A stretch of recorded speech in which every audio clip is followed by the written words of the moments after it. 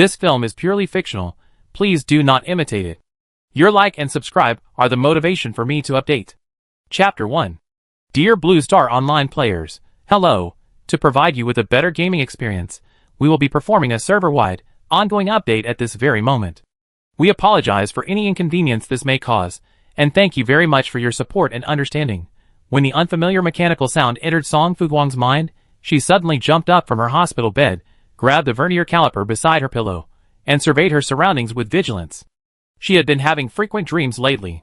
In the vibrant, multicolored sky, a bright, gigantic, luminous sphere hovered before her with an oppressive aura, seemingly near and far, towering above layers of pristine white clouds and mist. Song Fuguang was naturally suspicious and enjoyed studying cosmic metaphysics. Coupled with the fact that she had recently read a lot of apocalyptic novels, she felt the end of the world was approaching and that all of humanity would be destroyed.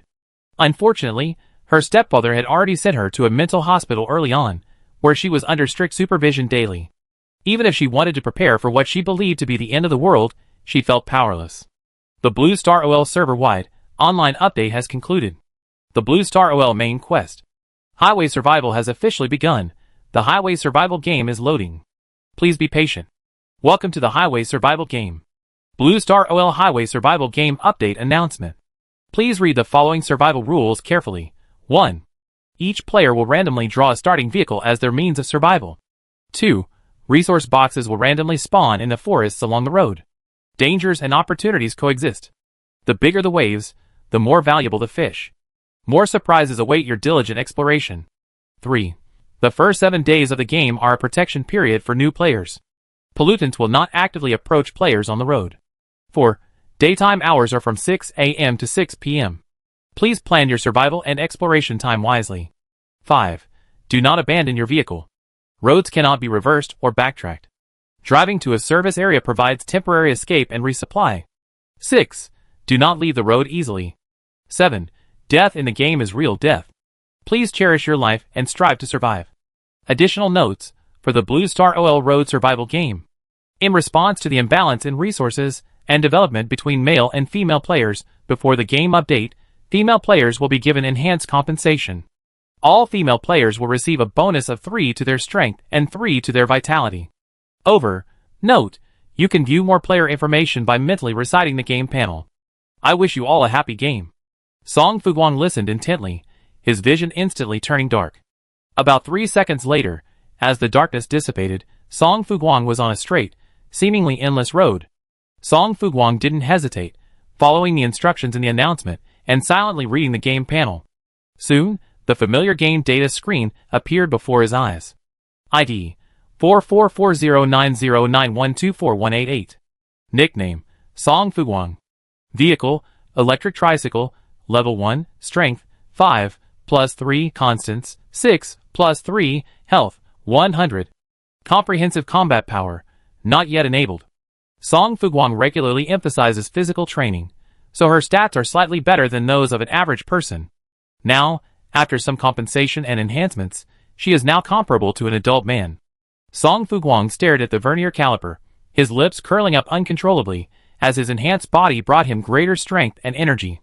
Shifting his gaze, he saw a pitch-black electric tricycle parked quietly in front of him. The tricycle wasn't large, and without a roof on the back, it couldn't even provide basic shelter from the elements. Song Fuguang pondered for a moment. In the early stages of the game, batteries should be more readily available than gasoline, and more suitable for the current situation. In the later stages, after the tricycle has been upgraded, its functional data might not be inferior to that of a regular car.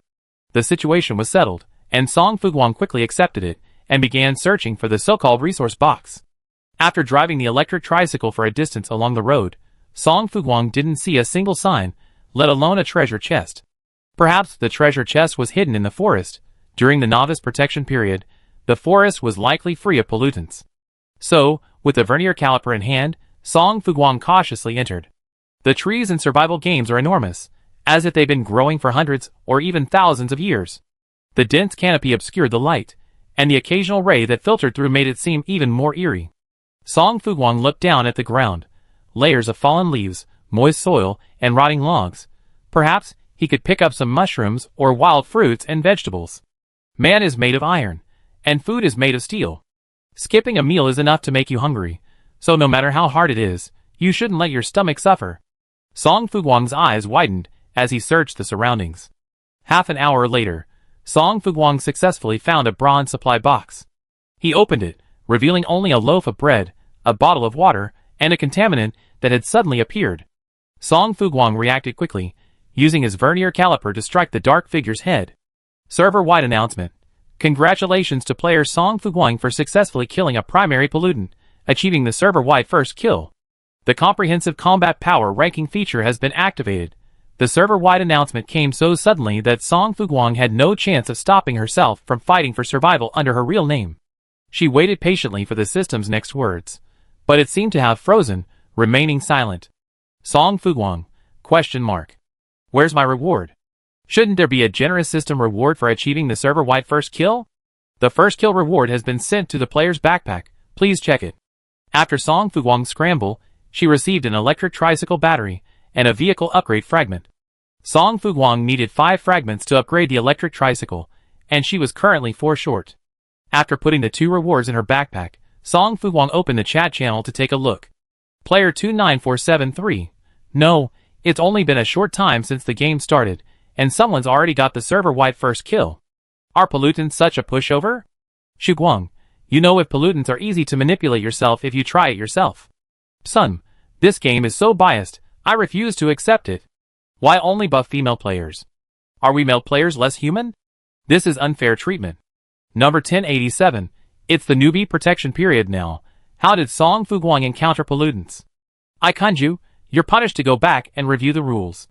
The first 7 days of the game are the newbie protection period, so pollutants won't actively approach players, but players can't stop them from approaching them. Nyoma Zeo Chiwanjio. Big guys are big guys. We avoid pollutants, but he's just picking on them.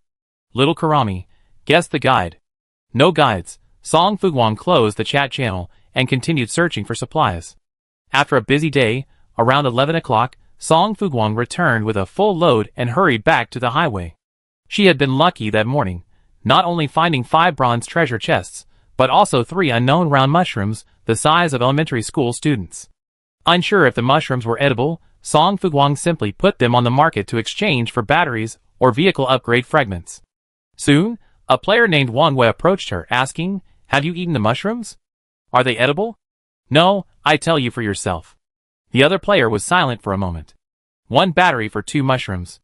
The mushrooms were large. One could sustain an adult for at least 2 days. Song Fuguang felt it was a bit of a loss to trade 2 mushrooms for 1 battery, but she also wanted to take advantage of Wang Yue's knowledge of the round mushroom's edibility, so she went with the deal at a loss.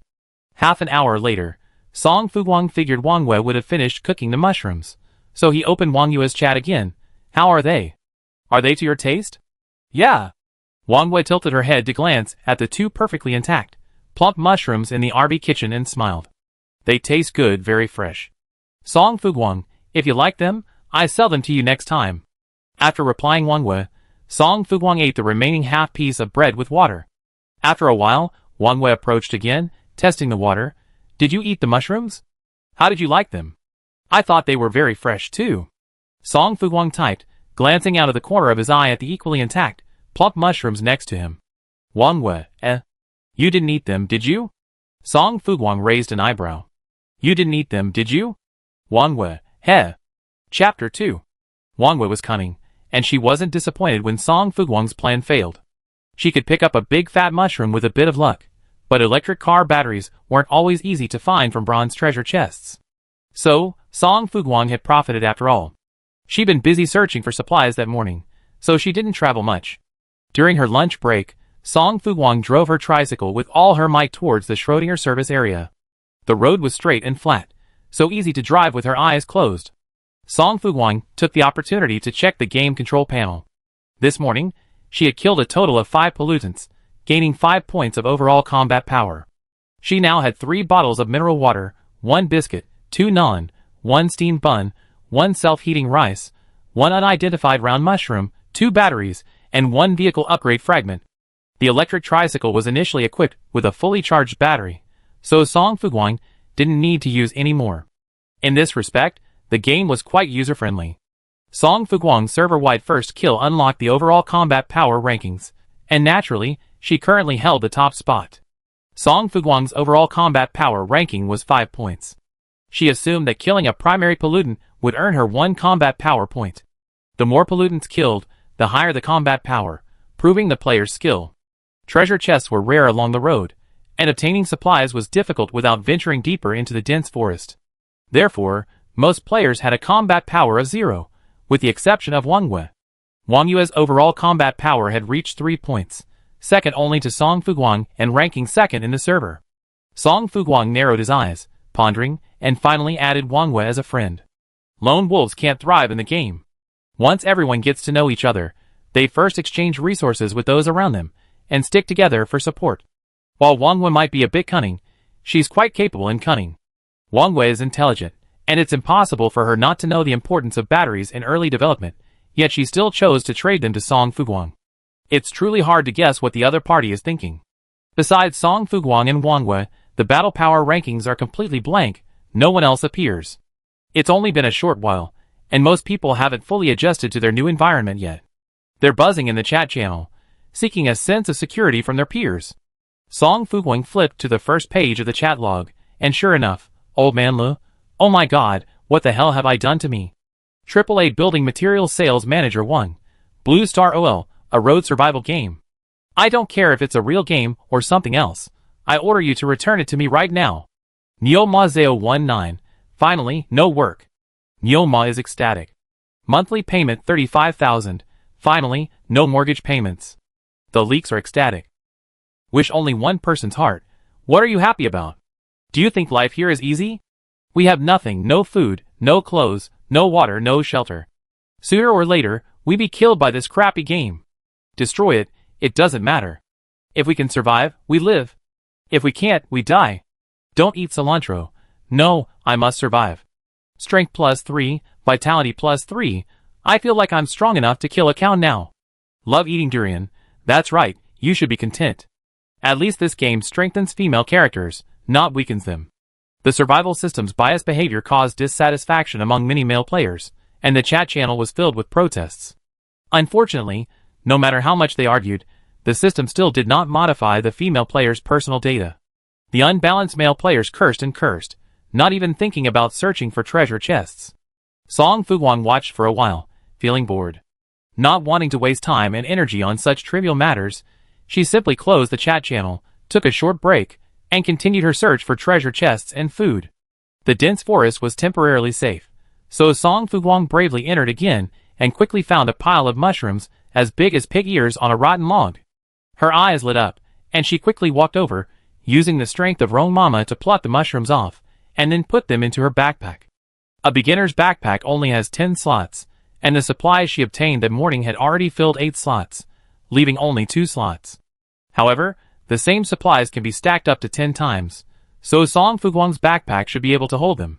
Song Fuguang was incredibly lucky. After obtaining 7 fragrant mushrooms, he discovered another tree of wood-ear mushrooms the size of a basketball. Plants in the survival world are generally larger than those on Blue Planet. Song Fuguang pondered, wondering if this meant the same was true for animals. Glancing at the vernier caliper in his hand, Song Fuguang felt a sense of urgency. He needed to find a more powerful weapon.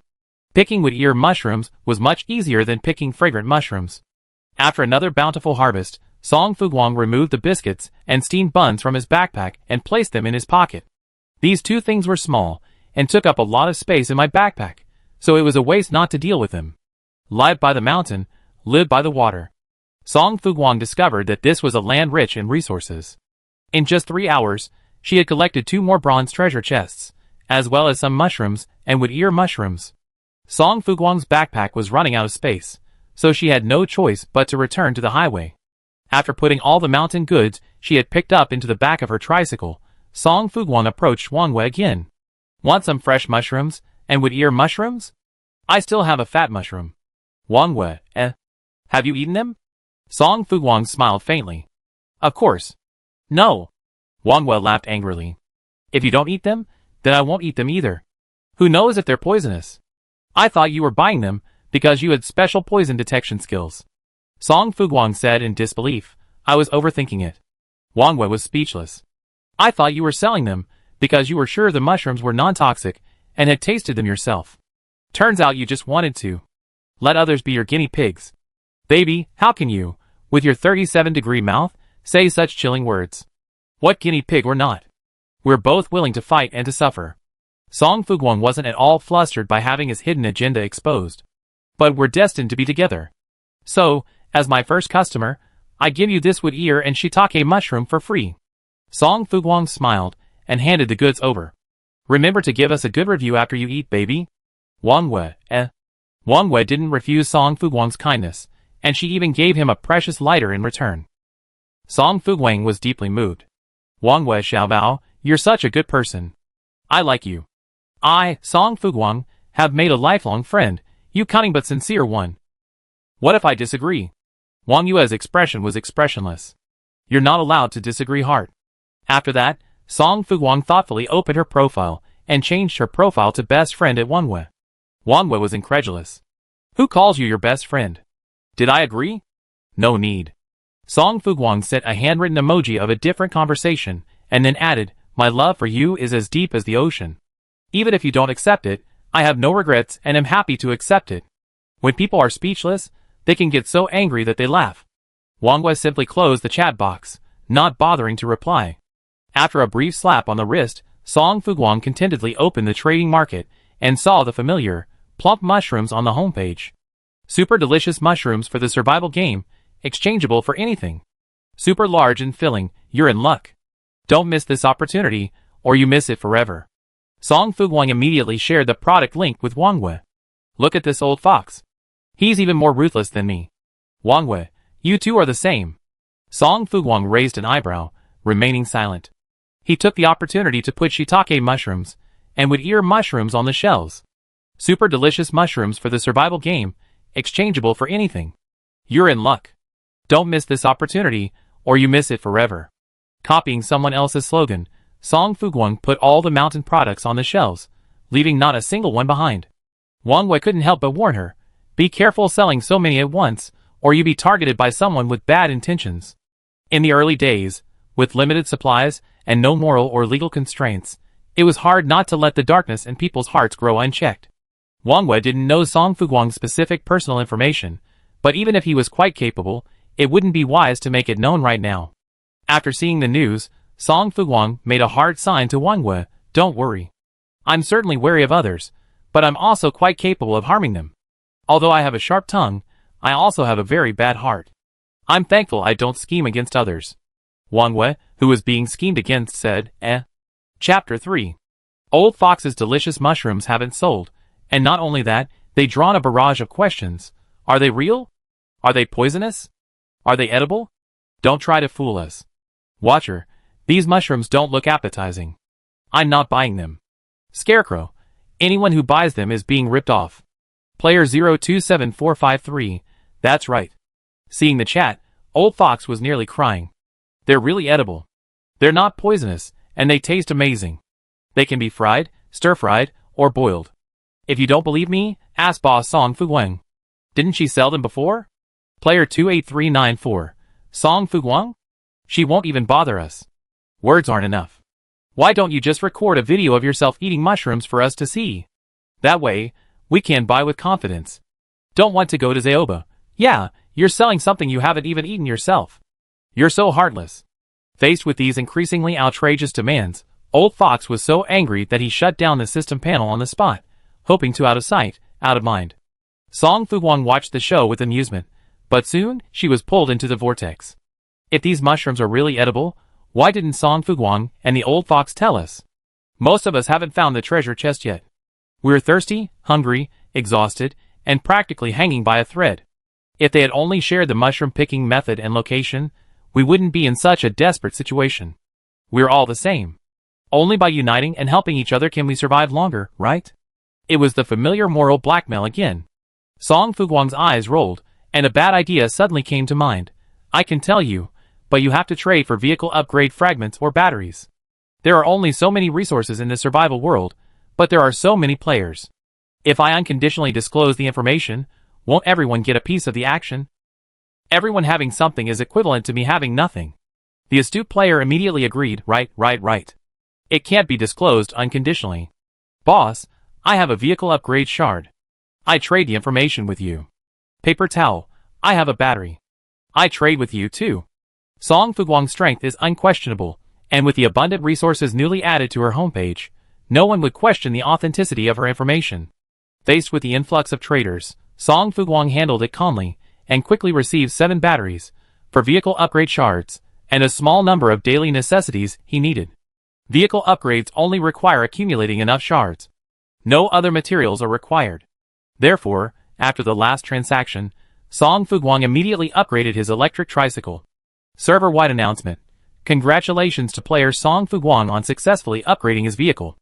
The vehicle leaderboard has been launched. It was another real-name survival game. Song Fuguang didn't bother to complain about the game system, and turned to examine his new tricycle. The upgraded tricycle had doubled in size, and the rear compartment was even more spacious. She pondered for a moment. With no other players on the road, it was safe for the time being. Therefore, Song Fuguang could use the rear compartment as a warehouse until his backpack could be expanded. The temperature was neither too hot nor too cold today, and the technologically enhanced and labor-intensive food found in the treasure chest wouldn't spoil quickly, allowing Song Fuguang to free up his backpack to collect local produce and sell. After a quick cleanup of his backpack, only 9 batteries occupied one slot, leaving the remaining 9 empty. As the first player in the server to upgrade his vehicle, the game system rewarded Song Fuguang with a solar-powered electric lamp. Song Fuguang hung it on the inside of his tricycle, making it convenient for nighttime travel. With about 2 or 3 hours left before dark, Song Fuguang hurried deep into the dense forest, where his luck once again struck, harvesting 7 delicious, large, round mushrooms. She stared at the pile of mushrooms with a worried look. By dusk, she had only picked up these few, leaving all the other mushrooms, wood ear mushrooms, and treasure chests empty. Back on the road, Song Fuguang squatted in the back of the tricycle and asked Wang Wei, "Have you eaten the delicious mushrooms?" "No." "Why haven't you eaten them yet?" Song Fuguang propped his cheek up. "I've been waiting for you until the flowers are almost withered." Wang Wei smiled back. "I have other food. There's no need to risk my life right now." Song Fuguang felt regretful, and turned to the market to check on the others' gains. After trading with Song Fuguang, other players gradually found delicious mushrooms, but they remained skeptical about their edibility. "Dian, if nothing works, someone give me one so I can test for poison. I haven't found a single treasure chest today, and I'm starving." "Dian, look at my IP address. I'm an expert at eating mushrooms. I can tell if one is poisonous with just one bite." "Dian, don't worry, I won't hold you responsible if anything happens to you." If the toxicity of delicious mushrooms can't be confirmed, Song Fuguang's business won't be able to proceed. As the server's top player, Song Fuguang considered for a moment, then stepped forward. "One is too many. I give you one. Milk biscuit, one is fine. Even if it's poisonous, it won't kill him, and he can still be saved. Pain, yes, just the right amount. At Dian, the lives and fortunes of all of us players depend on you." "Dian, eh?" Song Fuguang kept his word, and used a vernier caliper to carve a slice for Dian. "Here, mushroom sashimi." Dian accepted the deal without hesitation and immediately stuffed it into his mouth, gobbling it up. "Delicious, really delicious. Boss, can you give me another slice?"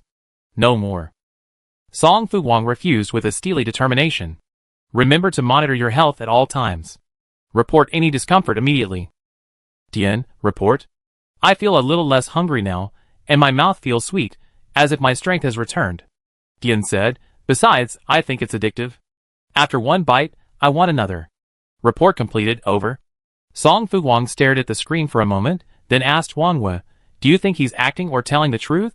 "Wang Wei, are you being too paranoid?" Song Fuguang was speechless. "I can't help it. It's an old problem. I've been hospitalized for years, and even experienced specialists haven't been able to cure me. Don't expect me to correct it anytime soon." "Sorry." Song Fuguang didn't seem upset at being touched. "If you really feel sorry, try a bite of the mushroom." Wang Wei, "Okay." After that, Song Fuguang quickly received a photo of a mushroom, with gums clearly visible after being bitten. Song Fuguang, "I'm not kidding. Did you really eat it?" "Yeah." Song Fuguang stared at the control panel with mixed feelings. "How are you feeling? Are you feeling any discomfort?" "No, it's just as Dian said, very filling and delicious."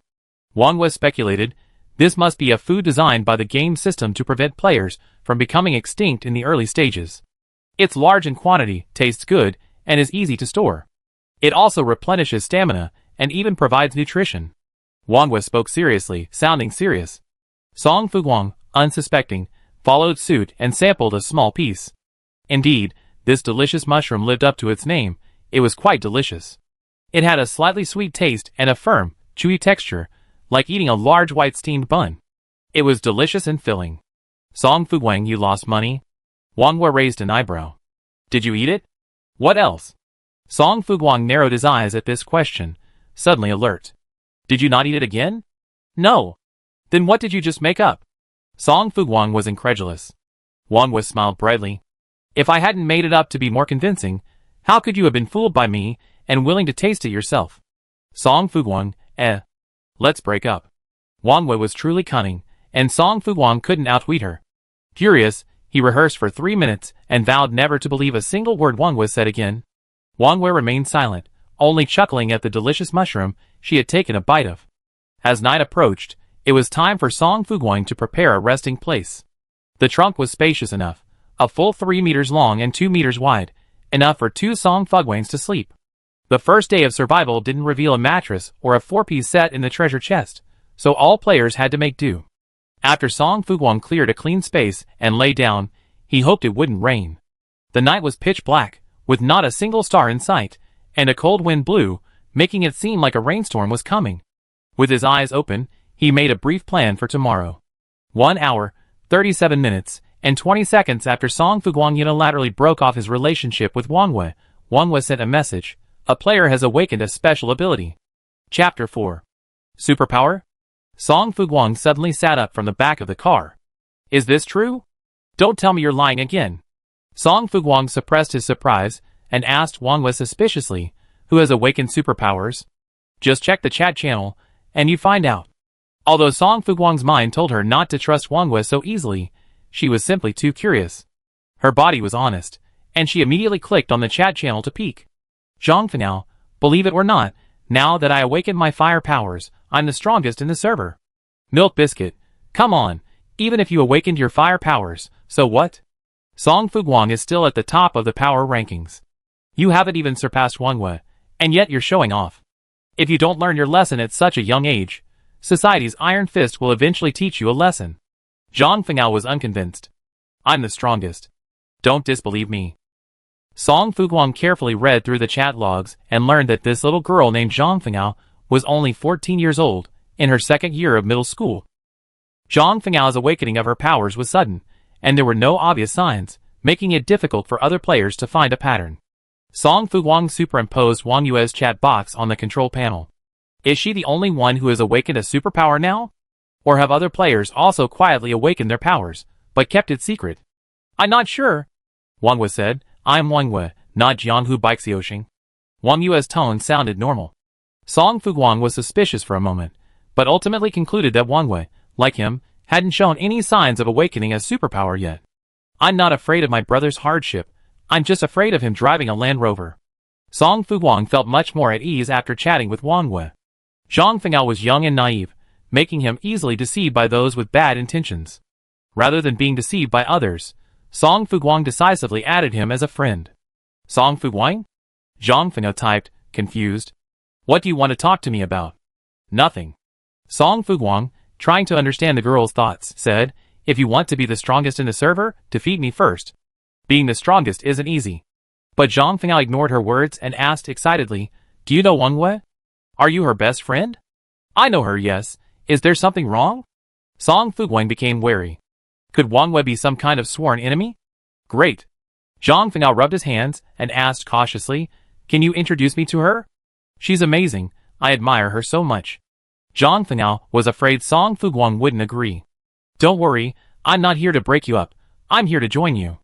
Song Fuguang, as long as you're willing to introduce me to Sister Wang Wei, I do anything you ask me to do. Song Fuguang expressionlessly tossed Zhang Fenao's business card to Wang Wei. You're a fangirl. Zhang Fenao seemed to know Wang Wei in the real world. Song Fuguang's thoughts raced. Perhaps once they got to know each other better, she could dig up a lot of personal information about Wang Wei from him. With Wang Wei, Zhang Fengao no longer cared about Song Fuguang. However, as those in the chat channel attempted to seduce and tempt Zhang Fengao with romantic interests, she decisively countered, "I won't accept any friend requests that aren't on the server leaderboard." Glorious days. What an arrogant girl. Two princes. That's right, be careful you're so sharp-tongued, or no man will want you. Girls need to be gentle, sensible, and virtuous, always prioritizing their husbands and their in-laws. Zhuang's mom. I wouldn't dare let my son marry such an unruly woman, or she cause chaos and unrest in the family. Boss and colleague in heaven, are you too crazy? She's only 14 years old. One punch, one smash.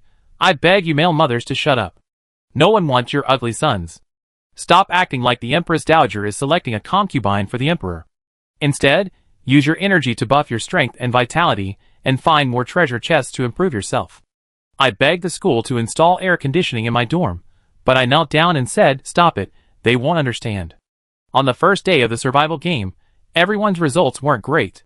Putting aside the insane luck of someone like Song Fuguang, finding a treasure chest was considered exceptional. Zhang Fengao was busy expressing his admiration for Wang Wei. After she disappeared, the players' chat gradually returned to reality, with complaints swirling around. Song Fuguang stared coldly for a moment, then turned to count her supplies.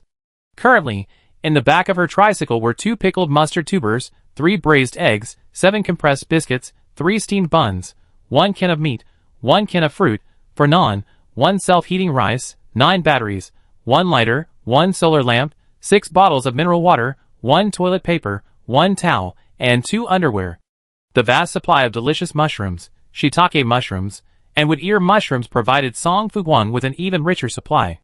She could practically open a small convenience store on the spot from her electric tricycle. The conditions of the survival game were limited, and the temperature wasn't high, so Song Fuguang didn't sweat much.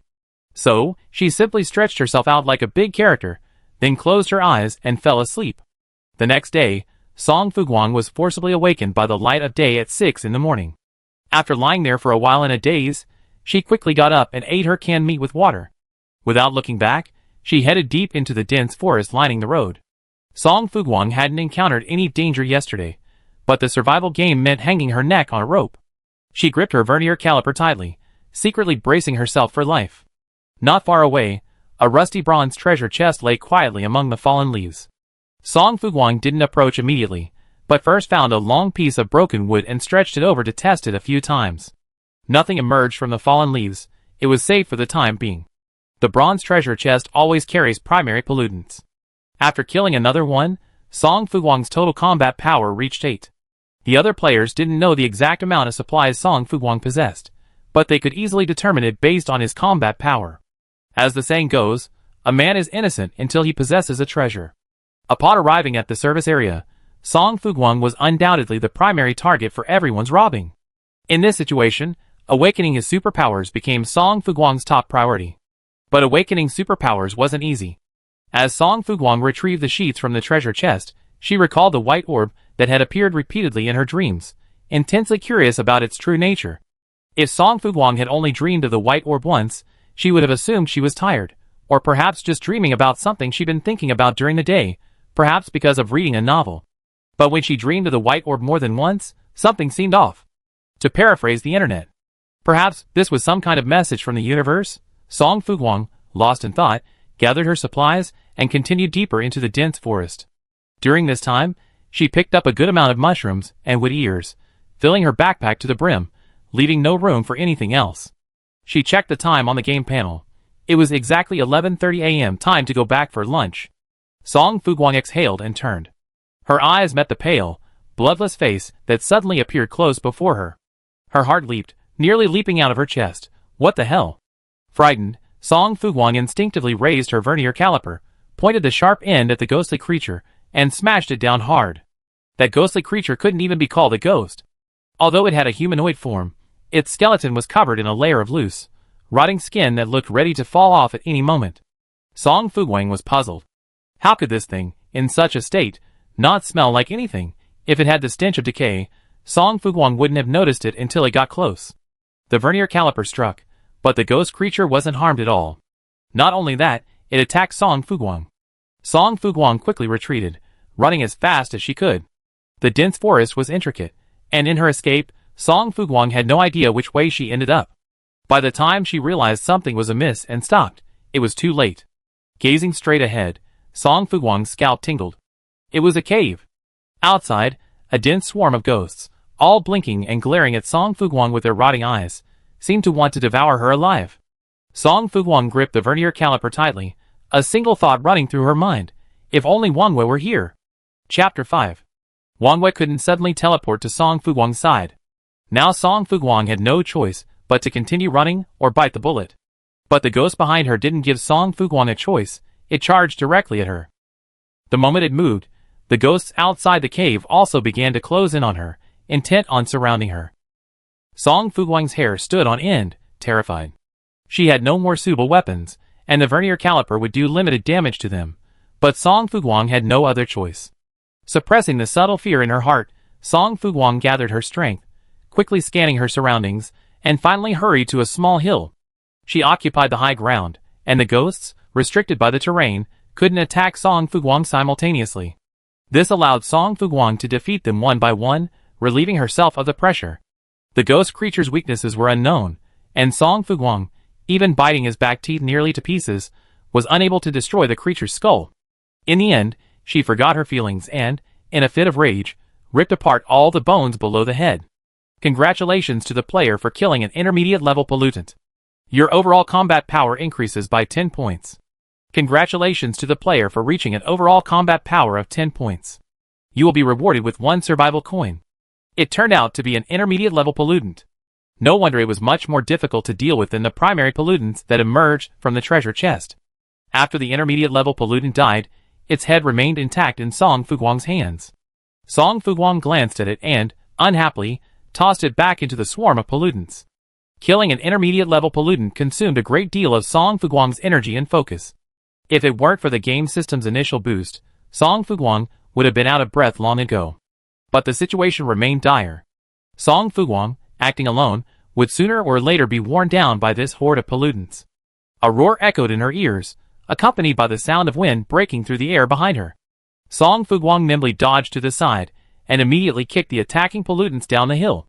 The pollutants rushed in one after another, stretching as far as the eye could see. Song Fuguang stared at their cloudy, blackened eyeballs, reassuring herself that danger and opportunity coexisted. She bet that these intermediate pollutants would ultimately provide her with a rich reward. Song Fuguang was not one to back down. Knowing how to best kill pollutants, her vernier caliper seemed to have eyes, always accurately hitting the target's cervical vertebrae, separating the target's head from its body, and instantly rendering it ineffective. With her intense focus, perfect terrain, and decisive strikes, her overall combat effectiveness slowly but steadily increased. Wang Wei saw the discussion in the chat channel, and sent a message to Song Fuguang. What happened to you? Can you please wish me well? Song Fuguang muttered, although yes. I encountered a mid-level pollutant. Wang Wei stared at the system panel for a moment. Is there anything I can help with? Give me weapons. Song Fuguang didn't think to answer. No. Song Fuguang faltered. That's none of your business. We talk after this. When he closed the chat box, Song Fuguang noticed his health had dropped from 100 to 76. Could these mid-level pollutants affect players? Scanning the pollutants that were charging at him one after another, Song Fuguang narrowed his eyes. He couldn't just sit there and wait for death. Anyone who's ever killed someone knows that if the enemy uses a rotating attack strategy against you, and you don't escape in time, you're doomed. But now the contaminants are all at the bottom of the hill, leaving Song Fuguang with nowhere to go. She quickly checked her backpack. Besides the food, she only had the bed sheet she just picked up, which hadn't yet been warmed up. I wonder if these contaminants are afraid of fire. Song Fuguang's eyes flashed, and without hesitation, she tied the sheet to the vernier caliper and set it alight with a lighter. The flame shot up, and as they burned longer, the light grew brighter. Song Fuguang keenly noticed the contaminants retreating in fear. It worked. Seeing a glimmer of hope for escape, Song Fuguang charged towards the contaminants like a fierce bull. The flames illuminated the dimly lit forest, and the shadowy contaminants looked even more terrifying and eerie in the current environment. The pollutants, like zombies, instinctively dodged the flames, their rotting flesh falling as they fled. The sight made Song Fuguang feel nauseous and sick, her skin almost crawling with goosebumps. She bit her tongue to steady herself, using her relatively good stamina and agility to exploit opportunities, and cunningly kill the pollutants that failed to evade in time. Congratulations to the player for killing an intermediate pollutant. Overall combat power increased by 10 points. Congratulations to the player for killing an intermediate pollutant. Overall combat power increased by 10 points. Congratulations to the player for killing an intermediate pollutant. Overall combat power increased by 10 points. The system announcements continued, but Song Fuguang had no time to pay attention. The sheet on the vernier caliper was almost completely burned, and she had no more to burn to drive away the pollutants. Song Fuguang had to brace herself, preparing to face the ever-present counterattack of the pollutants. The light dimmed, and as the last flicker of fire died down, the eager pollutants swarmed forward. Song Fuguang watched in all directions, retreating while attacking the monsters with her most agile movements. Time slipped by unnoticed, and Song Fuguang had completely lost touch with reality. She had no thoughts other than kill, kill, kill. Her body went from feeling exhausted, as if she were about to die, to numbness. She could only rely on her willpower, and a last vestige of unwillingness to persevere, refusing to give up. Roar! The roar of the pollutants briefly awakened Song Fuguang's numbed consciousness. She rolled her eyes and glanced back, realizing she had unknowingly returned to the highway. Due to the 7-day novice protection period, the pollutants could not reach the road to attack players and cause damage. Song Fuguang had escaped death. Realizing this, Song Fuguang collapsed to the ground, completely exhausted. Attention! Player health detected below 1. Please rest immediately. Below 1? Song Fuguang silently read the system panel, then unfolded it, and smiled weakly at the health data. Had she been even more unlucky, she would have perished today at the hands of the intermediate-level pollutants. Without hesitation, she climbed back onto the tricycle and tremblingly tore open the packaging of the braised eggs and steamed buns, devouring them without caring whether they tasted good or not. Slightly full, Song Fuguang opened the can of fruit and continued to replenish her sugar intake. 10 minutes later, she finally recovered, feeling a little more strength, no longer so fragile that she would die at the slightest touch. After eating, Song Fuguang's health had returned to 5. It was now 5:57 p.m., with only 3 minutes left until dark. There was no chance to continue collecting treasure chests. So Song Fuguang simply climbed back into the back of the car, ready to make other arrangements after waking up. She slowly closed her eyes, and just as she was about to fall asleep, a system notification chimed. Congratulations to the player for reaching 1,000 points of overall combat power. Reward: 1 backpack expansion card and 100 survival coins. Chapter 6. Song Fuguang's eyes widened.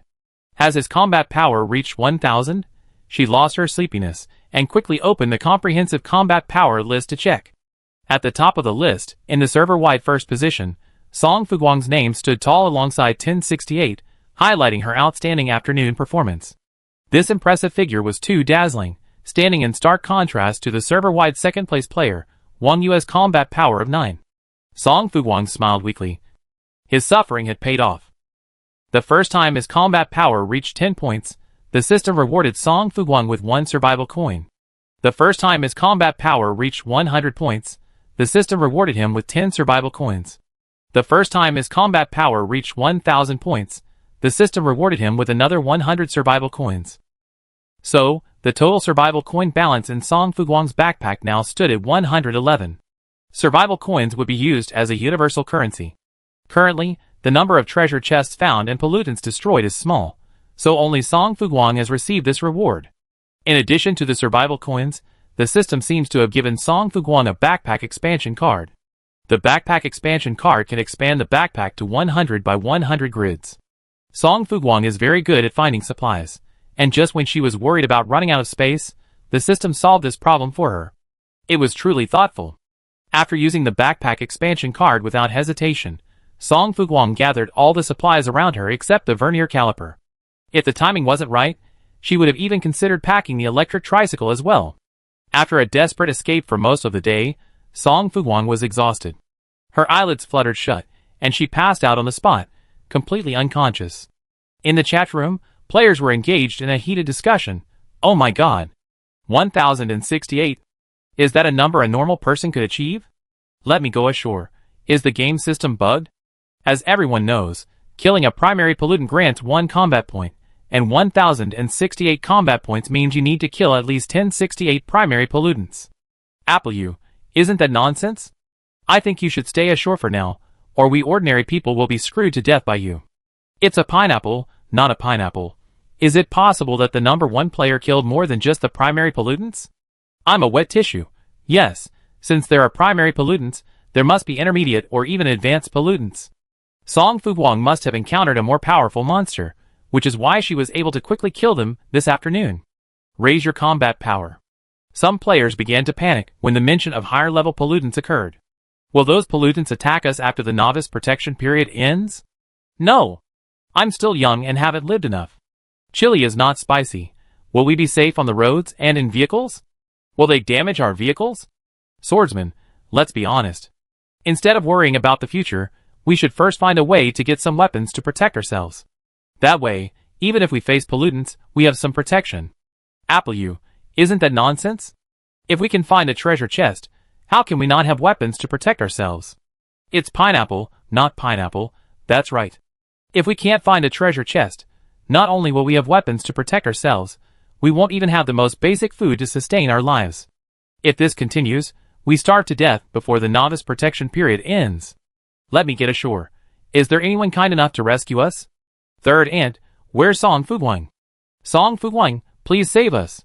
No matter how much others miss Song Fuguang, he slept for a full 12 hours, waking up at just 6 in the morning. The fight yesterday was so intense that Song Fuguang moved slightly and felt aches all over her body. It was as if she had excitedly gone out to be a love interest, only to be brutally abused by the overpowered ace, who simply loved to play with people. She couldn't help but hiss, and just as she sat up, she immediately lay back down in agony. Going back, unwilling to move again. Summoning the system panel, her only 2 friends, Wang Wei and Zhang Fengao, both sent messages of concern. However, Wang Wei guessed that Song Fuguang might have been overworked and had gone to bed early, so she only exchanged a few words of greeting before continuing to contact Song Fuguang. But Zhang Fengao was different. He chattered away like a chatty parrot, making Song Fuguang's eyes hurt. After a brief reply to Zhang Fengao, Song Fuguang switched back to Wang Yue's chat. Don't stray too far from the road, and don't go too deep into the jungle. Intermediate pollutants are social monsters, but they are afraid of fire. Thank you. Wang Wei replied quickly, what's your mileage now? Song Fuguang glanced at the game panel, less than 100 kilometers. For the past 2 days, she had been busy exploring the jungle in search of treasure chests and supplies, and hadn't traveled very quickly, so she had fallen far behind the others. The service area is about 1,000 kilometers away, and the fastest person has already traveled almost 300 kilometers. Wang Wei summarized the information he had gathered and told Song Fuguang, the service area sells all kinds of supplies and products, and they even offer vehicle modifications and upgrades. Song Fuguang remained unmoved. They're leaving so early, how can they afford to buy anything? Only by killing pollutants and increasing your combat power can you earn the system's survival coin rewards. Simply traveling without searching for treasure chests will leave you penniless even at the service area. Song Fuguang didn't hide the rules he had figured out from Wang Wei, so Wang Wei planned to slow down today and first increase her combat power to earn the survival coins. After a rare moment of sincere communication, Song Fuguang noticed that Wang Yue's combat power was skyrocketing. Song Fuguang, I'm going to fight you, the kings of the game. Intermediate pollutants aren't easy to deal with, and soon Wang Yue's killing speed slowed down. Song Fuguang leisurely nibbled on a piece of naan and a bag of pickled mustard greens, then opened the chat channel with a smile. Latest news on highway survival. Any supplies are exchangeable, except junk. If interested, please send me a photo of my homepage link. After posting this message, Song Fuguang uploaded the link and then edited it. 1.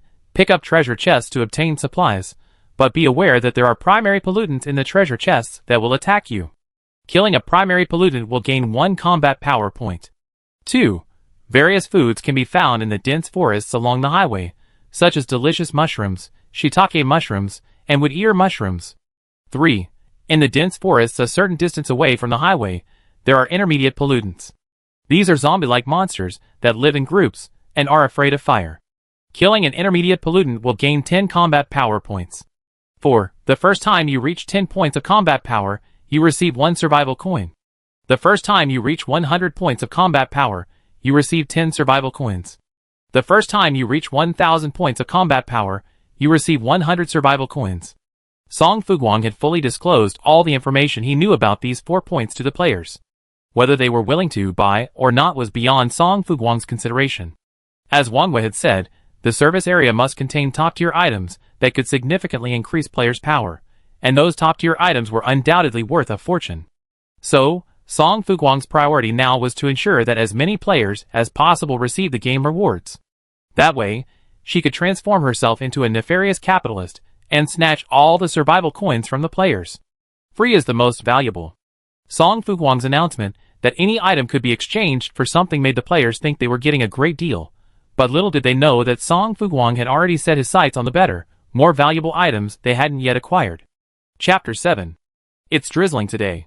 Moments after Song Fuguang finished editing the product information, a fine, drizzling rain began to fall from the sky.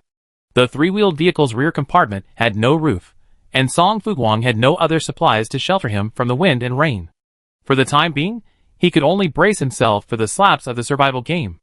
In the chat channel, Song Fuguang's words were like a drop of water splashing into a frying pan, sending the players into a frenzy. Please stop trying to scam me out of supplies. Is that true?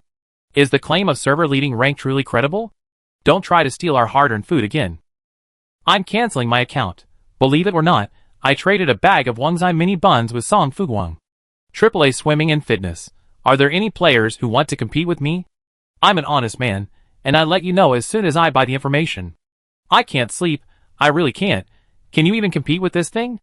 I even successfully traded a single noodle. Pain. Jing Tusen, you idiot. A single noodle is too much. Come for a drink. Has anyone successfully traded using photos? I'm 188 centimeters tall, with broad shoulders, a narrow waist, long legs, and 8-pack abs. My looks are above average. Tong Jing Tusen, they said we need supplies. What kind of supplies are your photos? Can you eat or drink them? If you newbies keep doing this, I'm going to call the police on Song Fuguang's behalf. What the hell, are you playing it awkward? Song Fuguang watched for a few minutes and then laughed. These guys are such jerk-offs. But it didn't matter. Her goal wasn't to plunder players' supplies. Today was the third day of the survival game, and the players, like headless flies, had little food left. Besides wanting the survival coins from other players, she also intended to enhance her own image and create a positive persona. Beyond sheer strength, a strong individual must also possess weighty and convincing words. Sometimes, the benefits of celebrity influence far exceed one's imagination. After this incident, Song Fuguang's reputation and prestige will undoubtedly reach unprecedented heights. After kindly increasing the survival rate of other players, Song Fuguang carefully examined himself. The health bar on the game panel had returned to 87, but there was no sign of superpowers. Aside from exhaustion and aches, Song Fuguang showed no signs of awakening any superpowers. She leaned weakly against the tricycle, feeling the urge to cry, rage, or even commit suicide. Song Fuguang wasn't in the best condition today, so she didn't plan to venture deep into the dense forest to confront yesterday's intermediate-level pollutants head-on. The lack of weapons and available resources left her powerless.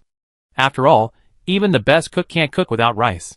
She had plenty of food for now, and she had also picked up a good supply of mushrooms, and would ear mushrooms yesterday. After listing them at the market, Song Fuguang patiently waited for useful supplies to arrive. Stepping into the cab of her electric tricycle, Song Fuguang started the vehicle and headed off at a leisurely pace. She had lost a lot of mileage over the past 2 days.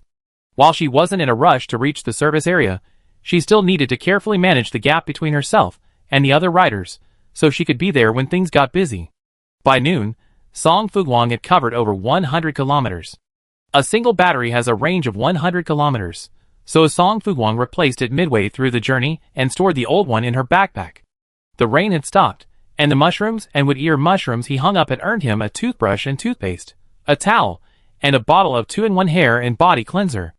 If no one else had mentioned it, it would have been fine. But once he did, Song Fuguang began to feel sticky and unrefreshing all over.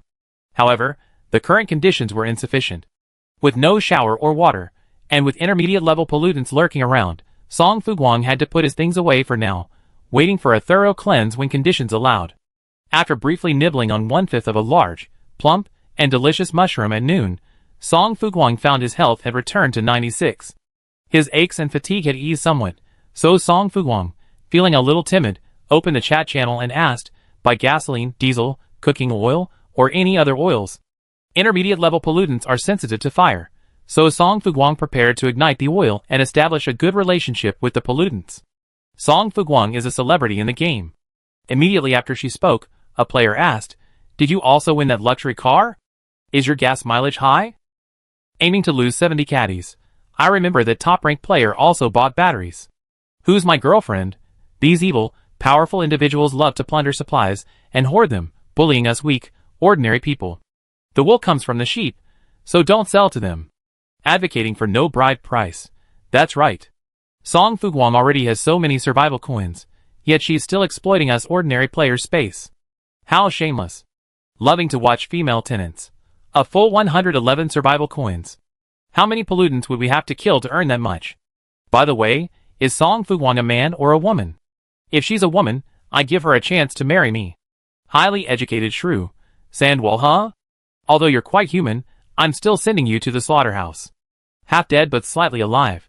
Even without a mirror, there's always pee, right? Promise me, next time you speak, you take a piss and look at yourself, okay? The chat channel was bustling with banter and joking. Song Fuguang waited for a moment, and then the player he's seen before, Old Fox, sent a message. I have a 20L tank of gas. Song Fuguang leaned against his tricycle, his eyes lighting up. What do you want? Food, weapons, or another vehicle? Old Fox looked at his self-balancing scooter in agony. Never mind, give it to me as you see fit. Old Fox's luck was truly terrible. After learning she'd drawn a self-balancing scooter, she didn't passively wait for death. Instead, she enthusiastically ventured into the forests flanking the road to explore. On the first day, she was incredibly lucky, finding a large, filling supply of delicious mushrooms. Although she faced skepticism when she tried to sell them, she could still keep them for herself. So, relying on that giant delicious mushroom, she barely managed to survive until now, but that was all.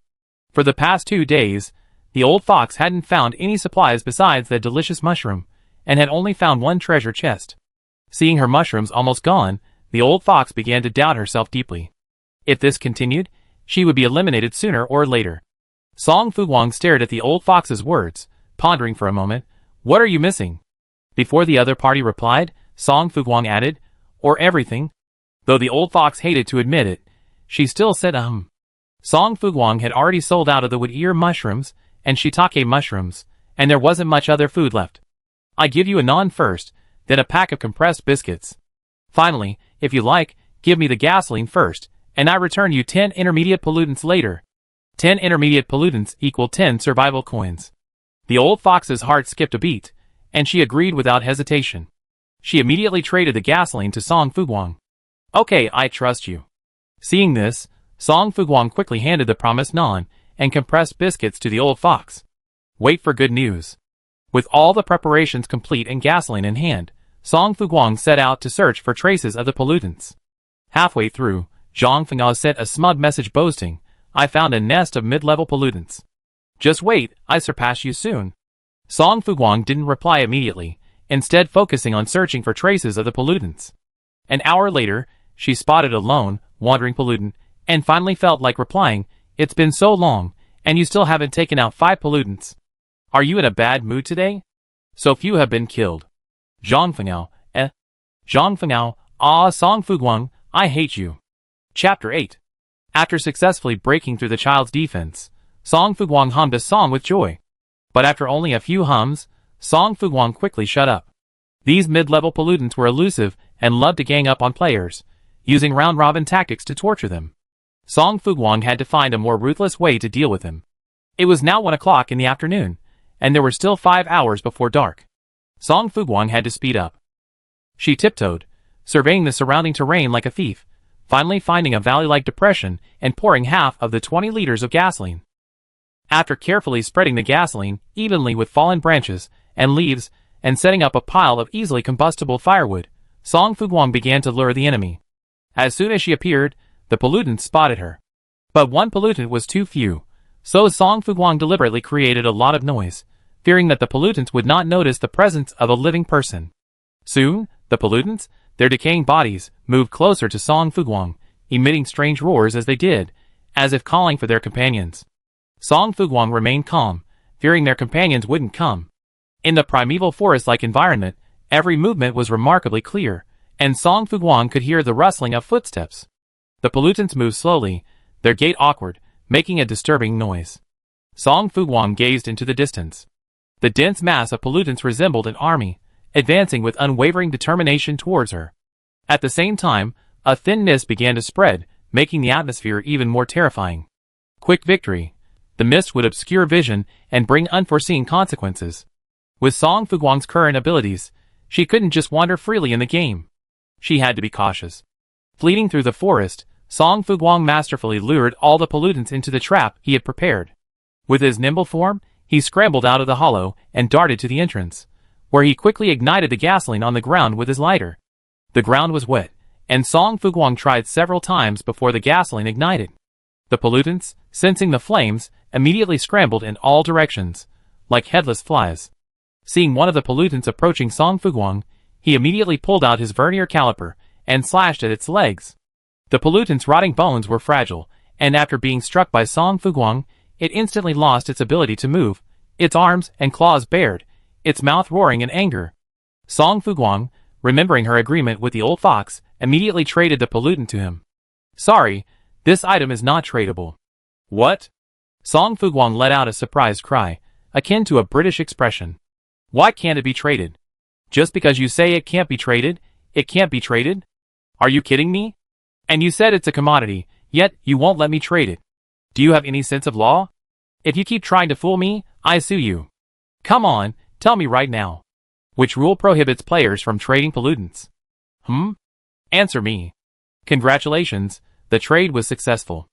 After Song Fuguang's persistent persuasion, the old fox finally received her first intermediate pollutant. When she clicked to accept the trade, the rotting body that suddenly popped out of her backpack nearly killed her instantly. Taking several steps back, the old fox stared at the dying intermediate pollutant in shock, her emotions mixed. "She's quite trustworthy, number one on the list." The old fox didn't know what to say. Clumsily and unskillfully, she used her scooter to smack down her first intermediate level pollutant. Congratulations to the player for killing an intermediate level pollutant. Your overall combat power increases by 10 points. Congratulations to the player for reaching 10 overall combat power. You be rewarded with 1 survival coin. After successfully hearing the system's playback, the old fox was overwhelmed with emotion. Her respect and admiration for Song Fuguang instantly surged, like a prairie fire, surging with lightning speed. Song Fuguang was now in a state of panic. Sensing the danger, the pollutants, surrounded by gasoline and fire, began to rush madly towards the entrance.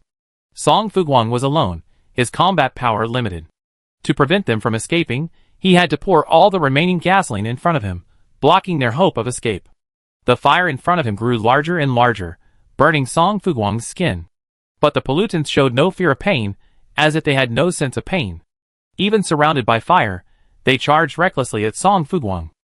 Song Fuguang quickly responded with all his might. 1, 2, as more and more pollutants emerged from the depression, Song Fuguang could only kill them while trading the remaining pollutants with the old fox. In the end, she was so busy that she even sent the remaining pollutants with a few breaths of air. Counting on her fingers to ensure she had fulfilled her promise to the old fox, Song Fuguang focused her attention, her eyes fixed on the pollutants, wanting nothing more than to kill them.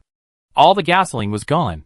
If this group of pollutants escaped, Song Fuguang would not have such a good opportunity to increase her combat power next time.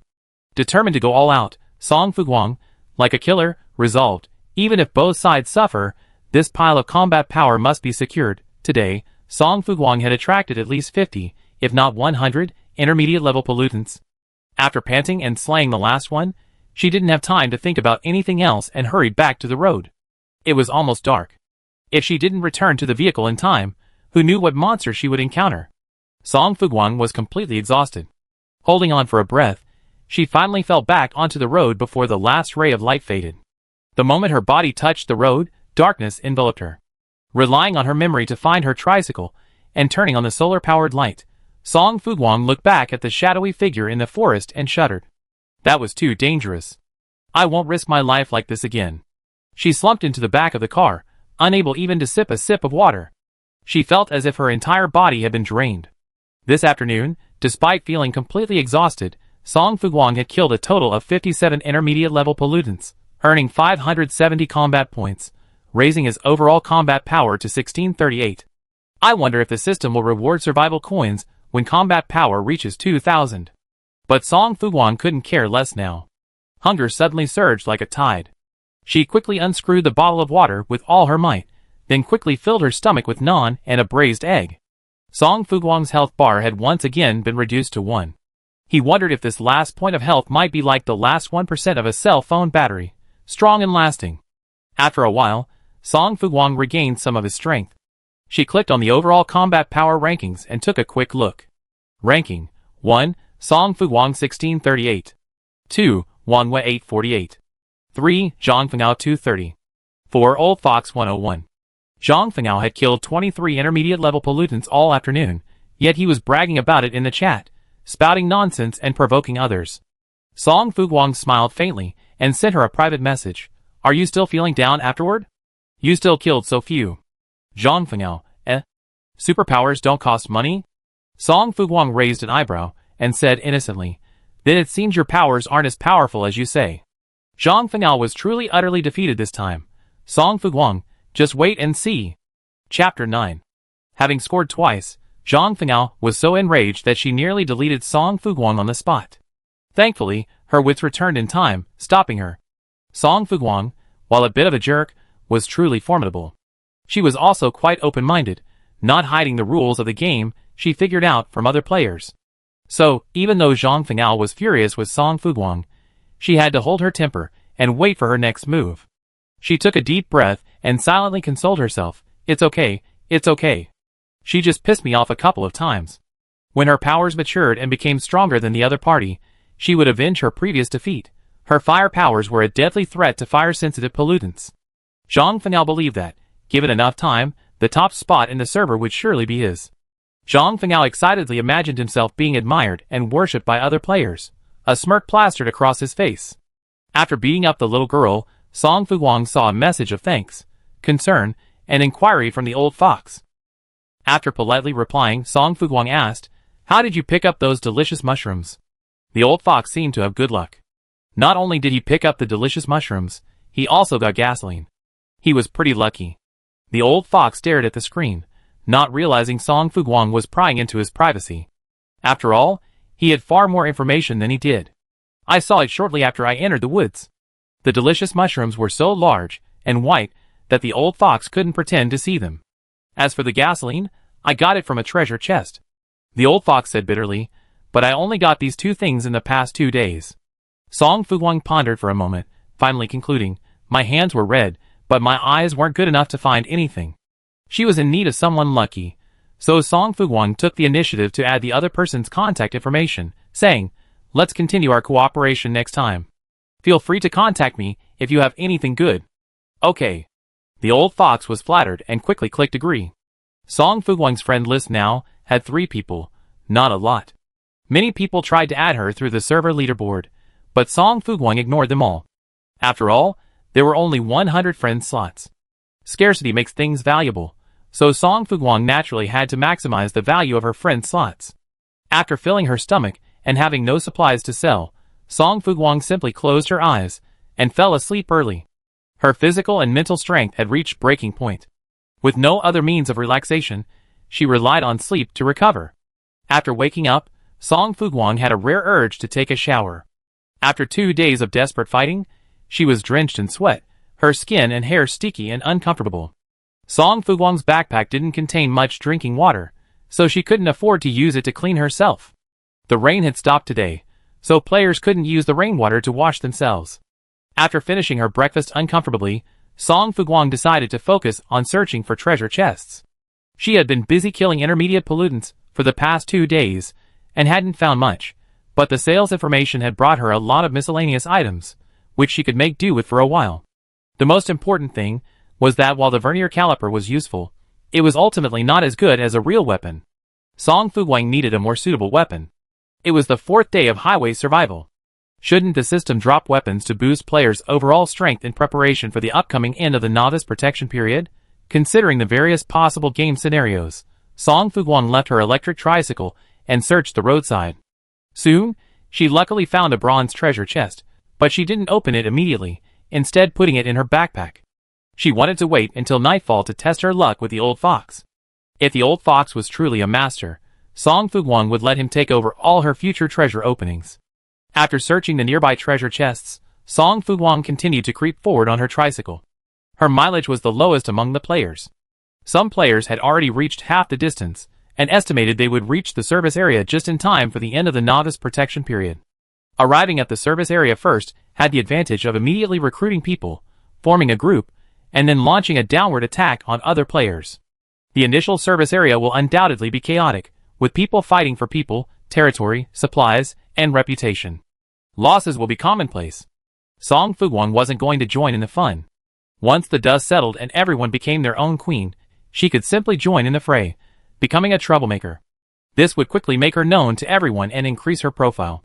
As long as one has the skills, it's never too late to arrive at the service area. These past few days, players have been bantering in the chat channel, forming several substantial organizations. Song Fuguang didn't pay too much attention.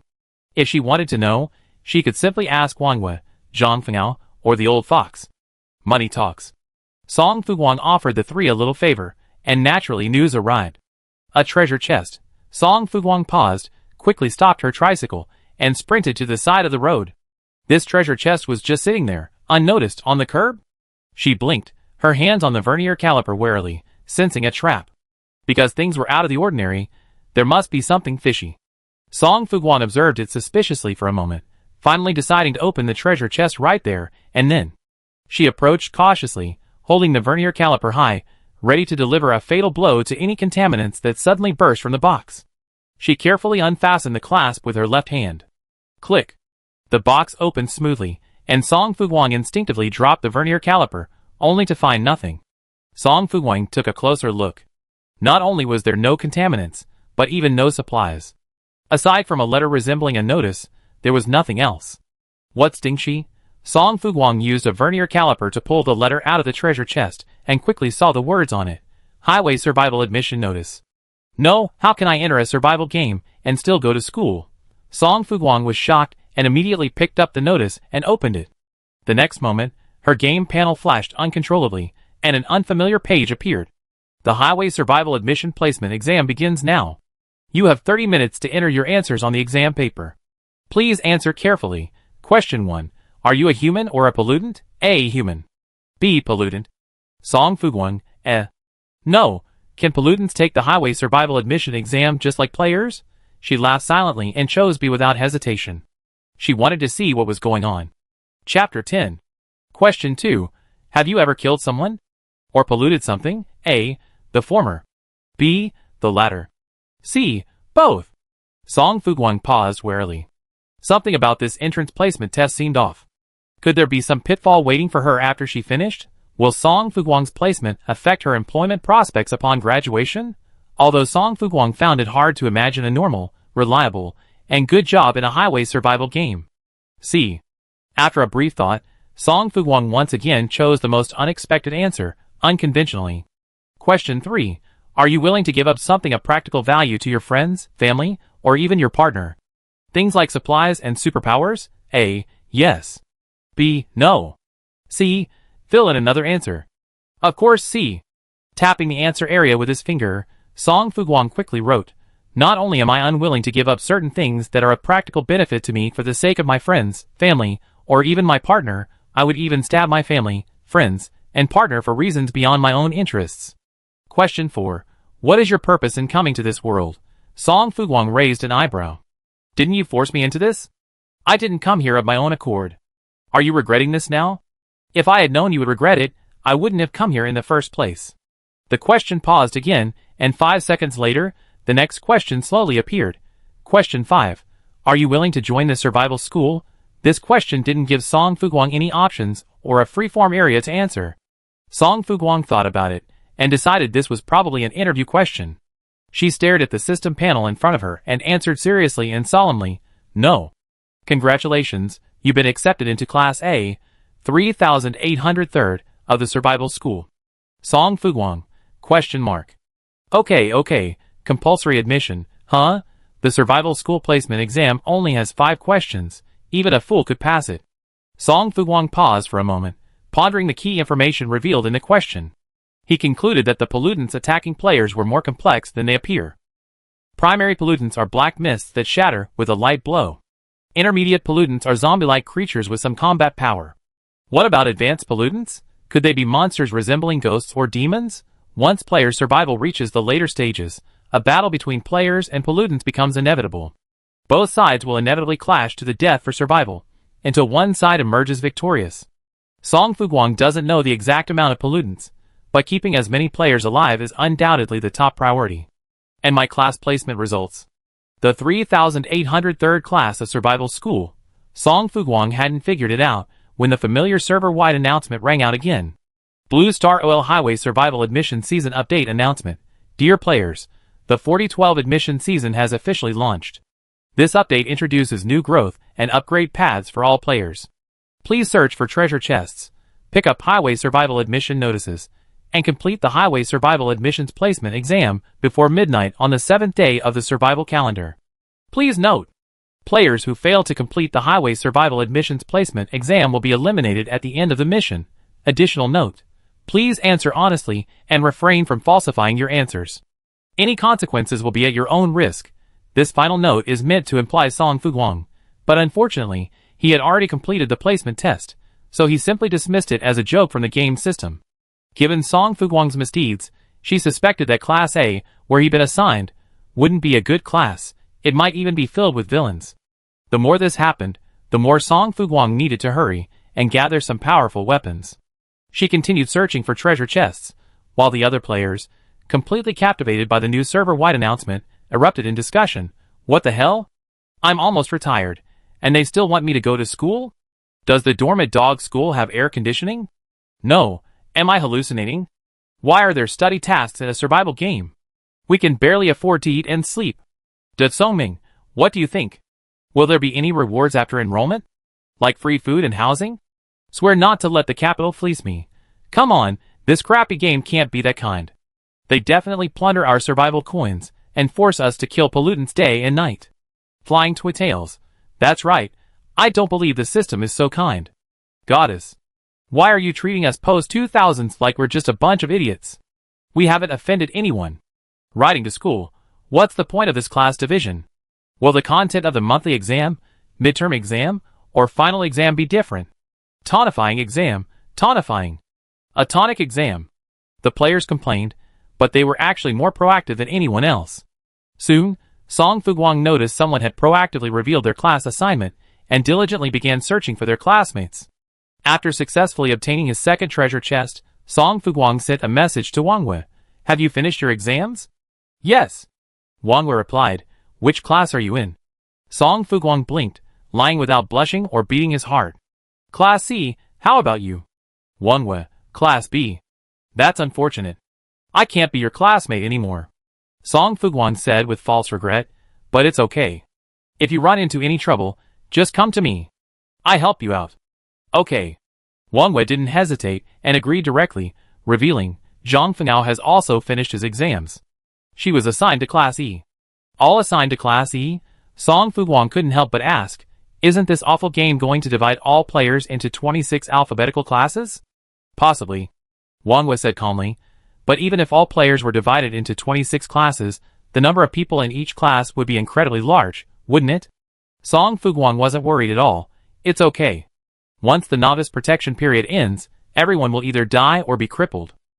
Wang Wei, Although this was the truth, it was too gory. Wang Wei frowned slightly and stood still outside the RV. Song Fuguang turned off the control panel and continued driving the electric tricycle.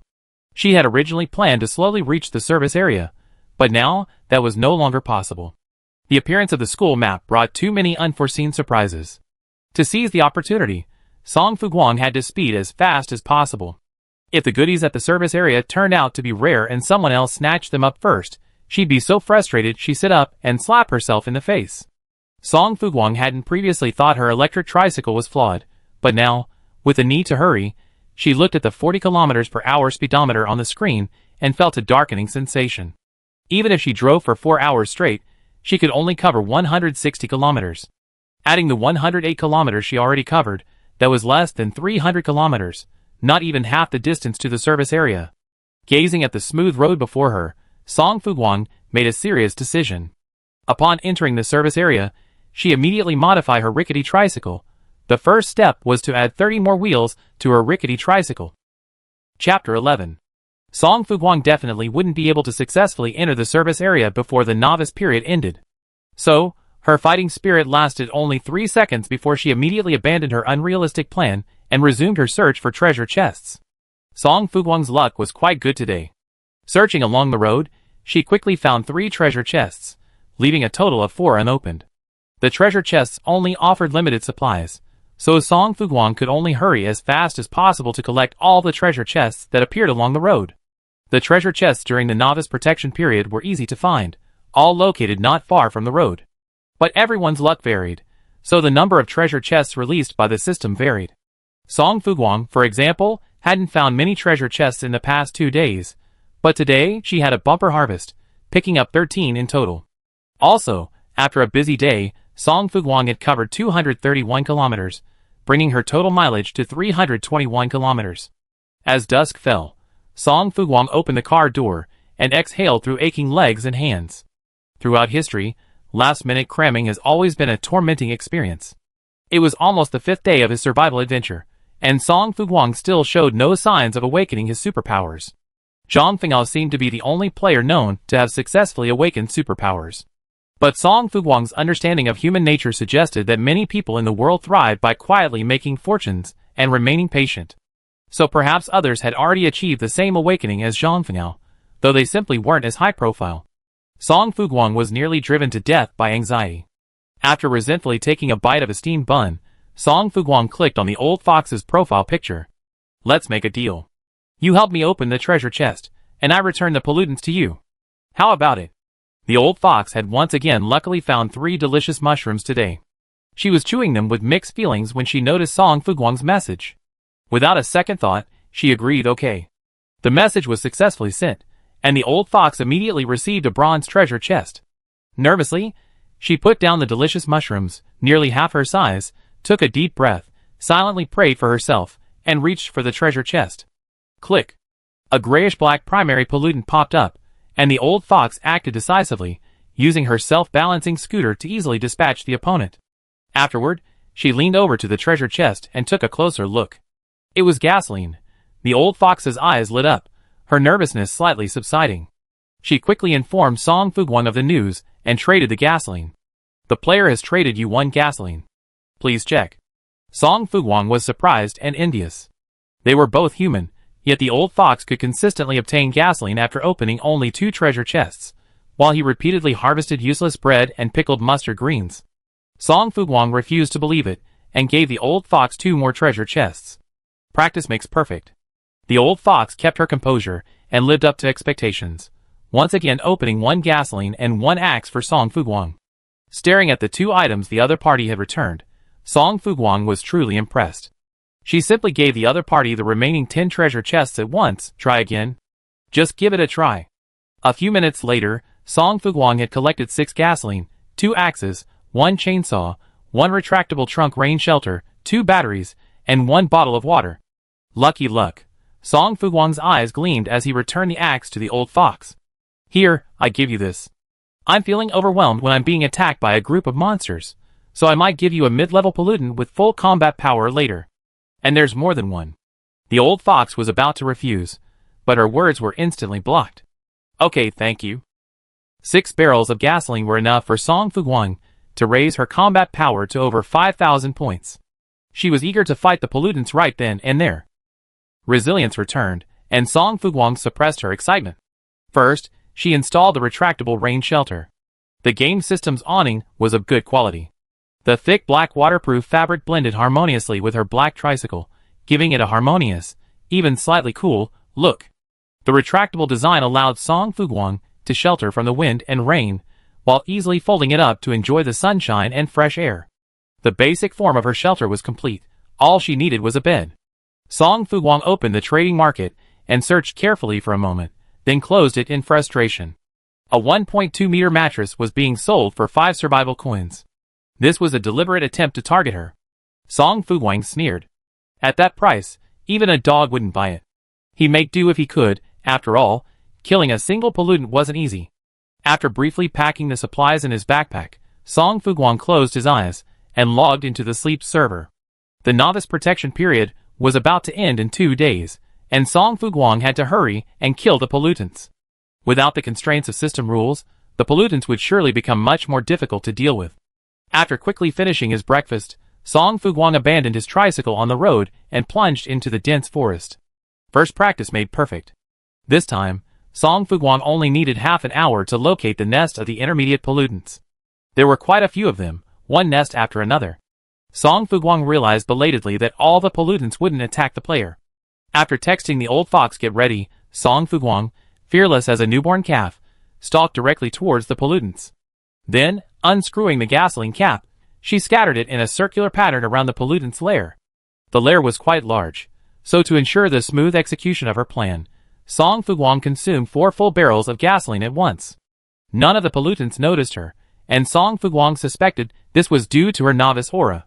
So, she bravely and insidiously flicked her lighter near the pollutants, igniting the gasoline with blazing force.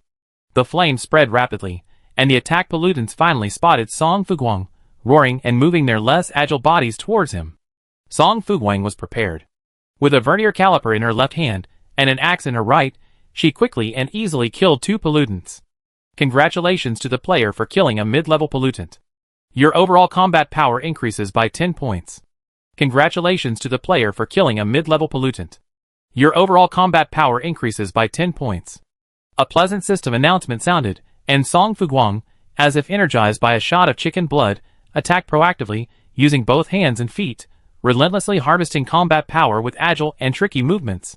She had already battled the pollutants twice before, and after each review, Song Fuguang's combat skills had significantly improved. With a whopping 8 points of strength and a full 9 points of constitution, Song Fuguang killed these creatures with ease, like chopping vegetables. For Song Fuguang, the only problem was the sheer number of monsters, and she was alone, forcing her to fight alone. Thankfully, these mid-level pollutants lacked intelligence and coordination, otherwise Song Fuguang would have been sent to the netherworld to be reincarnated on her first day.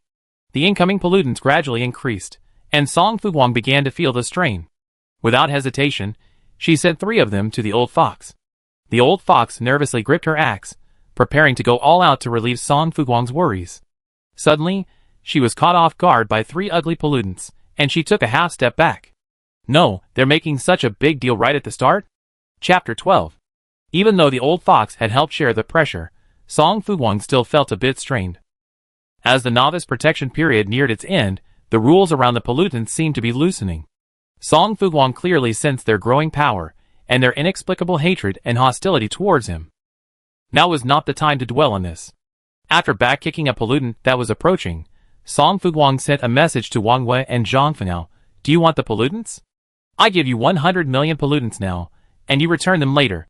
Zhang Fengao replied immediately, yes, yes, yes. Give it to me now. If you give me the pollutants, you be my real sister. I serve you like a slave and serve you like a slave.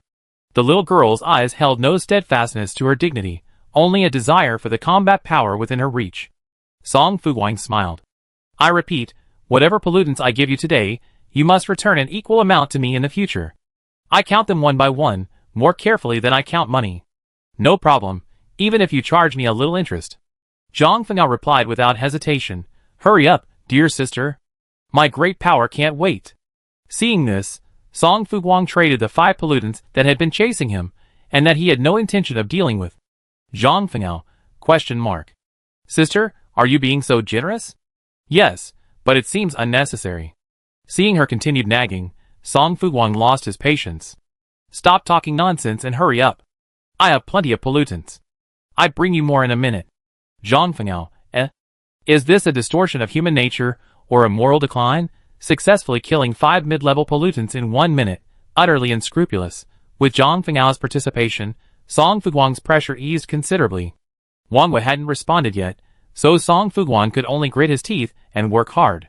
The advantage of having so many pollutants was a rapid surge in combat power, but it also meant Song Fuguang had virtually no time to rest. The pollutants were endless, darting around like headless flies in the ring of fire. The scene was eerie and terrifying. I doubt I'd be able to clear all the pollutants from this nest today, Song Fuguang thought as he worked, wondering if I'd be able to do it tomorrow. With so many pollutants guarding this nest, Perhaps the game system's carefully prepared treasures might reveal themselves. What? Wang Wei finally moved. Song Fuguang perked up and quickly repeated what he had said to Zhang Fenao. As expected, Wang Wei didn't refuse, so Song Fuguang inhumanely sent her 10 contaminated creatures at once. Wang Wei? ? Staring at the horde of monsters charging towards her, Wang Wei felt speechless. Though speechless, Wang Wei immediately took up her weapon and began to kill the contaminated creatures. Having just killed one, Song Fuguang's message popped up again, "Hurry, I have plenty more." Now wasn't the right time to ask, so Wang Wei ignored Song Fuguang's words and focused on dealing with the monsters. But before she could completely destroy the first wave of contaminated creatures, a second wave arrived. Wang Wei hesitated to speak, but ultimately, the contaminated creatures consumed her, leaving her no energy for anything else. With 3 people sharing her burdens, Song Fuguang finally felt a sense of relief. She felt like she was being divinely assisted, feeling neither fatigue nor hunger. Her mind was preoccupied with her combat power, and the lust for the treasures she had imagined. The system announcements continued to blare. Song Fuguang didn't turn them off, but she also ignored them. Some time had passed before a new system announcement caught Song Fuguang's attention. Congratulations to the player for reaching 5,000 points of combined combat power. Reward, 500 survival coins. Had she killed over 300 intermediate pollutants? Song Fuguang paused for a moment, fatigue and hunger flooding over her like a tide. Her arm suddenly ached, and even lifting a finger was a struggle. No, I couldn't stop. Song Fuguang gritted her teeth and quickly adjusted herself. She was running low on gas. Once all the supplies in her backpack to fight the pollutants were used up, she would be left staring blankly at the swarm of pollutants. If the pollutants in the nest automatically refreshed daily, that would be even worse news. After another exchange of blows, Song Fuguang, like a killing god, raised both arms and quickly dispatched 2 of them. The intense combat had become almost instinctive, greatly increasing her combat efficiency. As a common person without awakened powers, the old fox was the first to surrender. Before the survival game, she had been losing weight daily to maintain her beauty, even weighing less than 80 kilograms. Back then, she had the most perfect figure on the internet, slender legs, an ant waist, right-angled shoulders, a cartoon face, and large eyes. Any photo she posted would garner tens of thousands of likes. But now, those seemingly perfect looks and figures no longer brought her any benefits. Even though the game system had enhanced her strength and stamina, she was still dizzy from exhaustion, her eyes blacking out, and she could barely breathe. As she typed the line rejecting Song Fuguang on the game panel, the old fox felt inexplicably frustrated. Why was she so useless? Why couldn't she seize the opportunity to become stronger? Song Fuguang simply asked her to open a few boxes for him, not even asking her to send him pictures of her legs or bears, or to act coquettishly and call him brother or sister to provide him with emotional value. He was so kind, yet she couldn't live up to his expectations. Song Fuguang wasn't surprised to see the old fox's message. Rest first. Talk to me when you're done. We continue? The old fox moved his fingers. Song Fuguang hadn't given up on her. Suddenly realizing this, the old fox's gloomy heart suddenly brightened, like a sky pierced by sunlight, its clouds clearing away. It was bright and clear, and she leaped with joy. Even though she was so useless, Song Fuguang was still willing to help her, supporting her and considerately giving her time to breathe.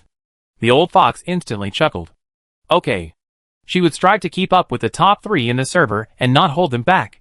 After the old fox temporarily withdrew from the game, Song Fuguang went to pressure Wang Wei and Zhang Fenao. Zhang Fenao was already panting with exhaustion, and before she even rested for 3 seconds, a full 20 monsters appeared before her. She was practically going insane. Ah, Song Fuguang, you're heartless. Zhang Fenao's defense was broken. I can't fight anymore, I really can't. Song Fuguang remained unmoved. Be good, hold on a little longer. After the novice protection period ends, you won't have the chance to exploit a bug and gain combat power. Zhang Fenao, It was better not to lose this opportunity now. Under Song Fuguang's hardened heart, Wang Wei and Zhang Fenao were treated like 2 relentless killing machines. Including Song Fuguang, the 3 killing machines operated from noon until around 4 in the afternoon. Suddenly, the pollution in front of Song Fuguang vanished. Confused, Song Fuguang stood cautiously at the cave entrance. Had these monsters been reclaimed by the system? She craned her neck to peer inside. It was pitch black, but there seemed to be a glowing treasure chest very close to the cave entrance. Reward or trap? Song Fuguang continued to crane her neck suspiciously. She stared at the treasure chest for a full half hour, finally ensuring that the surrounding area was clear of pollution. Then, like lightning, she rushed into the cave and retrieved the treasure chest. Song Fuguang encountered no danger, but she didn't dare stop. She hurried back to the road, only feeling relieved when she reunited with her black tricycle. The treasure chest looked very high-end. Song Fuguang pondered for a moment, then decided to open it herself. Congratulations to the player who received a showcase merchandise card *1. Chapter 13. Song Fuguang was momentarily surprised when he opened the treasure chest without a pollutant attack, but his attention was quickly drawn to the showcase card. Showcase card. After using it, you can activate a showcase, selling items from the system store on your personal profile and earn a commission. Note: the price of the item sold must not be lower than the system wholesale price, and the system charges a 70% commission for each item. 70%? Why don't you just go and grab it? Song Fuguang couldn't help but raise his voice. No, I don't agree to this unfair clause. I want to renegotiate. According to the system's calculations, Song Fuguang would have to work himself to death, but for every survival coin he earned, he would have to share 0.7 survival coins with the other party. It was a miserable life. The system ignored her and continued. A level 0 showcase can only sell one item. After reaching 10,000 survival coins in sales, it can be upgraded to a level 1 showcase. Fine, you're ignoring me, huh? Song Fuguang sneered and silently used the window merchandise card. The window merchandise card has been successfully used. Please select a product to represent as soon as possible and begin your journey as an agent. Right now, players probably need weapons, food, and water most, but these items can also be found in treasure chests. Therefore, Song Fuguang, considering his own perspective, ultimately chose sanitary napkins. Sanitary napkins, 1 survival coin per pack, 10 pieces. The price is very low. An average person can afford it by killing a few more primary pollutants, or 1 intermediate pollutant, making it quite affordable for women on a tight budget. Song Fuguang glanced at the system, then manually added the sanitary napkins to the shelves, and set the wholesale price at 1 survival coin per pack. If you're not allowed to make money, then don't make money at all. The system was silent for a moment, then proactively communicated, players, please don't act on impulse and mess with money. I'm not acting on impulse. Song Fuguang leaned back in the car calmly. I always been a kind-hearted, helpful, gentle and considerate little girl. Look, everyone's got nothing but their lives right now. If I take advantage of this difficult time and reap huge profits, wouldn't that be inhumane? After all, we were once golfing buddies living on the same planet, right? Song Fuguang's argument was well-founded, and the system couldn't find a way to refute it. It remained silent for a moment longer. Even if you have good intentions, no one will appreciate them. Who said that? Song Fuguang stared at the soaring sales figures in the back end. Even if no one appreciates it, I don't care. Because my goal from the beginning has been to force you to make concessions. Did you see that, system? Did my sales figures far exceed your expectations? With his achievements, Song Fuguang spoke with greater confidence. If even I, the number 1 in the server, can't make Windows sales work, then no one else can. So system, I'm your perfect agent. Apart from me, you won't find a partner as suitable as me. The sanitary napkins were cheap, and 90% of the women with survival coins chose to buy them, just in case. Those who didn't have enough survival coins quickly exchanged their supplies for them in the market. As a result, the back-end sales quickly exceeded 10,000 survival coins. The player showcase has been upgraded to level 1. Please select 4 new products as soon as possible to begin your journey as an agent. When sales reach 1 million survival coins again, you can upgrade to level 2. See? Song Fuguang patiently negotiated with the system, munching on a delicious mushroom. My sales prowess is evident to all. If you're willing to make a profit, I won't let you lose money. Besides sanitary napkins, I next select cigarettes, alcohol, water, and long swords. These are all things players need right now. The wholesale price of cigarettes is 1 survival coin per pack, and I set the price at 5 survival coins per pack. System, no players will buy at that high a price. Then let's make a bet. Song Fuguang raised an eyebrow. If sales of the cigarettes exceed 10,000 after they're put on the shelves, I change our split to 70/30ths. 70/30ths, you 30/70ths. Okay. The system anticipated Song Fuguang's failure, so it readily agreed. As soon as the cigarettes hit the shelves, Song Fuguang's back-end numbers skyrocketed, and the chat channel was buzzing with activity. Let me pick up a delicious mushroom. What the hell? The top seller has opened a product showcase and is even selling sanitary napkins? Damn! That's such a steal. My head is itching. I need a brain. What else do you want at this price? I'm stocking up on a whole pack. Apple you. Don't use the word stocking up for a pack. My head is itching. I need a brain. What do you care? Isn't one survival coin money? I had to painstakingly find 10 treasure chests and kill 10 primary pollutants to earn that. Cancel the count. That's right. I can't explain it to you non-menstruating people. Sweet and soft cake.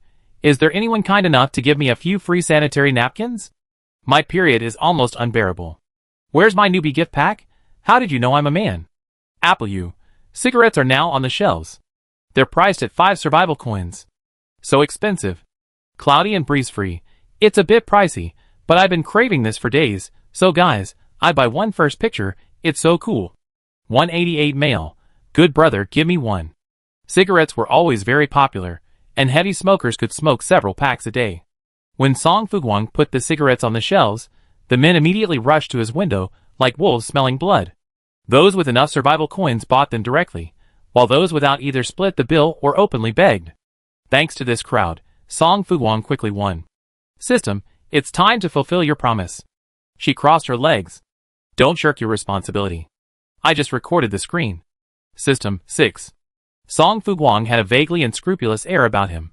Furthermore, since Song Fuguang was the only one currently receiving the window display merchandise card, the system carefully considered the matter and ultimately had to honor its promise and revise the profit-sharing agreement with him.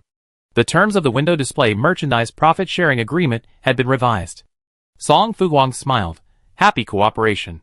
Cigarette sales surged for a while, then slowly slowed.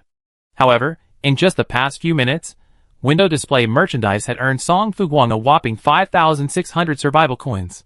How many pollutants would he have to kill to earn that much? Song Fuguang rubbed his hands in anticipation, quickly adding wine, water, and a long sword to the shelves. Song Fuguang didn't need to constantly monitor the sales. The system automatically managed everything. So, after a burp and collecting the remaining delicious mushrooms, he immediately went to settle accounts with Wang Wei and the others. Wang Wei, you owe me 371 intermediate pollutants.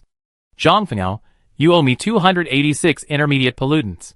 Old Fox, you owe me 105 intermediate pollutants. Just remember to pay me back as soon as possible. I taken screenshots of every transaction. Awake by the news, Wang Wei, Zhang Fengao, and Old Fox barely opened their eyes, which felt glued shut. What was this person mumbling? Forget it, I'm exhausted. I come back tomorrow. Chapter 14. The three people seemed to have vanished from the face of the earth, with no further news. Song Fuguang yawned, unfazed by the thought of them refusing to pay. Song Fuguang was exhausted after a busy day, but fortunately, the overall results were good. Not only did her combat power increase, but she also earned a significant sum of survival coins. Song Fuguang's survival coin balance was approaching 7,000. At this rate, she would be a millionaire in less than 2 days, becoming the undisputed richest person. At this moment, her only regret was that she had been so hard-working and dedicated in her monster-killing efforts that she hadn't made it to the service area in time, significantly delaying her arrival. The service area was bustling with activity. It would be a shame to miss it. With a blink of an eye, a new day had arrived. Song Fuguang still felt aches all over her body, even more so than the previous 2 days. Grinning and rinsing her mouth briefly, Song Fuguang hungrily devoured the delicious mushrooms before opening a box of self-heating rice. After finishing her main course, Song Fuguang's energy finally returned, and she felt refreshed. Yesterday, the pollutants suddenly disappeared, and Song Fuguang wondered if they would reappear. But even if they did reappear, Song Fuguang lacked sufficient means to deal with them. So, today's mission was to hurry. She had already fallen far behind the others. The fastest player had already covered over 900 kilometers, and they were on the verge of reaching the service area today to make a major purchase. The other party's goal wasn't to collect supplies, nor was it to kill the pollutants. Song Fuguang narrowed her eyes, sensing something more complicated. What could be so valuable in the service area that made her so eager? Without further ado, Song Fuguang jumped from the back of the car, got into the driver's seat, and immediately set to work. Observing both sides of the road as she drove, Song Fuguang luckily picked up 2 treasure chests. Around 10 o'clock in the morning, Wang Wei, Zhang Fengao, and the others woke up one after another and replied to Song Fuguang, "Got it." Song Fuguang had fought tooth and nail, having barely rested the entire morning. By the time of 12 o'clock, Song Fuguang had replaced 2 batteries and traveled 213 kilometers, bringing her total mileage to 534 kilometers. She was exhausted. After guzzling half a bottle of water in one gulp, Song Fuguang emerged from the driver's seat, munching on naan, and entered the forest lining the road. She was ready to confirm her suspicions. The intermediate-level pollutants temporarily recalled by the game system would not reappear in her territory, because her unauthorized actions had invisibly disrupted the normal rules of the game. Aside from Song Fuguang, no other player could be so incredibly powerful, not only enhancing their own abilities, but also taking on 3 others, allowing the other players to share in the spoils. After wandering around for over half an hour, it was exactly as Song Fuguang had predicted. Never mind pollutants, she couldn't even spot a single mushroom or a fungus. Song Fuguang suspected she was being targeted by the system, but she had no evidence. Dejectedly, she climbed back into her electric tricycle and, after a brief rest, set off again. She currently had 6 batteries left, enough for a 600-kilometer journey. Naturally, her current battery supply would more than carry her to the service area. Tu Jing has arrived at the service area. As they advanced, Wang Yue's message flashed. She's the first player to arrive at the service area, and she's a hot topic right now. Song Fuguang couldn't help but ask, how did she run so fast? Her vehicle was a plane. Song Fuguang was at a loss for words. It was true that comparison was the thief of rage. She can fly a plane? How cool. I think so too. Wang Yue smiled. But don't be discouraged. She came from a wealthy family, so she has many skills.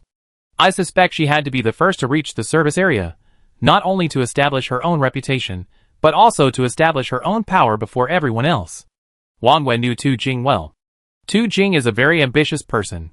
She's a woman of my heart, and she's also quite capable, so she'd definitely be on the list of high-end players. So impressive. Song Fuguang exclaimed. You got me practically falling in love with her. Wang Yue, ? I'm telling you this to remind you that Tu Jing is a classic egoist. As long as there's enough profit, she'd do anything. Song Fuguang nodded in approval. What a coincidence, just like me. Wang Yue was silent for a moment, then realized her worries were completely unnecessary. Song Fuguang was a man of unfounded lies, never a single word of truth. So, her earlier claim about being assigned to Class C was probably a lie. How long will it take you to reach the service area? What for? Song Fuguang asked cautiously. Probably 3 or 4 days. Wang Yue replied, nothing, then added, hurry up, the sooner you get there the better. Song Fuguang, of course, understood this, but she gave a perfunctory response, feeling powerless. Even if she pedaled the tricycle as hard as she could today, she couldn't get past 40 kilometers per hour. Fortunately, hard work can make up for shortcomings. After a day of nearly non-stop work, Song Fuguang's total mileage reached 756 kilometers by nightfall. With a little more effort tomorrow, she could successfully make it to the service area before nightfall. After stretching her sore arms and legs, Song Fuguang traded the 5 treasure chests she found today to the old fox. The old fox lived up to expectations and successfully gave Song Fuguang a group chat card, a strength point boost card, a mattress, a workwear-style long-sleeve shirt and trouser set, and night vision goggles. All of these were rare and valuable items.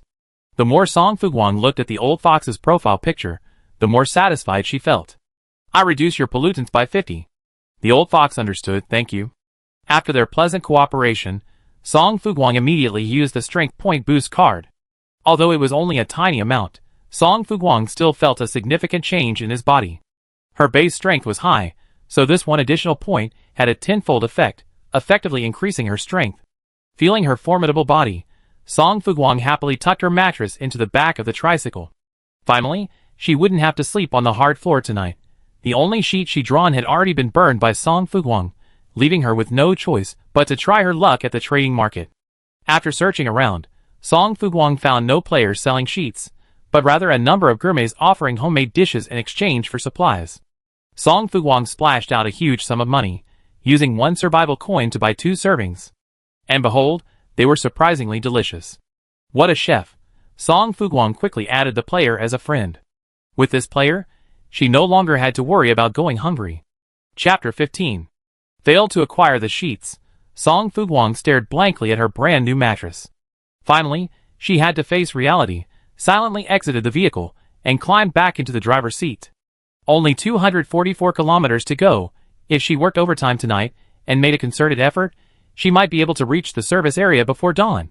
The service area had parking and restrooms, allowing Song Fuguang to thoroughly clean herself and feel fresh and refreshed. Wonderful, truly wonderful. If the game system were more luxurious, it might even have a hotel. Thinking of the hotel's high-end luxury and clean and comfortable environment, Song Fuguang immediately perked up. Not for the money, but for the pride. Even if it was just for a clean shower, she had to reach the service area before dawn. Song Fuguang started the tricycle and drove with all her might, relying on the onboard solar lights and a powerful flashlight for 4 hours of focused concentration. It was past 10 o'clock that evening, and she was truly exhausted. She had to stop for a short rest and to replenish her energy. There were only the final 86 kilometers to her destination, and she still had about 2 hours of overtime to work. Song Fuguang's temples throbbed, and he longed to fall asleep. Browsing the chat channels, Tu Jing, the first to arrive at the service area, was the center of conversation, with most players' chats revolving around her. By peeking at her screen, Song Fuguang gained a brief understanding of Tu Jing. She had a strong background, strong connections, and a supportive and loving mother. She was also quite capable, with the same decisive and efficient approach as her mother. Excellent mothers raised excellent children. These two equally talented women joined forces and, in less than a week, developed their own power and gained a reputation among the players. If the system introduces guild or club gameplay in the future, Tu Jing and her mother's faction will surely be one of the top factions in the road survival game. Song Fuguang ate his high-tech braised pork, lost in thought. That night, Old Fox had helped him open a group chat card. Could this group chat card be the precursor to a guild or club? Squinting his eyes, he thought, who cares? Let's just invite everyone in and get on a boat first. You invited players Wang Wei, Zhang Fanao, and Old Fox to join the group chat. Zhang Fanao, what are you doing so late at night? Wang Wei, guild. Old Fox, hello everyone. This is something I just opened, trying it out. Song Fuguang studied the control panel for a while, but ultimately couldn't make sense of it. That's it for now. I'm going to sleep. You guys can do whatever you want. With that, she returned her attention to reality and began her final desperate struggle. It was already 10:30. Song Fuguang figured she'd have to wait until around 1 in the morning to reach the service area. In the group chat, Zhang Fengao was incredulous. She just abandoned the three of us like that? And she went to bed so early? I'm actually a little skeptical. Wang Wen naturally didn't believe it either, but she didn't say it out loud. Song Fuguang hasn't been active every night. For the past few days, Song Fuguang had been strictly following his gaming schedule, rarely active online after dark. Therefore, Wang Wen knew Song Fuguang might be secretly involuntarily, but she couldn't make any claims without evidence. She glanced at the mileage on her RV. 40 kilometers left. After 40 kilometers, she would be able to knock on the door of the service area and sleep soundly, resting for a while.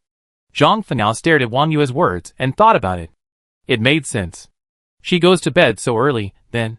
Is she from my grandmother's generation? How could she have the energy of a young person going to bed so early? The old fox hesitated for a moment. Maybe she's too tired from killing pollutants during the day. The old fox single-handedly kept the conversation going, and Zhang Fengao closed the interface, feeling deeply hurt. Everyone can find so many pollutants. Why can't he? She hated it. If she couldn't find any pollutants, even with her superpowers, she would be a complete waste. Song Fuguang was anxious from staying up all night. The highway after dark was eerie, a constant feeling that some monster was about to leap out and devour the player alive. Aside from the sound of the tricycle, the surroundings were utterly silent, not even a chirp of insects or birds. Song Fuguang glanced around. Only the illuminated area within her field of vision was clearly visible. Her scalp tingled. She had rubbed the 3 wheels of the tricycle so hard that they were practically sparking. But knowing clearly that he wouldn't be in danger, Song Fuguang calmed himself, forced his last breath, and headed for his destination. Time passed, and a new day soon arrived. At 12:37 a.m., a pitch-black building finally appeared before Song Fuguang's eyes. The service area stood silently in the darkness, like a towering behemoth, giving Song Fuguang an inexplicable sense of security. Song Fuguang stared up for 2 seconds, then quickly found the gate and drove in. Entering the Qi service area requires a fee of 1 survival coin. Do you want to pay? They're charging a fee? Song Fuguang laughed in anger, but she had to bow her head under the eaves. Despite her inner complaints, she had to agree yes. 1 survival coin has been deducted. Welcome to the Chi Gang service area. Have a pleasant trip. The Chi Gang service area covers a large area. Song Fuguang surveyed it from the cab, before finally reaching a conclusion. However, due to the obstructed night vision, she was temporarily unable to obtain more crucial information. The network connection to the Chi Gang service area has been established, and a map of the Chi Gang service area has been loaded onto the control panel, allowing players to access the service area functions at any time. The map arrived just in time, saving Song Fuguang from running around like a headless chicken. Clicking on the map, Song Fuguang accurately located the hotel area and immediately drove his tricycle to the left. The hotel complex was located behind the service area, and it took Song Fuguang almost 10 minutes to reach it. Parking in the designated parking space in front of the door, Song Fuguang booked a hotel room for 3 survival coins per night. After getting off the bus, she followed the navigation system and walked toward the hotel. The security guard at the entrance spotted her and greeted her with a formal smile. "Welcome." "Thank you." After politely replying, Song Fuguang was led into the lobby, where she registered her player information and received a room card. Because the price was low, the ambience of Song Fuguang's room was just average. But she wasn't picky. After all, her priority right now was to shower and give herself a good scrub. The hotel provided a variety of toiletries, so Song Fuguang didn't use her own, instead using the hotel's disposable items with a clear conscience. An hour and a half later, Song Fuguang, exhausted but refreshed, opened the bathroom door. Comfortable, so comfortable. She emerged with her hair damp and wrapped in a towel. Just as she was about to eat something before blow-drying her hair, a message from Wang Wei suddenly popped up. "I heard someone just arrived at the service area stealthily." "What's your vehicle?" "Donkey." Song Fuguang didn't even blink. "My vehicle is a little donkey." Wang Wei, Chapter 16. "You haven't slept yet?" Wang Wei asked expressionlessly. "Damn it, the truth's out." Song Fuguang chuckled dryly, all from staying up late. "I slept, but I woke up from a nightmare at this hour. Whenever I think about the end of the novice protection period, I'm terrified and can't sleep. The moment I close my eyes, all I see are pollutants seeking revenge." Wang Wei. She had no way to deal with this liar. "You're the best." Song Fuguang chuckled. "Why are you still awake? Are you also terrified and can't sleep?" "Yeah." Wang Wei realized that after interacting with Song Fuguang for so long, he had become more cunning and treacherous. "I just had a nightmare too. I dreamed you snuck into the service area before me, and lied to me like a bunch of lies." Song Fuguang, Then your precognitive dreams are pretty accurate. I can't take it anymore. I need to sleep. Song Fuguang took advantage of the situation to end the conversation. "I'm so sleepy. Let's talk tomorrow. Good night." Without giving Wang Wei a chance to reply, Song Fuguang closed the game panel with a snap. He quickly blow-dried his shoulder-length hair, closed his eyes, and passed out. She slept for a full 10 hours, not waking until 12:30 p.m. As checkout time approached, Song Fuguang pondered for a moment and extended his stay for another night. The night of the novice protection period ending would surely be chaotic. For safety's sake, Song Fuguang decided to stay put. First, he better understand the situation and then formulate a new, cautious development plan based on the actual situation, focusing on staying as low as possible. The window display brought Song Fuguang a steady stream of survival coins. As of now, Song Fuguang's survival coin balance has reached 11,382. I wonder what I could do with that money at the service area. The hotel offers lunch for 2 survival coins. Song Fuguang bought one to try, but found it wasn't as good as Chef Qin Ruinhua's homemade home-style dishes. What a loss. Frowning, he forced the 2 survival coins down his throat. Song Fuguang quickly packed his things and drove his black electric tricycle to the vehicle modification shop. The vehicle modification shop wasn't far from the hotel, and Song Fuguang soon spotted its flashy and impressive sign. "Welcome, please verify your capital first." An employee approached Song Fuguang, holding a device. "Just look directly into the machine." Song Fuguang followed suit. "How much capital do I need to qualify?" 10,000 survival coins. Song Fuguang's heart skipped a beat. "Are you a scam?" "No, our shop has formal and legal procedures and business certificates. The capital verification is just a precaution." The employee explained respectfully, "Vehicle modifications are expensive. For most people." "Forget it then." Song Fuguang turned and was about to leave. Regardless of whether it was a scam or not, the prices were quite steep. The employee smiled and didn't try to dissuade Song Fuguang. He simply said, during the newbie protection period, players can enjoy a 20% discount on modifications. But then again, Song Fuguang turned quickly, his face sincere. My electric tricycle has one more wheel than a two-wheeled vehicle, but one less than a four-wheeled vehicle. Can I modify it? Of course. Please come in. The employee gestured for him to come in. If your vehicle is an electric tricycle, we offer battery charging services for only 1 survival coin per hour. The price was still quite good after the discount, so Song Fuguang immediately handed the other party 10 old batteries from his backpack. Excuse me. You're welcome. After guiding Song Fuguang to a seat on a sofa in the store's reception area, the employee handed him a modification manual. Take a look at it, and carefully consider which functional enhancements you like to make for your vehicle. Vehicle modification falls into 3 main areas: offense, defense, and intelligence. Song Fuguang's tricycle lacked a wheel compared to other vehicles, offering weaker offensive capabilities and limited defensive effectiveness. Therefore, it seemed only appropriate to develop it in the intelligent direction. The intelligent direction also had its own subdivisions. Song Fuguang could transform his tricycle into a mobile home, a mobile shop, or even a mobile toilet or even a shower. But that wasn't necessary. I want to increase its speed first. Song Fuguang pondered for a moment, then asked, is there a way to increase its top speed to 200 kilometers per hour? The employee frowned, feeling the player was deliberately trying to make things difficult for him. 200 kilometers per hour is unlikely, but with some effort, we should be able to meet your needs with 150 kilometers per hour. Okay, how much will it cost? The employee made a 5 gesture and looked at Song Fuguang. Song Fuguang raised an eyebrow. 500 survival coins? No, 5,000 survival coins. You still say you're not a scam? Song Fuguang stood up and was about to leave when the employee continued. After the 20% discount on the system subsidy, it only costs 4,000 survival coins. Song Fuguang was at a loss for words. Is 4,000 survival coins too little? We know you can afford it, and I can guarantee you won't regret your decision today. The employee's words were suggestive, and Song Fuguang's eyes lit up. He quickly approached. Oh? Tell me more? The employee shook his head, unwilling to divulge further. What have you considered now? Do you want to upgrade your vehicle? Remove.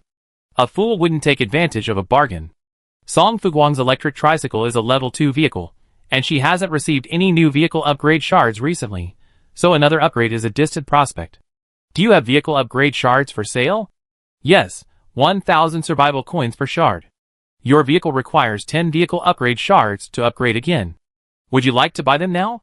Song Fuguang paused for a moment at the astronomical figure and said angrily, garlic bird, garlic bird. It's too expensive.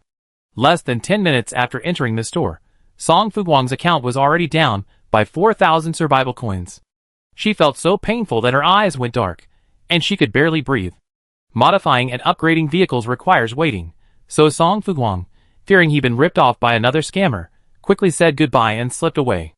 The Qinggang service area was large, but with so few players currently, it seemed deserted and quite desolate. Song Fuguang clicked on the dashboard to check the service area's information.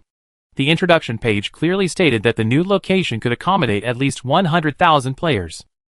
The number of players drawn into the highway survival game far exceeded 100,000, so Song Fuguang was certain there must be at least tens of thousands of service areas like Qinggang in this world. So which service area was Tu Jing'at? And Wangwei, the honeycomb-like Wangwei, was secretly doing things for herself. Perhaps she already arrived at the service area 2 days ago, enjoying herself. Song Fuguang walked, thinking, when suddenly, she stopped abruptly and stared intently at the woman staring directly at him. You're Song Fuguang, right? Chapter 17. Who are you? Song Fuguang stepped back cautiously, sizing her up. The woman was tall, about 1.8 meters tall, thin, but not frail. On the contrary, she showed the faintest signs of regular exercise.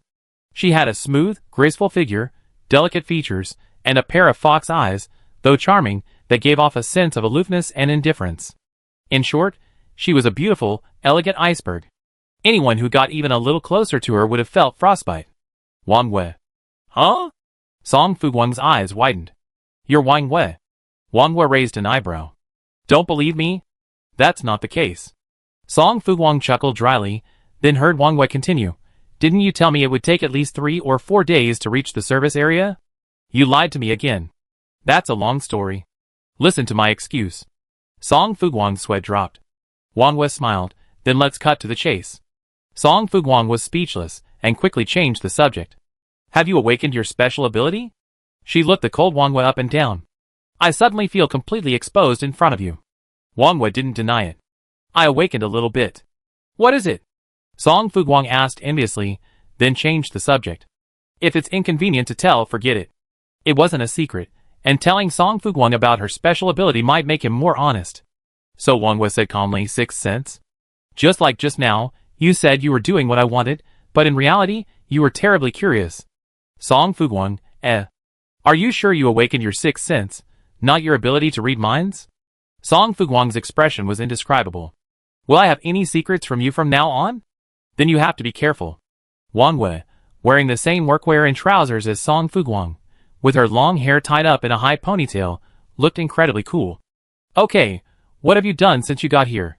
Wang Wei reminded her, don't lie, I can tell. Song Fuguang choked. I washed my hair and showered, then had a good night's sleep.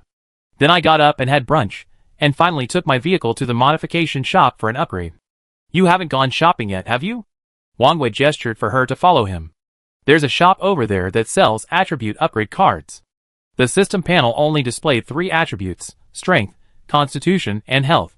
Health probably couldn't be increased, so the only 2 attributes Song Fuguang could tinker with were strength and constitution. Song Fuguang had previously increased his strength a bit. If he added another 4 or 5. Is it expensive? After a few twists and turns, Song Fuguang's focus shifted back to the most practical issue. Mochizuki answered, it's okay for now. 2,000 survival coins per attribute upgrade card. You call that okay? Song Fuguang was incredulous. This is a scam. 1,600 with a 20% discount. Song Fuguang shut up and silently checked his balance. After deducting the cost of the tricycle modification, Song Fuguang only had about 7,500 survival coins left. Roughly enough for her to buy 4 attribute upgrade cards. She hadn't yet paid for the battery charging service, so she had a little left as pocket money for her daily expenses. It's expensive, really expensive. This game is truly unplayable without spending real money. They quickly arrived at the shop Wang Wei had pointed to. After entering, she sat directly on the sofa in the middle. Second floor, go up by yourself. After a pause, Wang Wei added, don't worry, there's no danger, and I'm not trying to trick you.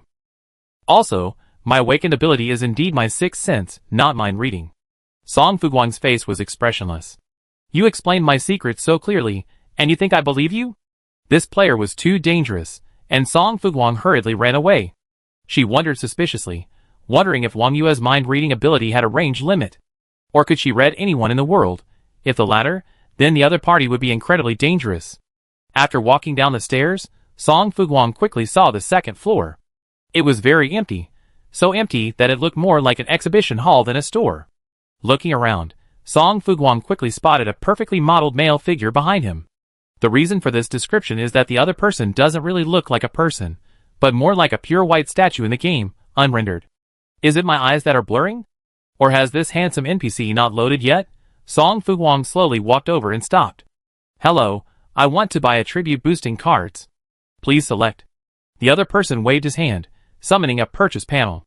Just click on the attribute boosting card you want, and the quantity, and confirm.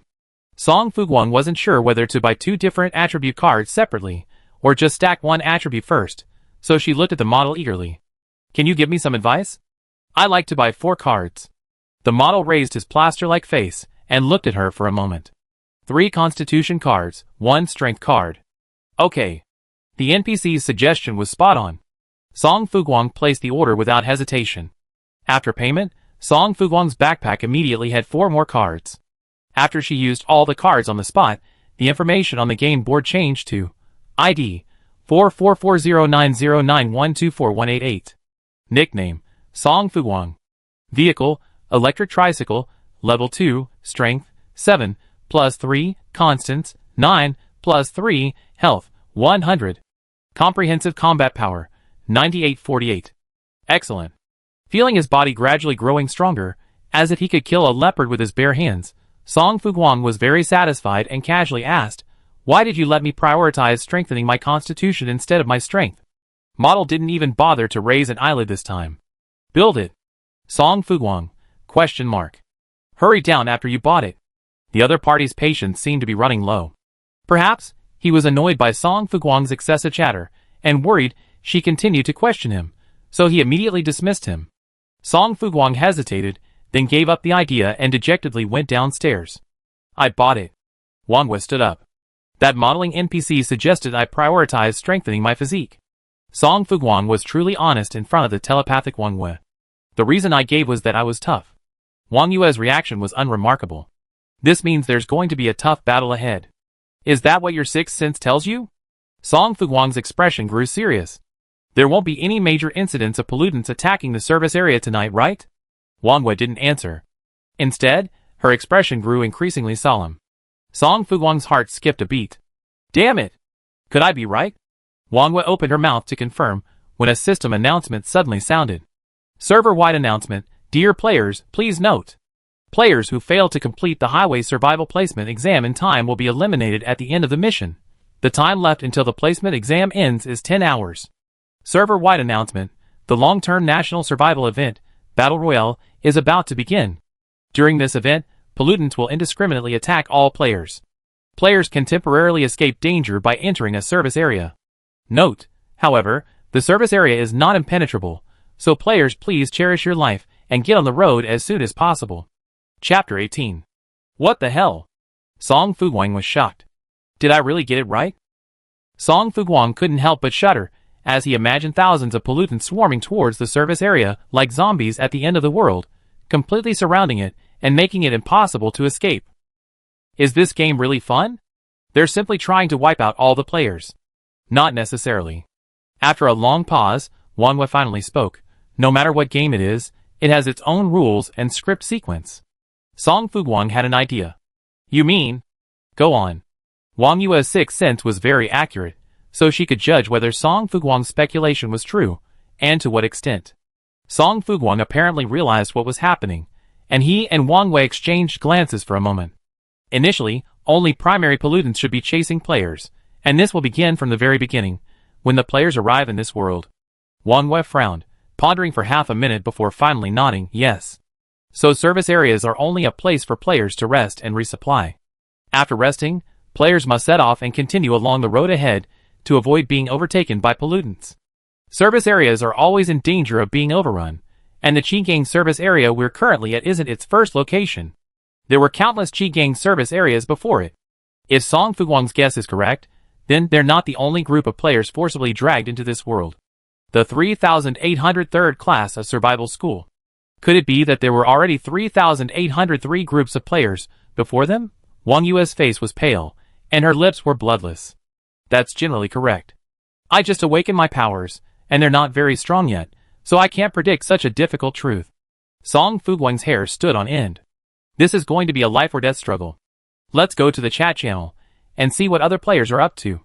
The chat channel had already exploded, and panic began to spread among the players. I don't want to participate in this crappy survival game. Send me back to Blue Star.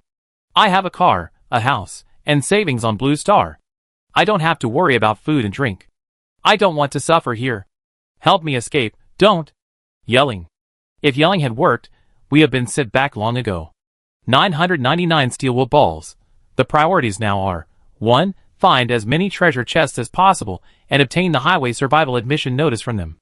2. Get to the service area as quickly as possible. Once we complete these two tasks, everyone's life will be safe for now. Pa, you make it sound so easy. Why don't you give me the highway survival admission notice and the gasoline I need for the journey? 999 steel wool balls. You wish. Trash like you should just die. In panic, the players' tempers grew, their words tinged with anger. Song Fuguang peered at the screen for half a minute, then lightly cast his bait. There's something good in the service area. I couldn't sleep, I really couldn't. What good stuff? I'm sick, do you have a cure? What good stuff is the one the leader is talking about must be real stuff. Go ahead, sisters. Maybe after resupplying at the service area, our strength will reach new heights. You said the color purple has a certain allure.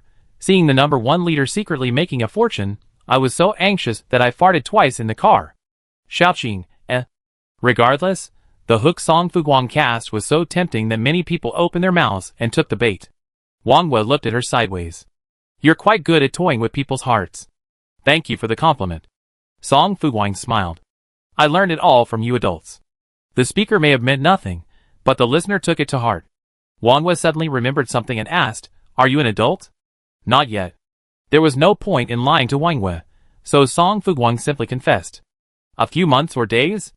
I can't remember. No one had celebrated her birthday for so many years that she had long forgotten the year and month of her birth.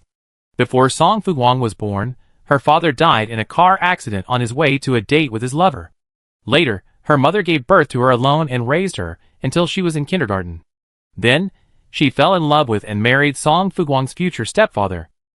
Just 2 years later, her mother suddenly passed away from illness. To keep the inheritance, her stepfather insidiously arranged for Song Fuguang to be diagnosed with mental illness and sent her to a mental hospital. The mental hospital had excellent educational resources, and many of the patients there were highly educated, serving as Song Fuguang's teachers. When they weren't ill, they would take turns lecturing her, exhausting the young Song Fuguang to the point where she would even dream of memorizing and taking exams. Song Fuguang was fortunate. Although she grew up without a father or mother, she had all the necessary education, just like a normal child. Influenced by her accomplished sisters and aunts, she had always been indifferent to the mundane world, focusing on following her heart and being happy in everything. Wangwa sensed her mood was low and changed the subject. Have you awakened your powers? Song Fuguang numbly turned his head. What do you think?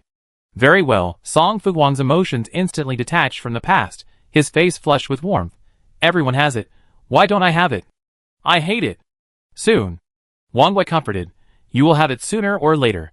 Song Fuguang felt relieved at Wangwa's words. We still need to prepare something for tonight's battle royale. Activities? Like weapons or something. Even if there were weapons for sale, we can't afford them right now. So, it's better to go to bed early tonight, and then set off at dawn tomorrow, rushing to the next service area and killing pollutants along the way. Wangwa said, the more pollutants you kill, the more survival coins the system rewards you. Of course, if you can't sleep tonight, and you're itching to join in the fun, just ignore what I said. Song Fuguang was once again seen through by Wangwa, and her defenses were about to break. Are you absolutely sure that your awakened ability is sixth sense, and not mind reading? Wangwa raised an eyebrow. I can see through you. I don't need mind reading. I used to be an executive at a listed company. I know countless people. For a kid like you, I know what you're going to say the moment you open your mouth. Song Fuguang instantly lost all his strength and skills. Tonight, I want to test my combat effectiveness after my attribute upgrades. Wangwa said nothing more. Okay, I accompany you. Neither side asked about the other's specific attribute values. After all, those who made it into the top 3 in the server were no ordinary individuals. After battling alongside Wangwa tonight, Song Fuguang would be able to determine his fundamental strength and whether he was suitable to be his temporary teammate. The next service area was a full 2,000 kilometers from the Qinggang service area, half the distance. Coupled with the expiration of the novice protection period and the rampant pollution, even the once safe roads might become dangerous. After collecting his tricycle and battery, and settling the bill just in time, Song Fuguang left the shop and noticed the clouds were becoming increasingly bizarre. In less than 10 minutes, the sky had turned a blood red, as if the world was about to end.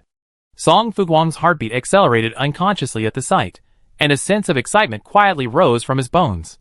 After a moment, she felt her stomach and suddenly said, such a beautiful view would be perfect with a delicious, spicy hot pot. By the way, are you hungry? How about we go get something to eat first? Mochizuki, Chapter 19. Song Fuguang was indeed hungry. Her increased stamina and strength made her consume food faster, increasing her need for more. Her stomach was rumbling, and she felt like she could devour a whole cow right then and there. Wangwa had no choice but to accompany her for a hearty meal. The prices at the service area were quite reasonable. Song Fuguang, like a hungry ghost, ordered a full table, thoroughly satisfying her appetite, and only paid 36 survival coins when she checked out. It's so nice. I haven't had such a hearty meal in ages. She rubbed her round belly with satisfaction. Wangwa sipped her tea leisurely. What weapons are you going to use against the pollutants tonight? There's a weapons store next door. Do you want to check it out?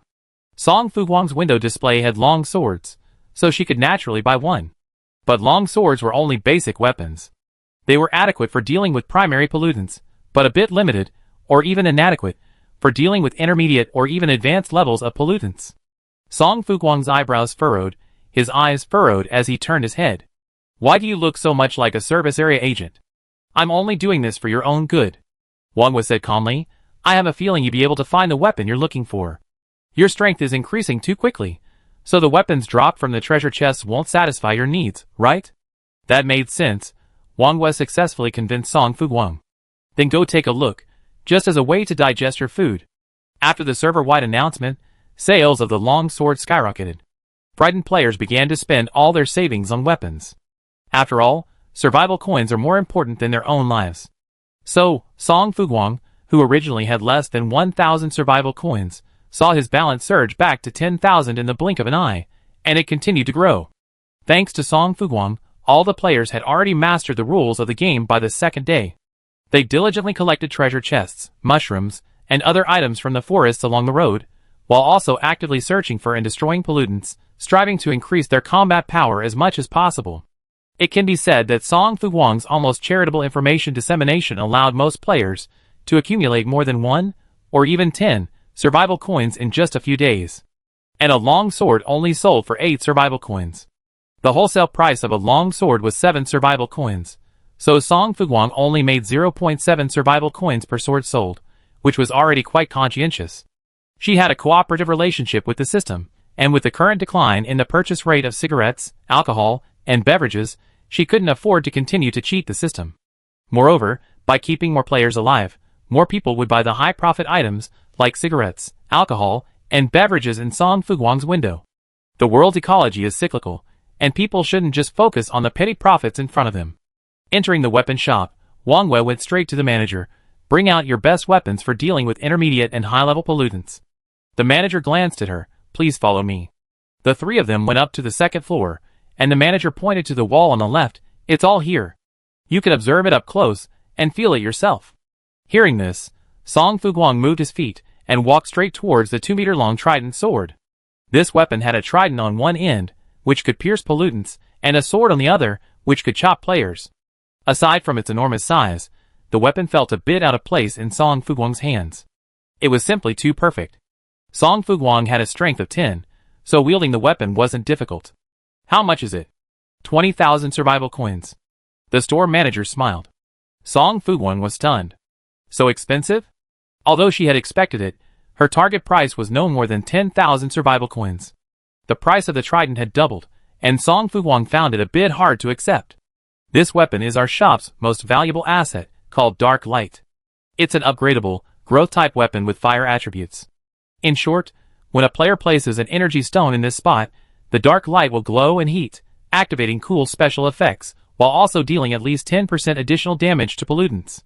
The store manager offered a sincere sales pitch. Upgradable growth-type weapons are rare to come by. There's only one in the entire Qi service area. Now that the pollutant horde is about to arrive, it's perfect for you to fight. And considering most players are currently short on cash, we're offering a limited-time payment plan with up to 48 installments. The store manager paused. Of course, installment payments do incur interest. Even so, the 20% discount during the newbie protection period is still a great deal. Song Fuguang really liked this weapon. After the discount, it only cost 16,000 survival coins. If I were to continue with the installment plan, is there a penalty for early repayment? The store manager smiled. I can apply for a penalty waiver. She's lying. Mochizuki raised an eyebrow. Store manager, Song Fuguang's expression was subtle. Then I pay in 2 installments. 8,000 this month, and another 8,000 next month. That way, there's no penalty. The store manager nodded. Okay, I get it done for you right away. By the way, would you like some energy stones? They're only 80 survival coins each after the discount. Song Fuguang waved his hand and bought another 10 energy stones. After deducting 8,800 survival coins, Song Fuguang's balance fell back to 4 digits. After successfully purchasing the weapons, Song Fuguang calmed down for a while, put away the dark light, and asked Wang Wei, "Do you have any weapons?" "I don't need any." Wang Wei shook her head without further explanation. Song Fuguang couldn't help but wonder, could it be that besides mind reading, Wang Wei had awakened other superpowers? Incredible. She's a survival game girl, right? Some people haven't awakened a single superpower, while others have awakened 2 at once. Song Fuguang had completely broken through. It was already 6 o'clock in the evening. When he emerged from the weapon shop, the sky had turned completely dark. But the blood-red clouds hadn't receded. Instead, they multiplied and grew increasingly terrifying. Not only that, 2 blood moons silently appeared simultaneously in the sky, large and round, seemingly close to the ground, as if they were about to crash into him at any moment. Song Fuguang's heart pounded at the eerie scene. Tonight feels like the end of the world. By the way, do you think players who haven't successfully reached the service area after midnight are still safe on the highway? Song Fuguang asked, tilting his head. Wang Wei paused for a moment, predicting safe, but also not safe. Pollutants will wash onto the road and attack players and vehicles, but normally, only primary pollutants should appear tonight. Mochizuki repeated cautiously, as for any unusual circumstances. Well, I don't know. Song Fuguang remained silent. We have a tough battle tonight. How about we go back to the hotel and get some sleep? Okay. Naturally, the two of them didn't sleep well, as the system notifications kept ringing. Server announcement, dear players, please note. Players who fail to complete the Highway Survival Entrance Placement Exam in time will be eliminated at the end of the mission. Currently, the entrance placement exam ends in 3 hours. Currently, the entrance placement exam ends in 2 hours. Currently, the entrance placement exam ends in 1 hour. Server announcement. The newbie protection period has officially ended. Server announcement. Dear players, hello. Congratulations on successfully completing the Highway Survival Entrance Placement Exam. Players who fail to complete the Highway Survival Entrance Placement Exam on time will be eliminated. Please continue to work hard, study hard, and strive for a speedy graduation. Server announcement. Dear players, the new semester assessments have officially begun. Players who fail to complete the new semester assessments on time will be eliminated at the end of the mission. Your new semester missions are Kill Primary Pollutants 0/10,000 and Intermediate Pollutants 0/1000. Total duration for the new semester missions, 30 days. Server announcement.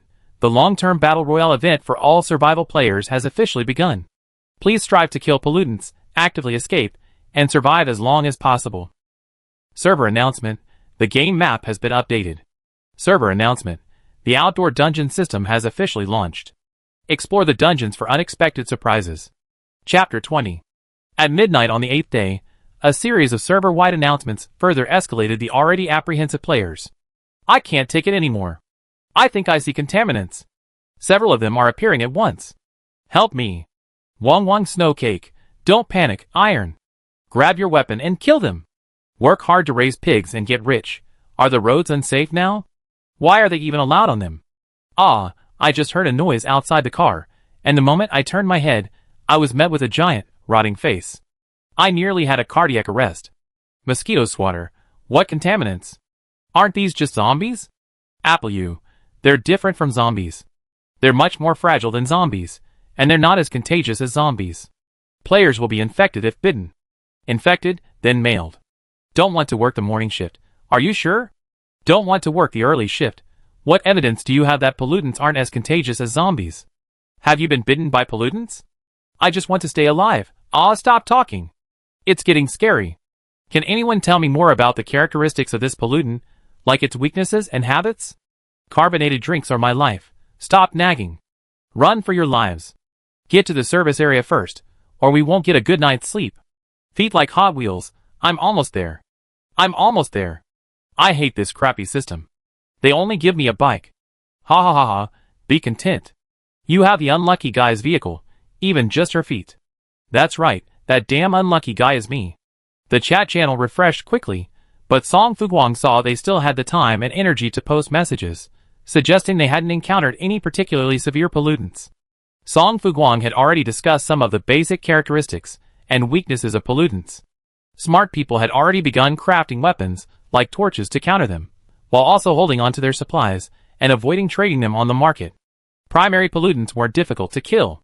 Currently, players only had to overcome their own mental barriers and the disgusting, decaying faces they face when faced with them. These weren't problems. Over time, everyone would eventually adapt. After all, humans are naturally adaptable creatures. After a quick meal, Song Fuguang and Wang Wei left the hotel and headed for the service area entrance. The Qinggang service area was too large, so the two had to take a vehicle. When Song Fuguang saw Wang Yue's enormous, beautiful, luxurious, and fully featured RV, she said expressionlessly. You damn lucky bastard. Wang Wei glanced at her. Get in. Okay, sister. Song Fuguang's expression changed immediately, and she quickly climbed into the car. After entering, she felt around and looked around. It's truly a lucky bastard's vehicle. How's it any different from a small mobile home? This RV must have been very expensive back then, right? Wang Wei nodded. Yeah, it's not cheap. Wang Wei thought an RV that wasn't cheap must have been very expensive. Song Fuguang sat on the sofa, staring at the red wine glass on the dining table. Luxurious, too luxurious. There was a dining room, a sleeping area, a bathroom, a media room, and even a kitchen. It was simply outrageously extravagant. Song Fuguang eagerly experienced the experience for several minutes, until Wang Yue's "We're here" snapped her back to reality. She instantly entered combat mode, removing the dark light from her backpack and inserting an energy stone. She flipped the button, and the dark light's front and rear ends began to emit heat, with faint flickering flames visible. With a slight rotation, the flame shone, and red stars fell from the tip. As the number increased, the scene shone beautifully, a truly cool special effect. Song Fuguang was captivated, eagerly rushing out of the service area and looking around. In the distance, the lights of the service area revealed the contaminants. Song Fuguang quickly spotted groups of slow, stiff-moving contaminants approaching. She didn't rush forward, but instead asked Wang Wei, "Are we the only two players in this Qinggang service area?" "For now," Wang Wei replied. How terrifying. If they were accidentally surrounded by contaminants, they wouldn't even have any reinforcements. So, to prevent such incidents, we had to clean up as much of the contaminants as possible tonight. The new semester's assessments had a specific number of pollutants to kill, which was perfect. I go over there and test the weapons first, Song Fuguang said, then ran off. Wang Wei followed her. I go with you. Song Fuguang wasn't worried about Wang Wei stealing her kills. After all, she couldn't handle so much contaminants at once. She was more curious about Wang Yue's second ability. She wondered if he would use it openly in front of her tonight. Before she finished her speculation, Song Fuguang saw Wang Wei gently raise her hands.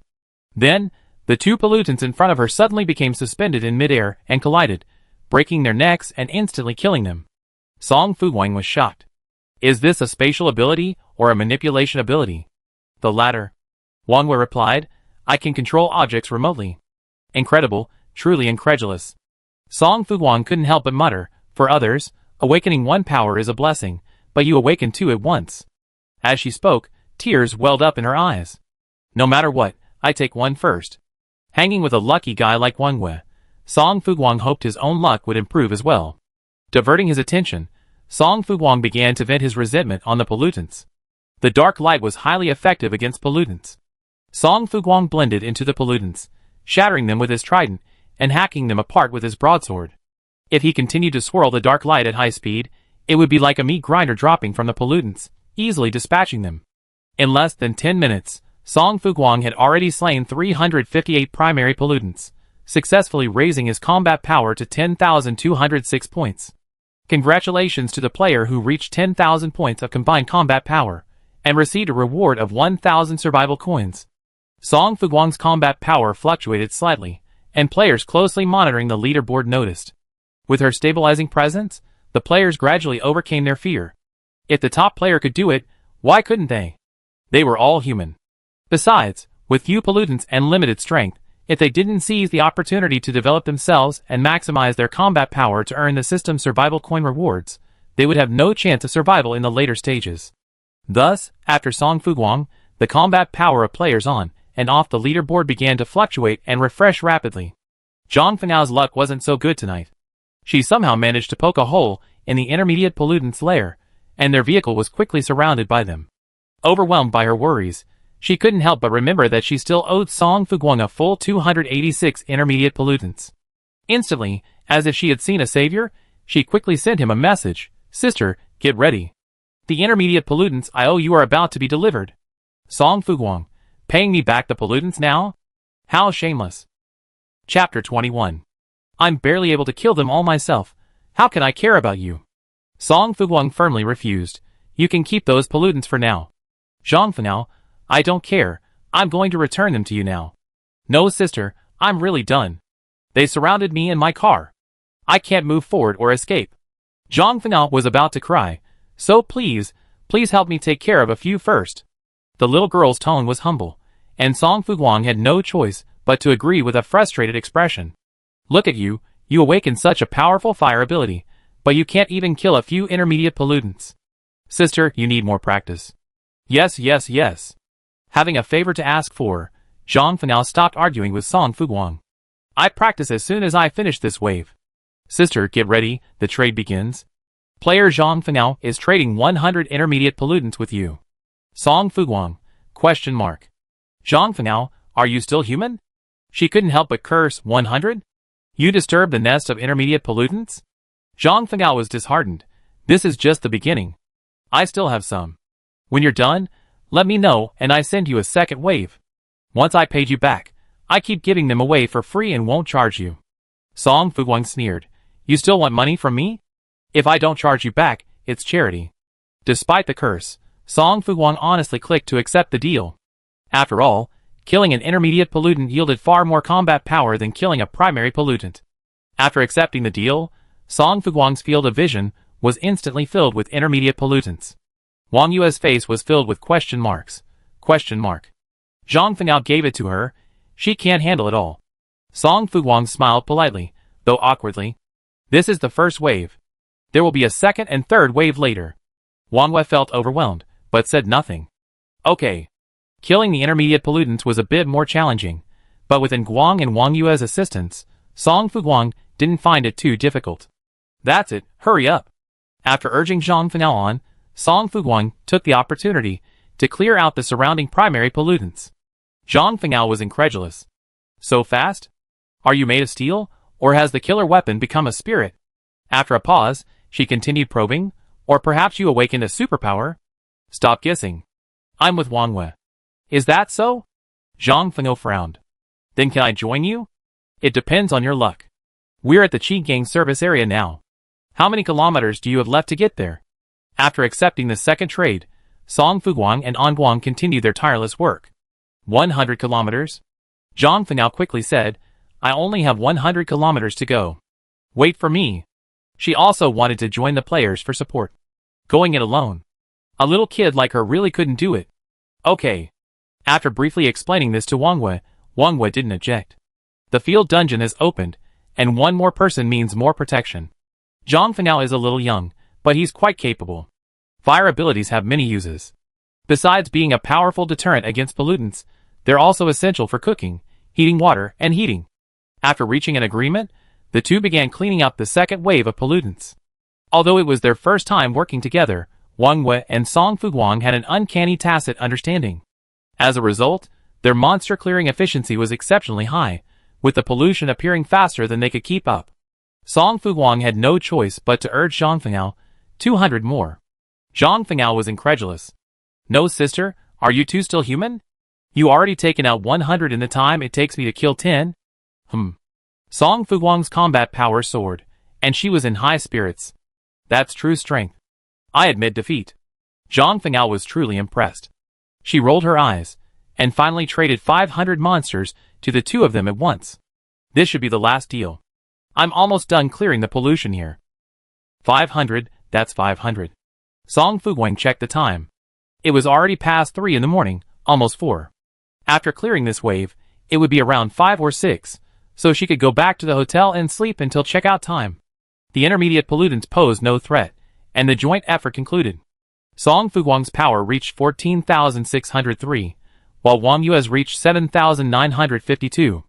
Song Fuguang flipped through the leaderboard and saw Zhang Fanao's power at 5,101, while Old Fox's was 2,150. Scrubbing through the top 100 players in the server, Song Fuguang suddenly spotted an old acquaintance. Number 78, Qin Renhua, 1,305 points. This was the chef Song Fuguang had traded with. Has this person also awakened a special ability? Song Fuguang asked curiously, and received a quick reply, no, my vehicle is a tank. I have some driving experience, so this big guy helped me kill quite a few monsters tonight. No wonder. This game is truly one player luckier than the other. Song Fuguang breathed a sigh of relief. The stronger the chef, the better, because Song Fuguang truly loves their cooking. After finishing their work for the night, Song Fuguang and Wang Yue both dragged their exhausted bodies back to the service area and returned to the hotel. After parting, they immediately washed up and fell asleep upon returning to their rooms. 5 hours later, Song Fuguang opened his eyes and discussed with Wang Wei about renewing his reservation for another night. He then asked Zhang Fengao, "Where are we?" "Almost there. 33 kilometers to go. With enough gas, they should arrive in about an hour." Song Fuguang nodded, and then he and Wang Wei went to have lunch to fill their stomachs. Then, they sat in the restaurant waiting for Zhang Fengao. If Zhang Fengao also came to the Qi service area, that would be the best outcome. When exploring a dungeon, quality is key, not quantity. And Zhang Fengao, just as Wang Wei had said, possessed a very useful ability. If Zhang Fengao could join. "Sisters. My 2 sisters." As Song Fuguang was planning, a clear voice quickly caught her attention. She twisted her neck, and a beggar in a stained school uniform suddenly appeared in her sight. Seeing the two turn around, Zhang Fengao excitedly cried out, "It's really you. I'm so lucky. My 2 sisters, I'm your good sister Zhang Fengao." The children's chatter was so loud that it gave Song Fuguang and Wang Wei a headache. They both raised their hands and pinched their brows. There was no hope of a peaceful life from now on. Wang Wei spoke first. "Let's go back to the hotel and wash up." Okay. Zhang Fengao wanted to hug them both, but was politely declined. She wasn't sad, but still excited. "I'm so happy to see you. You have no idea how I managed to get through last night." Zhang Fengao kept muttering, while Song Fuguang stared up at the sky in silence. At her age, even a dog would despise her. By the way, Zhang Fengao, about to be shoved into the bathroom by Song Fuguang, suddenly changed the subject and said, "Didn't the outdoor dungeon go online last night? I just happened to find a dungeon ticket in a treasure chest on my way here." "Here, that's it." Song Fuguang's expression changed when she saw the item clearly. "Sister, do you want me to wash you?" Zhang Fengao, Chapter 22. Zhang Fengao naturally refused vehemently. She thrust the dungeon ticket into Song Fuguang's hands as a token of her loyalty. "You two take it and study it. I need to take a shower first. I haven't washed for a whole week, and I'm almost rotten." "Okay." After receiving the item, Song Fuguang turned to Wang Wei. "How do I use this?" Wang Wei took it, glanced around, and couldn't figure out what it was. "Why don't we ask the NPCs in the service area?" They quickly went downstairs and found the hotel's account manager. The NPC in the service industry was very friendly, and didn't mind sharing a little information with the player. First, use the player's game panel to scan the QR code on the back of the ticket to bind it. The relevant dungeon map will then appear. Finally, players follow the route on the map to reach the dungeon and begin exploring. "Thank you." After Song Fuguang tipped them 5 survival coins, the account manager suddenly stopped them and said in a low voice, "There are many pollutants in the dungeon. Be careful." She added mysteriously, "High-level pollutants possess a certain level of intelligence. I hope the dungeon you're about to explore doesn't contain any." Song Fuguang's eyebrows jumped. "So how powerful are high-level pollutants?" "Humans are apex predators because they possess intelligence and can use and create weapons." The account manager smiled and replied, "The power of high-level pollutants far exceeds your imagination." Song Fuguang fell silent, but Wang Wei said, "I have a feeling we can discover some crucial information in this dungeon. What else is there to say? Let's just get started." Song Fuguang rolled up his sleeves. "Do you scan it or should I?" "You scan it." After scanning the QR code and linking it as instructed by the account manager, the dungeon map quickly appeared. Song Fuguang showed the screen to Wang Wei. "It's not far, only about 200 kilometers. If everything goes well, they can get there in about 3 hours. However, if they set out today, the 3 of them would have to camp outdoors tonight." Without the novice protection period, the nighttime conditions were extremely dangerous, and the mention of high-level pollutants was causing Song Fuguang some psychological stress. She wasn't afraid of them, but she was worried that her current strength wasn't enough to deal with them. "We set off after Zhang Feng finishes washing up." Wang Wei silently used her 6th sense. "My intuition tells me we get away safe this time." Since Wang Wei had said so, Song Fuguang weighed the pros and cons for a moment and agreed. Poor Zhang Fengao had just finished washing, and had only half-dried his hair when he was forcibly dragged away from the hotel, without even having time to buy any supplies. Wang Wei said calmly, "I have everything in the car. But there are 3 of us." She protested softly, "Why don't we buy more? Who knows how long we'd be wandering in the wild this time? I don't want to go hungry, sleep poorly, or be poorly dressed." Wang Wei had no choice but to let Zhang Fengao go on a shopping spree. Song Fuguang followed for a while, unable to resist buying a lot of daily necessities, and food as well. After everything was ready, Song Fuguang asked, "Does your RV use a lot of gas?" "A little." "Then get in my vehicle." Song Fuguang had just modified the electric tricycle and hadn't had time to test it out. "Put your RV in your backpack for now." Wang Wei raised an eyebrow. "The backpack can't hold vehicles." "Why?" Song Fuguang glared. "Vehicles are things too. Why can't they be put in a backpack? Where's the customer service? I'm going to complain about this unfair game rule. But survival games don't have customer service." Song Fuguang, with a venomous thought in his mind, said, "Try trading the RV to me." Wang Wei did as he was told, and the RV immediately vanished from the three of them. Immediately, Song Fuguang's request for a trade popped up. Song Fuguang ignored it, and Wang Yue's request for a trade appeared. Transaction awaiting player confirmation. No trade. Countdown to cancellation. Zhang Fenao was stunned. How can this bug work? Unconvinced, she followed suit and traded her sedan to Song Fuguang, only to receive the same system prompt. She was impressed. "Sister, you're really smart." Song Fuguang smiled. "Get in." "Where should we sit?" Zhang Fenao and Wang Wei exchanged glances. The tricycle's cab was small, seemingly unable to accommodate 3 people at once. Song Fuguang nodded at the trunk with his chin. "There." Wang Wei, ? Zhang Fenao, eh? Despite their complaints, they had no choice but to obey Song Fuguang's wishes. It was midday, the sun was blazing, and the awning provided a perfect shade. "It feels much warmer today than yesterday." Zhang Fenao wiped the sweat from his face. "Is it because the awning absorbs heat?" "No." Wang Wei shook her head. "Today's game map has been updated. Based on the current situation, we may be facing extreme heat and high temperatures. There are signs of heat now, but the temperature isn't very high yet, presumably to give players some time to acclimate. In the extreme heat, not to mention the pollutants, whether players with vehicles can successfully survive and effectively prevent heat stroke is a crucial issue.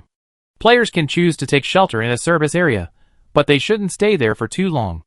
The swarm of pollutants pouring in from behind will eventually attack the service area and overwhelm it. Won't the pollutants become even more foul-smelling then?" Song Fuguang interjected, "Will we be poisoned by the fumes?" "Zhang Fenao, it's over, it's time to get our gas masks." She grew anxious, but it didn't last long before she suddenly felt the thrill of speed, like a race car. Is this what an electric tricycle could do? Zhang Fenao was shocked. "Sister, is this the tricycle I know?" "It's been modified." Song Fuguang enjoyed the thrill. "Hold on tight, I'm going to accelerate. Top speed 150 kilometers per hour, we be there in about an hour and a half." "No!" "Sister, driving unsafely brings tears to your eyes." The monsters around the Qinggang service area hadn't yet fully gathered, and Song Fuguang, busy on her way, ignored them. The noise from the tricycle attracted the attention of many pollutants, which began to slowly approach the source. Wang Wei focused her attention, precisely controlling her distance. If any pollutants got too close, she would instantly use her supernatural powers to easily kill them. Zhang Fenao quickly followed suit. Because one battery could only power the tricycle for 100 kilometers, they had to replace it mid-trip. When the second battery was exhausted, the 3 of them finally reached the dungeon entrance indicated on the map. The tricycle slowly stopped. Song Fuguang looked up and saw a rusty, peeling sign in front of him, Qinggang Base. This was a human base, but it looked shabby and deserted, as if it had long been overrun and occupied by pollutants. Song Fuguang stepped out of the cab. Wang Wei and Zhang Fenao got out and stood beside her. This Qinggang base seems larger than the Qinggang service area. Zhang Fenao glanced around. But the sign is so battered. Isn't it full of pollutants? Let's go in and take a look. After replacing the tricycle's battery and trading it to Wang Wei, Song Fuguang took out the dark light and held it in his hand. He spoke like a bandit. If nothing unexpected happens, this base should have a lot of supplies that haven't been moved out yet. Food, weapons, various daily necessities, even vehicles and supernatural-related items. We're going to get rich. Chapter 23. High returns come with high risks. Song Fuguang took the lead cautiously, not wanting to be careless. Zhang Fenao followed closely behind Song Fuguang, while Wang Wei covered the rear. The 3 of them stood in a stable triangle formation, back to back, observing any movement ahead. The sun was scorching, and there was no sign of any living creature anywhere. Only shadows, slowly moving across the ground, were stretched out. Entering the base gate, a vast square lay before them. The ground was cracked, overgrown with weeds, and dark stains resembling paint, unfaded by wind and sun. Zhang Fenghao's steps were light, his vision filled with the towering walls of Qinggang Base. This base's defenses don't seem weak, so how did it still get breached by the contaminants? She glanced around. It seems the Qinggang Base used to be able to accommodate at least 1 million people. If it's not an external factor, then it must be an internal one, Song Fuguang replied, his mind racing. Perhaps something has happened to the players at Qinggang Base. Zhang Fenghao was stunned. Huh? What kind of change? Could it be that the players have secretly transformed into contaminants? Song Fuguang and Wang Wei turned their heads to look over. Zhang Fenghao, already on edge, was startled by their actions and quickly spat 3 times. I'm just kidding. She clamped her mouth shut, refusing to speak any more nonsense. Silence returned to the surroundings, and Song Fuguang's attention returned to reality. The infrastructure of Qinggang Base was largely similar to the current Qinggang service area. Parking lots, shops, hotels, entertainment areas, and a building that looks particularly unique. The area looked incredibly important but dangerous, so Song Fuguang didn't enter immediately, instead heading into the adjacent shops. Bulletproof glass at the entrance was already shattered, its various large and small, irregular fragments stained and mingled with the dried, blackened blood on the ground, a testament to the fierce battle that had once raged there. Song Fuguang cautiously wielded his dark light and peered inside. The merchandise on the walls was gone, likely snatched away by the chaotic and panicked players. However, there were bound to be oversights in the chaos, so a careful search might reveal something that slipped through the net. Song Fuguang, eyes wide open, panned for gold among the pile of garbage, hoping to find anything of value. Zhang Fenghao muttered, Sister, let's get out. My hair is standing on end. I keep feeling like some high-level contaminant is about to emerge from the surroundings. What's the level of your ability? Song Fuguang lowered his head, not even glancing at her. S level. Zhang Fenghao was stunned, torn between answering and concealing for a moment. Finally, he confessed, and its current ability level is 0. I haven't accumulated enough experience to upgrade it yet. The strength of a superpower is determined by its innate and acquired levels. But the innate level determines everything. For example, if it's an S-level innate ability, then even if its acquired level is only level 1, it's still stronger than a B-level or even a C-level, second or third level ability. S-level abilities have absolute dominance over B-level, C-level, or A-level abilities, which is why Zhang Fenghao was so arrogant back then. Although Wang Wei kept a low profile and didn't advertise her dual abilities, her innate level was likely quite high. Whether it's her sixth sense or her manipulation, they both help her effectively deal with external enemies and keep her in control. How can I upgrade my superpowers as quickly as possible? Finally, Song Fuguang asked the question that concerned him most. The stronger Zhang Fenghao's superpowers, the better for them. Since they had decided to form a temporary team, Song Fuguang naturally hoped for the strongest team possible. Exploring the Qinggang Base carried certain risks, and Song Fuguang, without superpowers, was still counting on the two of them to help him. Just use it more. Zhang Fenghao frowned at this. Every time I use it, my ability proficiency increases by 0.01%, which means I need to use it a full 10,000 times to level it up. Wang Wei explained, the stronger the ability, the harder it is to level up, but with each level, its power increases exponentially. Zhang Fenghao had been feeling rather upset, but after Wang Yue's words of comfort, she suddenly regained her confidence. I knew Zhang Fenghao was the strongest player. Song Fuguang and Wang Wei ignored this naive remark. Yeah, you're right. Both are correct. Zhang Fenghao felt something was amiss with this statement, but before she could inquire, she saw Song Fuguang suddenly rush forward, bend down, and pick up a dirty card. Vehicle storage card. What? Zhang Fenghao hurried over, his eyes wide open as he examined it for several seconds. Really? So vehicles have special storage cards. No wonder the rules forbid them from being carried in backpacks. She rubbed her hands together excitedly. Any more? Any more? Find me one too. Zhang Fenghao frantically scrambled around, while Song Fuguang took the opportunity to experiment with his tricycle. After having Wang Wei cancel the transaction, Song Fuguang immediately used the game panel to scan the QR code on the back of the card. When the system popped up asking if she wanted to bind, she clicked confirm without hesitation. The vehicle storage card was bound. Use. After placing the card against the tricycle, a flash of white light flashed, and the tricycle instantly vanished from sight. Looking back at the storage card, an image of Song Fuguang's miniature tricycle had appeared. Great stuff. Song Fuguang grinned happily. With this thing, If I encounter danger later, I can simply release the vehicle and drive it away quickly. Zhang Fengao took a look and became even more anxious. I want it too. I found it. Before she finished speaking, Wang Wei bent down and picked it up.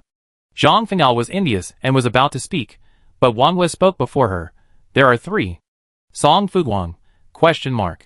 What a joke. It turns out that there are more lucky people than just old foxes. Wang Wei is one of them. Wang Wei generously gave one to Zhang Fengao. After Song Fuguang cancelled the transaction, the two of them linked their cards and added their vehicles. Sister Wang Wei, your RV is so luxurious. Zhang Fengao looked at the giant in front of him with envy. My car looks like a newbie next to yours. Car? Song Fuguang's expression was impassive. Off-road vehicles are also called cars? If your off-road vehicles can only be called cars, then what is my electric tricycle? Zhang Fengao pondered for a moment. You're just unlucky. Song Fuguang immediately raised his arm, as if to hit her. Zhang Fengao ran away. I was wrong. Stop it! Song Fuguang only tried to scare him. After Zhang Fengao ran away, she quickly returned her attention and continued picking up trash. The feeling of getting something for nothing was alluring, especially when there were no competitors. The first shop was quickly cleared, leaving nothing behind except 2 towels. Entering the second shop, it looked like a clothing store. There were quite a few new clothes left inside, but they were very thin and cool. The previous players hadn't had much demand for new clothes, so Song Fuguang had a blast picking up as much as she could. The weather was gradually warming up, and the clothes in the shop were just right for their current temperature. Breathable t-shirts, shorts, pajamas. The 3 of them packed their clothes into their backpacks according to their sizes, and immediately began exploring the third shop. This was a shoe and sock store, and it was also in a mess. Brand new goods were scattered on the floor, covered in a thick layer of dust. Dried blood streaked long trails across the floor. Song Fuguang stared intently for 2 seconds before asking Wang Wei, is there any danger in there? Wang Wei shook her head, no. This was the first time Wang Wei had displayed her abilities in front of Zhang Fengao. Zhang Fengao curiously asked, Sister, is your gift a profit? No. Song Fuguang interrupted, her ability is mind reading, so you better be careful and don't sneak in any unintended thoughts. Song Fuguang's tone escalated, and don't say anything bad about us. Zhang Fengao, shock. She instinctively raised her hand to cover her mouth. It's not that I don't have it. Just listen to my excuse. Great, she tricked him out. Song Fuguang forced a smile, but for the moment, he wasn't in the mood to argue. Don't you think things have been going smoothly since we entered the Qinggang base? Song Fuguang occasionally wondered if there was something fishy going on. My intuition tells me we're safe right now. Wang Wei frowned, then checked the time. It's 3:30 p.m. How about we pick up scraps until 5 o'clock and then leave Qinggang base? Outside Qinggang base lay a vast forest. If a horde of pollutants attacked, they have nowhere to hide. The roads had become unsafe, and the players couldn't even close their eyes at night. Song Fuguang turned toward the scorching sun. Let's spend the night on the wall at the base entrance. We can attack or defend. With the high ground under our belt, the pollutants wouldn't be able to do anything to the players for a while. Okay. After discussing it, Song Fuguang gathered some clean shoes and socks into his backpack and continued on to the 4th store. It was a convenience store, but unfortunately, there wasn't much food inside. The tall shelves had been knocked over, but there was no food scattered on the ground, presumably because everyone had already rushed to grab it. Song Fuguang took a look inside. Not only was there no food, but not even a single plastic bag or garbage. The previous owner had looted it so thoroughly that even rats would leave hungry. Should we split up? Wang Wei suddenly said, there are quite a few shops on this street. If we stay together, we won't be able to gather all the supplies before 5 o'clock. Zhang Fengao, Sister, are you sure we won't be in danger? Yes. Wang Wei nodded. I'm sure. Then split up and meet back at 5 o'clock. Song Fuguang emerged from the convenience store with a sullen look on his face. But do your backpacks have enough space? When a player's combined combat power reaches 1,000 points, the system rewards a backpack expansion card. Wang Wei and Zhang Fengao's combat power already exceeded 1,000 points, so they should receive the same reward. Enough, guaranteed? Zhang Fengao, impatient, took off running. I go this row. Then I go this row. Song Fuguang pointed casually in a direction. With Hope Moon around, she was sure to find something good no matter what she chose. She, on the other hand, prioritized participation. After dividing the territory, Song Fuguang moved swiftly. Once inside the store, she ignored all else and snatched up anything intact. Of course, even damaged items, even those severely damaged, were spared, her goal being to leave nothing behind. The Qinggang base was like a giant garbage dump like cornucopia. A careful search revealed a wealth of goodies. Pillows, tissues, wet wipes, diapers, soap, toothpaste and toothbrushes, hand soap, laundry detergent, mosquito repellent, anti-itch medication, basins, buckets, slippers. While the quantity wasn't large, the variety was impressive. And even though most of it was filthy, it could still be used after some cleaning. Don't be too picky about free stuff. Song Fuguang returned promptly at 5 o'clock. Wang Wei had already arrived, and Zhang Fengao appeared last, his face beaming. That's awesome. Is this what it feels like to get something for nothing? It's still early, why don't we look for more? Come on, what's more important, your life or your supplies? Song Fuguang turned around. Don't throw away the watermelon and pick up sesame seeds. That's right. Zhang Fengao laughed dryly. Then let's get settled quickly and divide the spoils. Can you believe it? I also found a few pots, a spatula, chopsticks, and bowls. Wow! Song Fuguang cheered enthusiastically. We can finally make a fire and cook our own meals. Upon hearing this, Zhang Fengao instantly straightened his back with pride, his chin raised high. With me here, I guarantee you have hot meals and even barbecue. Although the little girl was a bit flamboyant, she had a kind heart. Song Fuguang continued to flatter her, successfully praising her to the point of being completely speechless. Wang Wei watched in indescribable confusion, unable to resist scolding Zhang Fengao. Don't be sold out, and count money for others later. Nearing the base gate, Song Fuguang's sharp eyes found the way up to the city wall. The iron gate was rusty and rotten, but Song Fuguang opened it without much effort. The door's broken like this. It must have been decades old, right? Zhang Fengao took a closer look. If pollutants attack, this door will be useless to us. Don't be such a pessimist. Song Fuguang turned back with mixed feelings. Think of something better. Although the iron door was broken, the chain atop it, as thick as his forearm, remained intact. He wondered what it was made of. Following the principle that a thief never walks away empty-handed, Song Fuguang removed the chain and handed it to Wang Wei. You can manipulate objects telekinetically, right? This will be perfect for you as a weapon. It was indeed perfect, except it was too heavy. Wang Wei tried to control it, but it felt a bit strained. However, heavy objects have a strong impact on pollutants, so once you get used to it, it should be a very useful weapon. Thanks. You're welcome. The tower had ample space, more than enough for a vehicle for 3 people. Song Fuguang unloaded his tricycle and carefully arranged the rear compartment. Now it had a mattress, sheets, and pillows, so even without a quilt, it wouldn't matter. In this weather, even turning off the air conditioning at night is considered fine. Wang Yue's RV was even more luxurious. From the start, the system had already equipped her with all sorts of daily necessities, including toiletries, pots and pans. Nothing was missing, only things Wang Wei hadn't anticipated. Zhang Fengao exclaimed again, Sister, can I touch your RV? Go ahead. Wang Wei nodded. I got plenty of water in the RV, so you can go in and wash up first. Putting her washing aside, Song Fuguang felt hungry, so she plopped down in the RV's dining area and began devouring the food she bought at the service area. Zhang Fengao, seeing this, also felt a pang of cravings, and simply followed Song Fuguang's lead, sitting down and filling his stomach. More players are arriving at the service area. Wang Wei looked into the chat channel and said, most people plan to stay for a few days, and some don't even want to leave. It's human nature. There's food and drink in the service area, and you can eat and sleep well. If it were me, I wouldn't want to leave either, Song Fuguang replied. If Zhang Fengao hadn't offered her the dungeon ticket, she would have stayed in the service area for a few days, building her reputation and prestige, and solidifying her image as the server's top player. But the pollutants will catch up, Zhang Fengao continued. If they're completely engulfed, they'd be dead. Not everyone has the will to fight. Many are content with a brief moment of comfort before death. Wang Wei said calmly. Similarly, not everyone wants to survive in this game. The sudden change, the unfamiliar world, the lonely journey with no one to rely on, puts a severe test on the player's mentality.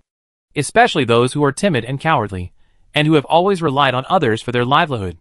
Zhang Fengao seemed to understand, but Song Fuguang thought of Old Fox. After a pause, she sent Old Fox a message. Have you reached the service area? Almost, just a little closer. Old Fox was sweating profusely.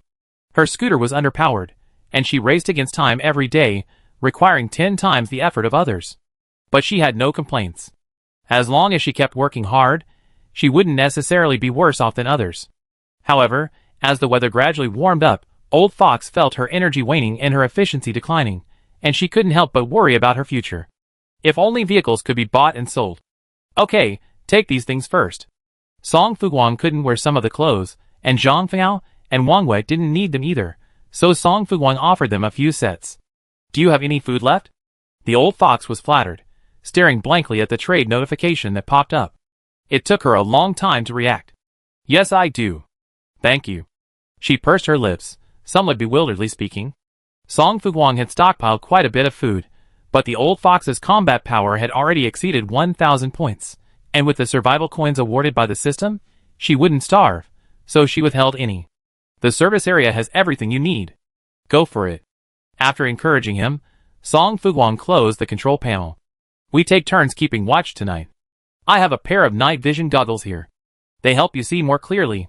The two agreed, and the order of watch was Song Fuguang, Wang Wei, and Zhang Fengao. After a quick wash, they returned to their vehicles to rest. Song Fuguang couldn't sleep. As soon as 6 o'clock arrived, the sky darkened. There was no blood moon or blood clouds tonight. It seemed perfectly normal, as if everything last night had been an illusion. After observing his surroundings for a moment, Song Fuguang, bored, opened the chat channel to peek at the players and get the latest news. Secondhand Rose, who the hell is Tu Jing? Her power is skyrocketing, isn't it? She's already surpassed Zhang Fengao and is almost on par with Wang Wei. Little Chicken Feather is really cute. I don't know, but she's pretty powerful anyway. Big braided hair, aren't you talking nonsense? Isn't this game's buffs for female players outrageous? Except for Song Fuguang, whose gender is unknown, the top 5 players are all women. We men are clearly no worse than them, yet none of us make the list. The rest of life, maybe Song Fuguang is a man. Doorknob, compared to. But they should reflect on themselves and stop trying to boost their status by slandering others. Thank you, Heart. I spit you a mouthful of salty soda. That's right, you can't compete with them because you're just too bad. Did you hear me? I said it's because you're too bad, too weak. That's why you can't even make the top 5 server-wide list. I love white socks. Stop arguing, stop arguing. I don't care if it's a man or a woman. Is there anyone kind enough to lend me 2 survival coins? Player messages refreshed quickly. Song Fuguang glanced at them for a moment before finally opening his own showcase. The showcase's total sales had reached 789,102 survival coins, only about 200,000 short of the upgrade threshold. A second-level showcase can carry 50 items, most of which are available in the service area. However, players have limited time to stay in service areas, and their survival coins are equally limited. Therefore, on non-service area routes, they can only choose to purchase from Song Fuguang. This assumes that no other player has opened a window display to promote their products. Song Fuguang is capable and well-known, and currently most people are willing to buy his products. But what if the second person to open a window display is Wang Wei or Tu Jing? Song Fuguang's advantage would be greatly diminished, as these two are no less capable than Song Fuguang. If Song Fuguang wants to maintain her sales, she must be foresight and select products that players are likely to need in the future. For example, cooling artifacts. Thankfully, the window display system has level protection. If you don't have a high enough level, many products cannot be unlocked and sold. This way, Song Fuguang has managed to regain a slight advantage. There are no other major concerns for Song Fuguang to worry about. Her current survival focus is exploring the Qinggang base dungeon. The moonlight was beautiful tonight. Song Fuguang admired it for a while before swapping shifts with Wang Wei at 10 o'clock. Wang Yue's sixth sense was spot on. The first night of rest at Qinggang base was indeed safe and unscathed. At exactly 6 in the morning, Zhang Fengao, the last on guard, yawned and awoke Song Fuguang and Wang Wei. Scrap hunters, go. Today I'm going to scavenge the entire base. Excellent, very ambitious, Song Fuguang echoed. I wish you success. Since entering the survival game, players have been waking up earlier than the roosters, opening their eyes with trepidation at the first light of day, bustling about in their quest to acquire more supplies. After finishing breakfast, Song Fuguang couldn't help but ask again, what did you feel when your powers awakened? Zhang Fengao sighed, nothing special. It felt like a natural progression. Zhang Fengao didn't explain clearly, so Wang Wei supplemented, it just appeared naturally, and then awakened. It was getting more and more mysterious. Do you think I already awakened my powers, but I didn't realize it? So sister, do you have any particular abilities that stand out? Zhang Fengao asked curiously, blinking his eyes. Like strength, or something like that. This stumped Song Fuguang. Song Fuguang's strength and physique were both average, not much different from before. If that was the case, then Song Fuguang's powers weren't attribute related. Song Fuguang couldn't help but scratch her hair. Forget it, picking up trash is more important. It was her powers that couldn't be evaded, and it wasn't her powers that couldn't be forced either. Just keep a normal mindset. No wonder. She just liked to force things. After stowing their vehicles, the three of them descended the tower and headed deeper into the base. Unsure if there were any contaminants hidden within the base, they avoided making any noise with their vehicles. After approaching the hotel area on foot, Song Fuguang took out his dark light and held it in his hand. Will we be in danger today?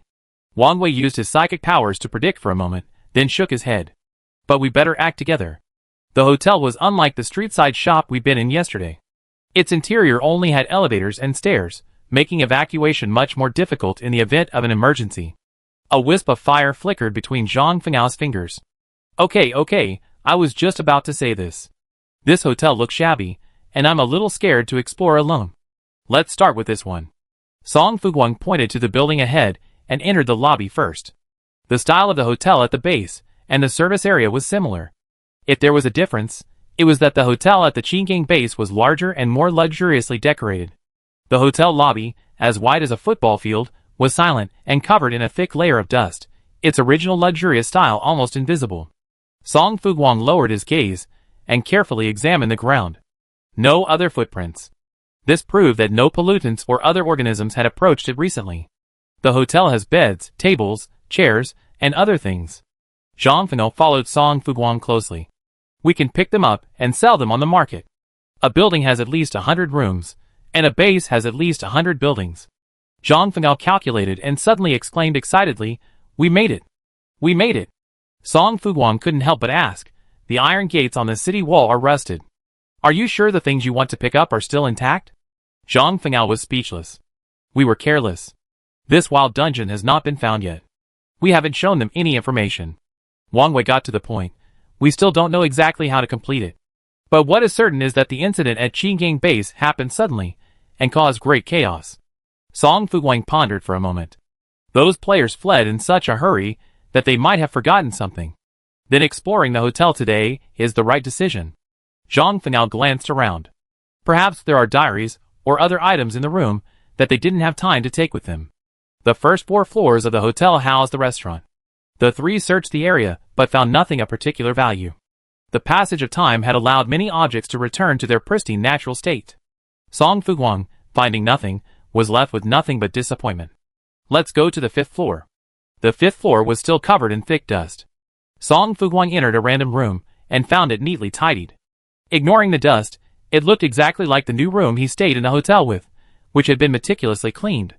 Why is this room different from the previous one? Zhang Fengao poked his head in. "I'm almost getting used to it. Is there someone cleaning the hotel?" Song Fuguang turned to ask Wang Wei, but Wang Wei didn't look at her, her eyes fixed straight ahead. Song Fuguang's eyes shifted. "Is someone coming?" She quickly left the room, only to be met by a middle-aged woman in cleaning uniform. The other party was visibly stunned by the sight of the three people. "Who are you?" I go!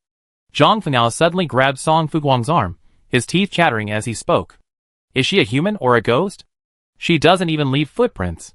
It would have been fine if Zhang Fengao hadn't mentioned this, but as soon as she did, Song Fuguang's hair stood on end, and she felt a chill run down her back.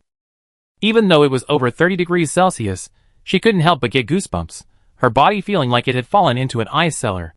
"We're here to look for something." Wang Wei had seen a lot, so she remained calm.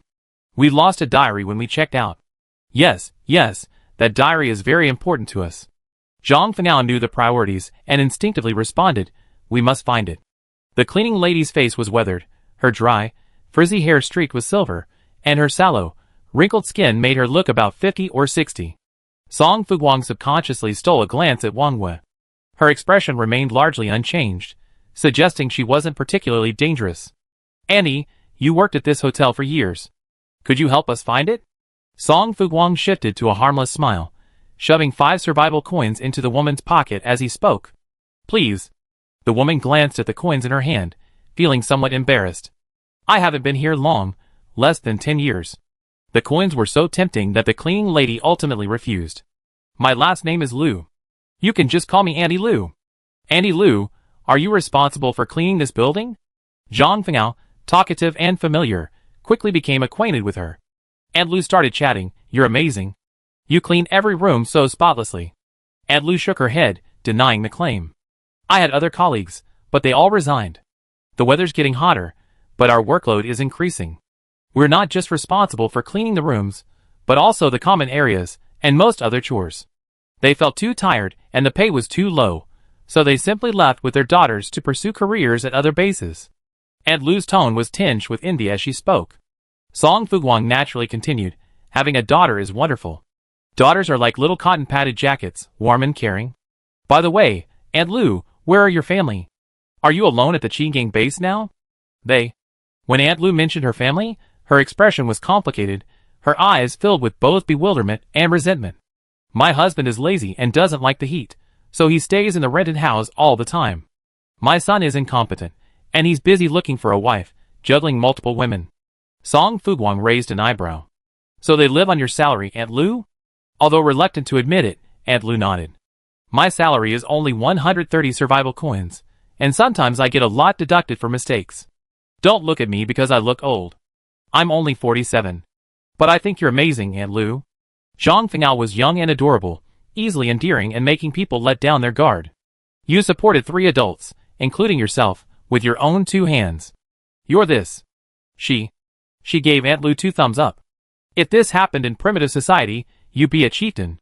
Zhang Fengao was simply flattering her, expressing his admiration, but Song Fuguang suddenly had an idea. Yes, you're amazing at keeping so many rooms so clean and tidy, Aunt Liu. Although cleaning is a simple job, it requires patience and a meticulous nature. And you persisted for so long, so your abilities are undeniable. In my opinion, with your abilities, you're more than qualified for the position of Deputy Base Commander. Zhang Fengao didn't want to waste time on this. Song Fuguang broached the subject, and she immediately jumped in. That's right, if I were the base commander of Qinggang Base, I make you my deputy, helping me manage the daily affairs of the base. You? Aunt Liu was at a loss for words, shaking her head.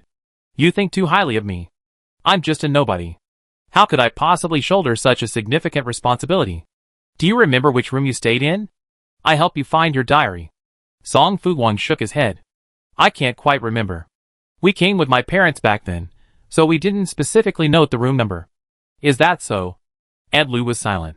If it really doesn't work out, we can just look for them ourselves, if it won't cause any trouble for your work, Aunt Liu. Song Fuguang retreated to advance. Aunt Liu, no, I accompany you. More people means more strength. She accepted Song Fuguang's tip. It wouldn't be good to just say nothing. 5 survival coins. That was already a day's wages for her. Thank you, Aunt Liu.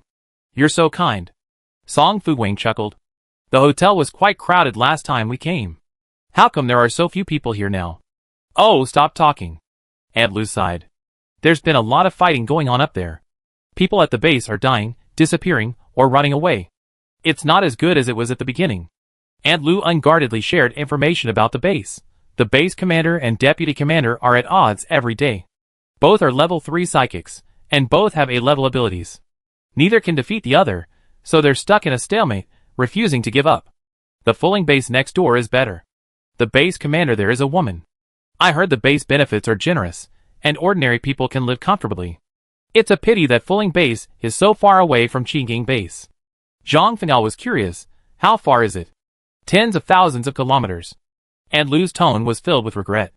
If it were closer, I would have gritted my teeth and rushed to Fulling base to apply for membership. It was quite far. Even if Tu Jing flew, it would take quite a while. Is Qinggang the only base nearby? After Zhang Fengao spoke, Aunt Liu's eyes suddenly became strange. Seeing this, Wang Wei made amends. My sister had an illness when she was a child that damaged her brain, so she's sometimes a bit off. Zhang Fengao, inexplicably branded as a fool, said, I see. Aunt Liu suddenly realized, there's indeed only one base nearby Qinggang. So many ordinary people have been killed by the pollutants. So many small bases have disappeared. Without strong power, a base commander can't protect his own base. Creating a base sounded impressive. Since he was being treated like a fool anyway, Zhang Fengao didn't mind acting a bit more convincingly. I'd love to start one too, just for fun. By the way, Aunt Lu, you must come find me when the time comes. I make you deputy base commander. She still remembered this, and Aunt Lu couldn't help but smile. Though the smile was bitter, her eyes sparkled. Okay, thank you. The diary wasn't large, and finding it would require moving various household items. Song Fuguang was quite strong, so she was left to do these things. After several trips, Song Fuguang was sweating profusely, his hair and clothes quickly soaking wet. Aunt Lu looked at him with a hint of pity. If only it were peacetime, everyone could live happily. Children your age wouldn't have to live in constant fear, starving, fleeing with their parents. Instead, they could stay in school and attend classes without worries. Aunt Lu's tone was sincere. Song Fuguang turned around and smiled. Aunt Lu, you have such a kind heart. If it were peacetime, I'm sure you would have a better and more rewarding job, showcasing your talents to everyone, right? Aunt Lu didn't respond, her expression tinged with bitterness. One wrong step, a lifetime of mistakes.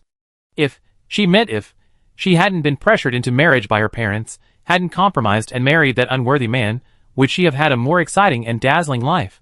As Song Fuguang and Zhang Fengao had promised, she had once excelled in her studies and earned a diploma from a prestigious university. If she had been determined to pursue a career, perhaps she would now be like the woman next to her, with a beautiful face and enviable temperament. It's a pity there's no medicine for regret, and life offers no second chances. Aunt Lu's words were veiled, and Song Fuguang's eyes flickered. If there were a chance for a new beginning or a chance for liberation, would you be willing? Liberation? How can I escape now that I'm in this state? She smiled and shook her head. I accepted my fate. It's impossible for ordinary people to easily change their fate, and the years of hardship she endured had long since worn away her resolve, leaving her numb. Now, she no longer yearned for change. She simply hoped for a salary increase, and the chance to find a wife for her worthless son. With a son, the old man's family line and its legacy would continue, and her mission would be accomplished. Don't. Zhang Fengao said unconvincingly, why accept your fate? As long as you're alive, there's always a chance for change. Aunt Lu, you're not only meticulous, but also have a great memory. You know every room, like the back of your hand. I can't bear to see someone like you spend your whole life as a cleaner. You just lack your manner.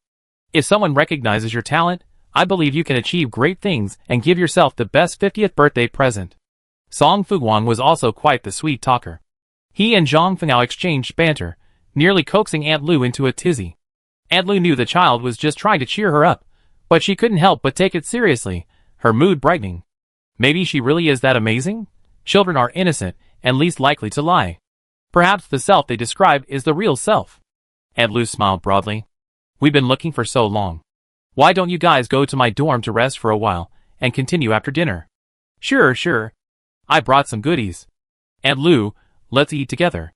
Zhang Fengao quickly agreed, then trotted over to Aunt Lu, slyly testing her limits. Aunt Lu was caught off guard, and thinking she was just a poor child with a brain scrambled to death, she told him everything she knew. Aunt Lu's dorm was on the 4th floor below ground level of the hotel, with poor lighting and ventilation. Additionally, cleaning services weren't properly maintained, and their rights weren't protected. So when Zhang Fengao saw the tiny room, just a few square meters, with room for only a single bed, he was incredulous. Aunt Lu, do you usually live here? Yes, it's free, no charge. She smiled innocently. In this day and age, having a place to live is good. But, Zhang Fengao's eyes flashed with heartache. There's no happiness in living in a place like this. If I were the base commander, I'd definitely give you a large room, so you could live comfortably and happily. Song Fuguang added sweetly, a woman should be the base commander. If you were Aunt Lu, I'm sure you wouldn't let the lower-level workers live in a place like this, right? You're sensitive and compassionate. You'd definitely be a very qualified leader who cares about ordinary people. But I don't have superpowers. Song Fuguang, superpowers can certainly prove one's strength, but they're not the only way to prove it. Like me, I haven't awakened my superpowers yet, but I'm still the most powerful. Yes, Sister Song Fuguang is incredibly powerful, Zhang Fengao added. Aunt Lu was stunned. Your name is Song Fuguang? Song Fuguang's little head spun rapidly. You know me? Are you some elder who held me when I was little? No. Aunt Lu smiled and shook her head. I just think the name is very familiar and nice. My mother gave it to me. Song Fuguang looked proud when she mentioned her mother, but then her mood visibly darkened. It's a pity she left me when I was little, and is no longer with us. Aunt Lu felt a little overwhelmed at having inadvertently touched someone's wounds. Sorry, I didn't mean to. It's okay, it's okay. Sister Song Fuguang is very strong. Zhang Fengao shared half of his food with Aunt Lu. Aunt Lu, try it. It's delicious. Unable to refuse the generous offer, Aunt Lu was forced to accept it. Seeing the two men establish a good rapport, Wang Wei took the opportunity to ask, is there any place to relax and unwind at the Qinggang base? Can ordinary people like us enter that unique and distinctive building outside? Will we offend the important people? No. Aunt Lu looked hesitant. That's indeed where important people live, but if you're interested, I can take you in secretly. Song Fuguang, that's not a good idea, right? What if we get caught, and it gets you into trouble? It's okay. Aunt Lu was in a good mood. We just need to be careful. I'm very familiar with the base. As long as you don't wander off, we be fine. We won't be discovered. Wow, thank you, Aunt Lu. Zhang Fengao danced with joy, then took out 5 more survival coins and handed them to the other party, your guide fee. Aunt Lu repeatedly refused, no. But Zhang Fengao insisted, and Wang Wei also gave the other party her share of the guide fee. Aunt Lu had no choice but to accept it, smiling and saying, finally, my son's wife has become a little richer. Aunt Lu, you should be nicer to yourself too. Don't be so hard on yourself all the time. Eat when you should, drink when you should, and enjoy yourself when you should. You only have to live for this moment. Though young Zhang Fengao spoke a lot of profound truths, Aunt Lu's emotions were mixed. You all see things more clearly than I do. If I had your awareness earlier. It's not too late to wake up now. Wang Wei smiled faintly, looking much more approachable than before. The best time to plant a tree was 10 years ago, the second best time is now. Song Fuguang nodded. As the saying goes, great things come late. Aunt Lu, now is the perfect age for you to strive for success and venture forth. Now you have experience, wisdom, and experience. You succeed in whatever you do. The two children were so sweet-talking that Aunt Lu felt like she was getting carried away listening to them any further. She quickly changed the subject and talked about some minor anecdotes from the base. Song Fuguang and Zhang Fengao listened with rapt attention, and since she gave them enough emotional value, Aunt Lu unknowingly revealed a lot. For example, after the demise of the surrounding small bases, survivors flocked to Qinggang base. However, the base commander was self-interested and refused to accept survivors unless they were paid or offered a certain price. The deputy base commander, on the other hand, was kind and compassionate, believing that people of the same kind should help each other and work together to overcome difficulties. Their differing philosophies led to occasional arguments. The disunity among the top brass also divided the base's people, who engaged in constant verbal battles. If this continues, our base will be wiped out by pollutants sooner or later. Aunt Lu sighed. My son told me that high-level pollutants have been discovered at Fuling base. They appear no different from normal humans. They even possess intelligence and thoughts, and know how to use tactics and methods. Zhang Fengao was shocked. Huh?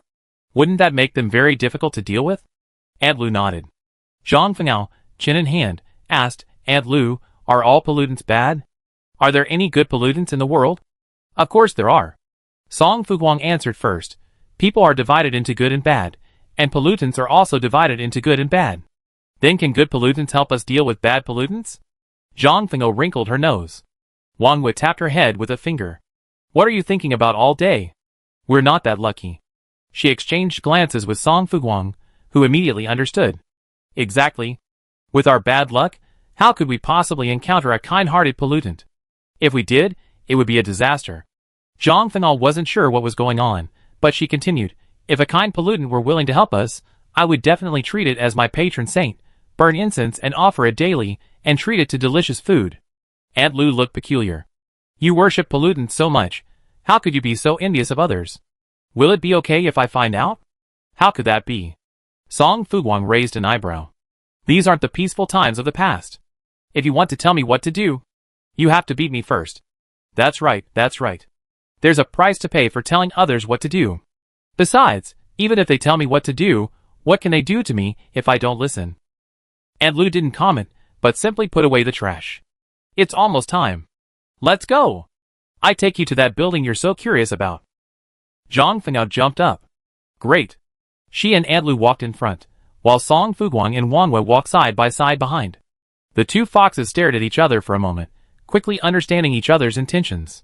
The walk to the building was quite long, and both Aunt Lu and Song Fuguang knew that searching for the diary was a poor excuse, so no one mentioned it at this point. Zhang Fengao was a bit shrewd, but not too much. He couldn't hold back his thoughts, and unknowingly, he started talking about Aunt Lu's husband and son on the way. Aunt, if you didn't have those two encumbrances, your life would be so much more wonderful. Though 130 survival coins aren't much, they're enough for you to eat and drink happily, and occasionally get together with your old friends. Aunt Lu smiled and replied, I know, sometimes I meet guests as generous as you. Then haven't you ever thought about kicking them both out, and enjoying your beauty alone? Zhang Fengao scratched his head in confusion.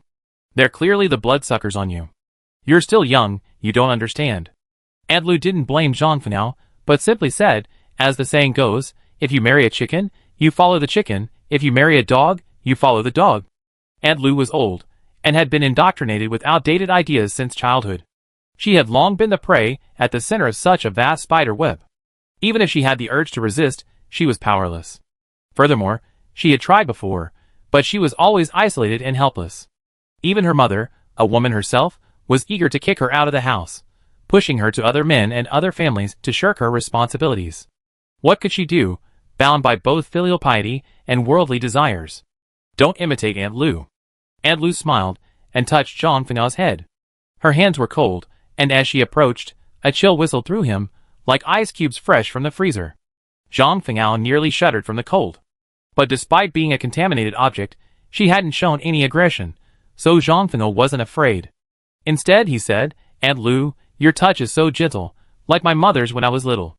Aunt Lu paused, then asked, with a cryptic tone, really? Yes, yes. Why don't you let Sister Song Fuguang feel it too? I'm not lying. Song Fuguang? ? You idiot. Aunt Lu, of course, knew Zhang Fenggao's subtle thoughts. She looked at him, shrewd yet still unable to grasp them due to his young age, and finally smiled. Meeting you is the happiest thing that's happened to me lately. We're glad to meet you too. Song Fuguang stared at Zhang Fengao and continued, if it weren't for you, we would have wasted a lot of time at the Qigong base. With your intelligence, you get what you want sooner or later. Aunt Lu spoke politely, but Song Fuguang noticed that the closer they got to the building, the more uneasy her aura became. She couldn't help but brace herself, signaling Zhang Fengao to continue his madcap act. Zhang Fengao had an indescribable expression, but ultimately obeyed. Soon, the group arrived in front of the building. Aunt Lu pulled out a bunch of keys. This way. There's an employee passageway, reserved for us lower-class people. The bigwigs don't want to travel with us, thinking our presence disturbs them, so they carved out a special path. Let them be proud. Zhang Fengao immediately started cursing. Who hasn't climbed up from the ranks? Once you get a little superpower, you forget your roots. No wonder you ruined yourself. The child was innocent. Aunt Lu paused in her attempts to open the door, but Zhang Fengao continued, are they born noble? They look down on ordinary people. If I ever meet them, I give them a good beating. Keep your voice down. Song Fuguang, considering the current situation, couldn't help but remind Zhang Fengao. Aunt Lu turned back. It's okay. Let her talk. Aunt Lu seemed to enjoy hearing this, so Zhang Fengao put on a full-throttle performance until they were completely inside the building and arrived at a spacious hall. The hall was dark, unlit, but because they were so close, Song Fuguang and the other two could see the various vehicles neatly arranged before them. Buses, cars, excavators, a small high-speed railcar. There was nothing to see, only things one couldn't imagine. Zhang Fengao exclaimed, there are so many vehicles here. Can we take them and make some money? Sure. Aunt Lu nodded. Okay, I accompany you here. I can't go inside, so feel free to do what you want. Be careful. Even though the words came from the same person, Zhang Fengao felt an inexplicable chill run down her spine.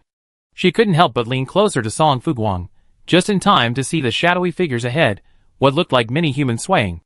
Zhang Fengao instinctively clutched Song Fuguang's clothes. What's that? Song Fuguang followed Zhang Fengao's finger and looked behind him. Aunt Lu was saying, the old man and his son haven't had lunch yet. I have to go back and get them ready. As Aunt Lu finished speaking, the three of them finally saw the scene before them. It was a swarm of pollutants, a dense mass of them. They were huddled together, shoulder to shoulder, scrambling excitedly towards the invader.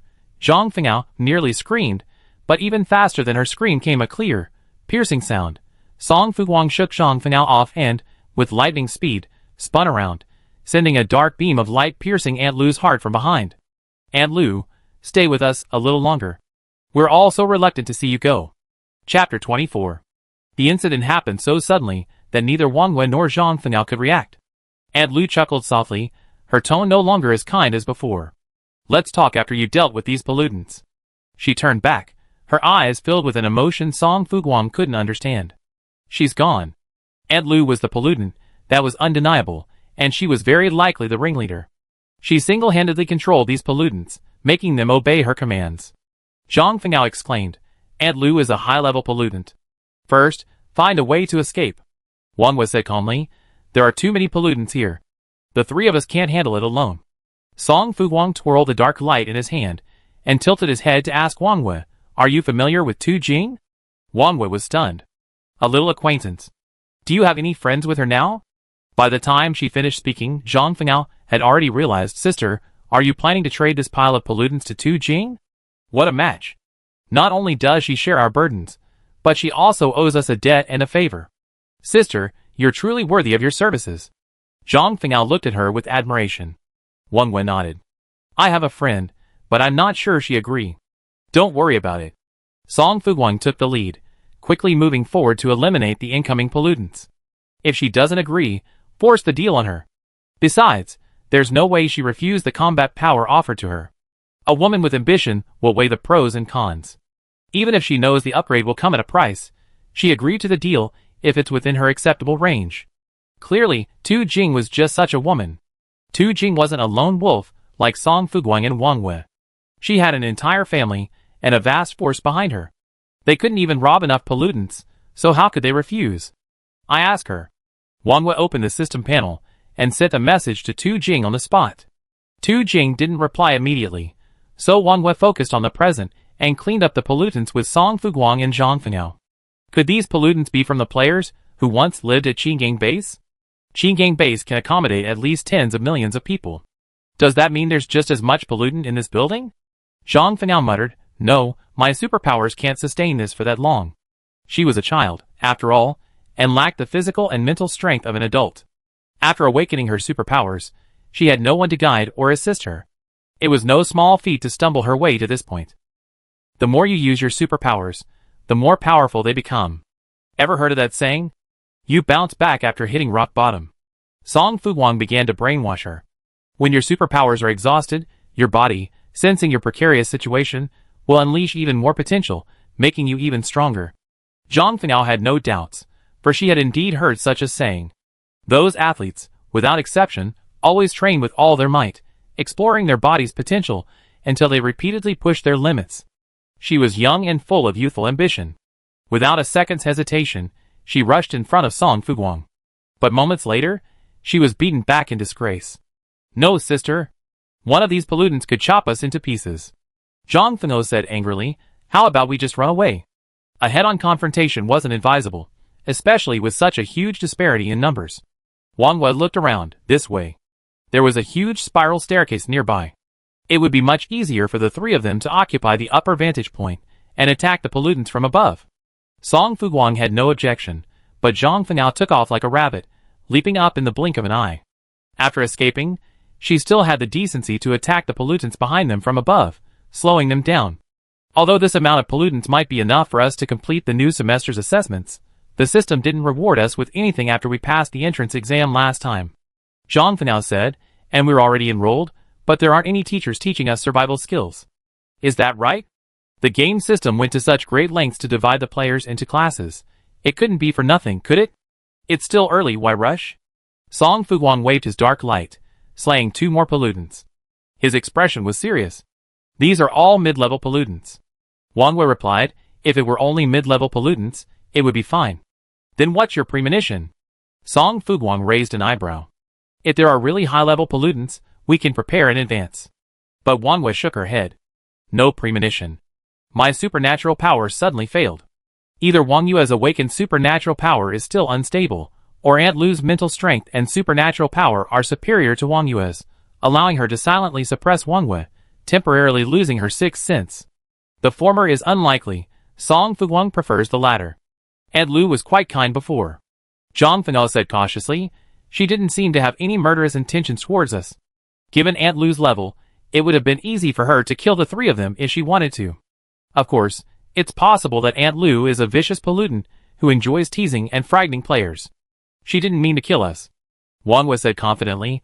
We won't encounter much danger in this dungeon. Song Fuguang was relieved. Never mind, let's increase our combat power first. Intermediate level pollutant clusters are rare, and even if they are, the average player wouldn't be able to handle them. Song Fuguang and the others, however, were different. They had both the strength and the weapons, so the Qinggang-based dungeon was a perfect place for them to spawn monsters. Song Fuguang narrowed her eyes, and calculated that after clearing this dungeon, her combat power would at least reach 100,000. Leading the pack, unmatched, of course, that presupposes a successful completion. Staring at the endless stream of pollutants emerging from the darkness behind him, Song Fuguang was completely lost.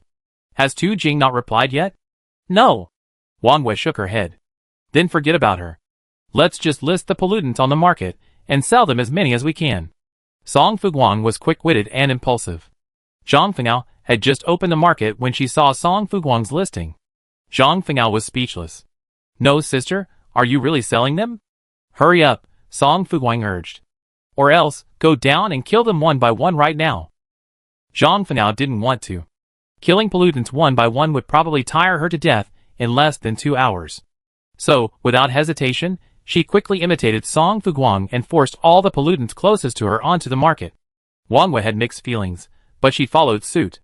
And so, the players, who were enthusiastically surfing the internet, stared at the familiar yet unfamiliar products and were shocked. Am I seeing things? Why am I seeing people selling pollutants? Io replied, You're not seeing things, I saw it too. Eye patch. Pollutions can still be sold. Doesn't the system care? Or does the system recognize the commodity value of pollutants? Eating instant noodles without seasoning. Why should the system care? Those ranked first, second, and third on the human leaderboard are only selling pollutants for 1 survival coin each. They're not making a fortune. Besides, trading is all about relationships. If you don't want to buy it, no one's forcing you. I hate crying kids the most. The inventory is down. Me too. Who's buying the pollutants? Has anyone told me the level of the pollutants? I hate crying neighbors the most. Intermediate. I spit you a mouthful of salty soda. 1 survival coin. I can't lose money or get cheated, so I just try one out, just for practice. Less perceptive players are still discussing, while more perceptive ones have already made their move and informed their friends and family. Unlike ordinary players, who are frugal and eager to spend a survival coin in half, high-end players are currently focused on increasing their combat power. For them, increasing combat power not only improves their ranking on the leaderboard, but also earns them corresponding survival coin rewards after accumulating enough, which is roughly equivalent to not spending any money today. More importantly, the first, second, and third players on the leaderboard suddenly started selling pollutants on a large scale today. They must have entered the wild dungeon. By making themselves known to the three of them now, perhaps they could later insinuate information about the wild dungeon. The subtle thoughts of the powerful are so complex and intricate that ordinary people simply can't fathom them. The players were discussing the sale of pollutants enthusiastically, and soon, Tu Jing also received the message. Opening the game panel, she finally saw the message from Wang Wei. What's up? After replying, Tu Jing waited patiently. She suspected Wang Yue's contact was related to the current sale of pollutants, so she wasn't anxious at all. Sure enough, Wang Yue's message arrived soon after. Want pollutants? Large quantities, all you can eat. Have you entered the dungeon? Tu Jing rubbed her fingertips. What's the difference between the pollutants in the dungeon and normal pollutants? Yes, give me a discount. No difference. They're just stable at intermediate and above. Wang Wei, 20% off, no more. 20% off is 20% off. Okay, give me a little time. I go raise the money. Before she finished her words, a system notification popped up impatiently. Player Wang Wei has traded you intermediate pollutants asterisk. 99, please check your receipt. Tu Jing, ? I know you're anxious, but wait. Tu Jing raised her finger, ready to ask Wang Wei if he was in trouble, but the system notification popped up again. Player Wang Wei has traded you intermediate pollutants asterisk 710. Please check your receipt. Tu Jing, Wang Wei was clearly anxious, so she had no choice but to say, I settle the survival coins with you later. Given their relationship, she didn't need to be so calculating. Since Wang Wei wasn't available right now, she needed to distribute the pollutants quickly. She immediately accepted the transaction and distributed them to her subordinates. 3 per person, hurry up. Tu Jing's group was large, and the pollutants were in short supply. After establishing contact with Tu Jing, Wang Wei stepped aside and focused on collecting and trading the pollutants. However, the intermediate pollutants were too numerous and too powerful. Song Fuguang and Zhang Fengao couldn't hold out for more than 2 hours before they had to retreat upwards. Let's find a place to hide and wait. Song Fuguang had already killed a significant number of pollutants, increasing his combat power by at least tens of thousands. But she was a human being, not a machine, who needed to rest. The incessant fighting had not only drenched her in sweat, soaking her clothes and pants, but also left her hand, tightly gripping the dark light, so sore and weak that she could barely lift it. Why are they so relentless, like a swarm of locusts? Zhang Fengao was in even greater agony. Her puddle-like superpowers had long since dried up, and she was ultimately forced to fight alongside Song Fuguang using weapons. Her base health wasn't as strong as Song Fuguang's, and she hadn't had the luxury of strengthening her own at the service area. She was practically exhausted. Hurry, Sister Wang Wei, use your intuition to get us out of here, Zhang Fengao urged weakly. Intermediate pollutants rely on movement and sound to identify their prey, so as long as the 3 of them moved quietly and found a solid, well-defended area, they would have a brief respite. However, given the current situation, they'd likely be trapped in the dungeon tonight, unable to leave. With her powers ineffective, Wang Wei was helpless, relying on her womanly intuition to point the 2 in a direction. Try this way first. Zhang Fengao was impatient. She led the way, followed by Song Fuguang and Wang Wei. The 2 coordinated the cleanup, harvesting the pollutants as they retreated. Are these pollutants acting on instinct, or are they following Aunt Lu's instructions? Song Fuguang asked this crucial question. All of them, right? Zhang Fengao continued, the pollutants are like dogs seeing fresh meat buns when they see players. Even without Aunt Lu, they wouldn't let us go. Wang Wei shook her head, no. They always been following Aunt Lu's instructions. I had a feeling since entering the dungeon. Song Fuguang pondered for a moment. So Aunt Lu doesn't really want to kill us, right? I think so. Zhang Fengao then jumped in. If Aunt Lu wanted us dead, it would be easy. But not only did she not kill us right from the start, she even played with us for so long. Perhaps that's the dungeon's rules, Song Fuguang said. Zhang Fengao scratched his head, then twisted his neck. Sister Wang Wei, what do you think? This way. Wang Wei pointed the way, then said, Aunt Lu was probably testing us, so she didn't attack us immediately. She likely possesses psychic abilities, but possesses only powerful mental strength, without the physical combat power to match. Therefore, when she first encountered us, she chose to be on the safe side and didn't attack rashly. Aunt Lu's combat abilities weren't great, yet 3 players had entered the dungeon. Not to mention Wang Yue's obvious aura of strength. Even Song Fuguang and Zhang Fengao's fearless demeanor should have intimidated Aunt Lu. Thus, out of caution, Aunt Lu spent the better part of the day with the giggling players. She was just injured by me, Song Fuguang analyzed calmly. My dark light has a fire attribute, dealing at least 10% additional damage to contaminants. Her body isn't very strong, so she's probably seriously injured by now. Zhang Fengao, generally speaking, attack creatures, especially those near death, will fight back recklessly, determined to perish alongside their enemies. Even if they can't kill the enemy, they still want to tear a piece of flesh from them, right?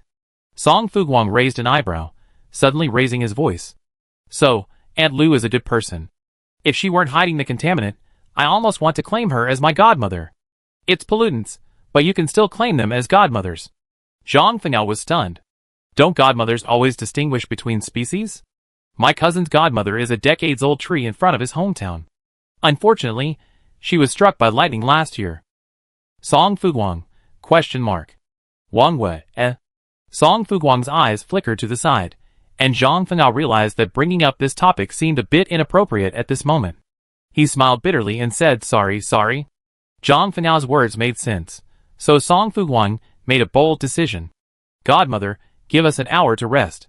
No, sister, do you really admit it? Zhang Fengao's eyes nearly popped out of her head, but her will to survive made her body react faster than her brain. The next second, she seamlessly joined Song Fuguang, begging him, yes, godmother, please give us some time. We're really dying of exhaustion.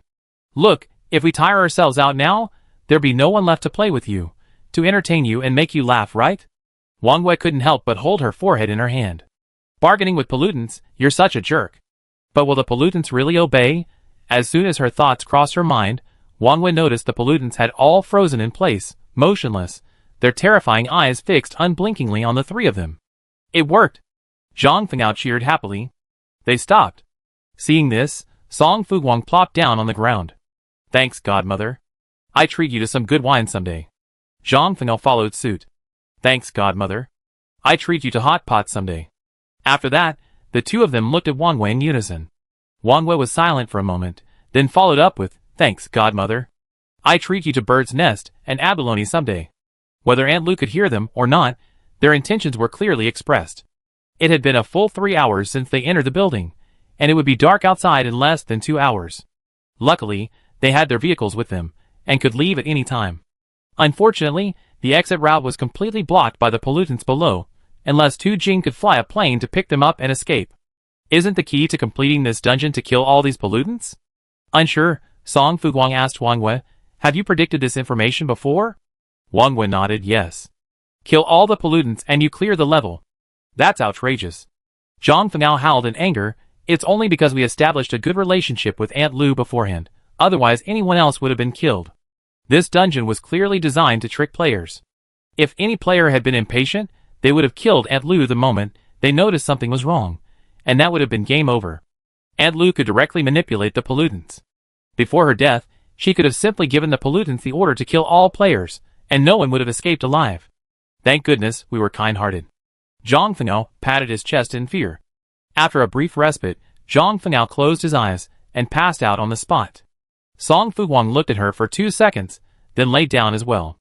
We switched shifts in half an hour. Okay. Wang Wei was always reliable, so Song Fuguang felt at ease while she lay down. Although the pollution had temporarily stopped, Wang Wei didn't dare to be careless. She was hyper-aware of any movement around her, instantly sounding an alarm and waking the two. After a while, Tu Jing texted, Why did it suddenly stop? Rest. Wang Wei replied succinctly, We continue later? Tu Jing, okay. She didn't ask for more, such as specific information about the dungeon. She always had a measured mindset in her dealings with others, knowing what to ask and what not to ask, never crossing the line. Because of her thorough approach, she was able to command the respect of her colleagues and, at a young age, assume the responsibilities of the family, becoming the most respected leader. Half an hour later, Song Fuguang and Wang Wei took turns. After a brief rest, she felt much better, her health having returned to 72 points. You should get some sleep too. You might have to work overtime tonight. Aunt Lu's attitude towards the player was friendly at the moment, but there was no guarantee she wouldn't change her attitude later. To be on the safe side, maintaining optimal condition was essential. Wang Wei didn't say much. Upon hearing this, she leaned against the wall and quickly closed her eyes. The rise and fall of her chest gradually subsided. After she fell asleep, Song Fuguang rose from the ground, holding a dark light in hand, and walking to the door of the room, staring down at the dense, endless mass of pollutants below. The clothing of these intermediate pollutants looked decent, and some even wore armor. Unlike the intermediate pollutants in the wild, these pollutants were less decayed and looked more human. Perhaps after a period of further cultivation or evolution, they would become like Aunt Lu. Song Fuguang pondered quietly. What was Aunt Lu's ultimate mission in this dungeon? Kill the players. Or give them something? She narrowed her eyes, and couldn't help but lower her voice. Aunt Lu, come out and talk. Song Fuguang tried to sound sincere and harmless. Don't worry, I won't attack you again this time. Before she finished her words, the pollutant in front of her suddenly sprang into action. Song Fuguang was startled and begged for mercy. No, no, no, I know I was wrong. Can't we just stop talking? The pollutant stopped.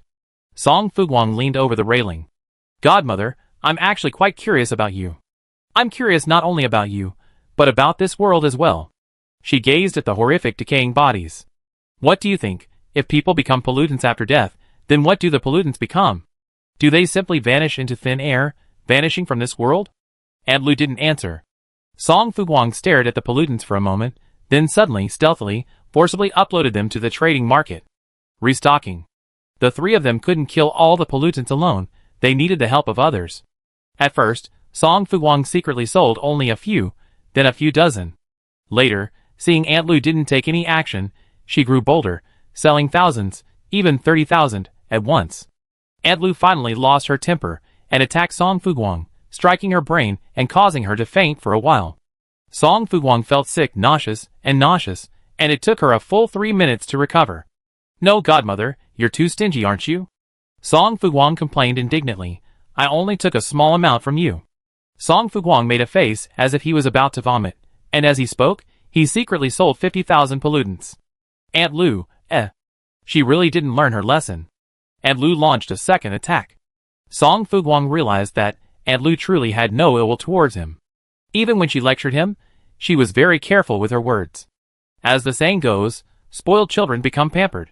Song Fuguang immediately became ruthless and, without thinking twice, stole a good half of the pollutants in front of him with a single wave of his hand. Since he was going to get beaten anyway, he might as well go for it and drain Aunt Lu's energy as much as possible. She had nearly cleared all the pollutants from the building. Aunt Lu remained silent for a moment, then finally launched her attack, unleashing the remaining pollutants into a reckless attack on Song Fuguang. They only attacked Song Fuguang, leaving Zhang Fengao and Wang Wei untouched. Furthermore, Zhang Fengao and Wang Wei seemed to have taken sleeping pills, remaining unconscious no matter how loud the noise. Song Fuguang quickly formed a hypothesis. "Godmother, did you knock them unconscious? Or did you kill them? Are they okay? I won't be here to honor them this time next year." Song Fuguang's talkativeness annoyed Aunt Lu, who immediately increased the difficulty. Song Fuguang was speechless. "Godmother, even if you dislike me, there's no need to torture me like this, right? Or do you want to test my strength?" Song Fuguang spun dark light around like a pin. She was panting, but her attacks were fierce, capable of wiping out a whole host of pollutants with a single strike of a sword or a halberd. If ordinary players had seen this, their eyes would have dropped. "It's only because of my good physique," Song Fuguang continued. "Anyone else would have been beaten to a pulp in less than 3 minutes. No wonder that NPC modeler told me to strengthen my physique first. You're truly resilient. A healthy body is more powerful than anything else. Even if Song Fuguang's strength is relatively weak, he can make up for it with his ingenuity." The modeler had indeed provided Song Fuguang with the most suitable strengthening plan. Song Fuguang immediately thanked him. "Since entering the game, the NPCs I encountered have been quite nice. If it weren't for survival, I really like to be friends with you." Aunt Lu didn't care what she said. She used pollutants to attack Song Fuguang, while simultaneously using her mental power to attack him. Caught from both sides, Song Fuguang felt so miserable that tears streamed down his face. This was truly a dreadful task. Song Fuguang began to beg for mercy. "Godmother, I can't fight anymore. Otherwise, wake up Wang Wei and Zhang Fengao and join me. Even though we're friends, seeing them sleeping so comfortably beside me, it just makes me feel unbalanced. We're both your goddaughters. You have to treat us equally. Don't just pick on me." She muttered to herself, her voice the loudest, besides the sound of weapons hitting bones and footsteps. Aunt Lu saw this and increased the difficulty. Song Fuguang felt melancholy, but she had almost sold all the pollutants in the dungeon, and the hall below was empty. Seeing this, Song Fuguang instantly perked up and said with a grin, "Godmother, where are you hiding? Come out soon. If you don't come out, I come looking for you." Players are truly more terrifying than their own kind. Aunt Lu immediately woke Zhang Fengao and Wang Wei. Zhang Fengao shuddered as he opened his eyes. "Sister, stop talking. You're scarier than the pollutants." "Oh, you're awake?" Song Fuguang turned around. "When did you wake up?" "I've been awake the whole time, but I can't move." Zhang Fengao finally regained control of his body and gasped for air. That feeling is unbearable, almost like sleep paralysis. Wang Wei stretched her neck and swiftly climbed up from the ground. "We heard everything you just said." "Oh!" Song Fuguang felt no trace of guilt at being caught, only the excitement of completing the dungeon. "Don't waste time, everyone. Come quickly. Once we kill these pollutants and successfully find our godmother, we'd be done. With a little luck, we can even get an early night." Song Fuguang was exhausted today. She just wanted to finish quickly, have a good meal, and then fall into a coma to recover. Can't such a small amount of pollutants be dealt with a flick of the wrist? Zhang Fengao glared. "Sister, Aunt Lu didn't kill you even after you stole so many of her soldiers. She really dotes on you." Aunt Lu definitely had a way to kill Song Fuguang, but she didn't act. Song Fuguang found it strange. Maybe I'm just too likable. As soon as she finished speaking, Song Fuguang was severely beaten, and she couldn't help but let out a pitiful awe. Zhang Fengao wanted to laugh but couldn't. It's clearly Aunt Lu who's so kind-hearted. She then quietly approached Wang Wei. "Sister Wang Wei, would Aunt Lu kill a player?" Of course. Wang Wei said without hesitation, pollutants and players are naturally antagonistic. It's a mortal coil. Then your godmother is truly a good pollutant. Song Fuguang continued. Zhang Fenghao's expression was impassive. Sister, just shut up. The less you say, the less suffering you suffer. You still dare to lecture me? Have you recovered your powers? Hurry, come over here and help me. Song Fuguang grabbed Zhang Fenghao. Zhang Fenghao dared not speak, but silently accepted Song Fuguang's enslavement. The pollutants were already scarce, and with the three of them cunningly selling or killing them, the instance was largely clear to them. Soon, the pollutants were largely cleared. Aunt Lu. Song Fuguang surveyed his surroundings and called out softly, Godmother. Where the hell are you? Come out and see me. Her voice was clear and childlike, reminiscent of a terrifying female ghost from a horror movie. Adding to the already low temperature inside the building, Zhang Fenghao was overcome with goosebumps. Aunt Lu didn't respond. Song Fuguang searched high and low, finally looking at Wang Wei. Wang Wei frowned, then pointed in a direction. Have you recovered your powers? Song Fuguang raised an eyebrow, then saw Wang Wei nod slightly. Almost recovered. I still feel suppressed, but I can use them. Aunt Lu, perhaps severely injured, was beginning to struggle to suppress Wang Wei. Song Fuguang pondered for a moment, then decisively headed in the direction Wang Wei pointed. It was pitch black, nearly pitch dark. Song Fuguang didn't draw his high-intensity flashlight, but simply kept moving forward. She maintained online contact with Wang Wei until her message suddenly popped up. She abruptly stopped, swung the dark light in her hand, and stabbed back with a deft movement. The trident felt a clogged sensation as it pierced flesh. Without a word, Song Fuguang yanked the tip free and struck again. Aunt Lu didn't struggle or resist. She simply calmly and patiently awaited Song Fuguang's torture and judgment, heading toward her predetermined fate. Aunt Lu's breath grew weaker, and Song Fuguang paused for a moment, puzzled. A faint crimson light appeared before his eyes. In that light, Aunt Lu's familiar face gradually emerged. She was still that simple, peaceful, kind, yet weathered face. Song Fuguang stared at her silently for a moment, until the light dimmed.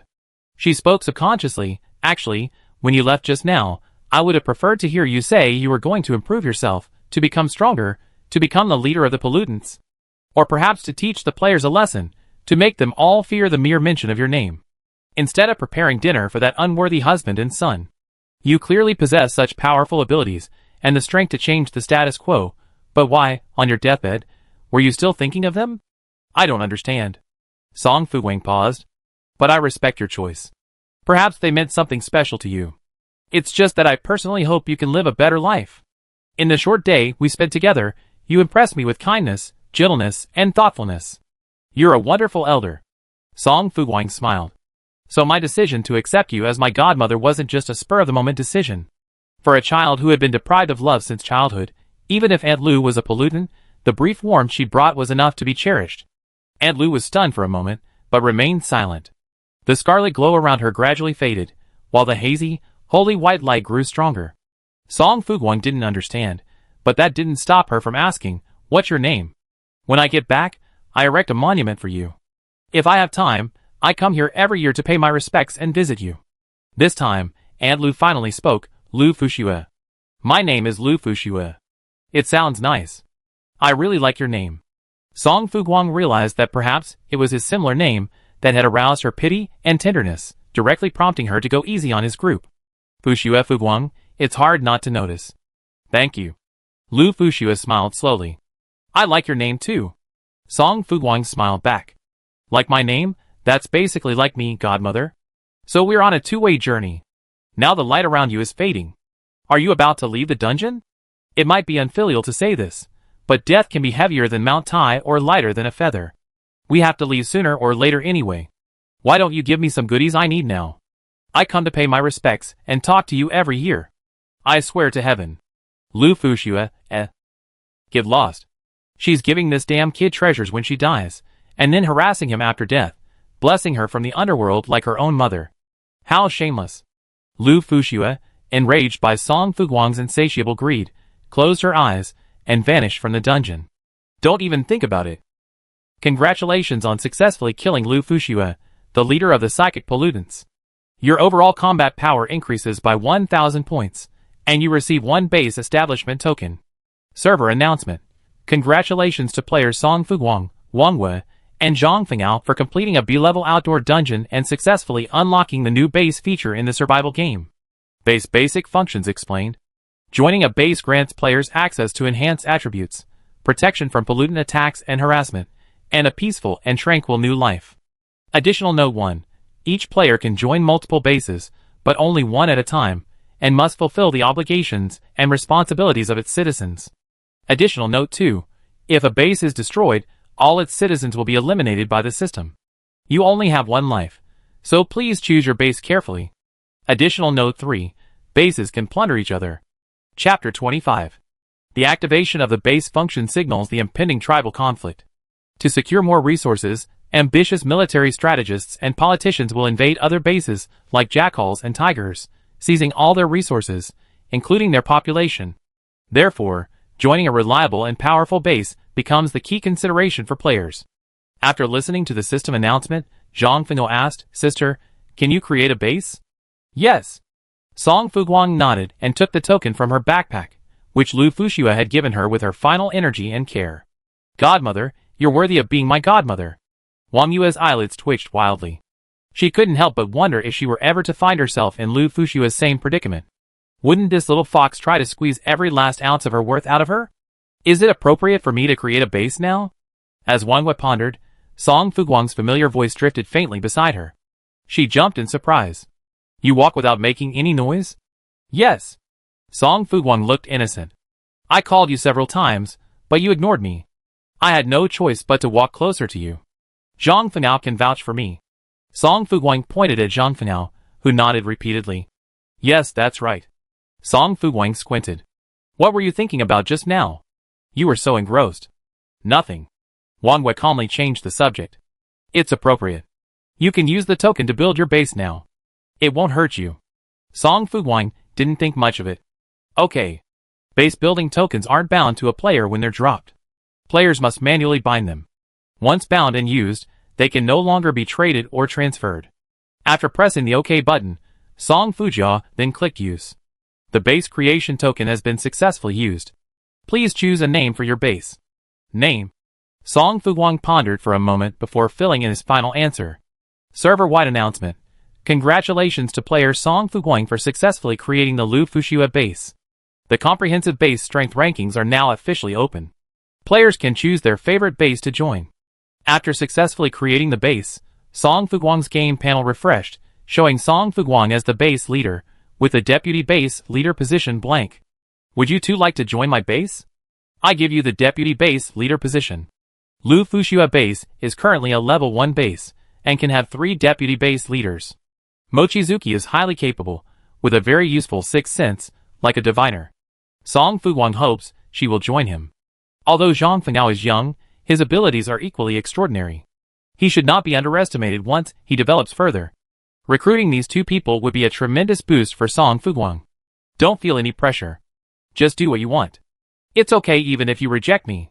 Song Fuguang smiled and said, "If I'm rejected, it must be because there's something I'm not doing well enough, so I do my best to convince you with reason until you accept me." Wang Wei, Zhang Fengao, "Sister, isn't this a complete threat?" Her eyes widened as she stared at Song Fuguang for a moment, genuinely frightened by his expression.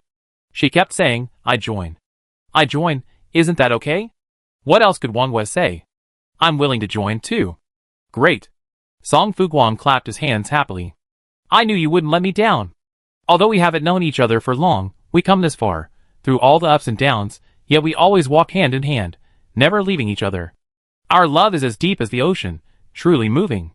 Song Fuguang indulged himself for a moment, then concluded with a boastful statement, "Don't worry, follow me, and I ensure you have endless pollutants to kill and endless combat power gains." Zhang Fengao. "Isn't that necessary?" After successfully capturing the 2 deputy base commanders, Song Fuguang saw a button on the control panel to select the base address. After discussion, Song Fuguang directly located Lu Fuxua's base on the former site of Qinggang Base. Qinggang Base has grown to this scale, and it must have unique advantages. Although we haven't explored the surrounding area yet, it's certainly wise to follow in the footsteps of our predecessors. Wang Wei agreed with Song Fuguang. Qinggang Base's location is indeed excellent. If it weren't for internal strife, it wouldn't have disappeared so easily into the river of history. Qinggang Base, and Fulling Base were the only two bases the three had heard of. But Wang Yue's intuition told her that Qinggang Base was once far more powerful than Fulling Base. So, after we join the base, how will we travel in the future? Isn't it said that roads cannot be reversed, and you can't go back the way you came? Zhang Fengao asked curiously. Song Fuguang glanced at them. Players who choose to join the base probably don't want to continue their journey, do they? Rather than living a precarious life, sleeping in the open air, players prefer staying in the base or exploring the surrounding area. As long as they have enough to eat and drink, few people choose to take risks. Human nature is like that. If Song Fuguang were a contented person, she would have made the same choice. If Fuguang can build a base, then so can others. Wang Wei took a sip of water. When bases pop up like mushrooms after rain, the game map will be filled with bases of all sizes. By then, paths will connect the bases.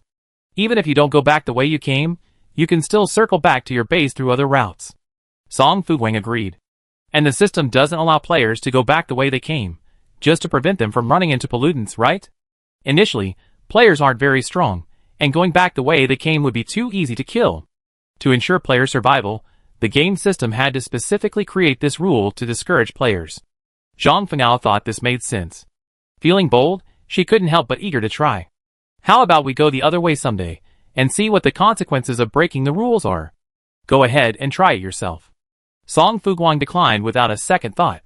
I need to study my base, and take stock of today's gains. Song Fuguang hadn't had time to review the base dashboard, including the gains from killing and selling pollutants, which she hadn't yet tallied. After Qinggang Base transformed into Lu Fuxia Base, Song Fuguang, as the base commander, was safe and sound within the base. So, she simply deployed her vehicle, climbed into the back compartment, and lay down, ignoring everyone else. Zhang Fengao watched her for a moment, then followed suit, getting out his SUV, removing the back seats, and then laying down the mattress and comfortably lying on it. Comfortable, so comfortable. Sister, should we stay here for a few days to prioritize developing the base? It depends. Song Fuguang first clicked on his base information and replied, if there's a lot to do, stay 2 days. If there's less, finish it quickly, and then continue on your way. Zhang Fengao nodded, got it. Wang Wei had already begun to wash up in the RV. Song Fuguang called out, then turned his attention back to the base information on the dashboard. Lu Fuxia Base, established using a base token dropped by Lu Fuxia, the leader of the psychic pollution. It has a certain deterrent and repellent effect on high-level and lower-level pollutants. Base level, Level 1. Base Commander, Song Fuguang. Deputy Commanders, Wang Wei, Zhang Fengao. Official Residence, 3. Temporary Residence, 0. Wealth Balance, 0. Base Building, Mission Hall. Base Benefits, all ordinary residents gain 10% more mental power, Deputy Base Commanders gain 20% more mental power, and Base Commanders gain 30% more mental power. Note, mental power is not currently visible. Mental power has always been a mysterious thing, something not even displayed in player information. Yet, the base created by the token dropped by Lu Fuxia can amplify it. Could this be the key attribute that determines player strength in the later stages? Song Fuguang pondered this, and ultimately decided to make the base benefits public. The first base established to amplify mental power is undoubtedly 1 in a million, a unique opportunity. Therefore, Song Fuguang cunningly set the joining fee to 1,000 survival coins. Of course, this is the fee for full-fledged members. For casual players passing through, planning only a short stay, she only set the fee to 1 survival coin, and set the maximum stay time to 3 days. Temporary players can exploit a bug and stay in the base indefinitely, but they won't benefit from the base's stat boosts, so regular members won't feel resentful or unbalanced. Different fees and benefits are normal. The base is currently too low level, with only one building called the Mission Hall. Song Fuguang clicked on it and took a look. It was where the senior management posted base missions. Members can earn base points by accepting and completing missions, and then use them to obtain certain items that can only be purchased with points. Of course, this assumes that the base has developed. Song Fuguang needs to continue exploring the game and leveling up to improve his skills. He can't stay in the base and develop his skills. The same is true for Zhang Fengao and Wang Wei. Therefore, how to develop the base, and who will help maintain its stability have become crucial issues. Song Fuguang tapped on the panel, and finally found something called the Base Manager's Shop. There weren't many items for sale, but one service quickly caught Song Fuguang's attention, Smart Base Manager Butler, 5,000 survival coins/month, helps manage daily base affairs, freeing the base manager's personal freedom. Smart Base Order Management Troop, 5,000 survival coins/month/10 people, helps maintain order within the base, freeing the base manager's personal freedom. 5,000 survival coins? Why don't you just go grab them? Song Fuguang grumbled inwardly. These two services alone would cost 10,000 survival coins per month. It was doubtful she could even recruit 10 official members this month. Song Fuguang pinched her brows, feeling deeply melancholy. But what other choice did she have? She couldn't just tie herself to the base for 10,000 survival coins and give up all her future prospects, could she? Let's first see the total profit from selling pollutants today. Song Fuguang was undoubtedly the first person to sell pollutants openly. Coupled with her title as the best in the server, she had quite a few players buying into her business. One pollutant cost 1 survival coin and increased her combat power by 10 points. So, to increase her combat power by 1,000 points and receive the system's 100 survival coin reward, she had to buy 100 pollutants. Ugh! Guess what? All the rewards from their hard work killing pollutants were snatched away by Song Fuguang, the profiteer. But so what? Even though they knew Song Fuguang was blatantly stealing their money, they had no choice but to bite the bullet and make the purchase. After all, selling so much pollutants at once was the only way to significantly increase their combat power in a short period of time. Not to mention Wang Wei and Zhang Fengao, they were definitely in cahoots with Song Fuguang, so there was no need to think too much. Just buy from one of the three based on your instincts. After the night before, the pollution on the roads had decreased, and the players had searched in vain. So, if they wanted to continue their seemingly unstoppable increase in combat power, they had no choice. Thus, thanks to a combination of favorable timing, location, and personnel, Song Fuguang, Zhang Fengao, and Wang Wei all reaped rich rewards. Song Fuguang's pollutants sold out the fastest. She calculated her earnings one by one with wide eyes, and realized that she had earned a total of 139,127 survival coins today just from selling pollutants. This was a massive sum. From barely over 5 figures, she had become the richest person in the survival game in just one day, adding to her original meager balance. She now had nearly 150,000 survival coins. Song Fuguang couldn't help but exhale. Awesome, absolutely awesome. Because he was now so rich, Song Fuguang immediately purchased a month's worth of services as the Intelligent Base Manager and Intelligent Base Order Management team without a second thought. If you can't manage, you just have to work yourself to death. Anything that can be solved with money is nothing. After successfully purchasing the base services, the Intelligent Base Manager and the 10-member Intelligent Order Management team immediately appeared before Song Fuguang. Base Manager, please give me your instructions. Their sudden appearance startled Zhang Fengao. What the hell? Zhang Fengao quickly opened the car door and stared at the 11 people. Did Aunt Lu create a few more pollutants? No. Song Fuguang briefly explained, expressing his immense satisfaction with the system service. Including the military, all 11 of these systems' intelligent NPCs appear female, and they're incredibly pleasing to the eye. Each NPC is tall and muscular, each with their own distinct aura.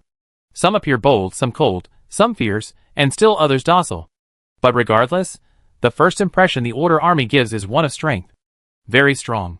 Clad in armor and wielding great swords, their muscular features faintly visible through the fabric, they exude a profound sense of security. Zhang Fengao's eyes lit up. Can I touch it? Are they real people? The child was eager to try. Song Fuguang glanced at her. I don't know. Ask them yourself. Never mind. After a moment's thought, Zhang Fengao shook his head in frustration. What if it was a real person? Wouldn't that make him just like one of those vain, self-assured creatures who takes advantage of women at every turn and secretly rejoices in it? After I rested, I have a sparring match with them. Zhang Fengao was a young, fearless calf. Song Fuguang's eyes narrowed, and his malicious intent immediately stirred. You can try it now. Just a few simple sparring matches, just a formality. Nothing serious.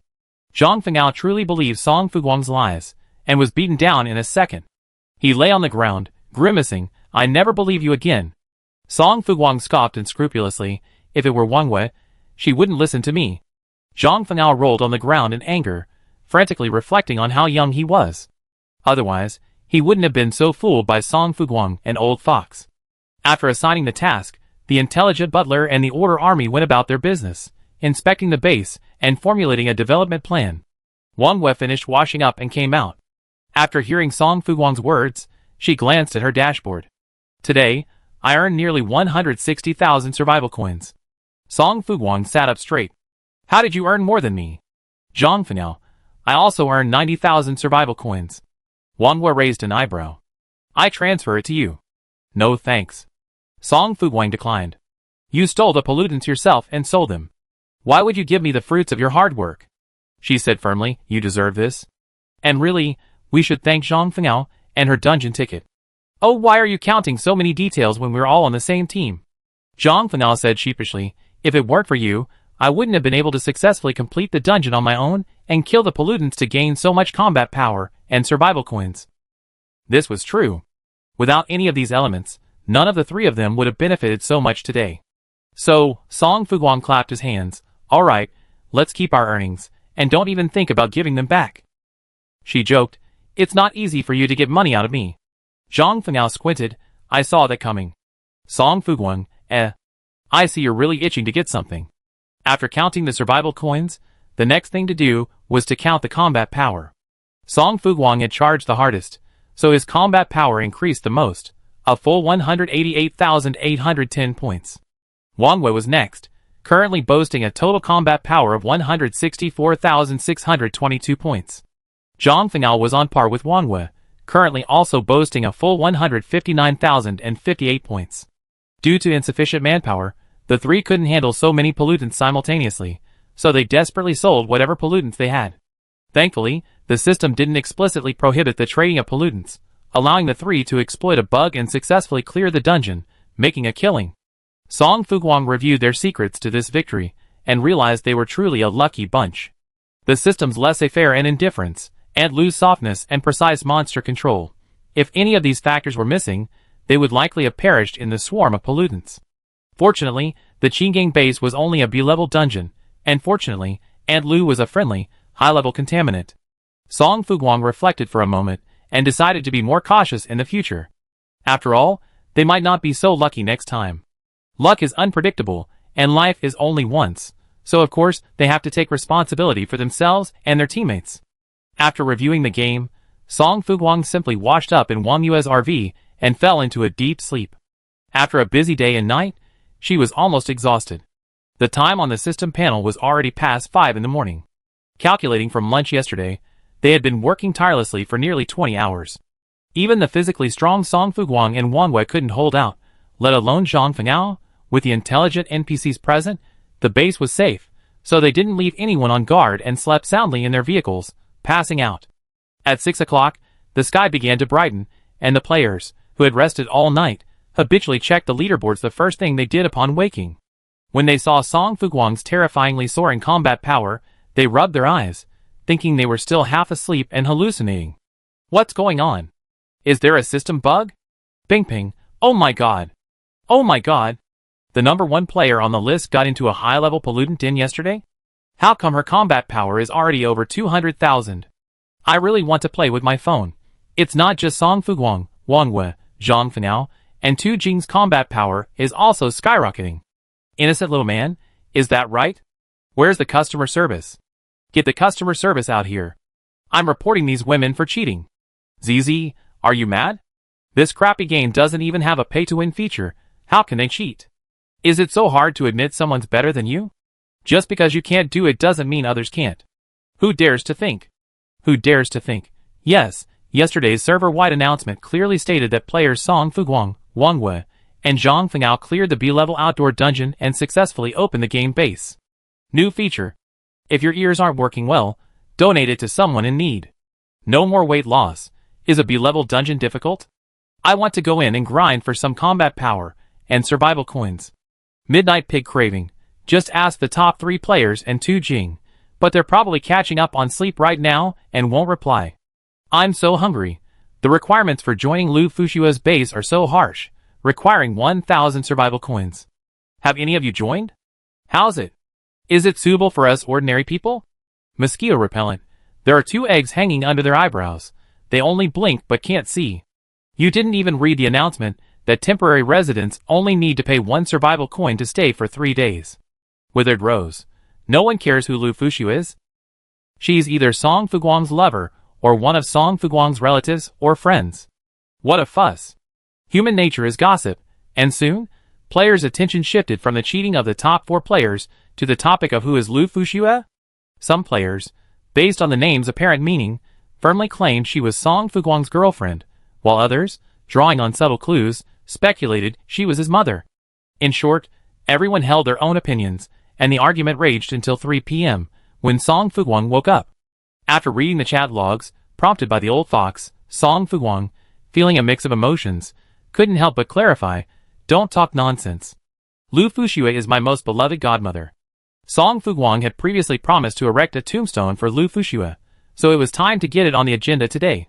Or he'd forget about it later when things got busy. After a quick wash and brush in Wang Yue's RV, Song Fuguang immediately took the dark light and scraped a large, beautiful stone slab from the surrounding wall. Using the sharp tip of the dark light, he scribbled the characters Godmother God Lu Fuxue in large, crooked letters. Now that he had the tombstone, he needed a grave. Song Fuguang briefly discussed with the intelligent butler, ultimately determining the location of Lu Fuxue's grave on the empty wall directly opposite the entrance to the mission hall. She meticulously built a small house for Lu Fuxue out of stones, then added some bread and snacks as a token of her respect, not forgetting to get her the 2 bottles of wine she promised. After all this, Song Fuguang remembered he was a merchant, so he quickly gave the other person 2 packs of cigarettes before carefully placing the tombstone. "Godmother, are you satisfied with this?" Song Fuguang stood with his hands on his hips, admiring his masterpiece. He looked at it again and again, completely satisfied. Lu Fuxue had already disappeared, so naturally, she wouldn't respond. Song Fuguang didn't mind. He bought a bunch of wild flowers from the market, took 3 stalks as incense sticks, and respectfully offered them 3 times. Finally, he placed all the flowers next to Lu Fuxue's memorial tablet. "It's quite beautiful." Song Fuguang smiled. "Much prettier than my mother's. I haven't visited her in all these years. I don't know how she's doing, whether she's been reincarnated." "Sister, are you here?" Zhang Fengao approached with a loud voice. Before he even arrived, his voice had already reached him. "Huh? What is this? Godmother's cenotaph?" Zhang Fengao's eyes widened. "Wouldn't this place be inappropriate?" "Why not? I think it's quite suitable." Song Fuguang raised his head. "Everyone in the base can see and pay respect to Godmother when they come and go. Isn't that great?" Song Fuguang reasoned seriously. If a few more chatty people could come and chat with Godmother on their free time, she wouldn't feel lonely, right? Zhang Fengao was convinced. "It seems so." Wang Wei felt at a loss for words. "You outsourced the base affairs. Let's continue on our journey today." Staying within the base would lead to no further development. Tu Jing's power was already beginning to rise and gain a certain reputation. Song Fuguang had to continue to acquire resources so that he could compete with a regular army like Tu Jing's in the future. Otherwise, he would be swallowed up. "Okay." Song Fuguang had no objection. She stared at Lu Fuxue's tombstone, clasping her hands together. Then, closing her eyes, she began to mutter, "Godmother, you must bless me with a smooth journey, everything goes well, great luck, unexpected fortunes, free money, pie in the sky, unearned gains, and the fruits of others' labor." Hiss. Song Fuguang was rambling enthusiastically when she suddenly felt a numbness all over her body. In an instant, she collapsed as if she had been electrocuted. Song Fuguang? ? She instantly looked at Zhang Fengao, who quickly raised his hand to prove his innocence. "It wasn't me, it was my godmother." Song Fuguang narrowed his eyes. "Don't I know whether my godmother is dead or not? Stop trying to justify yourself." "Really?" Zhang Fengao couldn't help but raise his voice. "It really was my godmother, who suddenly shot a bolt of lightning and struck you. If you don't believe me, ask Sister Wang Wei." Wang Yue's expression was solemn. "That's exactly what happened. How could you see a ghost in broad daylight?" Song Fuguang climbed up from the ground and patted his butt. "I don't believe it unless she shocks me a few more times." It happened immediately. This time, Song Fuguang saw it clearly. From the tomb she had personally built for Lu Fuxue, beams of white light rushed towards her head-on, seemingly free. She had no time to dodge and was struck. Then her body went numb, and she completely lost control of it, falling straight back to the ground. Song Fuguang didn't understand. No, this was just a ghost in broad daylight. She was trembling with fear at Lu Fuxue's shock. Zhang Fengao was also stunned.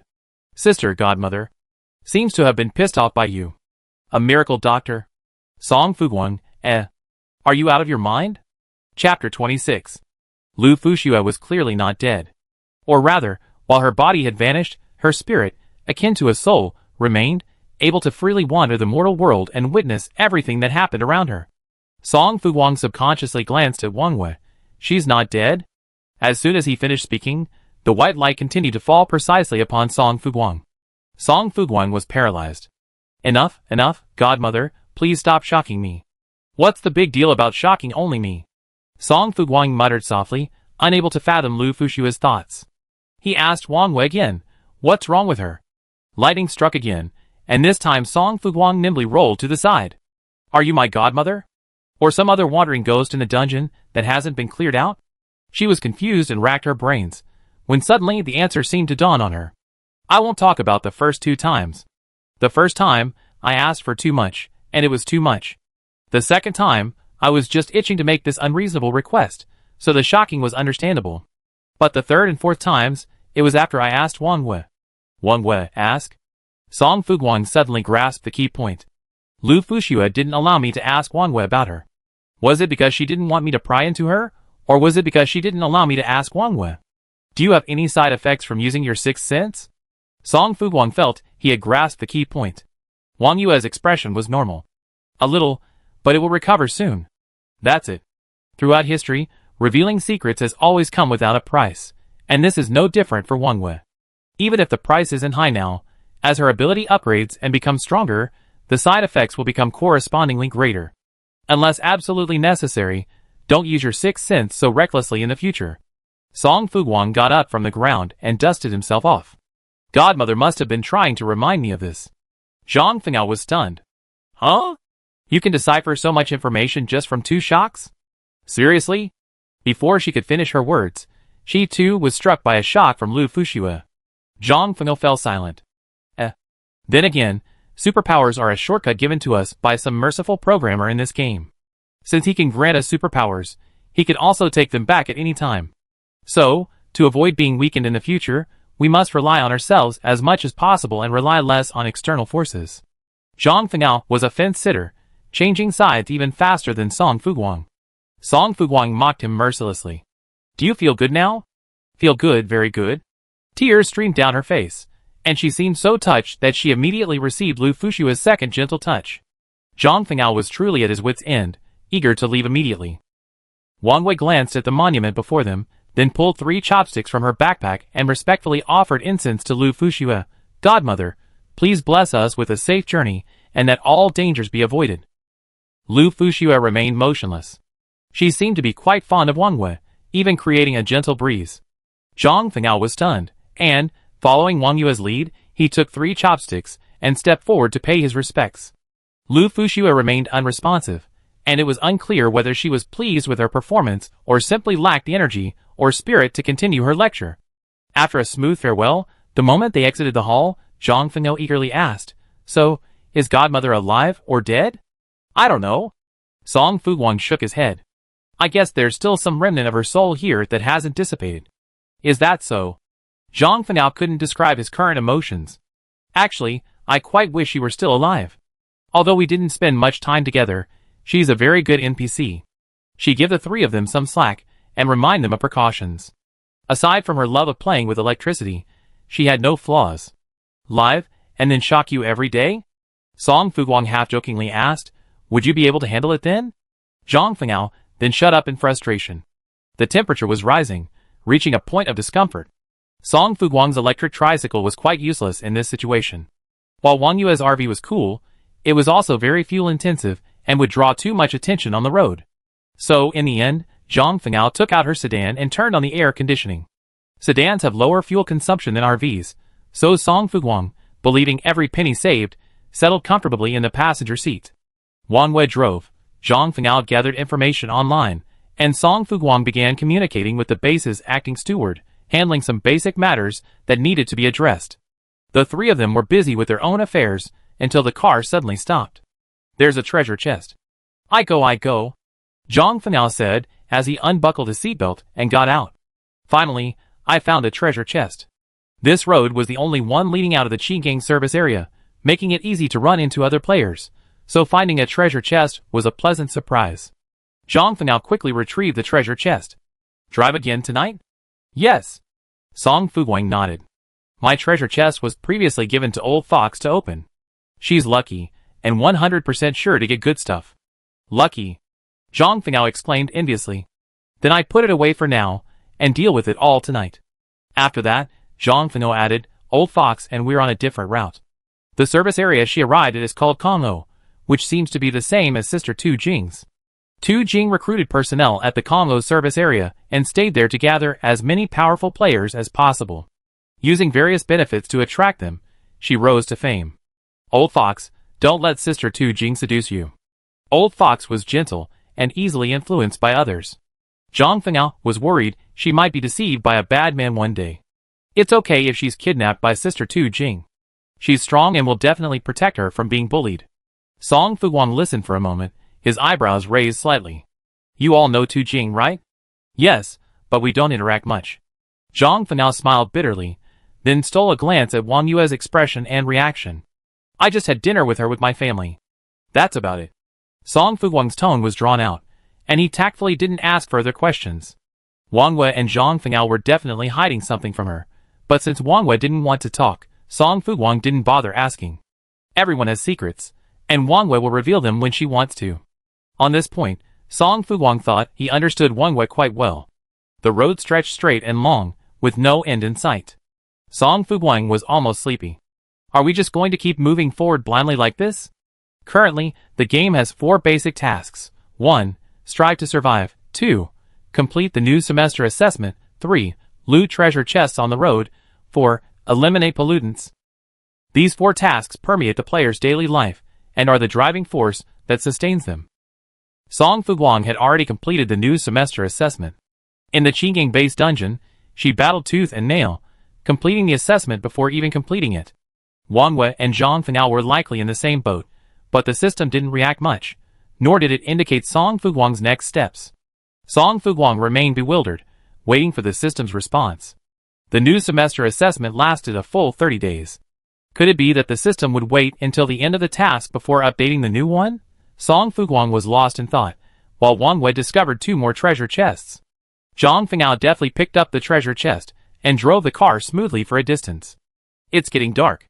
This was their first nighttime stop on the highway since the novice protection period ended.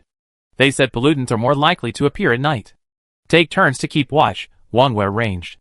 It would be great if we could introduce an intelligent navigation system. Zhang Fengao crouched in the back. The distance to the service area is so many kilometers ahead, and there are high-risk areas for pollutants ahead.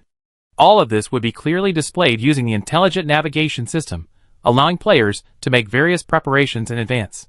Song Fuguang didn't even bother to reply. We're playing a survival game, not a simulation. I know. Zhang Fengao curled his lips. I'm just dreaming. Maybe with future system upgrades, all these features will be available. Why are there other branches? She suddenly exclaimed, causing Song Fuguang to look up instantly. Sure enough, to her left, a branch road, the same size as the highway beneath them, came into view. Furthermore, Song Fuguang spotted a container covering approximately 200 square meters at the junction, which looked like a temporary rest area. What the hell? We won't run into other players, will we? Zhang Fengao arrived at the service area early and only encountered Wang Yue and Song Fuguang. She knew them well enough, so she didn't feel a strong sense of danger. But the others were different. Those players were all ruthless and had no sense of morality. They would kill or set fire to anything they pleased, and Zhang Fengao immediately became wary. A figure swayed in front of the container. Someone must have arrived earlier. Sedans weren't uncommon in the game, so the arrival of the 3 players drew some attention from the other players, but it didn't cause much of a stir. Wang Yue parked the car steadily on the side of the road and didn't get out immediately. Sitting in the car, Song Fuguang observed that the container had an owner. The owner primarily sold food, drinks, and accommodations, and the prices were higher than those at the service area. Besides the container owner, the players, who had already arrived, had spontaneously set up a market in the public area, selling their excess supplies in exchange for survival coins or more needed items. Setting up a stall in these places required extreme caution, as a conflict could jeopardize one's life at any moment. However, for now, the security in this container rest area seemed acceptable, and the players were well behaved and polite. "Let's go," Song Fuguang said, opening the car door first.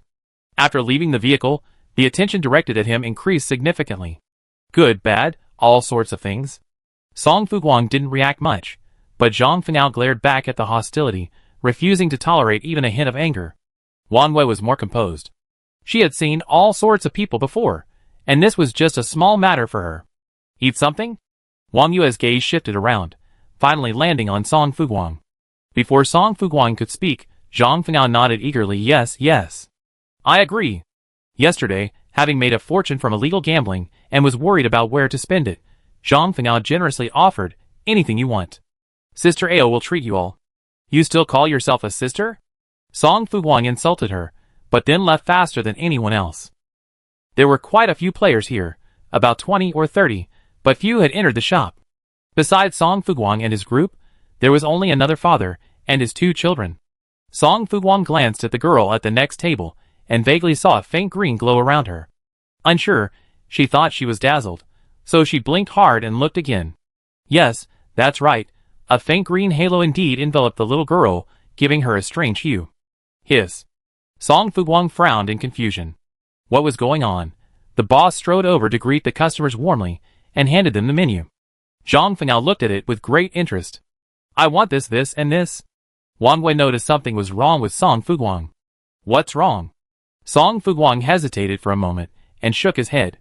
"Maybe the sun is hurting my eyes." Wang Wei was confused, but Song Fuguang didn't want to talk, so she didn't ask any further.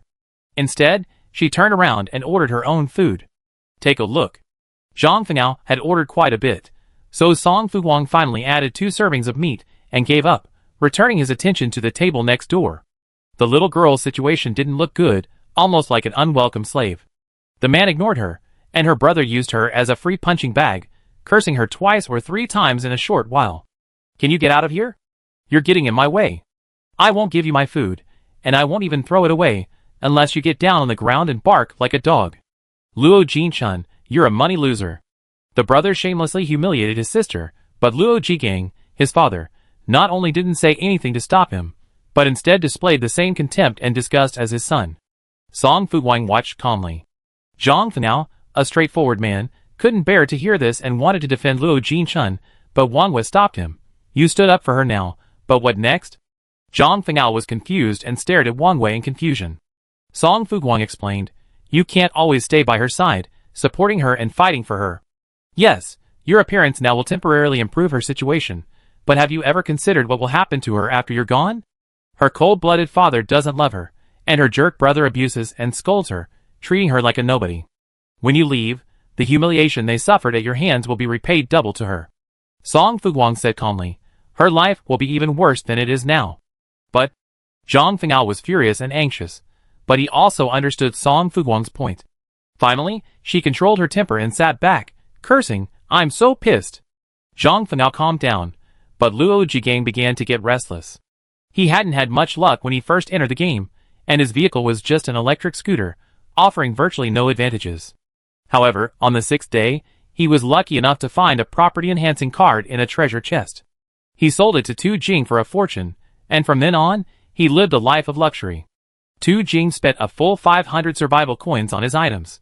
With these coins, Luo Jigang bought enough batteries on the market, allowing him to overtake the opponent and finally reach the service area before the novice protection period expired. He felt like he was destined to be a child of destiny. He had just made a fortune when he ran into his own children at the service area. When he saw his daughter Luo Jinchun's vehicle, a luxury nanny car, he listed it on the market without hesitation, without telling her, and pocketed a full 1,000 survival coins. As for his son, Luo Haoqian, his vehicle was a Land Rover, both impressive and impressive. So, he left the Land Rover behind and listed his electric motorcycle and battery on the market, receiving 100 survival coins. Having amassed a large sum of money in a short period of time, Luo Jigang felt instantly inflated, convinced that this crappy game was nothing special. Now a wealthy man with a luxury car, even with 2 children, women would flock to him. Though that hadn't happened yet. But that didn't stop his confidence from rapidly growing. The service area was a hive of activity, and Luo Jigang had originally planned to stay for a few days. However, his excessive display of wealth quickly attracted attention, and he became so frightened that he had to sneak away in the middle of the night to avoid being robbed and potentially killed. After leaving the service area, no one would recognize him. Meanwhile, he could encounter other women along the way and use his survival coins to make them fall at his feet. How wonderful! Carrying this beautiful fantasy, Luo Jigang continued on until he reached the container rest area where he now stood. With his previous experience as a lesson, he knew he had to keep a low profile to avoid being targeted again. It didn't matter if the child died, their lives were worthless, but his own was precious. As long as he lived, he could have children with other women endlessly. All he needed was a moment of pleasure and a thrill. When he was done, he could just pull up his pants and leave. Even if those money-hungry women wanted to hold him accountable, he could turn his back on them and enjoy their humble pleading and pestering. With enough survival coins, he could be called a local tyrant in the survival game. With this capital and mentality, Luo Jigang quickly set his sights on Wangwei. She was beautiful and young enough, and even though she had 2 children like him, he didn't mind. It's just a child. He could just sell it on the market and get a good bit of survival currency. It would provide him with income and reduce his burden, so it could be considered an asset. Not only that, with a woman, Luo Jigang could not only satisfy his physical needs, but also have someone to meticulously care for him. He could also continue his bloodline through her womb. It was a huge benefit. The more he thought about it, the more beautiful it became, and the wider his smile grew. While the food wasn't even served yet, Luo Jigang approached with a glass of wine from his own table, smiling, "Hello, nice to meet you. My name is Luo Jigang, and I drive a Land Rover." A Land Rover is a luxury car. Those materialistic women would be thrilled to hear about it and throw themselves at it. Plus, he considered himself quite good-looking and had a superior temperament, so he assumed Wangwei wouldn't refuse to meet a man of his quality. However, he was wrong. Wangwei didn't even glance up at him the entire time. Only the 2 children beside her had furrowed brows, their features creased, as if they were about to murder him. Luo Jigang felt humiliated and immediately became angry. "Hey, why don't you respond when I talk to you? Are you so noble? Do you think you're so impressive just to be here? Who knows how you got here?" His words became increasingly rude, and Luo Jinchun hurriedly stepped forward weakly. "Dad, you're drunk. Let's go back. Get out." In front of Wangwei and the other 2, Luo Jigang rudely slapped his daughter across the face, then turned and threatened Wangwei fiercely, "I'm warning you, you better know your place."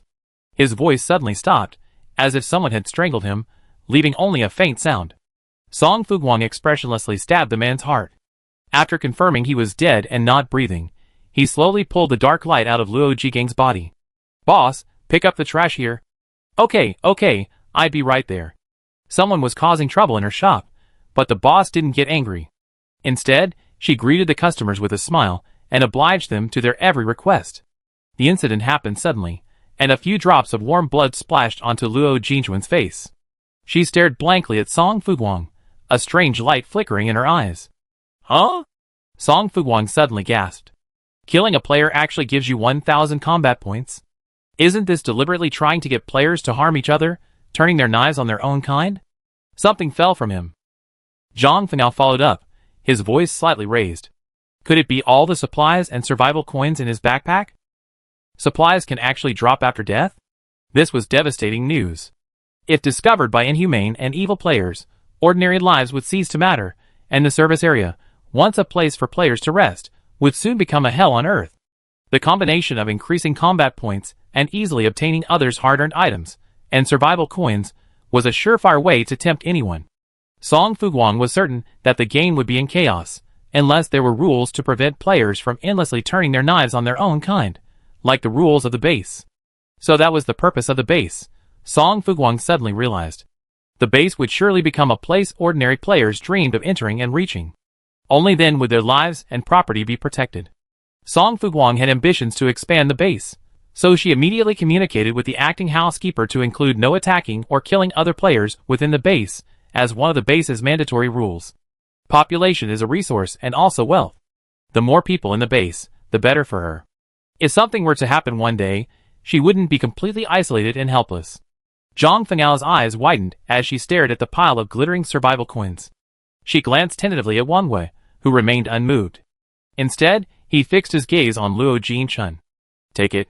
Surprise crossed Luo Jinchun's face, clearly not expecting the other party to give her Luo Jigang's inheritance.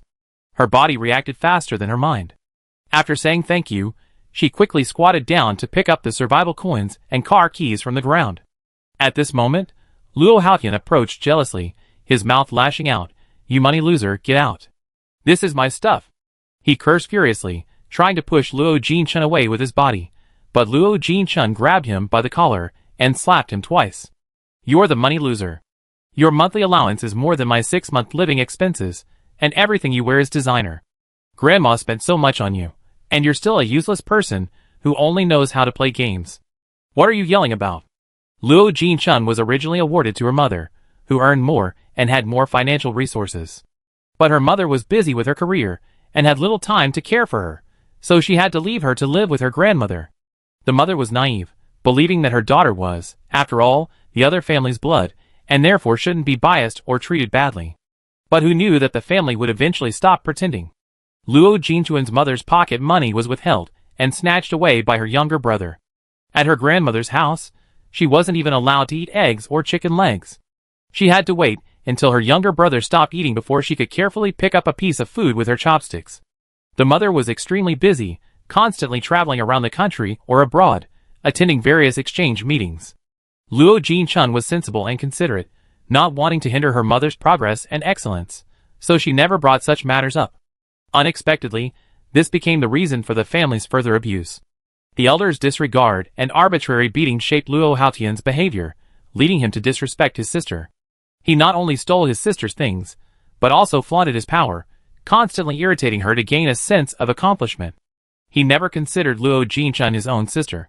Instead, he daily imitated his grandparents, hurling insults at her, hoping to undermine her confidence and make her lose herself, and then willingly sacrifice her interests to support him. Luo Jinchun endured this indignation. Just when she thought her luck had finally turned after entering the game, her vehicle was secretly sold by her biological father, whom she had unexpectedly encountered. She knew that a strong arm could not overcome a strong leg, and she knew even more that she couldn't outmaneuver two men physically and militarily, so she patiently waited for a change. Now it had arrived. Her system-enhanced body was more than enough to handle an underage boy. In an instant, she lifted Luo Haotian with one hand, then slammed him to the ground and kicked him hard. "Luo Haotian, your father is dead. And his legacy is mine." Chapter 27. After Luo Jinchun had severely disciplined her brother, she calmly bent down and gathered all the items on the ground into her backpack. Her biased and lecherous biological father had left her a pile of miscellaneous supplies, nearly 1,300 survival coins, and a jerk brother. However, Luo Jinchun had no feelings for this sister-sucking bastard, and even harbored deep resentment. From this moment on, she would not share any of her belongings with him. After collecting the inheritance, Luo Jinchun sincerely expressed her gratitude to Wang Wei and Song Fuguang. One, out of advocacy for justice, resolved a major concern for her, while the other, with integrity, helped her accumulate wealth. It's no exaggeration to say they were Luo Jinchun's adopted mothers. "Your brother has launched a surprise attack." Zhang Fanao stared at Luo Haotian. Luo Jinchun, without a second thought, turned and kicked Luo Haotian in the stomach, sending him crashing back to the ground. He clutched his stomach in agony, his face pale. Luo Jinchun said coldly, "You're overestimating your abilities. Without your grandmother and father protecting you, you'd be useless." The child was still relatively clear-headed, so Song Fuguang asked with interest, "Have you awakened your superpowers?" "No." After a moment's pause, Luo Jinchun replied softly, "My basic stats are average, but with the system's buffs, dealing with this jerk won't be a problem for me." She mistakenly thought Song Fuguang was doubting her own attack power. "I want to awaken my superpowers too. Only by becoming stronger can I find my mother and reunite with her." A child without a mother's protection and care could be killed at any moment in troubled times, but Luo Jinchun refused to accept such an outcome. She'd been able to survive her troubled family before, so she could naturally survive this precarious survival game. Strengthening female players was the best thing the game system had ever done. Song Fuguang didn't elaborate, "But you're quite talented." "Thank you." Luo Jinchun smiled sincerely. Her face, half red and swollen, looked so pitiful that Zhang Fanao couldn't bear to watch. "Go get some ice packs from the boss, and put them on your face. It's already quite swollen." Besides the swelling, Luo Jinchun's face burned with pain. Adult men are quite strong. When the other man exerted his full strength, she felt as if the ear she was hit with was about to go deaf. "All right." Luo Jinchun turned and walked towards the boss, looking down at the jerk brother lying on the floor, unable to get up. She smiled slightly, then pulled out the rope from her backpack and tied him up. To prevent you from getting into trouble and angering others, I have to treat you this way for now. Let me go! Pay me up. He hadn't learned his lesson, and continued to insult Luo Jin-chun with his previous passion. A sister disliked by everyone, she wasn't worthy of his respect at all. But the Luo Jin-chun of today was no longer the Luo Jin-chun she once was. She kicked Luo Haotian's lower body hard, and a piercing, pig-killing scream echoed. Sorry. Luo Jin-chun turned and said, I take him away right now. With that, she scooped Luo Haotian up with one hand and flung him toward the store entrance like he was trash. She stuffed a ball of something into his mouth to prevent him from making any noise or disturbing anyone. I like this female player's personality. Zhang Fenghao's eyes sparkled as he asked, should we take her with us? Song Fuguang, upon hearing this, said without hesitation, are you planning to open a shelter? Zhang Fenghao, Okay, she understood. Luo Jin-chun was young and wealthy, making him an easy target for those with ulterior motives. While he was buying ice packs from the boss, Zhang Fenghao quickly approached him and explained everything he needed to know. There are weapons in the first place display window. Buy some and put them in your backpack. They'd be useful for self-defense and to kill pollutants. Don't trust strangers easily. If a stranger, especially an adult, approaches you, even asking for help, ignore them. They definitely have bad intentions. Also, killing pollutants increases your combat power.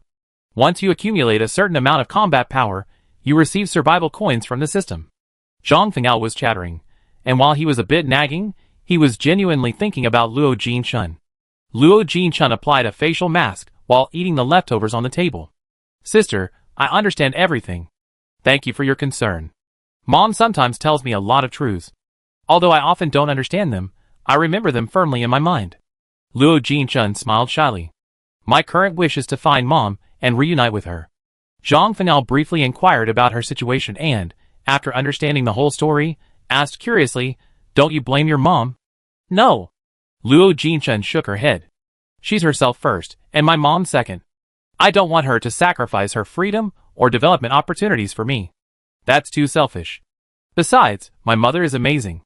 I much rather be called Miss Huang or Miss Huang Yun than Luo Jin-chun's mom. Luo Jin-chun was very perceptive. Zhang Fenghao sighed, sure enough, only a daughter can truly feel for her mother. She propped her cheek up and said, suddenly feeling down, if my mother? Never mind, forget it. Let's not talk about this anymore. Stay here tonight, and we leave together tomorrow morning. You drive the vehicle and follow behind us. If anyone bullies you, I'd be there to help. Luo Jin-chun expressed her gratitude again. She had a subconscious trust in Wang Wei, Song Fuguang, and Zhang Fenghao, subconsciously believing they wouldn't hurt her. After reaching an agreement with Luo Jin-chun, Zhang Fenghao happily moved his food over to eat with them. Song Fuguang didn't comment on this, but suddenly turned to Wang Wei and asked, do you believe in light? Wang Wei, ? The other person looked speechless, and Song Fuguang chuckled twice. Do you think there's a possibility that the energy within everyone's body is tangible? What do you want to say? Wang Wei spoke bluntly. Song Fuguang hesitated for a moment, then looked Wang Wei and Zhang Fenghao up and down, finally shaking his head. Nothing. It's just that Luo Jin-chun seems a little strange. If the cyan light surrounding Luo Jin-chun was a leakage of supernatural power, then Wang Wei and Zhang Fenghao should be the same. But Song Fuguang didn't see any unusual signs from either of them. So, Song Fuguang quickly dismissed this speculation. Song Fuguang rubbed his eyes. I did get hurt by the scorching sun. I buy some sunglasses. She immediately opened the market in front of Wang Wei, then precisely searched for the item she wanted. After a lengthy haggling session, she finally managed to secure it for 5 survival coins. Song Fuguang felt more at ease after putting his sunglasses on. It was already dark. After requesting 3 rooms from the owner, Song Fuguang went upstairs, followed closely by Wang Wei. Zhang Fenghao was still chatting with Luo Jin-chun, and joined them half an hour later. Jin-chun's room is across from us. She cautiously watched Song Fuguang and Wang Yue's expressions. Jin-chun is very sensible, so she won't cause us any trouble. Wang Wei didn't react, so Song Fuguang said, indicating he had received the offer. Do you want to open the treasure chest now or save it? Open it now, open it now. Zhang Fenghao was eager to try. How about we give it one last try? Song Fuguang hesitated for a moment, then agreed. The treasure chests were quickly divided. Zhang Fengao opened a vehicle upgrade fragment, Wanhua opened a backpack expansion card, and only Song Fuguang, unconvinced, opened an electric mosquito swatter. Song Fuguang, She was truly at her wit's end. Song Fuguang, his hands stinking, regretted giving the chest to the old fox. With the old fox's luck, even the worst chance was for a vehicle-related card or supplies useful for killing contaminants. Sighing with despair, Song Fuguang closed the door of her room with a broken heart. After she packed up, she stood by the window and gazed down.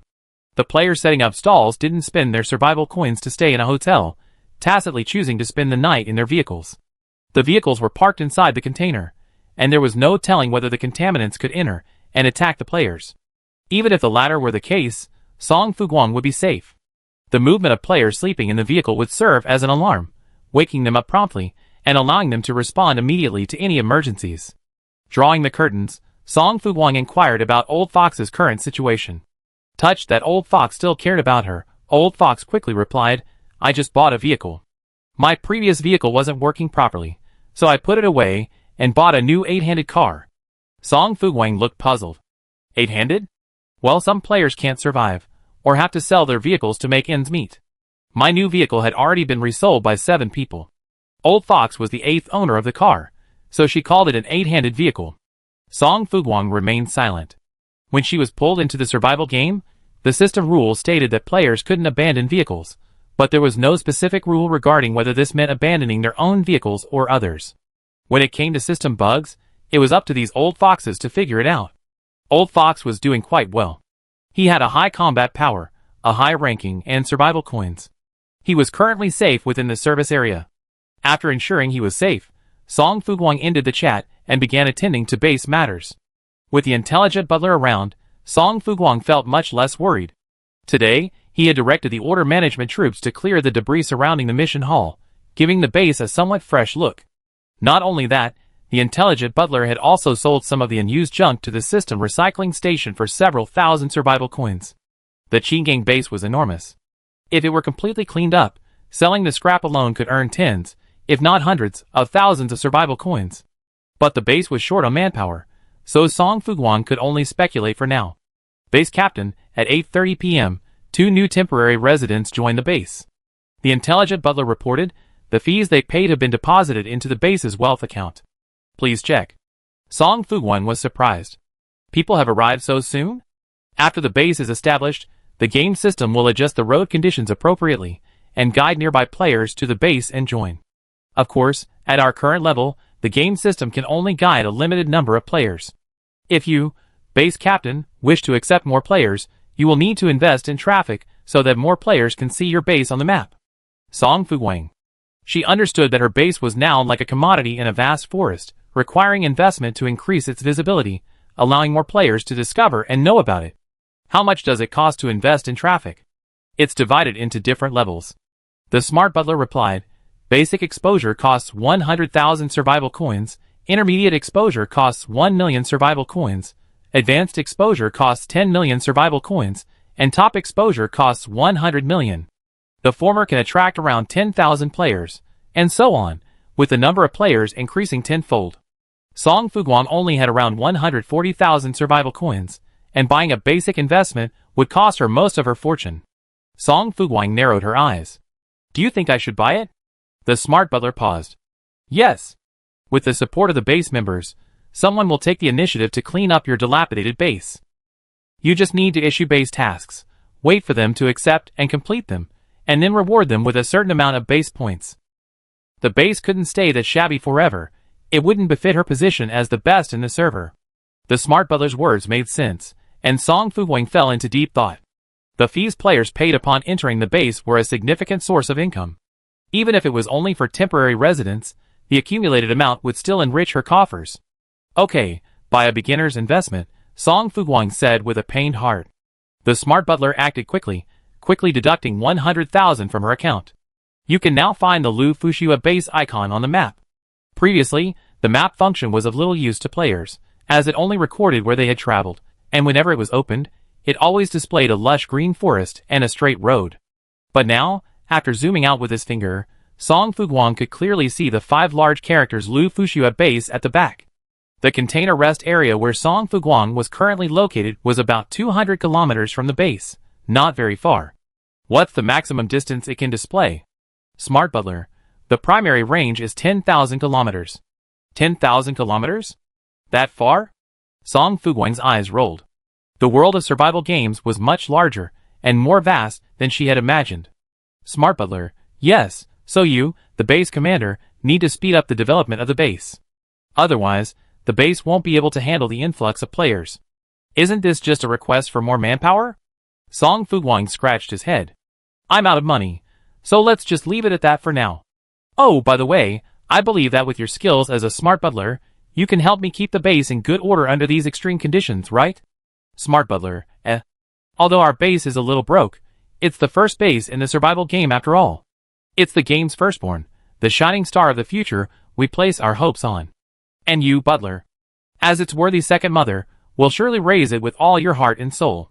Song Fuguang paused, then said, I believe in you, Butler. You must also believe in yourself, okay? Butler. I should have known better than to take this job. I thought that with the title of first base, the base commander would be a wealthy, powerful, and elite figure. Who knew? The butler glanced at the chat box and felt his temples throbbing violently. I'll try my best. Song Fuguang. Okay. If you don't have money, just tell me. I keep advertising among the players to attract them to come pick up trash. Remember to negotiate a price with the recycling station when the time comes. Okay, the housekeeper is really at her wit's end. With such an unreliable base leader, she doesn't even want to go home at midnight. Soon, Song Fuguang, barely holding on to a conscience, quickly opened the chat channel. Lu Fushua Base is currently actively recruiting players. Interested parties can click on the map to view the base's location.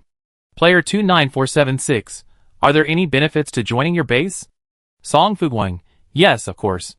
After joining the base and becoming an official member, your mental strength will increase by 100%. Needless to say, anyone who's read the novel should know the importance of mental strength to a person's overall development, right? It can unlock unlimited potential and increase the chances of awakening superpowers. It can also clear your mind and make learning more efficient. With enhanced mental strength, female players become even stronger, becoming all-around hexagonal warriors. Male players. Song Fuguang paused, pondering for a moment before adding, it also increases strength, dealing a fatal blow to pollutants. Shiwa, that sounds plausible, but unfortunately, the base is incredibly far away from me, over 8,000 kilometers. No, I'm actually quite close to Lu Fushua's base, but what the leader just mentioned doesn't appeal to me. Currently, Song Fuguang is the only one who has established a base, so she needs to take advantage of the current low competition to lure players there, and make a small fortune. Song Fuguang rested his chin in thought for a moment, then a sinister thought welled up in his stomach. He continued, although the base is currently in its early stages of development, next door is the ruins of the former Qinggang base, offering a wealth of recyclable waste. I can assure you that no matter what treasures you find, the base won't claim them for itself. You can treat them as your own spoils, and do with them as you please. Also, besides the ancient treasure trove, there's an inexhaustible supply of food around the base. There are all kinds of mushrooms, wild fruits, and treasure chests, perfect for meeting everyone's daily needs. Not only that, the base is also rich in pollutant resources.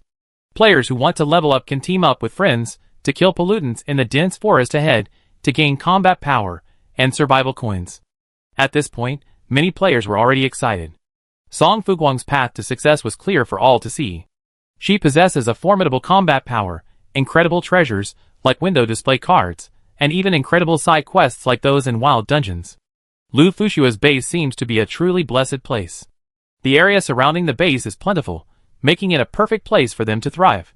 After joining the base, they can opt out later. So why not go to Lu Fushua's base first and improve their skills? Resources are limited.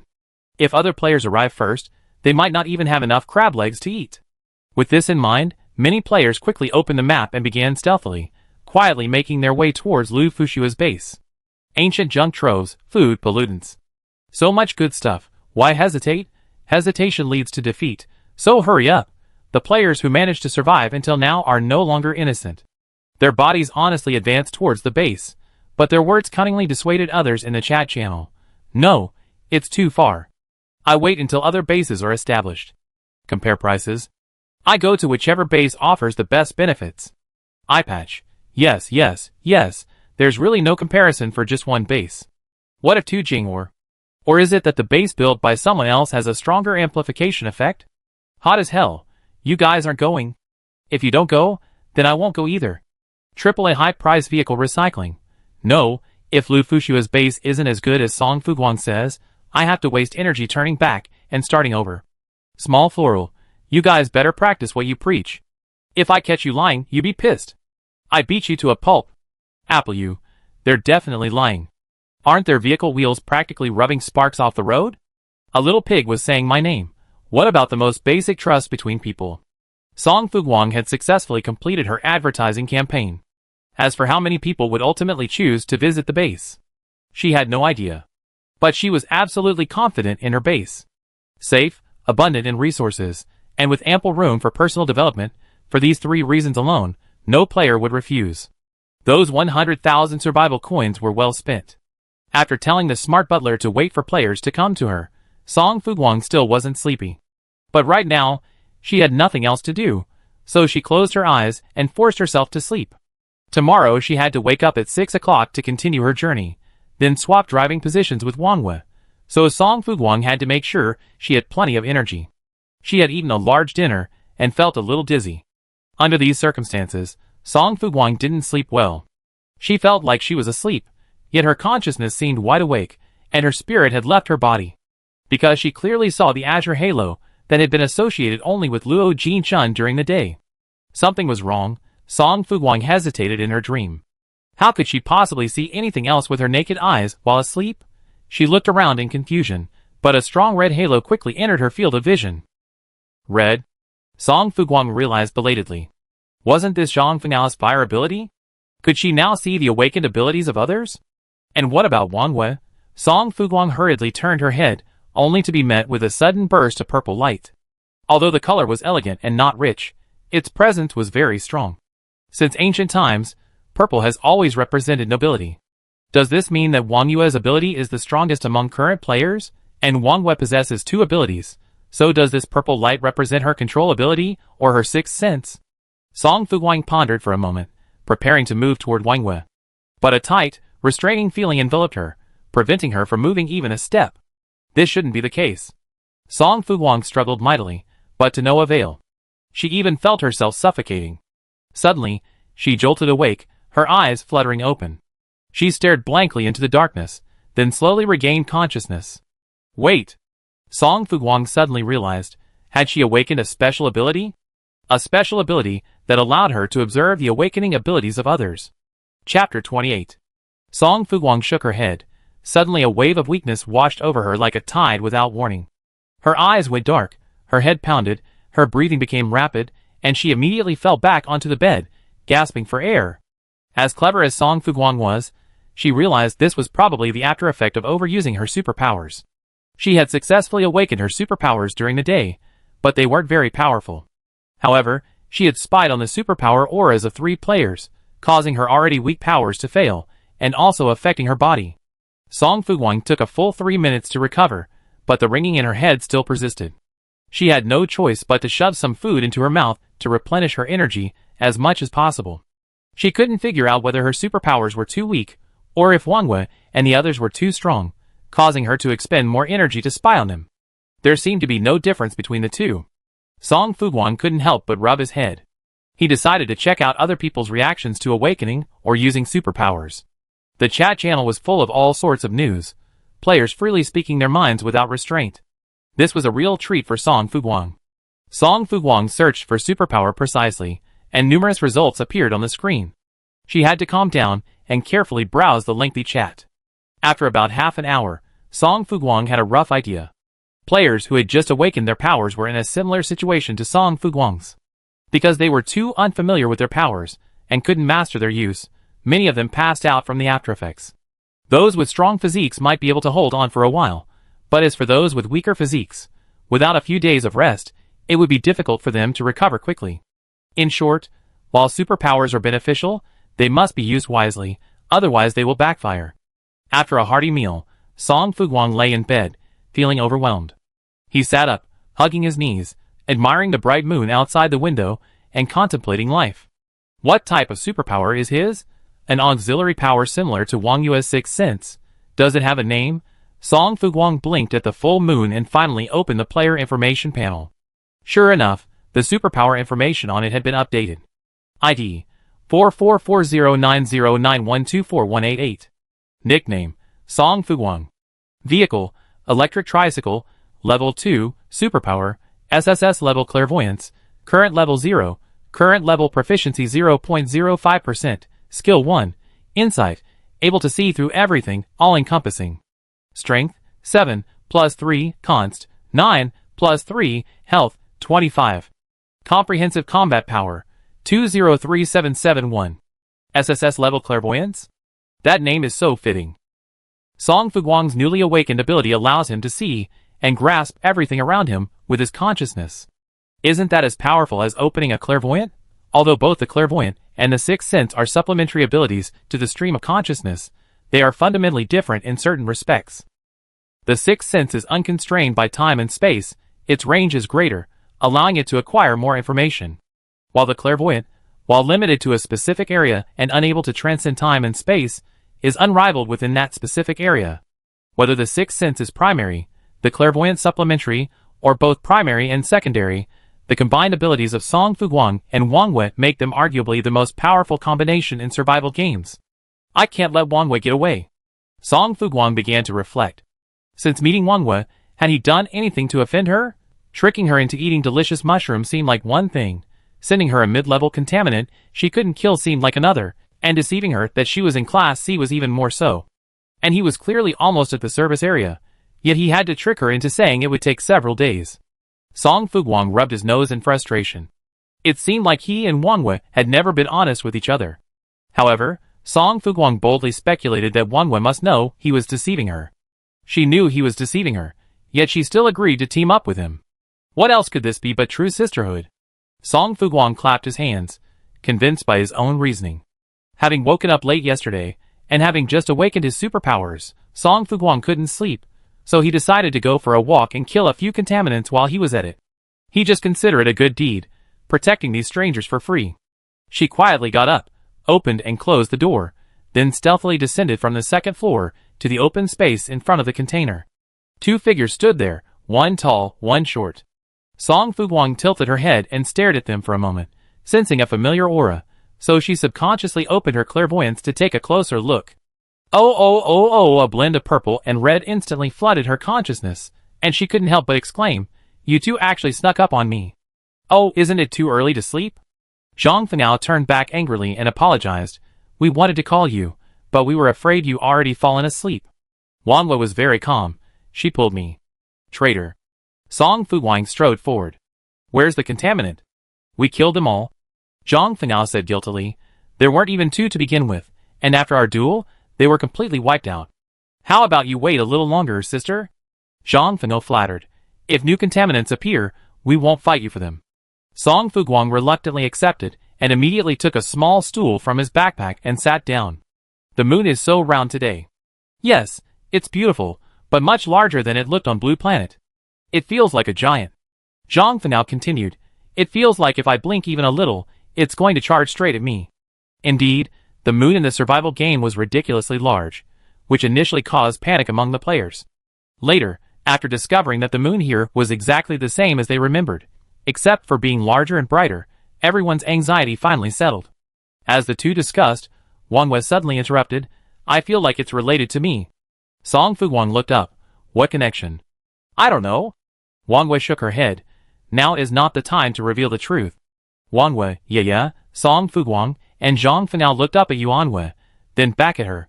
He bluntly stated, "We can't find any connection at this point. If there was a connection, it would be that the names seem to be somewhat related." "The pollutants are coming," Zhang Fengao warned with a sharp eye.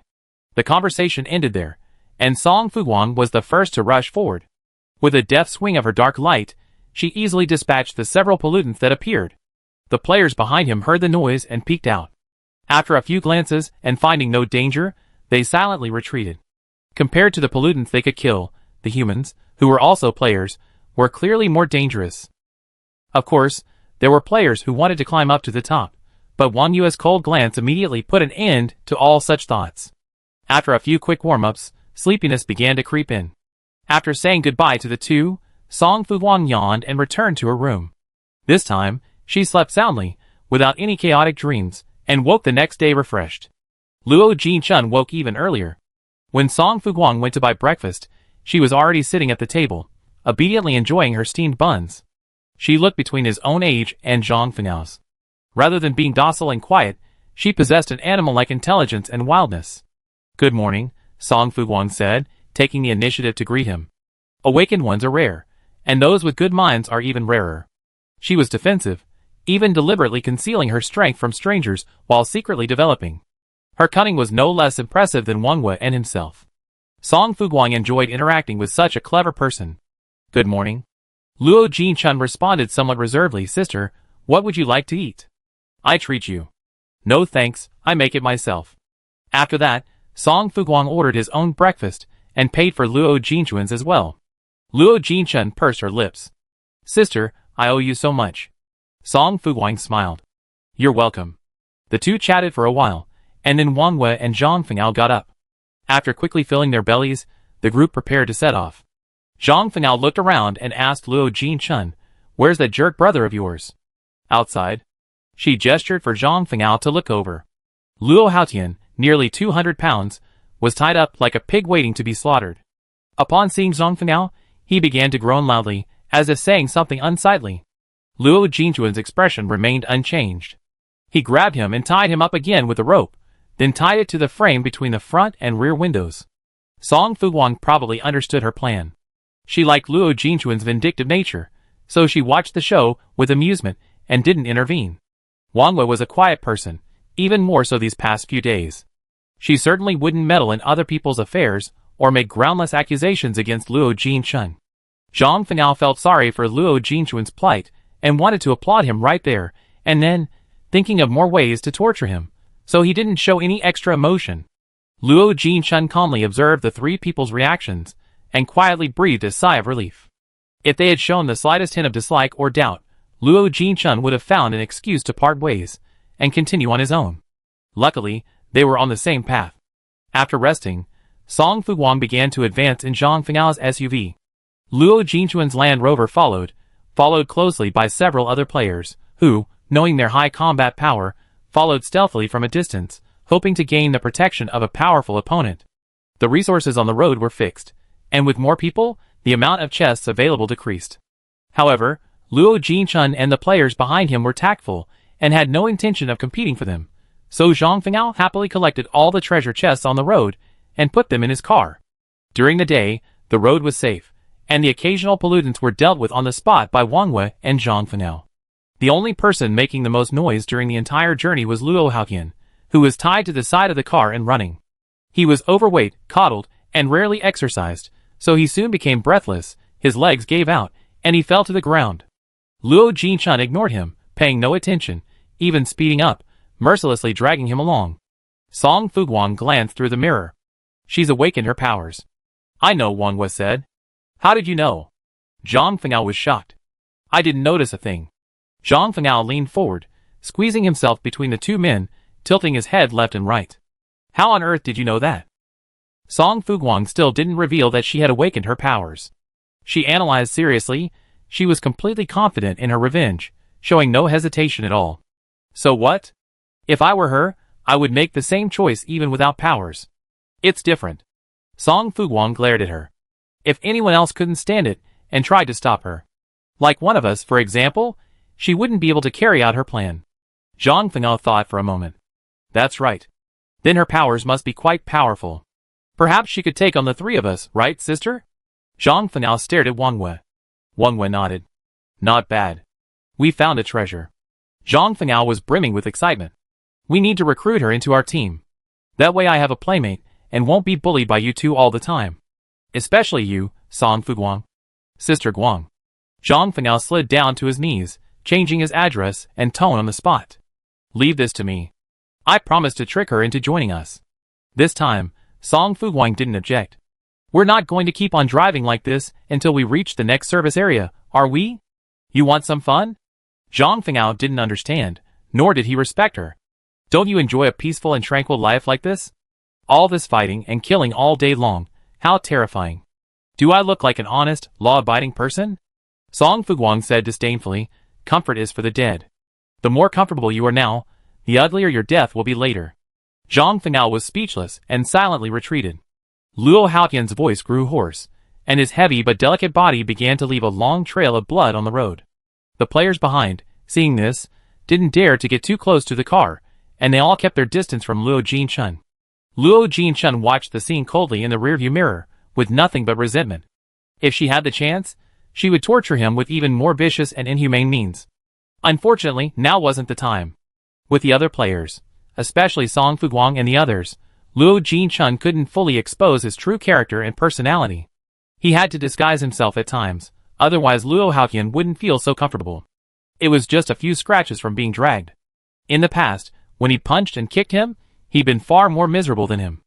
The sun grew increasingly scorching, and Luo Haotian completely lost his voice. At this moment, he didn't even have the energy to protest, barely hanging on.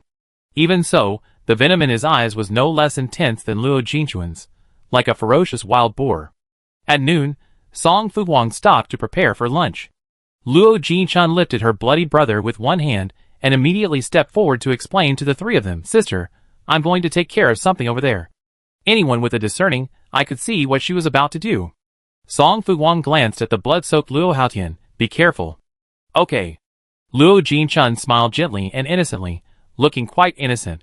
Zhang Fengao couldn't help but shudder, muttering softly, "Why are there so many ruthless people around me?"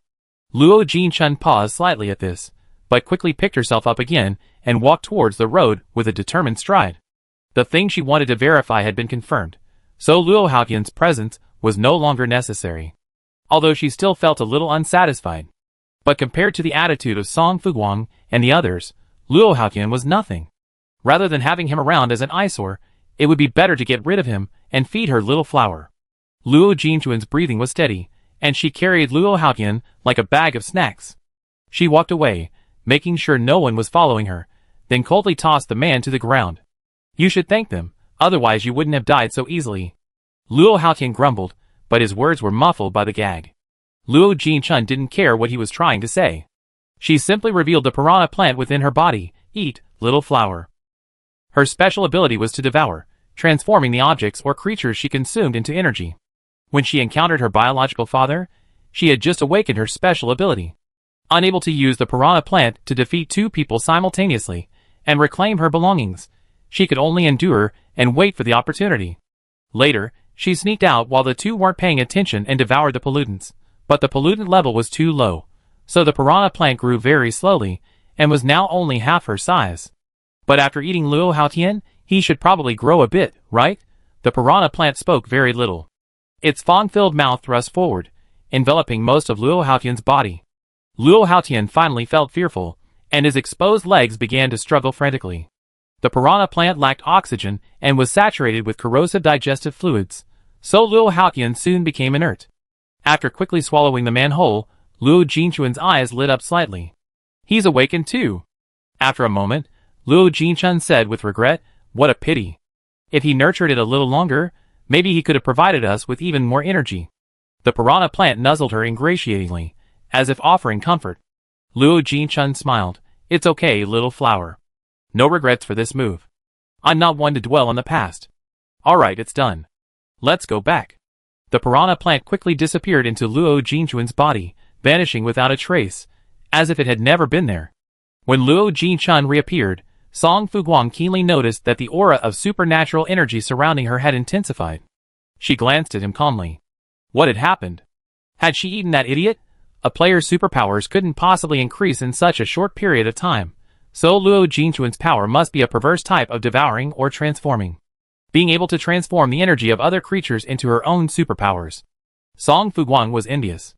Luo Jinchun acted as if nothing had happened upon her return, so Zhang Fengao didn't think much of it, and even enthusiastically invited her to dinner. Remembering her mission, she racked her brains to pester Luo Jinchun throughout the meal. Finally, Luo Jinchun was at his wit's end. "If you don't dislike me?" "Of course not." Zhang Fengao quickly said, "You're so strong, so decisive, and so clear about grudges. We all like you." Luo Jinchun smiled, but his heart sank. Strong? Was he being seen through? Who saw through him? That little irritant, who was clearly acting erratically. Or the understated, yet calm and intelligent woman beside her? Luo Jinchun hesitated. It couldn't possibly be this little idiot beside him, chattering more than a lark. Knowing he'd been seen through, Luo Jinchun felt a sense of relief. They knew who he was, yet they were still willing to accept him. How could that not be a sign of affirmation and recognition? So Luo Jinchun's smile grew more genuine, and he tried his best to blend in, not seeming too different. With the addition of a new member to the team, the already restless Song Fuguang grew even more restless.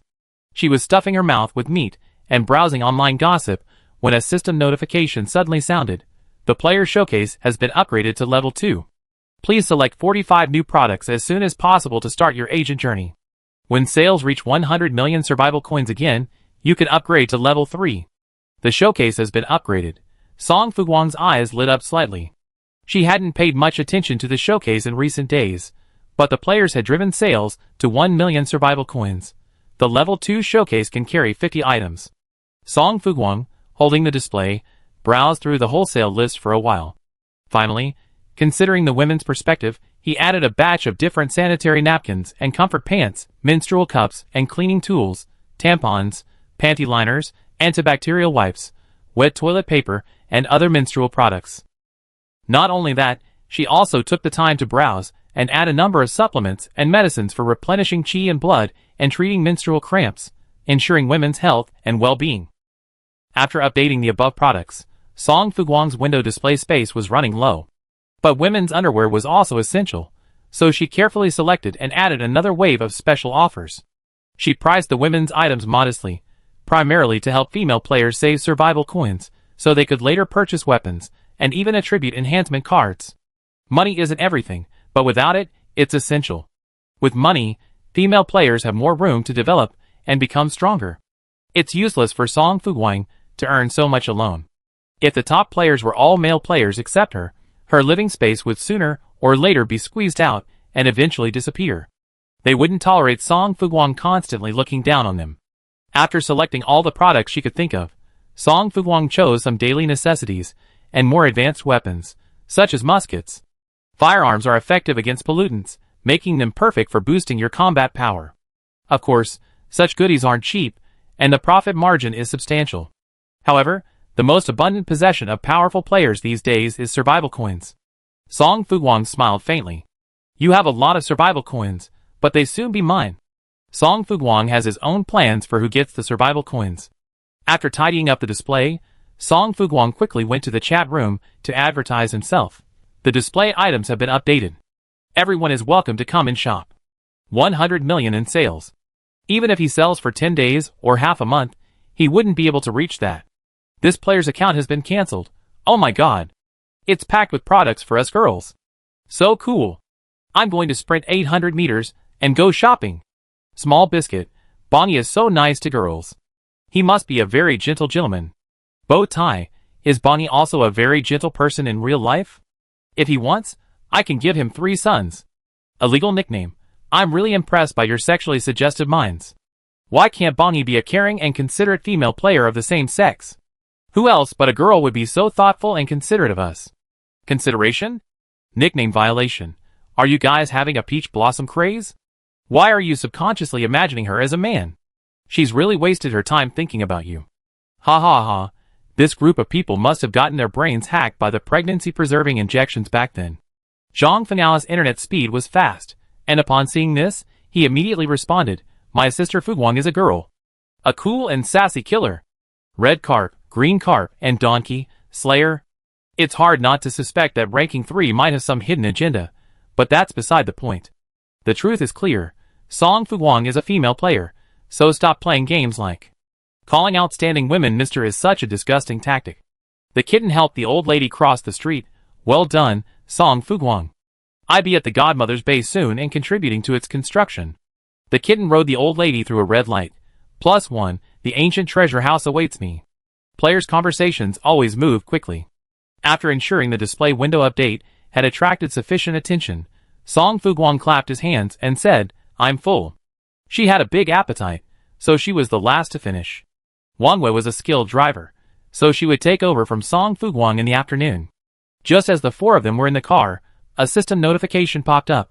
Players, please click the teleport link below as soon as possible to go to the classroom and meet your instructor.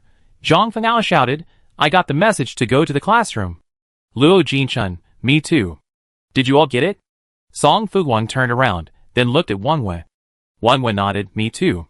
Song Fuguang couldn't help but suspect that the game administrator had heard his thoughts when the school message popped up at this time.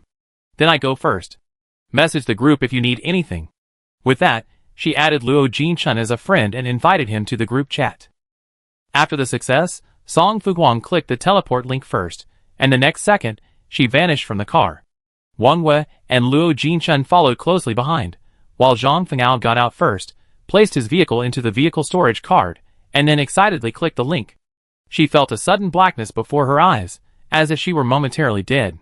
After about 3 seconds, consciousness returned, and light returned to her surroundings. Looking at the three familiar faces staring at each other, Zhang Fengao couldn't help but shout, Sister Wang Wei, didn't you tell me you were in Class B? Sister Fuguang, didn't you tell me you were in Class C? And you, Luo Jinchun, you just told me you were in Class D. Song Fuguang raised an eyebrow, unfazed. Didn't you also tell us you were in Class E?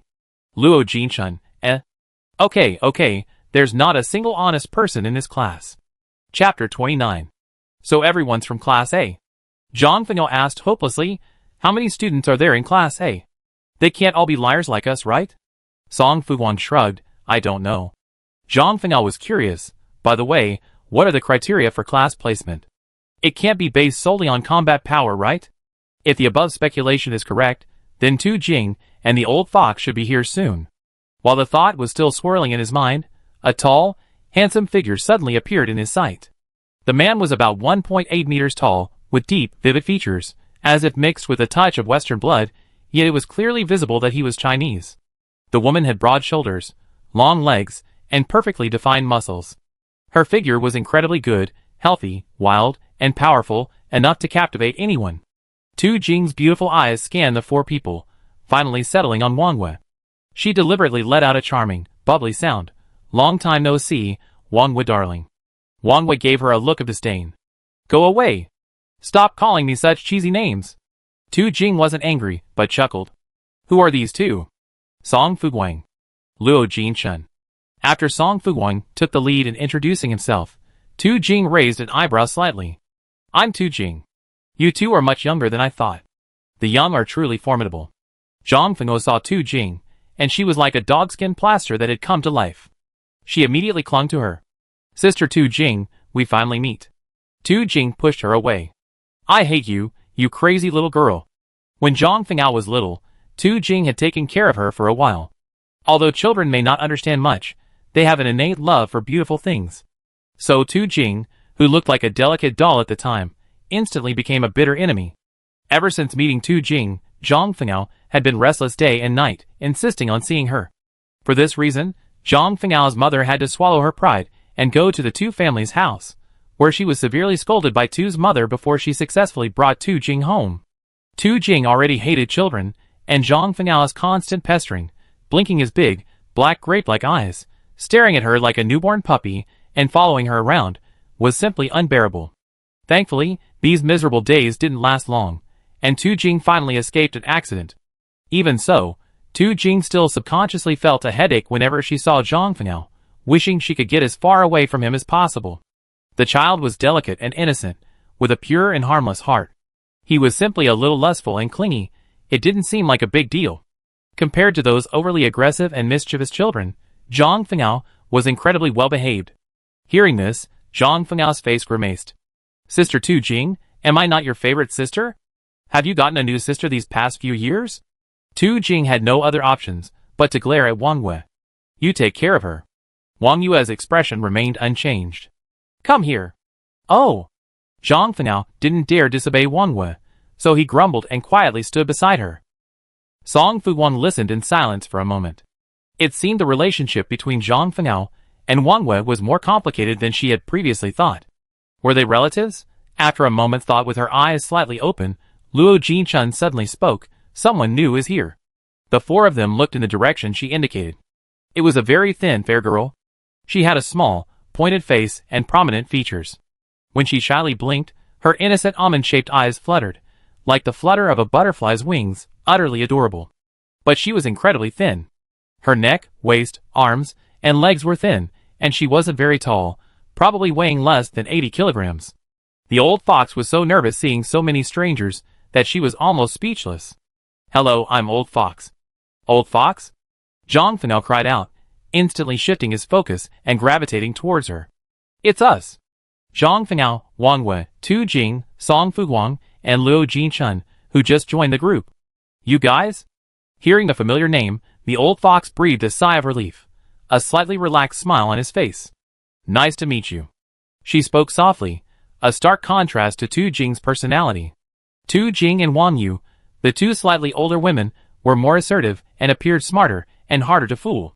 The old fox, on the other hand, was different.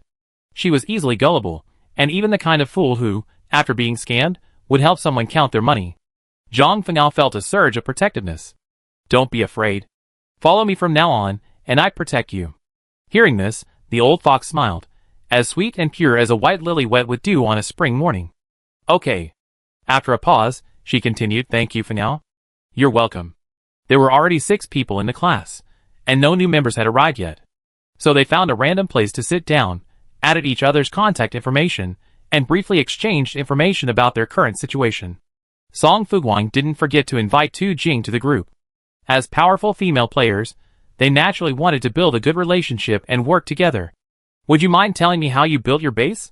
Tu Jing was straightforward, so when she found the opportunity, she politely asked Song Fuguang this question. Song Fuguang believed that with Tu Jing's skills, she would eventually clear the dungeon and obtain the base building token. Sharing the information now would make her owe him a favor, so he didn't hide it. "It's dropped by the boss after you kill the wild dungeon." "I see." Tu Jing pondered. Song Fuguang added, "Dungeon bosses are high-level pollutants, no different from us players. So you should do your best to build a good relationship with them, win their favor, and increase their favorability. That way, you can take advantage of the opportunity to make a wish for them." Tu Jing, ? Isn't that just asking for something? Is this a bit too much? Is this a domineering beggar pestering me? Although Tu Jing didn't understand, she took Song Fuguang's words to heart. Although Song Fuguang was young, he was a formidable figure, incredibly powerful. To hold on to the throne of server supremacy for so long, someone must possess extraordinary qualities. She never looked down upon anyone based on appearance, age, or even gender. If she dared, reality would quickly and harshly teach her a lesson. "Are there only 6 of us in Class A?" Zhang Fenao hugged his knees. "When will the instructor arrive? I've been waiting like the flowers are almost withering." Before he finished speaking, a middle-aged woman, approximately 40, appeared without warning. Several people glanced over, unsure of her identity, but their actions infuriated when she. "What are you still doing sitting there for?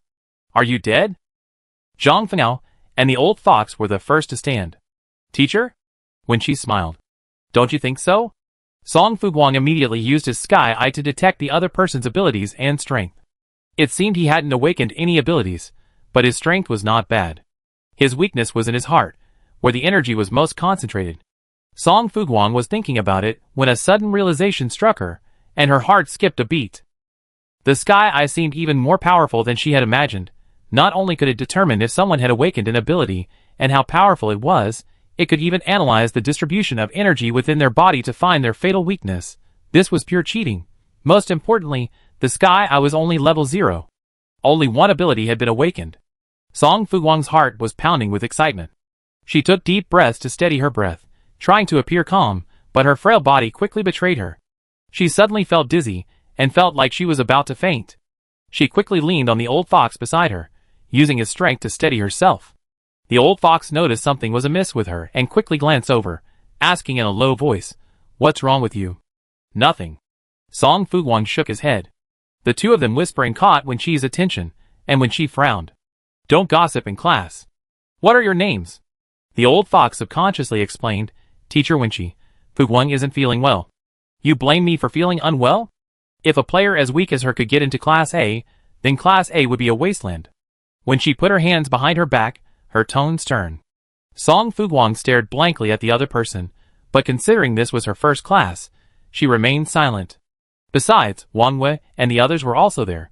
They knew very little about this dog game, and their instructor, Wenqi, was their only way to learn more about this world. Song Fuguang didn't argue, and Wenqi was pleased. Next, I'm going to start explaining the basic theory to you. Remember everything. In short, long ago, this world had a very good living environment. The vegetation was lush, the forest flourished, and various biological resources were abundant. Humans lived and worked in peace and contentment, resembling the legendary painless utopia. Unfortunately, human desires are insatiable. Despite having so much, some still wanted more, leading to slaughter and war.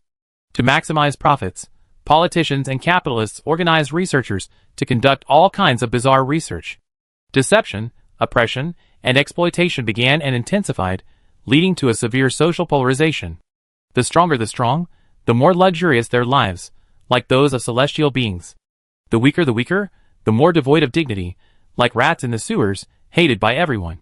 Amidst this situation, some gradually formed organizations and began a path of resistance. With their boundless wisdom and fearless courage, they finally managed to restrain the upper class, but it didn't last. When research achieved a breakthrough, the promises of the upper class alliance were shattered, and even greater suffering fell upon ordinary people. For this reason, ordinary people were forced to resist once again with their flesh and blood, until someone successfully infiltrated the laboratory and destroyed the research results within. Instantly, an unprecedented virus began to spread among humanity. Regardless of his status, wealth, or power, anyone is at risk of infection. After the virus indiscriminately killed 30% of the world's population, the upper-class alliance painstakingly controlled the virus and developed a vaccine. But even after experiencing grief, the arrogant and indifferent remained arrogant and indifferent. Vaccines are expensive and hard to come by. Without connections and popularity, a single dose is hard to come by. So the virus, which had just subsided, resurfaced and evolved anew. Humans who died from the infection became low and medium-level pollutants. Those infected but survived, thinking like normal people, became high-level pollutants, with appearances indistinguishable from normal people. High-level pollutants mingled and hid among normal humans, using all sorts of unexpected means to lure them into corruption, until they willingly succumbed to the virus. Thus, the war between humanity and pollutants gradually unfolded, and it continues to this day. Song Fuguang pondered after hearing this. High-level pollutants are no different from normal humans, and they can coexist peacefully with the virus in their bodies. So why not proactively infect the virus and become a high-level pollutant? Instead of worrying about it, it's better to just get it right. It saves time, effort, and worry. Humanity and pollutants are mortal enemies. We developed a variety of weapons that effectively kill pollutants. Of course, with your current status and strength, you're not qualified to access or even possess them. You're still too weak. No one can guarantee how far you can go, so we won't spend too much time and energy on you. Unless you can successfully complete this long-distance test. The long-distance test, of course, refers to the highway survival test. Zhang Fengao couldn't help but raise his hand. After we succeed in highway survival, will we be able to enter the real world? Wenqi nodded. Yes, but your test has just begun. It's still a long way from over. Okay, enough nonsense. Sorry I'm late. A charming male voice suddenly interrupted. Wenqi's face showed a hint of impatience at the interruption, but when she turned around and saw that the person she was upset with was a well-mannered, elite man in a neat suit, a smile suddenly broke across her face, and even her tone became extremely gentle. It's okay. Is that Su Jingqi? Come over and sit down, and introduce yourself to everyone. Wenqi's smile was gentle, a stark contrast to the harsh words she had just given Song Fuguang and the others. Su Jingqi introduced himself politely, then explained, I unfortunately encountered some pollutants on the way here, and it took me quite a while to deal with them, so I'm delayed. It's okay. Wenqi said lovingly, are you tired? Take a break first, and tell me about the rest later. Su Jingqi obediently agreed, okay teacher. Song Fuguang sneered, you're still a Su treasure protector. Su Jingqi? Where's his ranking? How come I don't even recognize this name? Zhang Fengao muttered as she opened the server leaderboards and searched for him one by one. She scrolled through the screen for a long time, her hands almost sore, before she found his name at the bottom, number 96. Fifth from the bottom in the server? Someone like that can get into Class A. Zhang Fengao glanced over in disbelief. Why? If this kind of scum can get into Class A, then our Class A might as well be a market, Luo Jinchen said coldly. The old fox also frowned unhappily, and said weakly, How the hell did he get in? The three of them spoke quietly, so Su Jingqi didn't hear the specifics of their conversation. He only knew that the whole class was staring at him, their eyes gleaming with a strange light. Before entering the game, he was a boss, having founded his own company and successfully capitalized on the current trends and achieved worldly success through policy. With power, wealth, and fame, coupled with his good looks, it was easy for him to charm women. Likely due to his habitual thinking, he naturally interpreted the gazes of the opposite sex as admiration, love, or even sexual desire. So, he looked around and finally smiled and nodded at the relatively easygoing old fox. Old fox? ? Luo Jinchun explained coldly, you seem easy to deceive and manipulate, and you're beautiful and youthful, perfectly satisfying that unspoken chauvinism and need for conquest he harbors. Old fox, What bad luck. The old fox instantly looked away. I don't have that idea. Song Fuguang chuckled, enjoying the fun, adding fuel to the fire. He doesn't think so.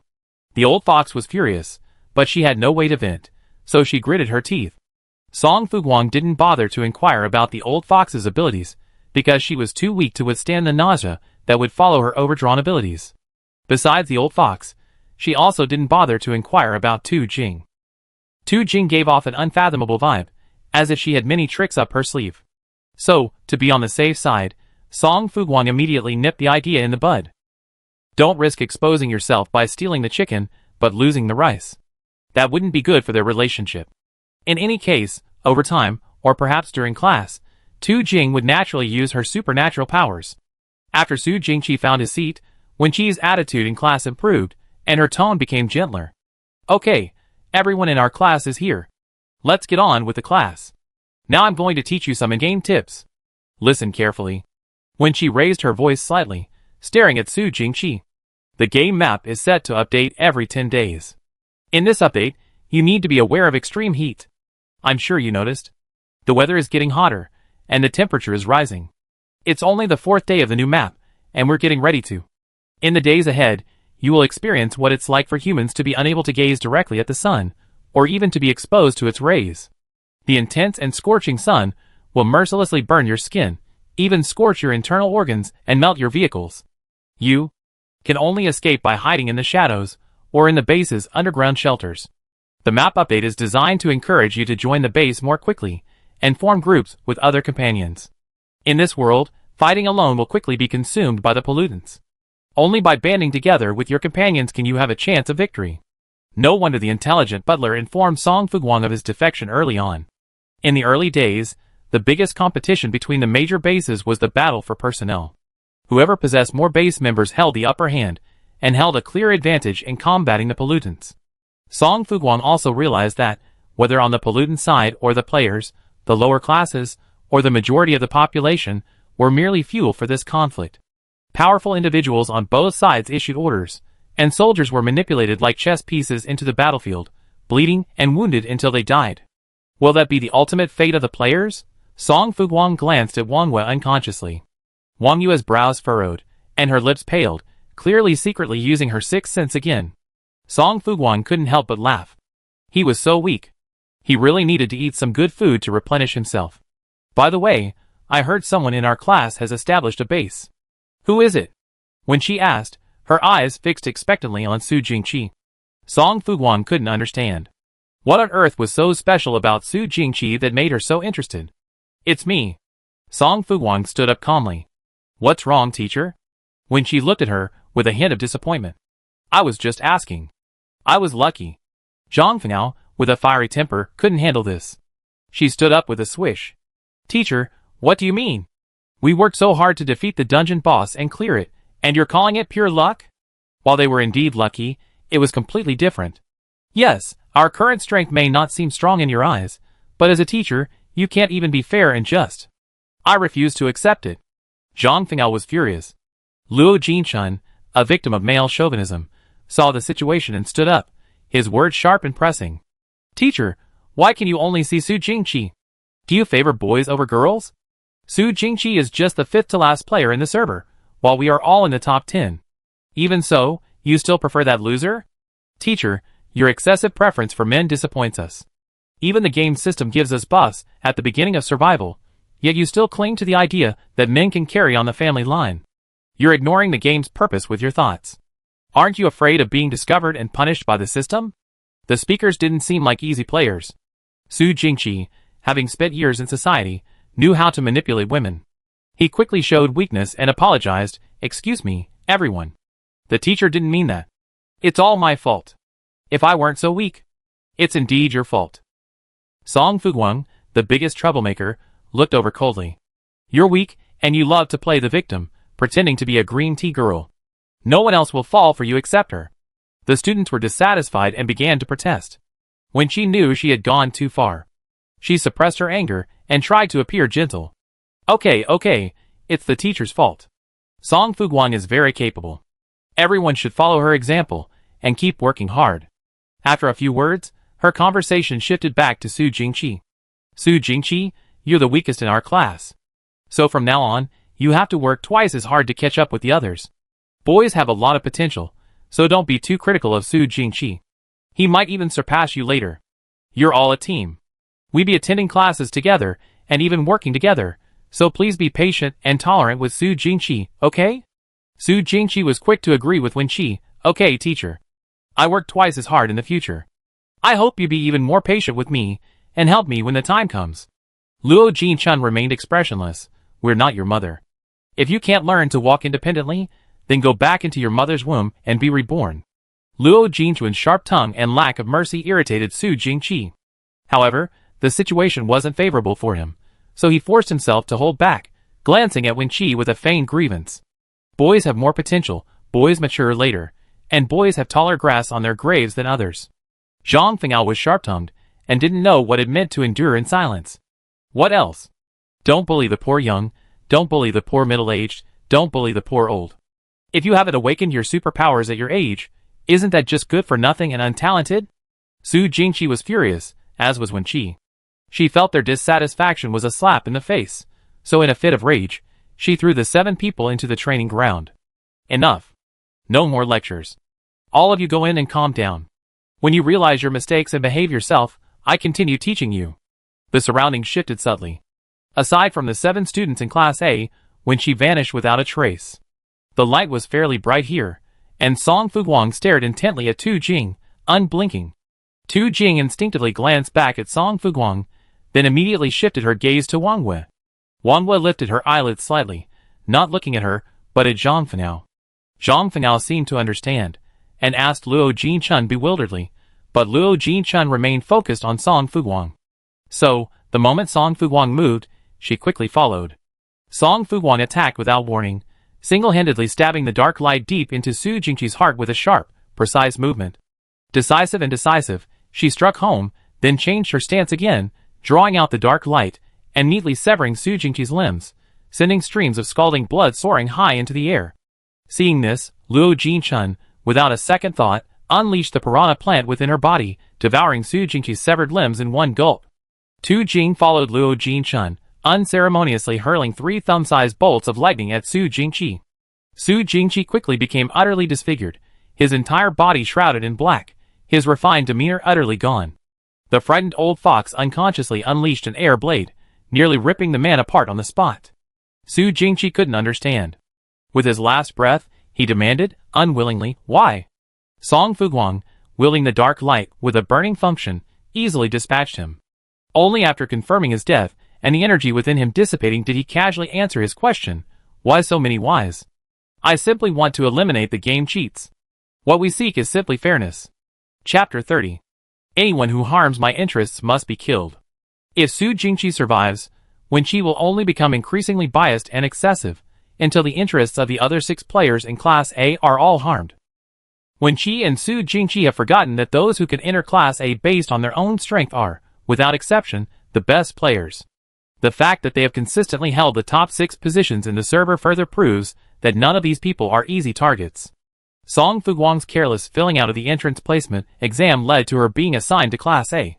Even if the other players have been warned and become more disciplined, their situation likely won't improve much. Yes, their strength is partly due to luck, but isn't luck also part of strength? Like the old fox, she has bad luck finding treasure chests, but is incredibly lucky. She's also a true lucky charm, having quietly awakened a spatial ability. Her innocent appearance conceals a dangerous depth, and even Song Fuguang has to be wary of her. Tu Jing, needless to say, possesses lightning-based abilities that make her a formidable attacking player, capable of easily dispatching opponents with a flick of the wrist. So, how could such a powerful player in the entire server willingly accept being bullied, and watch their supposed benefits being snatched away by a cheater like Su Jingqi? Happy cooperation. Song Fuguang smiled brightly, a trace of murderous intent absent from his presence, as if she hadn't been the one to strike out at him earlier. Tu Jing rolled her eyes. I like your personality. And you? She said to Luo Jinchun. Song Fuguang and Luo Jinchun were inherently ruthless. Though they were still young, Tu Jing didn't dare underestimate them. Appearance can conceal too many truths. In this perilous gaming world, judging people by appearances will only lead to your account being deleted. Thank you. Luo Jinchun forced a sweet smile, matching Song Fuguang's. I like your personality too. No. Zhang Fengao realized. You guys really just started fighting over a disagreement. She was incredulous, her mind racing. And you didn't even discuss this with me in advance. Did you secretly send a message in the group chat? Or a private chat? That was just a wink. Song Fuguang said disdainfully. We almost made it clear, and you still don't understand. Zhang Fengao was unconvinced. I understand, but I didn't expect you to be this kind of person. She scratched her head. Although I really like to do it, you guys were just too quick. I thought you just acted out first, wait until he lets his guard down, and then... What's the point of acting? In absolute. Do we really need to compromise with him, even consider him, given his strength? Even more so, we're 6 against 1. Song Fuguang sighed, then his tone lightened with anticipation. I wonder if the system will assign new students after Su Jingqi's death. Will it be a male or female player? I'm really curious. Wang Wei finally spoke. Female player. Song Fuguang paused.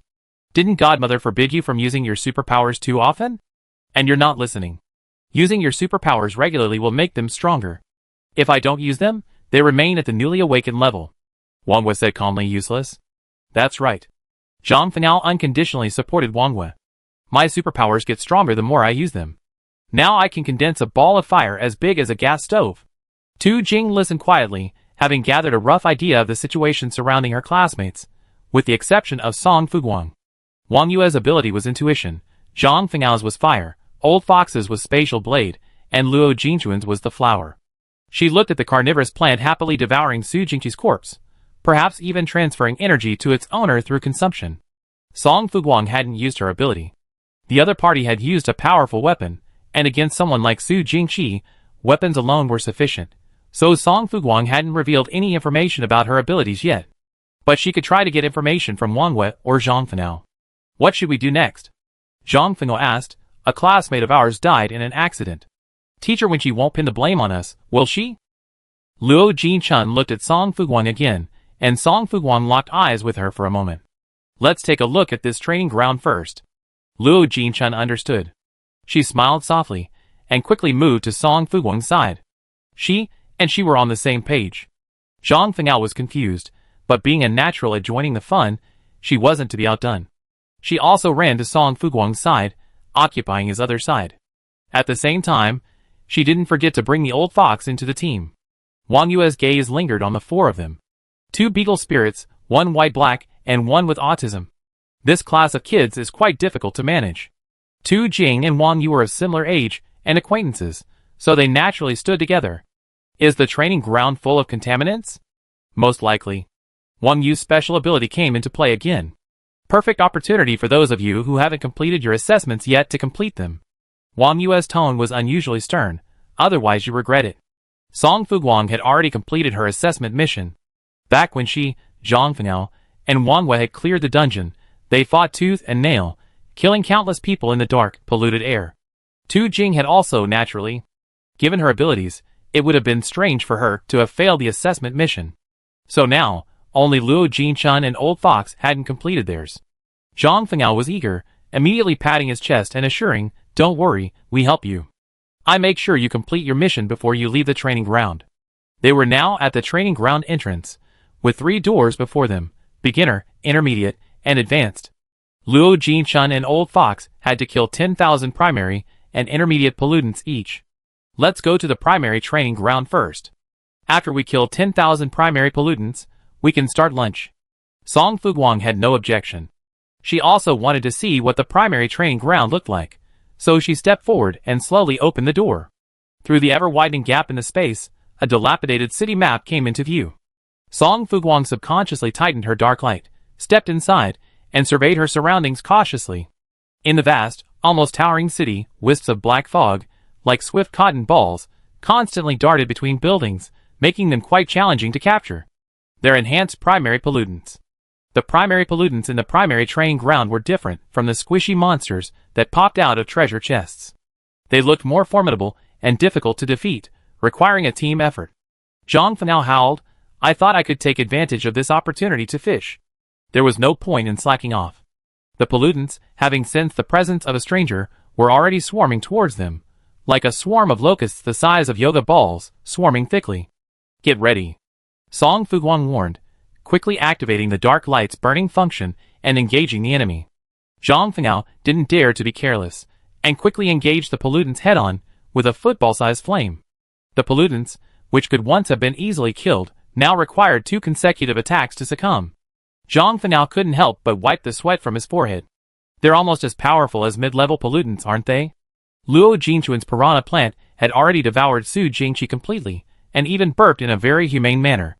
Luo Jinchun glanced at it, and coaxed it gently, "Xiaohua, it's up to you now." Xiaohua shook its head, then suddenly grew in size, its fang mouth opening wide, easily swallowing the approaching pollutants. Song Fuguang and Tu Jing both focused some of their attention on the piranha plant. It was incredible. In the later stages, if the piranha plant could grow to the size of the building ahead, wouldn't it be able to easily wipe out an entire battalion of pollutants? What if she also had a clone technique? Luo Jinchun herself would be an invincible army. Besides Luo Jinchun, the seemingly weak old fox should also not be underestimated. Her current air blade ability disregards terrain and space, directly destroying pollutants from a distance, while she herself is impervious to any pollutants getting close. Song Fuguang was silent. Wang Wei, Tu Jing, Zhang Fanao, Luo Jinchun, and Old Fox are all ranged attackers. So, he's the only melee and tank?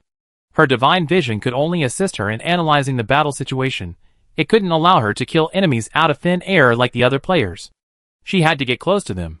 Song Fuguang suddenly felt hopeless, but fortunately, Wang Wei realized this and quickly approached her, sharing half of her firepower. 2 by 2, separate actions. Zhang Fanao immediately attached himself to Tu Jing, and Luo Jinchun automatically approached the old fox, beginning to cultivate a tacit understanding. The others had previously been tricked, either actively or passively, by Song Fuguang into killing many pollutants at high intensity, so they were relatively well equipped to handle the current situation. Although the pollutants were numerous, they couldn't withstand the strength of the players assigned to Class A. After approximately 3 hours, Luo Jinchun and the old fox successfully completed their primary pollutant elimination mission. No, we're going to fail. After hearing the word completed, Zhang Fanao instantly collapsed, gasping for breath. "I don't have a single drop of superpower left." "Retreat," Wang Wei ordered immediately. Pollutants actively approached players. Fortunately, they weren't far from the entrance to the primary training ground, and they quickly retreated, shielding each other. Zhang Fanao was exhausted, and the old fox wasn't much better either. Both of them were pale, sitting or lying down, unwilling to speak a word. Tu Jing didn't seem weak at all, her complexion was even rosy.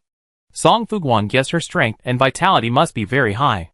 As for Wang Wei, Song Fuguang observed her calmly.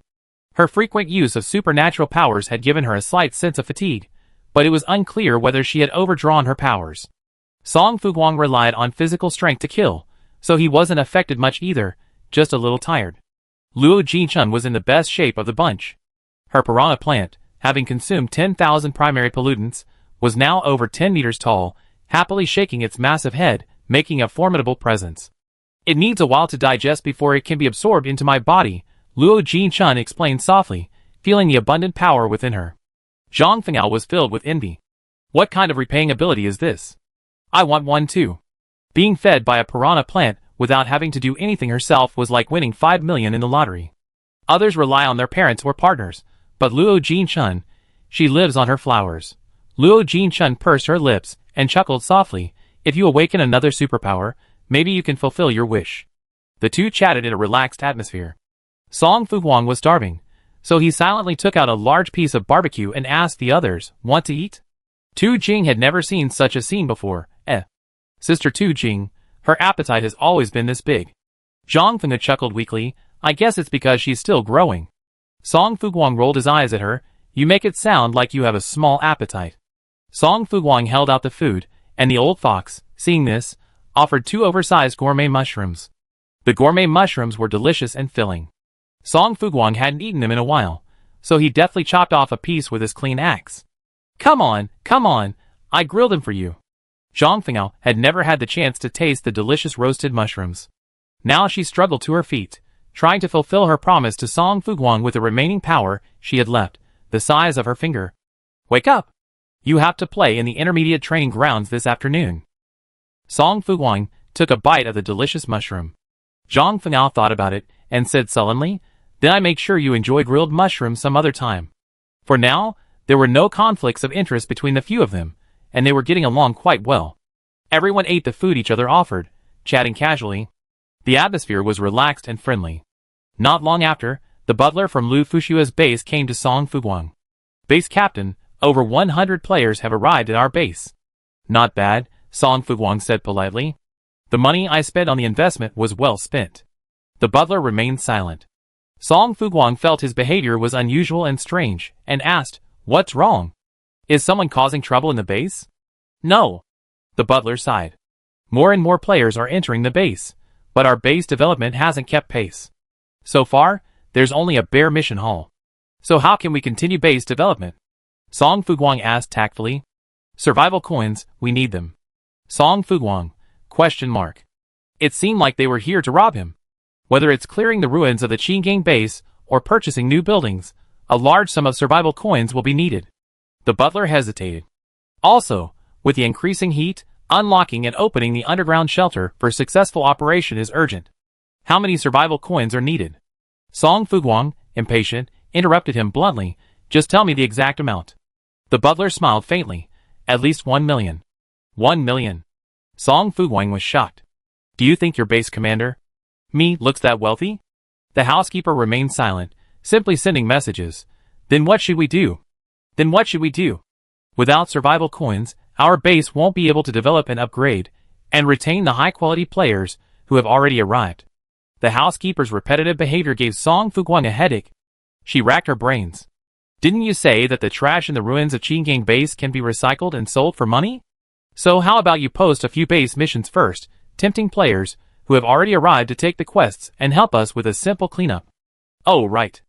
Song Fuguang instructed, the points for the posted missions must be set to less than the unit price of the scrap recycling, understand? The housekeeper, ? So the base commander is a complete profiteer. Unlocking the underground shelter also costs money? Song Fuguang's thoughts raced. That doesn't make sense, does it? The housekeeper, regaining his composure, explained, Here are the rules, base captain. Then how many survival coins are needed to unlock it? Not much, 200,000 will do. The housekeeper answered honestly. Song Fuguang nearly jumped up and down. 200,000 survival coins isn't enough? She quickly checked her balance.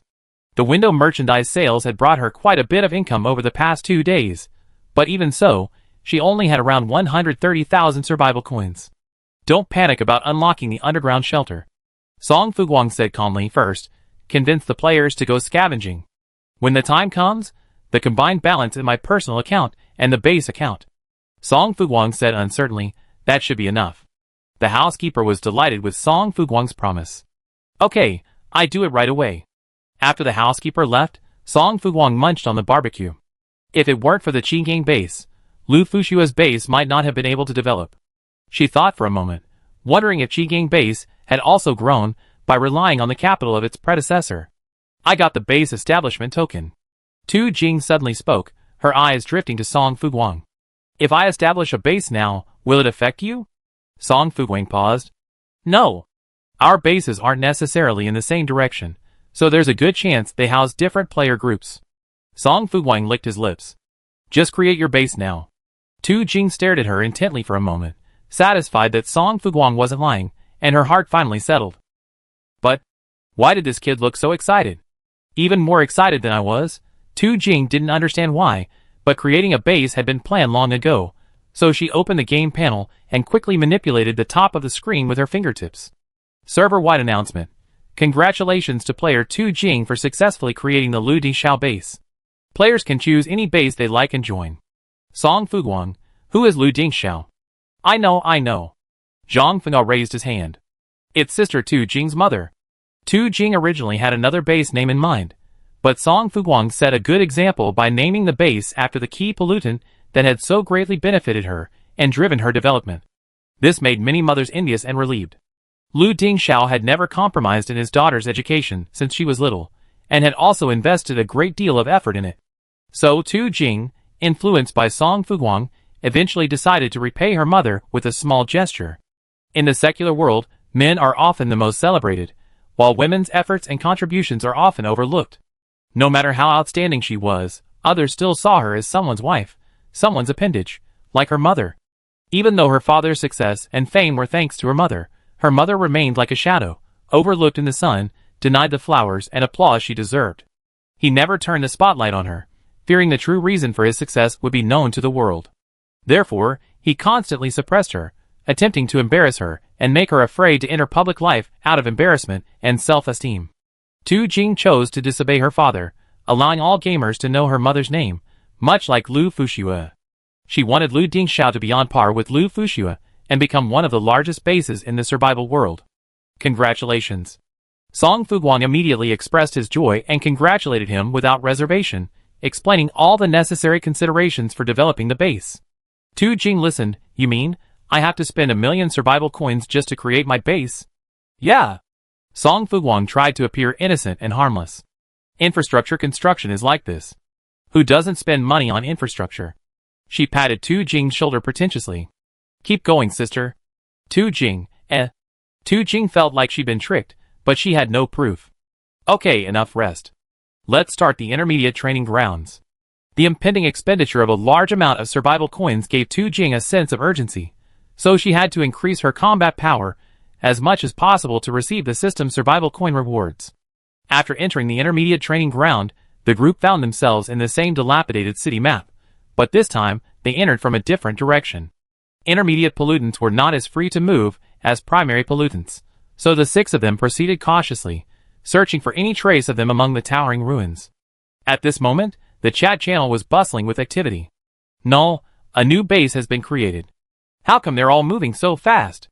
Electric mosquito repellent. How do you get base building tokens? I want one too, so I can build my own base, rule the land, and live a life of luxury, surrounded by beautiful women. I'm a gangster. My neighbor's stockpiling food, I'm stockpiling guns. Just keep developing your base, brother. I bring my men to wipe out yours. I love learning. Who is Lu Dingxiao? Tonifying medicine goes to school. I'm guessing it's Tu Jing's mother. Why is it so popular to name bases after mothers these days? Did they accept some system quest? God rewards hard work. I don't understand. It's obvious that the father is the one who contributes the most to the family. So why do Song Fuguang and Tu Jing only care about their mothers? It's so heartbreaking. Iron-blooded eagle, that's right. We work so hard to support the family, but the child only remembers her mother and takes our hard work for granted. If I had known this would happen, I should have given her a place in the world. Abort it. It's better not to raise a child like this. My daughter will get married sooner or later. We raised her for over 20 years, and it all went to waste. Player 284766. People can name their base whatever they want. Don't interfere too much. If you have the guts, let your son, who doesn't work so hard for nothing, create a base and set your name as it. My bug, don't be so possessive of other people's things, you hear? Song Fuguang and Tu Jing's base has nothing to do with you. Little Biscuit, that's outrageous. They simply wanted to thank their mother and let everyone know about her contributions. But these sensitive people immediately jumped out, afraid that no one cared. Sister, I'm your puppy. If they're really as responsible as they say, how could their daughter not remember and appreciate their efforts? I'm afraid they're just being too self-righteous. Tu Gukong, Jingjing, I'm your father. Please approve my friend request. Chapter 31. The intermediate training grounds were relatively more dangerous. Song Fuguang didn't dare to be careless. He tightly grasped the dark light in his right hand and activated his clairvoyance ability, scanning the surrounding energy fluctuations. Her current strength didn't allow her to use this ability for long, so she quickly scanned the surroundings, identified the most dangerous contaminants, and quickly switched them off. Over there. Song Fuguang pointed with a dark light. There's a powerful contaminant. Tu Jing's fingertips danced with lightning. How powerful is it? Do we have a good chance of winning? Yes, Wang Wei replied. But it will be a difficult process. As long as there was a chance of winning, there wouldn't be a problem. To prevent a sneak attack, Tu Jing immediately decided to form a team to kill the troublemakers first, then return to deal with the smaller soldiers. Let's go! Song Fuguang and Wang Wei led the charge, followed by Zhang Fengao and Old Fox. Tu Jing finished up the rear, protecting Luo Jinchun in the middle. Luo Jinchun's ability relies on her piranha plant, which isn't particularly effective, making her vulnerable and requiring constant monitoring. Knowing she was holding the team back, Luo Jinchun silently embraced her piranha plant, obeying Tu Jing and Song Fuguang's every command. The light in the intermediate training grounds was much dimmer. A dark, gloomy cloud perpetually covered the sky overhead, blocking out the sunlight. The cloud swirled, occasionally revealing a striking, inky color. Will it rain at the training grounds? Zhang Fengao asked curiously. The old fox turned to look at her and whispered, "Don't be such a pessimist." Zhang Fengao quickly pursed his lips and raised his hand, making a zipper-like motion. "I won't ask any more questions. I won't ask anything. Here they come." Song Fuguang's eyes flashed. And Guang made a beautiful sword pattern with his hand and lunged forward. A sizzling sound, like barbecue, echoed before him. Song Fuguang immediately pulled a chainsaw from his backpack and decisively dispatched the pollutants and Guang had strung together. Congratulations to the player for killing an intermediate pollutant. Your overall combat power increased by 10 points. Congratulations to the player for killing an intermediate pollutant. Your overall combat power increased by 10 points. Congratulations to the player for killing an intermediate pollutant. Your overall combat power increased by 10 points. Congratulations to the player for killing an intermediate pollutant. Your overall combat power increased by 10 points. The familiar system announcement sounded, and Song Fuguang didn't have time to check his overall combat power increase, as more pollutants rushed out. Tu Jing's expression was serious. Pay attention to formation and coordination. Protect Luo Jinchun. Luo Jinchun's heart warmed slightly, and he immediately threw the miniature piranha plant in his hand.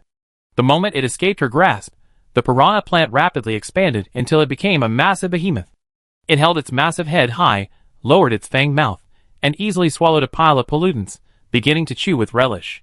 While the little flower is chewing, it's like a skill cooldown. During this time, it's up to you all, Luo Jinchun said seriously. I understand. Zhang Fengao's abilities hadn't fully recovered, so he could only attack with weapons. She responded to Luo Jinchun, then threw her a long sword and a musket. Take them. My abilities are over-depleted, and I'm a weak, fragile creature now. So from now on, I rely on you to protect me and cooperate with me. Luo Jinchun instinctively took the weapon.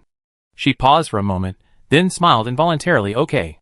Zhang Fengao wasn't afraid of her because of her previous torture of Luo Haotian, nor did he think she was some unforgivable villain.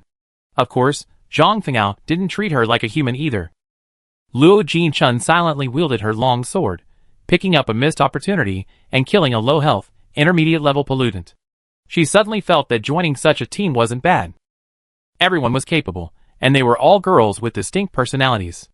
Although they were all cunning and scheming, when there wasn't a conflict of interest, they didn't scheme against each other. Instead, they helped each other and were considerate and attentive to others. What are you doing standing there like an idiot, Luo Jinchun? Zhang Fengao turned around and noticed she was distracted, and couldn't help but shout, Don't you want to live? Luo Jinchun regained her composure, not wanting to be distracted again. She clumsily wielded her long sword and continued picking up missed opportunities.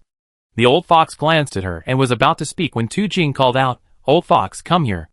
After the old fox obediently walked over, Tu Jing continued, You are responsible for killing the low-health intermediate pollutants and completing the assessment mission as quickly as possible. Zhang Fengao and I will assist you, while Song Fuguang and Wang Wei will assist Luo Jinchun. Once they complete their mission, we will immediately retreat. Tu Jing, with her vast experience, had long since sensed that something was amiss with this training ground. She didn't want to make malicious assumptions, but when she had never shown any affection or satisfaction towards them, so she had to try to understand his intentions.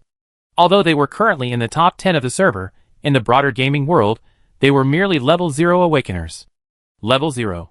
Not even enough to serve as a snack for the high-level pollutants. The pollutants outside the training grounds had been weakened by the system, leading them to believe that the monsters were only so powerful. It wasn't until this moment that they realized that everything before had been a breeding ground deliberately created by the system for them. If the players were too weak and allowed monsters at 100% strength to attack them, they would likely die in large numbers within half a month. Thus, to increase player survival rates, the system had taken great pains, employing various measures to minimize the potential threat to the players. Song Fuguang also realized that the pollutants in the training grounds were becoming increasingly difficult to kill. Outside, killing a mid-level pollutant would require only a single blow, but here, she gritted her teeth and slashed repeatedly before she could successfully take one down. If we keep going like this, we'd be tortured to the point of being half dead. Zhang Fengao said, "Is the intermediate training ground really a place we can enter right now?" She began to doubt herself. Could Teacher Wenqi's original intention be just to allow us to enter the beginner training ground? Zhang Fengao had been talking too much, and Song Fuguang spun around to cut off the pollutant's head. "Stop talking nonsense. There's a treasure chest up ahead." "Treasure chest? There's that thing here?" Zhang Fengao was shocked. The old fox whispered, "Where?" "I can use my powers to pick it up." Song Fuguang pointed her in the direction, and the old fox sprang into action. The next second, a silver treasure chest clanged down in front of the group. Song Fuguang had unconditional faith in the old fox's luck. "Open it." The old fox was a little nervous, fearing that the treasure she opened wouldn't satisfy everyone. But the situation was urgent, and she didn't have time to worry too much. She took a deep breath, closed her eyes, and unlocked the lock. The contaminant leaped out.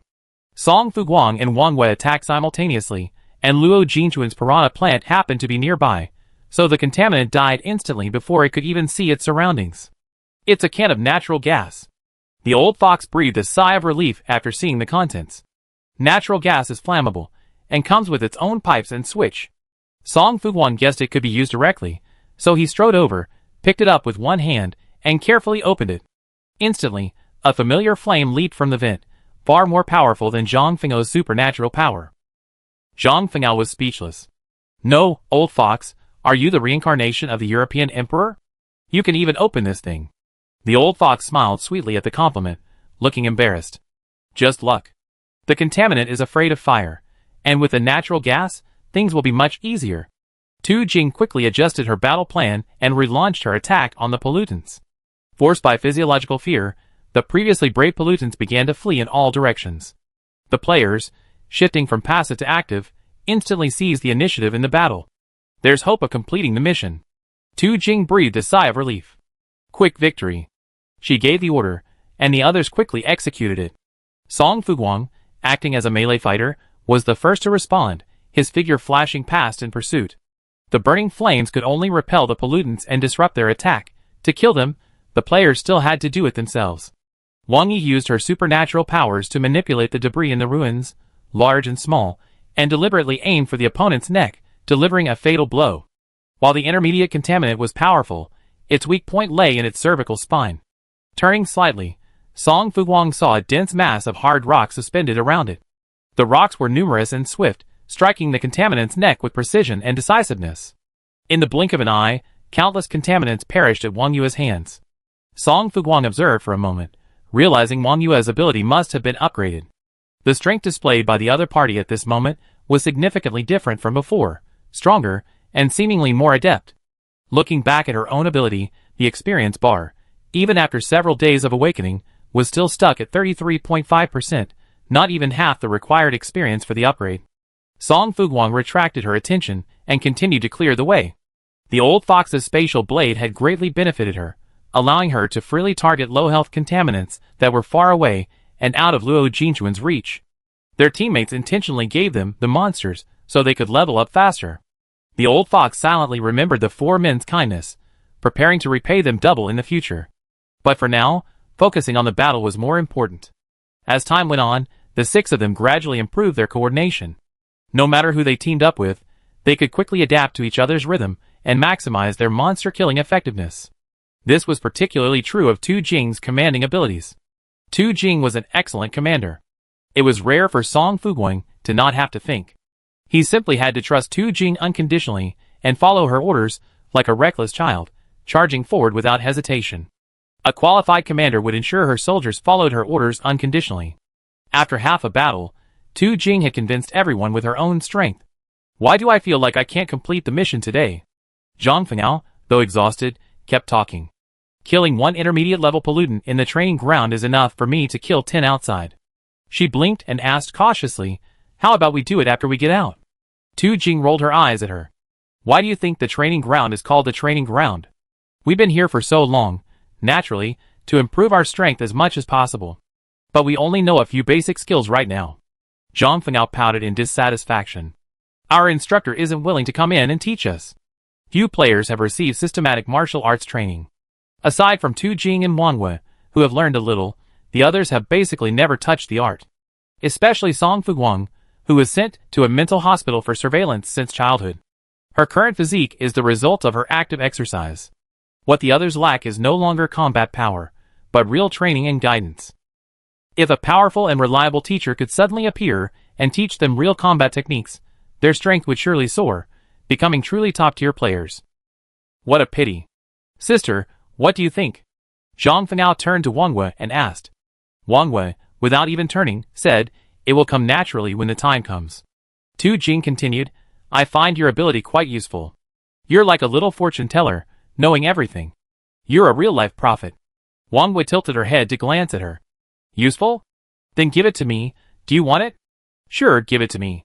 Tu Jing held out her hand, but Wang Wei slapped it in the face with a stern look. Your father is after you. Be careful. What bad luck. Tu Jing immediately withdrew her hand, her mood darkening. Zhang Fengao knew the truth, but she didn't dare to gossip about his private affairs without Tu Jing's permission. So, she quietly kept her mouth shut, a rare gesture of obedience. Song Fuguang was a little curious, but since Zhang Fengao didn't volunteer, he didn't ask. Luo Jinchun and the old fox were known for being quiet, and it was even more unlikely they would openly pry into someone else's privacy. After nearly 2 hours of continuous fighting, Tu Jing said, let's rest here. Zhang Fengao was the first to respond, plop down. Can you give me some potion that instantly restores my superpowers? My arms are killing me. I'm just a lively young girl. Why are you doing this to me? Were you very arrogant before? Song Fuguang had been engaging in intense combat since entering the game, so he didn't feel too bad. Why is your battery so low? Zhang Fengao thought for a moment. Arrogance is just my camouflage, to make me seem less formidable. Besides, if I weren't arrogant, how could I possibly attract anyone's attention? What do you mean? She glanced at Wang Wei quietly, and seeing no reaction, a hint of disappointment crossed her face. Everyone was busy searching for their loved ones back then, but my method was the most effective.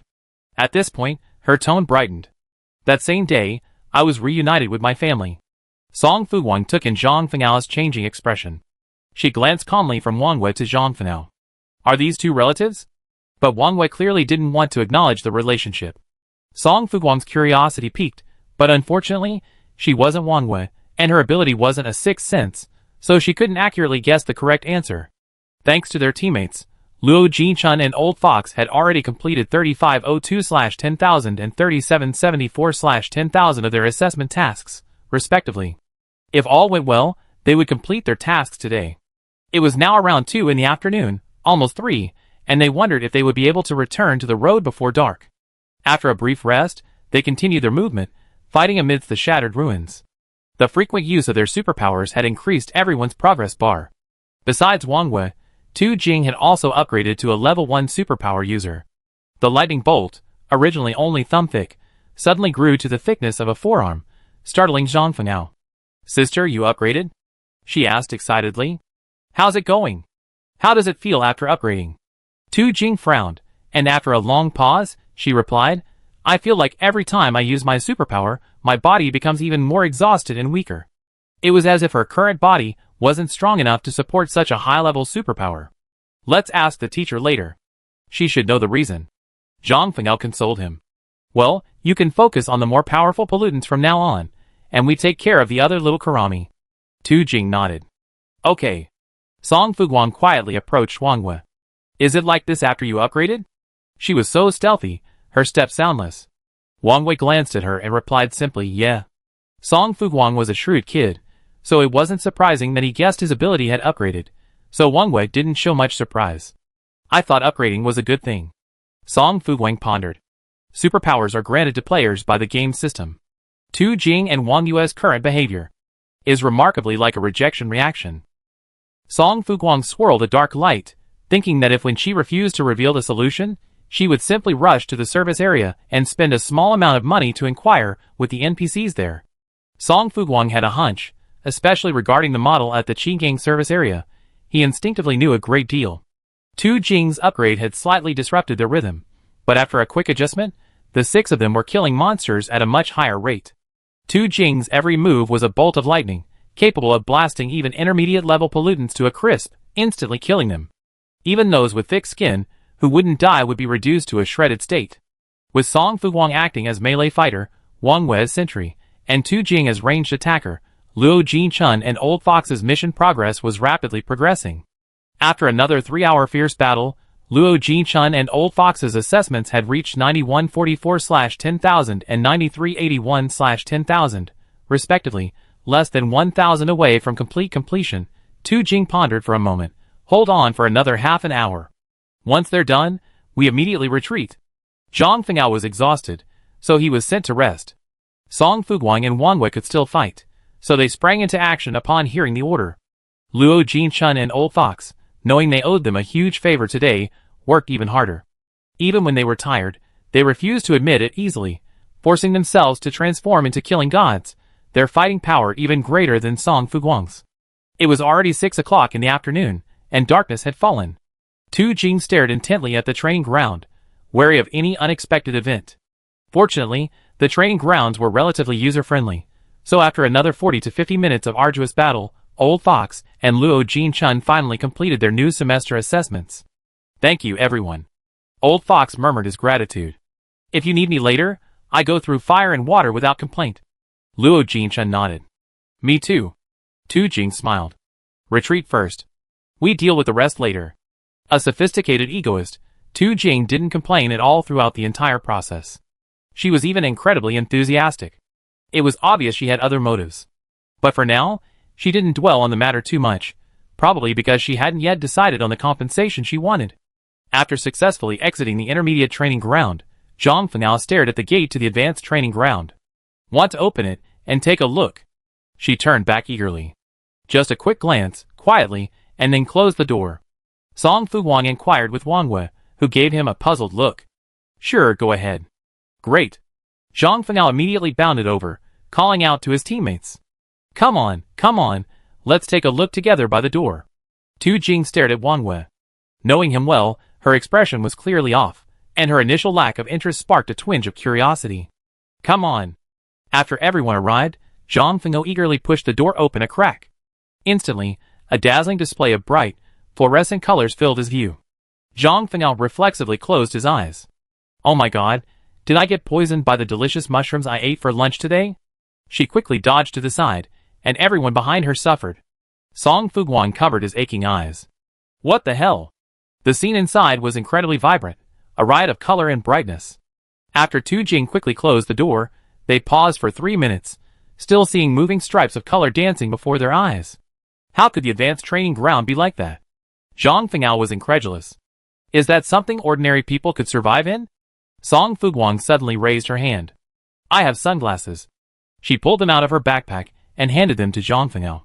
Zhang Fengao hesitated, wanting to speak, but finally put them on and opened the door again. But in a split second, she quickly slammed the door shut and backed away. It's no use. I'm blind. Song Fuguang, She silently put her sunglasses away, and was about to speak when Wen Qi's sharp voice rang out. Who told you to go to the advanced training ground? Wen Qi was furious. Can you please behave yourself and stop getting me in trouble all the time? You didn't say we couldn't go, Song Fuguang said innocently. Wen Qi was furious. It's 6 o'clock, and you haven't come out yet. Do you want me to work overtime with you? Come back with me now. Wen Qi's voice suddenly paused. Why is someone missing? She glanced around furiously. Where's Su Jingqi? Why isn't he here? I don't know. Song Fuguang moved towards her, innocently saying, maybe he's outmatched and got tripped up by some contaminant. Wen Qi's brow furrowed, and she turned and headed towards the intermediate training ground. She scolded as she walked, you are all classmates, and you are a whole. We prosper together, and suffer together. Su Jingqi's abilities are weak, so you should give him more support and help him improve as quickly as possible. That way, your team's combat capabilities will improve. I know you're jealous and think Su Jingqi got into Class A by luck, but luck is also part of strength. When she opened his own education system. I see where he's located. Then you can come with me to find him. Huh? Isn't his location nearby? Teacher, turn around. Song Fuguang glanced at Tu Jing. I saw him. When she was caught off guard and turned immediately upon hearing this. However, she wasn't greeted by Su Jingqi, but rather by a sharp pain in her chest. Song Fuguang repeated his old trick, wielding a dark light, fiercely piercing Wen Qi's weak spot, severely injuring her. Tu Jing and the old fox followed closely behind, each using their special moves to take her life while she was weak. Wen Qi was shocked, then furious, and was about to retaliate. But Song Fuguang was faster than her. The sharp blade of the dark light slashed from top to bottom, forcing her in two in the blink of an eye. Luo Jinchuan's carnivorous plant, observing this, immediately stepped forward to clean up the battlefield. In the blink of an eye, the area was clear, leaving no trace except for the lingering blood on the ground. Wen Qi must die. If she didn't die, not only would the 6 of them learn nothing, but their grades would be affected, and they might even suffer because of Su Jingqi. Qi's death was met with persecution and harassment, until he was dropped from the leaderboard. No one wanted to see that outcome. Zhang Fenao blinked, then blinked again. Oh my god, don't be so aggressive. We won't be punished for killing the teacher, will we? She scratched her head helplessly. Should we run for our lives first, and then find a place to hide? Of course there will be punishment, no one can escape it. A system announcement quickly rang out in the ears of all players. Server-wide notice. Players Song Fuguang, Wang Wei, Zhang Fenao, Tu Jing, Luo Jinchun, and Old Fox disrespected their teachers by ambushing and killing their classmates Su Jingqi and their instructor Wen Qi. Their behavior is egregious, and they are therefore being reprimanded. All of the above individuals will have their combat power reduced by half, and will be assigned to a random game map as a warning to others. Other players, ? Chapter 32. The current combat power rankings of the 6 players are 1. Song Fuguang 223106. 2. Wang Wei 179102. 3. Zhang Fenao 159610. 4. Tu Jing 85204. 5. Old Fox 105204. 6. Luo Jinchun 101328. After their penalty combat power is halved, the 6 players' combat power is reduced to 1. Song Fuguang 111553. 2. Wang Wei 89551. 3. Zhang Fenao 79805. 4. Tu Jing 42602. 5. Old Fox 52602. 6. Luo Jinchun 50664. Attention penalized players. Random assignments are about to begin. As the system announcement sounded, the players felt their vision go black. When they opened their eyes again, they found themselves on an unfamiliar road. Opening the group chat, Song Fuguang said, "Are you all okay?" "Fine," Wang Wei replied. After exchanging safe reports, Zhang Fenao congratulated himself. Fortunately, even after being penalized half our combat power, our ranking remains unchanged. Regarding our strength, the old fox asked weakly, "Does this mean that when we raise our combat power again, we still receive the system's survival coins?" Zhang Fenao, blind student, you hit on the mark. Song Fuguang removed the electric tricycle from the vehicle storage card and plopped into the driver's seat. Is this truly a punishment, rather than a reward? Why do I feel like the system's punishment is playing it safe? Zhang Fenao, that's not important. What's important is that we finally got together, but because of Su Jingqi and Wen Qi, the system intervened and cruelly tore us apart. Do you know? I'm still a full 800 kilometers from the next service area. Song Fuguang scoffed mercilessly, then opened his map. 799 kilometers to the next service area, no better than Zhang Fengao's situation. She scratched her head. The team battle had turned into a solitary one, and Song Fuguang's mood wasn't quite right. Enough. Let's eat first. We still have to deal with the sudden pollution tonight. Zhang Fenao lay dejectedly in the trunk. I don't know when my powers will return. Song Fuguang had already opened Qin Ruinhua's chat box, and ordered 10 different rice bowls from him. Qin Runhua was the chef from before, and his meals were perfectly suited to Song Fuguang's taste. Even after not having eaten them for a few days, they were still incredibly delicious. The group chat fell silent. Some were resting, some were eating, and no one continued to speak. But the chat channel was different. The system's announcement and criticism had most of the players exploding with anger. What the hell? Top 1 led 2nd, 3rd, 4th, 5th, and 6th place to kill Su Jingqi. And their teacher? I don't know what to name it. Does anyone know if Su Jingqi did something outrageous? Perhaps Top 1, and the others have their own reasons. Mom said the longer the name, the better. Yes, yes. Song Fuguang was so kind. Not only did she give us vital survival information, but she wasn't greedy for money. She was dedicated to our well-being, selling us goods at low prices. She must have been forced into a corner and had no choice but to do this. 1. Su Jingqi's death would be one thing, but how did their teacher die too? Did these two go too far? Did they piss off an honest person? Hairband. I know Su Jingqi. He used to enjoy playing around with women. He's harmed countless young women. So he must have been secretly hooking up with the teacher, and the two of them were colluding to bully Song Fuguang and the others. Player 284-7632. Song Fuguang aside, Tu Jing is ruthless and cold-hearted. How could she tolerate having her own interests compromised? I'm surprised Su Jingqi didn't die. This user has been deactivated, so that's how it is. Then Su Jingqi deserves a good death. Please everyone, I have a question. Su Jingqi is ranked 96th in the server, 5th from the bottom. How did he get into Song Fuguang's class? Is there any inside story? AAA vehicle recycling and sales contact. Does anyone know what he secretly betrayed about himself? Male players are just so careless. The female players engaged in a heated discussion, but instead of dwelling on the other's faults, they felt sorry for them, believing their actions today must have been forced and had their reasons. Not only that, they even put themselves in Su Jingqi's shoes, criticizing him. This man's death was fine, but it also led to the penalty for the top 6 in the server. All their hard work had gone to waste, their efforts falling through in a single blow. They were all angry and resentful on Song Fuguang's behalf. Some felt sorry for Song Fuguang and the other 6, while others naturally sympathized with Su Jingqi, but the former's voices were louder, quickly drowning out the latter. Add to that the revelations about Su Jingqi's past by someone named under their real name, and the latter's excuses and explanations seemed even more feeble, leaving almost no one convinced. Song Fuguang was amused. Indeed, strength is confidence. When you achieve success and fame, you don't even need to appear in person, great scholars will naturally debate on your behalf. After quickly finishing his dinner, Song Fuguang opened the base information. Base level, Level 1. Base Commander, Song Fuguang. Deputy Commanders, Wangwei Zhangfengao. Official Residence, 103. Temporary Residence, 328.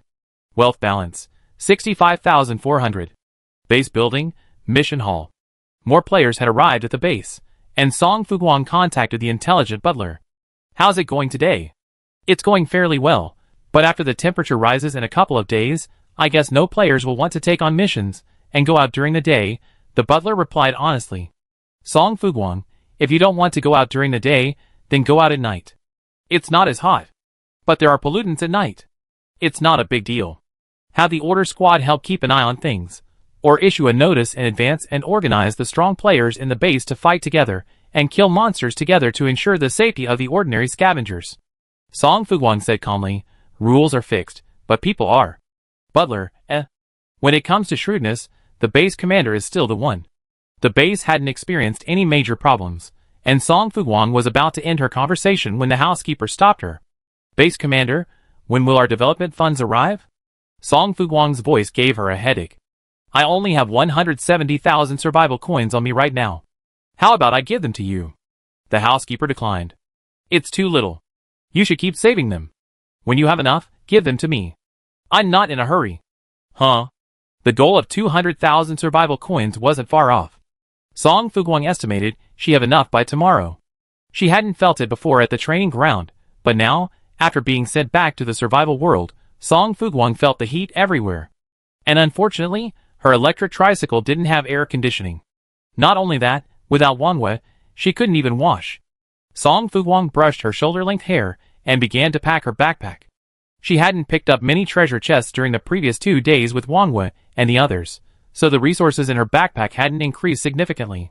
She now owns 1 low-profile light, 1 lighter, 1 solar lamp, 1 axe, 1 chainsaw, 1 retractable trunk rain shelter, 1 mattress, 1 workwear long-sleeved shirt and trouser set, 1 night vision goggles, 1 vehicle storage card, 1 electric mosquito swatter, 1 toilet paper, 10 wet wipes, 1 towel, 2 underwear, 1 toothbrush and toothpaste, 1 towel, 1 2-in-1 hair and body cleanser. And food, 9 chef's lunch boxes, 10 canned fruit, 10 compressed biscuits, 3 barbecues, 20 self-heating rice, 100 steamed buns, 50 instant noodles, 50 self-heating hot pot, 50 sausages, 50 chocolates, 50 bottled water, 48 milk. Most of this food was purchased at the Qi service area. At that time, Zhang Fengao, like a starving ghost, entered the store and immediately bought everything with a lavish purchase. Song Fuguang, influenced by her, unconsciously followed suit and bought a lot. Who would have thought that today, it would come in handy? Thankfully, Song Fuguang's backpack had plenty of space. However, after today's punishment from the system, Song Fuguang decided that next time she arrived at the service area, she would imitate Zhang Fengao and buy all the supplies and food at once. That way, even if something unexpected happened again, Song Fuguang wouldn't have to panic. The next service area was still a long way from Song Fuguang, so after a short rest, she immediately started her black tricycle and began her journey. As they advanced, pollutants occasionally appeared on the sides of the road, but they all became Song Fuguang's prey, providing her with a surge of combat power. The pollutants outside the training ground were relatively weak, so Song Fuguang, who had been tormented by the intermediate-level pollutants within the training ground for half a day, had no trouble dealing with these wild monsters. Song Fuguang continued to move, harvesting combat power. After about 4 hours, she stopped. She had replaced 4 batteries, and traveled a total of 538 kilometers. A quicker drive tomorrow would bring her to the nearest service area. The service area's conditions were unknown, so she needed to rest and recuperate first, conserving her energy. After planning her itinerary for the next day, Song Fuguang curled up in the cab and fell asleep. She was woken several times by the pollutants, but thankfully, they were few in number, so after killing them with her musket, she fell back asleep. Throughout the night, Song Fuguang's combat power increased by 891 points, bringing his total to 112,444. The weather was getting hotter by the day, and when Song Fuguang woke up, her clothes were practically soaked with sweat. After wiping herself with a wet wipe, she estimated that she could reach her destination in 2 more hours. So, after a quick breakfast, she started the tricycle without hesitation and headed for the service area. The sun rose early at dawn. The surrounding light was bright, even a little glaring, forcing Song Fuguang to remove his sunglasses and put them on. His eyes felt instantly comfortable, but his skin, exposed to the sun, still stung. Song Fuguang found a shady spot and stopped, then spent the hefty sum of 30 survival coins on a pair of sun-protective sleeves. The sun was growing increasingly scorching, and Song Fuguang predicted that players would soon be unable to move during the day. The high temperatures and scorching sun would significantly hinder players' exploration of the map. As a result, players with nowhere else to go would flock to the service areas, and the service areas would be overcrowded.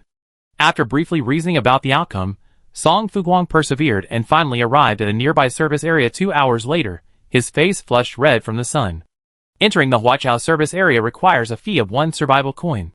Do you want to pay? Following the experience, Song Fuguang simply clicked agree. 1 survival coin has been deducted. Welcome to the Huaqiao service area. Enjoy your visit. The Huaqiao service area is now connected to the internet, and the Huaqiao service area map has been loaded into the control panel. Players can access the service area functions at any time. The Huaqiao service area wasn't much different from the Qi service area. The same size, the same exterior, and the same layout of buildings. If there was a difference, it was that the Huaqiao service area was much busier now than when Song Fuguang had first entered the Qi service area. After lining up to drive their tricycles and successfully entering the service area, the streets were bustling with people, shoulder to shoulder, the bustle resembling a market. Song Fuguang glanced around cautiously, finally navigating directly to the hotel's location and heading towards her destination. The hotel had parking, but Song Fuguang had a vehicle storage card, and she wasn't sure about leaving her expensively modified tricycle in the open air, so she simply stored it in the vehicle storage card. Someone cast inquiring glances, but Song Fuguang ignored them. She entered the lobby, presented her reservation information to the front desk, and successfully obtained her room card. After a short rest, Song Fuguang took a comfortable warm bath, instantly sweeping away all the fatigue and heat. With the weather warm now, Song Fuguang's hair dried quickly naturally, without the need for electrical appliances. clothing in the short-sleeved shirt and shorts and breathable sneakers she picked up at the Qinggang base. Song Fuguang decided to try the food at the Huaqiao service area. Restaurants are always the easiest places to get information and get news. As a newcomer, it was crucial for Song Fuguang to get to know the area as quickly as possible. The dining area was right next to the hotel, not far away. After buying a parasol, Song Fuguang quickened her pace. After choosing a stir-fry restaurant, Song Fuguang folded her umbrella and entered. The cool air hit her, and she felt instantly revitalized, feeling refreshed. "Boss, please give me some of your signature dishes." It wasn't lunchtime, so there weren't many diners. The boss approached with a smile, then asked Song Fuguang to pay the bill in advance. Song Fuguang glanced at the boss, who smiled unwaveringly. "Don't worry, I guarantee you'll be satisfied. If you're not, we give you a full refund." So Song Fuguang promptly paid. There were about 5 or 6 tables of people in the restaurant. Song Fuguang sipped his free tea, his ears perked up to eavesdrop on the conversations around him. "Don't even mention it. Every one of my classmates is incredibly talented. They're even top players in the regional and national servers." "Huh? Then you're going to make a killing. Go build relationships with them. That'd be a great network for you later." Although, the girl who spoke first paused. "I'm a little intimidated by them. How could someone as powerful as them care about a nobody like us?" "Oh, let's not talk about that anymore. What are your plans? Keep going, or are you planning to stay at the Huaqiao service area?" "Let's stay at the Huaqiao service area for now. The weather is so bad, we can only travel at night. Driving my motorcycle in the scorching sun during the day would be too much." My companion shook his head. "And most importantly, the Huaqiao service area is run by a woman, so my basic rights here are guaranteed." "You're talking about Su Yanxiao? I heard she's quite good." "Oh, now that you mention it, I don't want to leave either." "Then let's stay together. That way we can look out for each other. After the next map update, we can travel together again. What do you think?" "Okay." The girls agreed quickly, and Song Fuguang successfully gleaned a key piece of information from their conversation. The Huaqiao service area is already occupied by a powerful individual, but he didn't know their strength. Song Fuguang didn't use his powers to investigate the other party's situation. The service area is so vast that even if he squeezed her dry, even to the point of a dried corpse, he might not succeed. After some thought, she decided to head to the weapons shop after dinner to see if she could bump into the modeling NPC from the Qinggang service area again. Since he wouldn't even reveal his true identity, he must be someone important. Song Fuguang's meal was quickly served, and she tasted it. It was indeed delicious. The braised pork trotters were fragrant and tender, the stir-fried kidneys were tender and spicy, the sweet and sour spare ribs were fragrant and juicy, and the stir-fried seasonal vegetables were sweet and crispy. She devoured 4 bowls of rice in one go, much to the amusement of the owner, who then gave her 2 free bowls of cool, thirst-quenching dessert. "How long are you planning to stay in our Huaqiao?" "I don't know." Song Fuguang ate his dessert and enthusiastically praised the boss's cooking. Her childlike face was so deceptive, and her smile was so genuine that the boss was practically coaxed into a fetus. "How long do you think I should stay in Huaqiao?" The boss knew Song Fuguang was trying to get information from her, but since this player was so likable, she didn't mind giving him a few clues. Either join the base as soon as possible and stay there, or rush to the next service area and stay there, or just stay in Huaqiao. With your current physical stats, it's impossible to survive comfortably in extreme heat.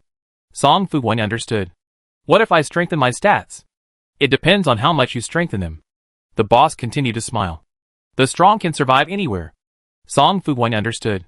To cope with the various natural disasters set by the system, one must first improve their physical stats, that is, their strength, physique, and even their mental strength. Otherwise, forget it. The boss watched her expression and suddenly hinted, physical stats also have a crucial impact on the use of superpowers. Song Fuguang blinked. "We often feel weak after using superpowers. Could it be because?" The boss nodded. "Thank you." Song Fuguang stepped forward gratefully and shook the boss's hand. "I'm grateful to you for spending money this evening. This is a small token of my appreciation. I hope you accept it." Song Fuguang had already turned and left. The boss stared down at the handful of survival coins in his palm, feeling a mixture of emotions. The bribe had come to him. She waited, but the player was quite generous, so if he needed it later, she wouldn't mind selling him a little gossip. Knowing the importance of physical data, Song Fuguang made his way to the second floor of the store with ease. The familiar, empty display, The familiar, pure white statue without any rendering or other processing, Song Fuguang strode over. Are you the one from last time? The other person raised his eyelids and nodded in response. Song Fuguang immediately took out a stool and sat down. Can you help me figure out how to improve myself now? After a pause, she honestly stated, I awakened my superpowers. Hands, the other person said suddenly. Song Fuguang was taken aback. What? Hands out. 2. Song Fuguang didn't understand, but he obeyed. Soon, the other person began to feel Song Fuguang's pulse on his wrist. Song Fuguang couldn't see the other person's expression, but he could sense a slight frown on her face. Doctor, is my condition serious? She asked, somewhat nervously. First, buy 13 strength cards and 11 constitution cards. Thank you, doctor.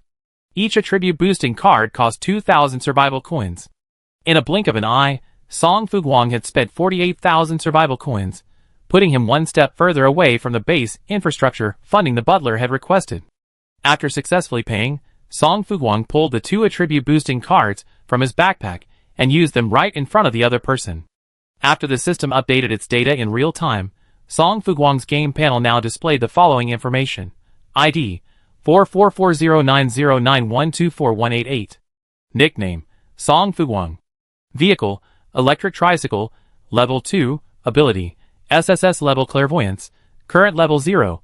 Current Level Proficiency 54.7%. Skill 1 Insight. Able to see through everything, seeing everything. Strength 20 plus 3 Const 20 plus 3 Health 100. Comprehensive Combat Power 112444.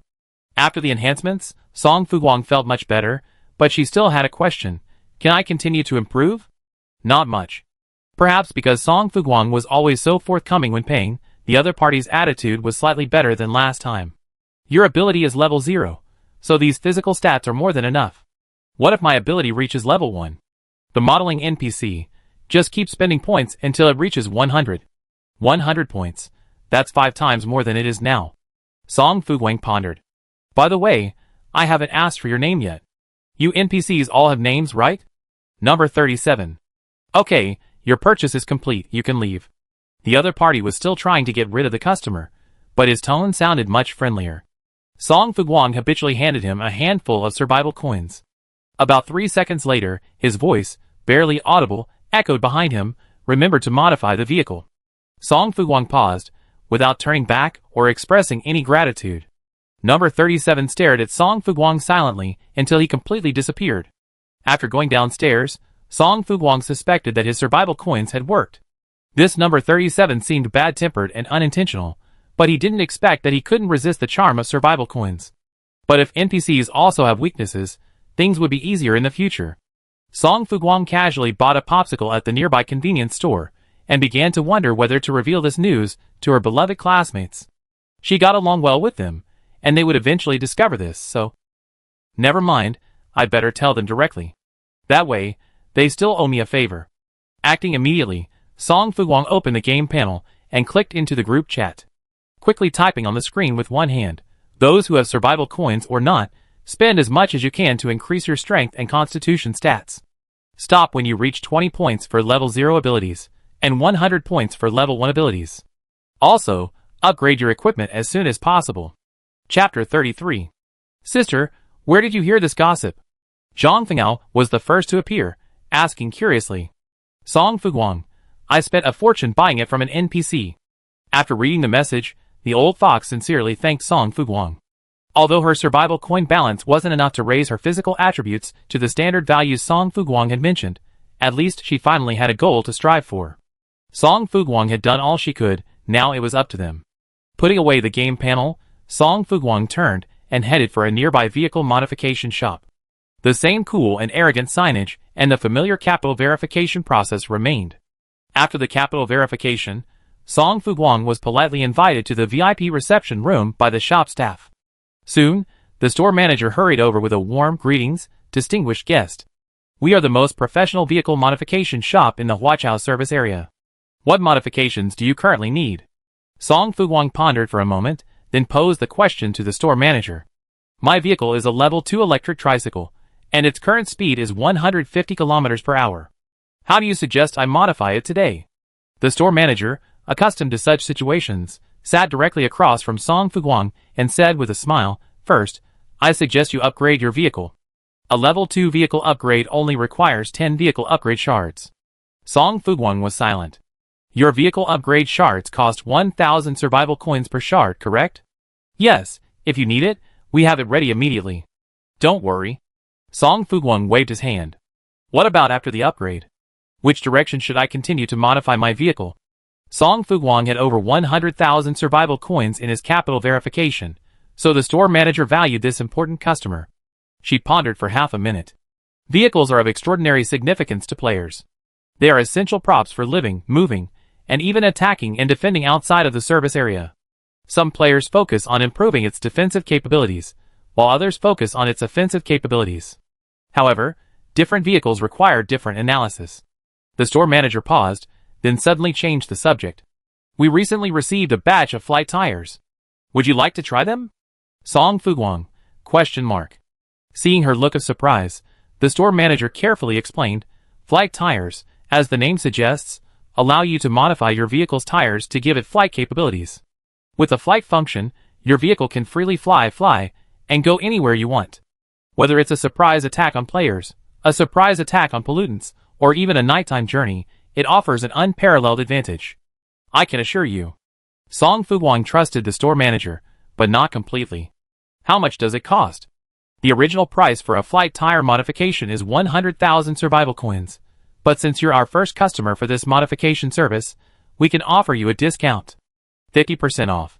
Currently, the shocking price is only 50,000 survival coins per wheel." Song Fuguang, How can this be a 50% discount? This is clearly a broken bone. As the saying goes, cheap is cheap, and with such a deep discount on flying tires." Song Fuguang politely declined. "Flying tires don't seem to be of much use to me." For her, the vehicle was only used occasionally when traveling or sleeping. She rarely needed the electric tricycle. When she was with Wang Wei and Zhang Fengao, she used it even less frequently. So Song Fuguang shook her head. "Tell me about other modification options." The store manager didn't give up, continuing, "Did you know that some high-level pollutants have the ability to fly?" Song Fuguang's ears pricked up instantly. Seeing her interest, the store manager continued, "High-level pollutants are essentially the same as the player's superpowers. Players have superpowers, and so do high-level pollutants. In fact, the awakened superpowers of high-level pollutants are richer and more powerful than those of players. You just entered the game world, so you haven't really felt it yet. But in the later stages you will. You could enter the advanced training ground or..." The store manager suddenly paused, ending the conversation. "That would be useful." Song Fuguang was at a loss. "But I don't have enough survival coins." "No problem. Our store currently offers interest-free installment loans. You can apply for one." Noticing Song Fuguang's wavering attitude, the store manager's smile grew even more sincere. "And after the modification, your vehicle can reach a top speed of 500 kilometers per hour. Of all the things the store manager said, only this last sentence struck a chord with Song Fuguang. "Okay, get 3. She flipped through the game panel. The profit from the window display had already been credited, and she now had a total of 150,273 survival coins. After deducting the cost of modifying the 3 flying tires, she only had about 200 survival coins left. "Give me 10 vehicle upgrade shards." Song Fuguang began negotiating, asking for a small gift. "I can pay for the modification in full." The store manager looked embarrassed, and Song Fuguang continued, "You haven't told me what powers the flying tires. If they also require energy stones, then the cost of energy stones will still be a considerable expense for me." "Okay, I give you 10 vehicle upgrade shards and 3 energy stones. How about that?" Song Fuguang, having prevailed, smiled contentedly. "Manager, that's straightforward." After paying the bill, Song Fuguang stared at the 273 survival coins in his hand, and began to feel the urgency of making money. Sitting on the sofa, munching on the snacks the store manager had fed him, Song Fuguang, feeling guilty, contacted the base's steward. "I have something I'm not sure if I should say it or not." "Steward, then I think you better not say it. I just modified my vehicle, and spent all my net worth on it, so I'm currently out of survival coins. But don't worry, I earn 200,000 survival coins as soon as possible." The steward held her head in her hands after reading the message. She knew it. "Not needed right now." The steward replied with a look of despair. The profits your members generate for the base every day from collecting trash are more than the entire net worth of you, the base manager. Song Fuguang? ? Is collecting trash so profitable? Her eyes widened in disbelief. The base's construction materials are all top-notch, especially since the Qinggang base was once one of the largest in the world. Therefore, even though its various materials have corroded, its recycling value is still very high. The housekeeper said, with less than 500 people currently, the daily revenue generated for the base exceeds 50,000 survival coins. Rather than relying on Song Fuguang, a hands-off manager, it's better to rely on the players, who are as energetic as if they've been injected with chicken blood. Song Fuguang chuckled, you make me want to come back and pick up trash. But this was good news, and a very tempting bait to lure other players to the base. With a wave of malice in his stomach, Song Fuguang immediately said to the housekeeper, have the players in the base, who have already made money, spread the word in the chat. Then tell them that recruiting a player to join the base will reward you with 1 survival coin, and recruiting a high-quality player will reward you with 10 survival coins. The 2 rewards are cumulative. The housekeeper was amazed. Base captain, you are truly suited to be the base captain. Song Fuguang, Is he praising her or insulting her? Never mind. Song Fuguang said seriously, think about it. A player needs to pay 1,000 survival coins to join the base and become an official member. What if 10, 100, or even 1,000 players join and become official members? 1 million survival coins easily. The housekeeper was clearly persuaded by Song Fuguang's words. She immediately set about taking care of the matter. Soon, Song Fuguang saw various advertisements in the chat channel. Oh my god. Family, come to Lu Fushua's base and pick up trash. I made a net profit of 500 survival coins yesterday picking up trash all day. There are no pollutants, so there's no need to worry about your life being in danger. Plus, the number of players in the base is so small right now that you can practically pick up money with your eyes closed. User 1038374. Is this true? Is this a scam? I don't believe it. If you don't believe me, let me show you a screenshot of my earnings from yesterday. It's HD, no Photoshop, genuine goods, and no cheating. If you want to make money, come on. The base won't force you to pay to become a full-fledged member.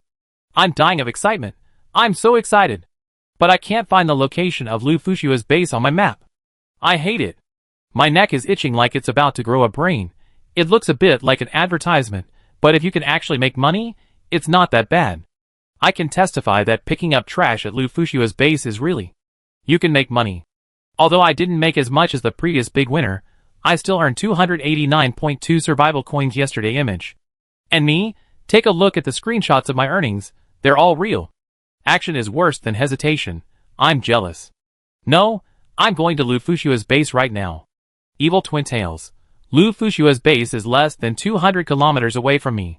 I'm rushing over to check it out. If you dare to cheat me, I chop off your heads and kick them around like balls. Looking for a boss. He's ranked 10th in the server. AAA vehicle recycling and sales contact. The 10th in the server can't possibly be conspiring with Song Fuguang to deceive us, right? I wait for her news. If it's true, I stop being a second-hand dealer and start picking up trash at the base. It just so happens that Lu Fushua's base isn't far from me. A kitten, you all going? Then I go too. No one can resist the allure of money. If you do, it only proves you don't have enough. After a player, instructed by the base manager, revealed that Lu Fushua's base had already spent survival coins to unlock the cool underground shelter, players who saw the news finally became interested. Woof woof woof. Making money or not doesn't matter. Staying somewhere cool is what I want in life. Fragrant and soft little cakes. Loading. Craving for hot pot and snail noodles. I'm really going to rush in. I'm so hot I can't do anything else. Hurry, hurry, come now and grab a good spot. Brothers and sisters in need, please private message me. I can grab it for you, and the price is low. You can also contact me. My price is even lower than the ones above. And me. Song Fuguang stared at the crowd of trolls in the channel with an almost unbearable look. Despite such poor acting, so many people still took the bait, scrambling to add each other as friends. For most players, joining a base isn't important, they only care about convenience and benefits. Lu Fushua's base is close to them, so they're willing to check it out.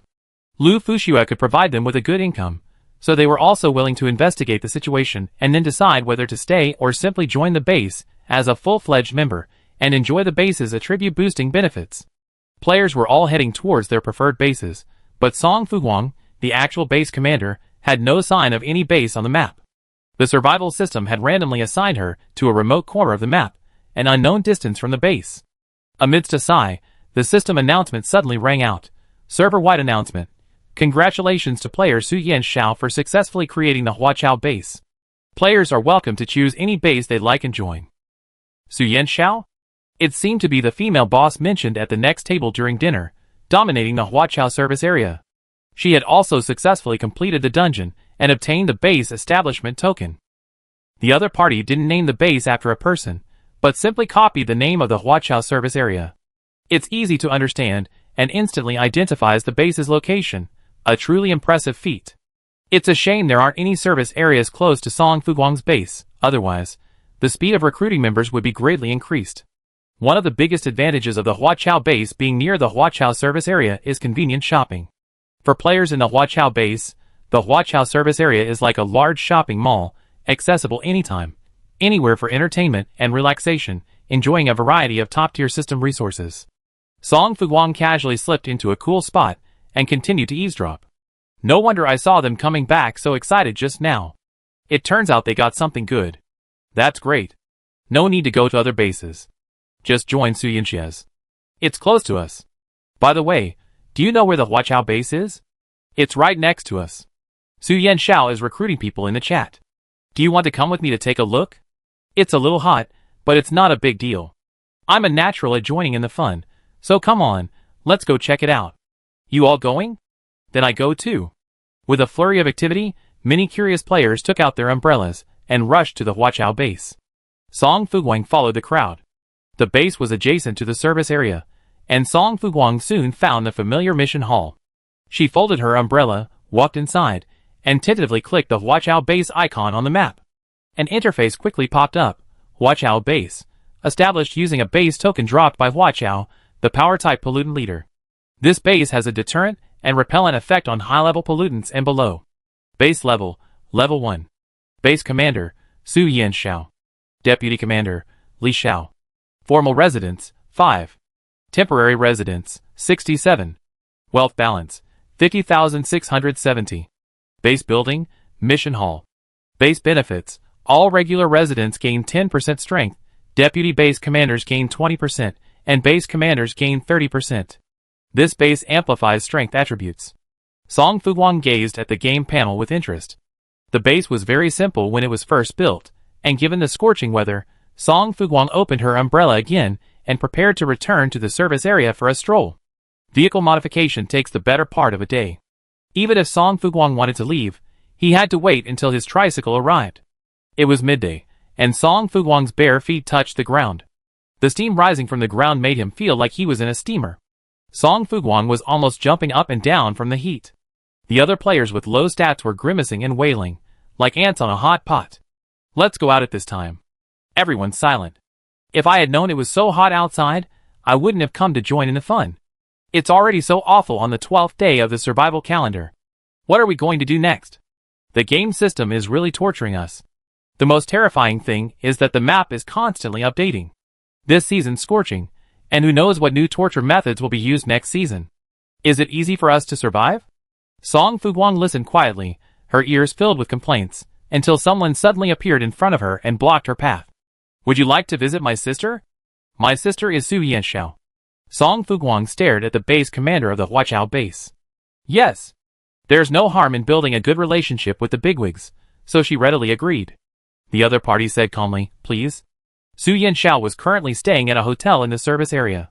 When Song Fuguang was brought in, he had just finished showering and was leisurely enjoying a cold drink in his bathrobe.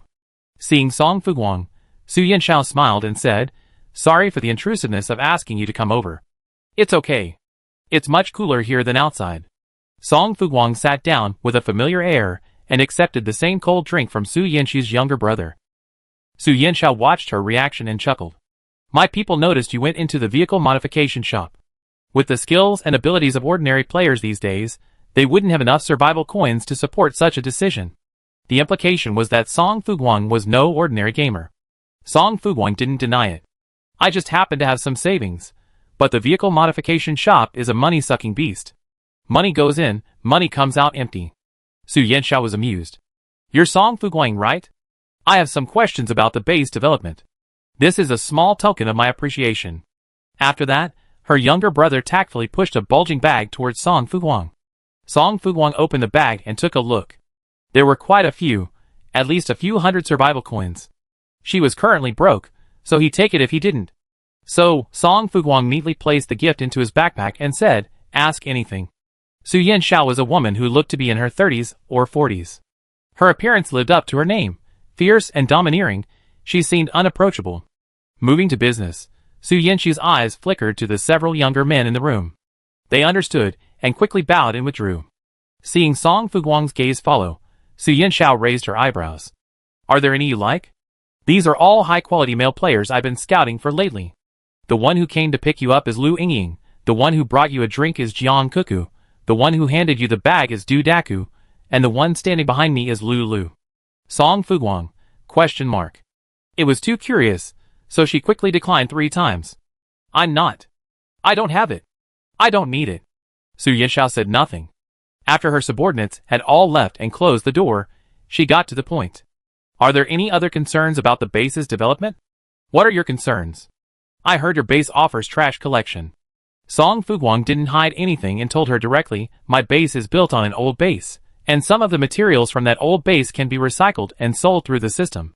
Su Yanxiao suddenly understood, and Song Fuguang continued, if you feel that managing the base is beyond your ability, you can directly purchase the Smart Butler service. It will take care of everything for you. Of course, not only the Smart Butler, but most services you need can be purchased in the base mall. If you want to attract more players, you need to invest in traffic, allowing more players to see your base's location on the map. Primary exposure costs 100,000 survival coins, intermediate exposure costs 1 million survival coins, advanced exposure costs 10 million survival coins, and top exposure costs 100 million. The former can attract around 10,000 players, and so on, increasing the number of players tenfold. Also, the maximum distance that primary traffic can display is a 10,000 kilometer radius. After sharing all the information he knew, Su Yanxiao expressed his gratitude again. Song Fuguang picked up his cold drink and casually asked, would you mind asking who tipped off you to my whereabouts? There were only a few people who had met Song Fuguang, but she wasn't sure if it was Tu Jing, Wang Wei, or that loudmouth Zhang Fanao. Luo Jinchun and the old fox were less likely suspects, each was more introverted and shy than the other. It's Wang Wei. Su Yanxiao didn't hide anything, answering honestly, I used to know her. Wang Wei, that's fine. There's always a reason for what Wang Wei does. Will you stay here? I have Lu Yingying and the others dance for you. After they finished chatting, Su Yanxiao enthusiastically invited her. Song Fuguang quickly declined, I want to visit the service area and replenish my backpack. Now that she had survival coins, wouldn't she do some shopping? Su Yanxiao didn't force him to stay, and let Lu Yingying escort Song Fuguang out of the hotel. Originally, the other party wanted to stay with Song Fuguang, but Song Fuguang couldn't bear to look at his name, so he flatly declined. She ran so fast she was gone in the blink of an eye. When Lu Yingying returned to report, Su Yanxiao shook his head, you're unromantic. Song Fuguang, unromantic, wandered through the food section, wanting to buy everything she saw. She spent a ton of survival coins, and her balance was almost empty. This couldn't go on. Song Fuguang checked the leaderboards, then the backstage window. Why hadn't sales changed much recently? Were the players running out of money? She pondered for a moment, then suddenly heard the system announce. Server-wide announcement. After 6 p.m. tonight, the Everyone's Treasure Chest Battle Mode will be live. Pick up treasure chests that drop around you to unlock various effective heat-fighting supplies, increasing your chances of surviving the extreme heat. Note, vehicles are not allowed in this mode, otherwise, you automatically forfeit your entry. Chapter 34. The service area shops sell heatstroke relief supplies, but they're quite expensive, so players generally avoid them unless absolutely necessary. For them, finding a cool place to stay is far more cost-effective than spending a fortune on supplies. Although Song Fuguang is a display, his level isn't high enough to sell the heatstroke relief supplies. Otherwise, he would have made a fortune. The game system is probably fed up with the situation, worried about too many players dying from the heat, so it's launching this treasure chest grab event to boost players' confidence.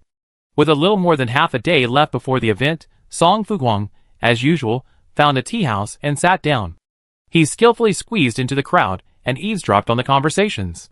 It's cooler at night, but it's getting dark now. I don't think it's safe to leave the base. But if we don't participate in the event, we'd be scorched to death in the service area sooner or later. Hotel prices have increased across the board. The cheapest one costs 2 survival coins a night, and that's without air conditioning. Yes, whether it's extremely hot or cold, it's always hot. This is too hard to bear. Let's go treasure chest hunting. If we're lucky enough to find an air conditioner or something, we could sell it for thousands of survival coins. That's right. Didn't the system tell us on our first day in the game? Dangers and opportunities coexist. The bigger the waves, the more valuable the fish. Maybe we sisters can accumulate some initial development funds tonight. Well, okay. The players' conversations were largely similar. Many of the hesitant players were persuaded by those around them, eager to strike it rich.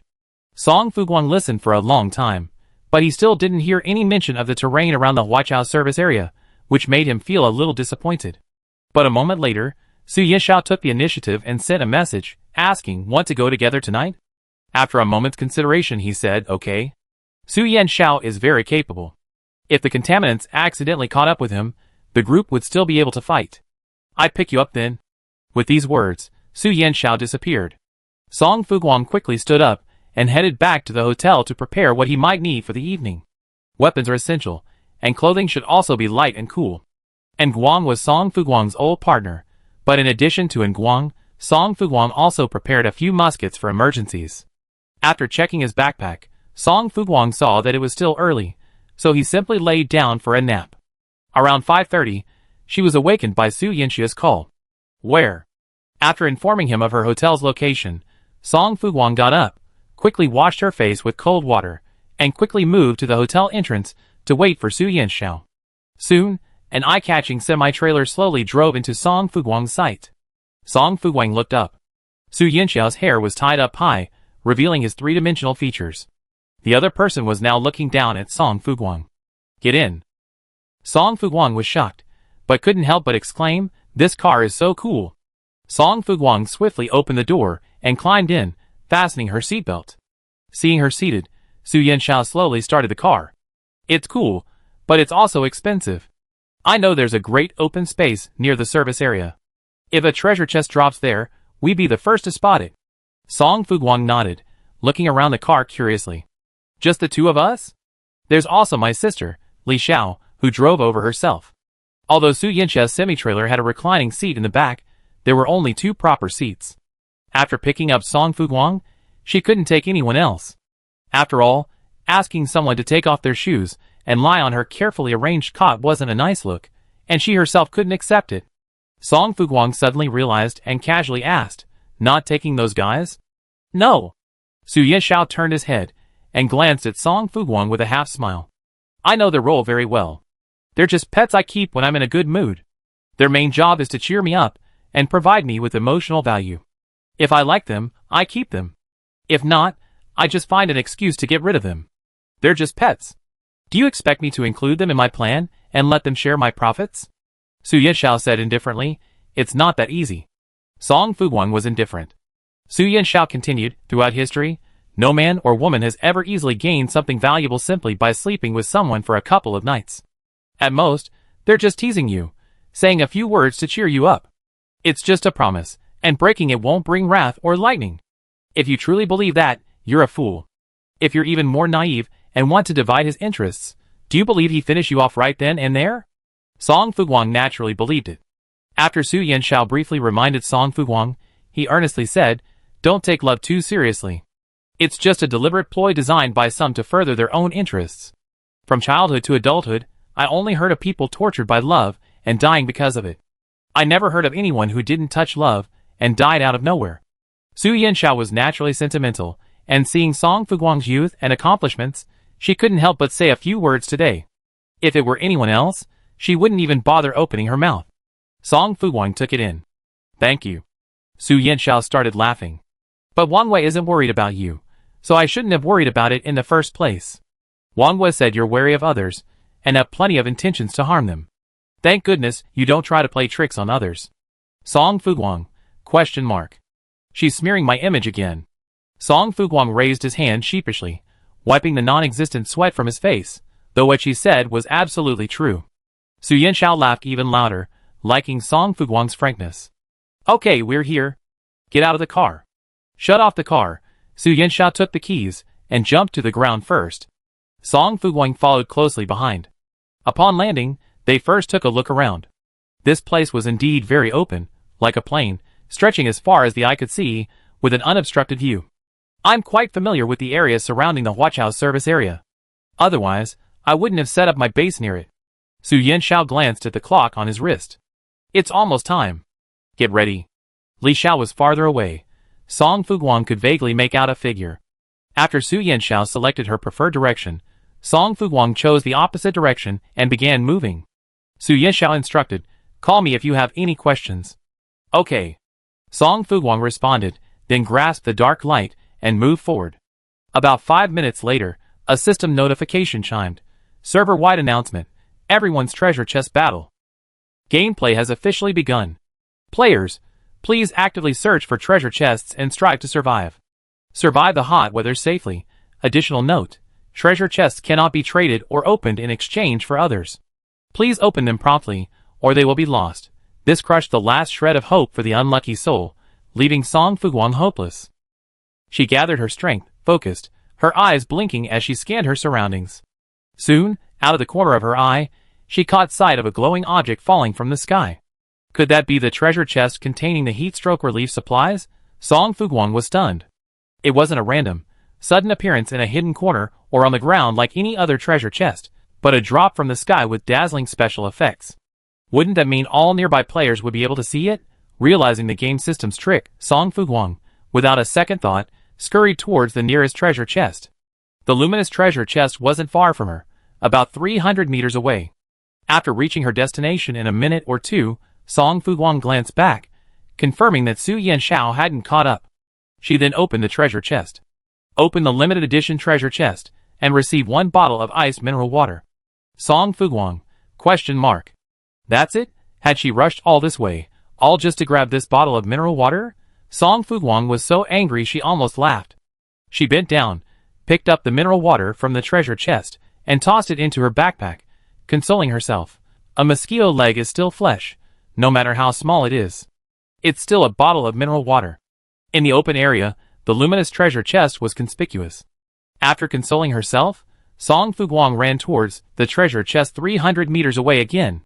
Open the limited treasure chest, and receive 1 iced herbal tea. Song Fuguang, She's really at her wit's end. Can you give her something practical? Unconvinced, Song Fuguang ran to the third treasure chest again. This time, she didn't open it immediately. Instead, she prayed devoutly, and then opened the limited treasure chest, and received 1 iced mung bean soup. Song Fuguang couldn't help but wipe her face. Was this a distortion of human nature or a decline in morality? Unconvinced, she continued her efforts, killing the pollutants that blocked her path as she ran towards the treasure chest. Open the limited treasure chest, and receive 1 iced sour plum soup. Open the limited treasure chest, and receive 1 iced sleeve. Open the limited treasure chest, and receive 1 quick-drying towel. Open the limited treasure chest, and receive 1 sun hat. Open the limited treasure chest, and receive 1 parasol. Song Fuguang let out a sigh of relief, then opened the group chat for the 6 members of Class A, and asked, "How are you all doing?" The old fox responded first. "I got a car solar air conditioner from the first treasure chest, Huxiang Jingqi water from the second, a heat stroke medicine pack from the third, and a cooling spray from the fourth. I'm currently searching for the 5th treasure chest." Song Fuguang, ? Wangwe, I found electrolyte drinks, salt, sugar, chilled watermelon, cooling oil, and ice patches. 2 Jing, I grabbed electrolyte effervescent tablets, glucose, salt, Huxiang Jingqi water, ice packs, bananas, and a digital thermometer. Zhang Fengao and Luo Jinchun had similar supplies, so Song Fuguang fell silent. What about you? Zhang Fengao asked, what did you find? Song Fuguang didn't want to talk anymore. After honestly sending a list of her finds, she was immediately met with Zhang Fengao's merciless ridicule. It's fine. I quite like sour plum and mung bean soup. Song Fuguang suspected the game system was targeting her, but she had no evidence. The glowing treasure chests disappeared in the distance, so she began to walk back. Wang Wei explained that treasure chests drop regularly, refreshing about once an hour. So Song Fuguang simply took a bench and sat down, quietly waiting for the next wave. Have you encountered any contaminants? Bored, she chatted with others in the group chat. Wang Wei. No, the probability of contaminants appearing today is low. Her words reassured everyone in the group. Zhang Fengao rolled up his sleeves. If that's the case, then I'm going to work my tail off today. Song Fuguang also wanted to be the lucky charm and reap the rewards. But after 4 full hours, she got nothing but a bunch of drinks. Staring at her backpack, which contained 3-digit amounts of various heat relief soups, she held her forehead in her hand helplessly. She wondered if she might just set up a stall in front of the service area on her tricycle someday. It was already 10 o'clock in the evening, just 2 hours before a new day. Song Fuguang had no idea when the game would end, but her intuition told her it was soon. She only had 2 chances left. If she couldn't find any valuable heat relief supplies in the next 2 waves of treasure chests, her night would be ruined. With reluctance, Song Fuguang stared at the sky, unblinking, afraid to miss any change. After a while, another flash of light flashed across the sky, and Song Fuguang immediately ran towards it, opened the limited edition treasure chest, and received 1 glucose. Song Fuguang had improved compared to before, and now he was more energetic and focused on finding the treasure chest. Open the limited edition treasure chest, and receive 1 heat stroke prevention kit. Open the limited edition treasure chest, and receive 1 electrolyte effervescent tablet. Open the limited edition treasure chest, and receive 1 salt. Open the limited edition treasure chest, and receive 1 cooling oil. Open the limited edition treasure chest, and receive 1 ice patch. Song Fuguang's items gradually improved in quality, and she breathed a sigh of relief. Her hard work had finally paid off tonight. Wiping the sweat from her face, Song Fuguang moved towards the luminous treasure chest in sight. It was only half an hour to midnight, so Song Fuguang had to hurry. Using his musket to eliminate the stray contaminant, Song Fuguang confirmed it was safe and bent down to open the treasure chest on the ground again. Open the limited edition treasure chest and receive 1 solar constant temperature energy shield for base use. Song Fuguang paused. A constant temperature energy shield? She quickly opened the game panel and called the butler, who quickly picked up. His weary voice emanated from the speaker. Base Commander, is there anything I can do for you? Yes. Song Fuguang stared at the contents of the treasure chest. I got a solar-powered constant temperature energy shield. Constant temperature energy shield? The butler's voice suddenly rose, nearly shattering Song Fuguang's eardrums. Give it to me. This is a great thing. With it, the base can maintain a constant temperature of around 25 degrees Celsius within the energy shield. This was excellent news in this scorching weather. The butler lost control for a moment before forcing himself to calm down. May I ask how you got it? I found it. Song Fuguang instantly became proud, his voice full of energy. Tonight, there's a treasure chest event for collecting heat stroke relief supplies. The housekeeper suddenly realized, then asked expectantly, Did you find anything else? Song Fuguang, Would you like some ice mung bean soup? The housekeeper understood, politely declining, then said, Just give me the constant temperature energy shield, and keep the ice mung bean soup for yourself. You worked hard tonight. Song Fuguang scoffed. You want it, but I won't give it to you. After handing the energy shield over to the housekeeper through the transaction, Song Fuguang reminded him, remember to continue advertising to the players. Understood. The housekeeper's forte was base management, so attracting players, increasing the base's population, and developing the base were simple matters to her. Soon, Song Fuguang saw the familiar trolls on the chat channel. Oh my god. Our base commander has a great new gadget. It can keep the temperature inside the base at a constant 25 degrees Celsius. Is it true? Are you trying to trick players into coming over to get in? Of course it's true. Latest news. If I lied to you, I'd be struck by lightning. King, are there any other players from Lu Fushua's base? Please come out and tell us if their information is reliable. Iced watermelon, I don't know. We haven't felt it yet. The one who likes shit yellow mouth. Then it's fake. You guys are so shameless. You're lying and deceiving the netizens just for advertising. Hey, I already shared the latest news. You should at least give them some time to prepare or install the equipment, right? I have an air conditioner. What if we find out you're a scammer? Let's make a bet. If I'm a scammer, I give you 1,000 survival coins. If I'm not, you give me 1,000 survival coins. The chat channel immediately became a mess when money was mentioned. But where there's controversy, there's heat. The constant temperature treasure at Lu Fushua's base quickly captured the attention of all players. Tu Jing asked in the group chat, and Song Fuguang didn't hide it. I found it in a treasure chest. Zhang Fengao, the unlucky person has finally turned the tables and ascended to a higher class. Like. Song Fuguang remained silent, searching for the treasure chest. She felt her luck was starting to improve, so she had to seize this lucky buff and try to pick up more goodies. However, reality soon dealt her a resounding slap in the face. Open the limited edition treasure chest to receive 1 iced mung bean soup. Open the limited edition treasure chest to receive 1 iced lotus seed and lily soup. Open the limited edition treasure chest to receive 1 ice cold wipes. Open the limited edition treasure chest to receive 1 sunglasses. Song Fuguang, I was so scared. I thought tonight I'd be able to escape Africa and enter Europe, starting a life of resurgence and collecting all the treasures in the gaming world. Forced to accept reality, Song Fuguang checked the time and her surroundings. After confirming that no more treasure chests had fallen, she began to move towards the place where she had partied with Su Yanxiao. After being busy for most of the day tonight, she got a total of 118 bottles of iced mineral water, 34 bottles of iced herbal tea, 51 bottles of iced mung bean soup, 45 bottles of iced sour plum soup, 8 bottles of electrolyte drink, 2 ice sleeves, 3 quick-drying towels, 1 sun hat, 1 parasol, 3 cooling oils, 1 glucose, 1 heat stroke prevention medicine pack, 3 electrolyte effervescent tablets, 1 salt, 9 ice patches, 22 bottles of iced lotus seed and lily soup, 1 ice wipe, and 1 pair of sunglasses.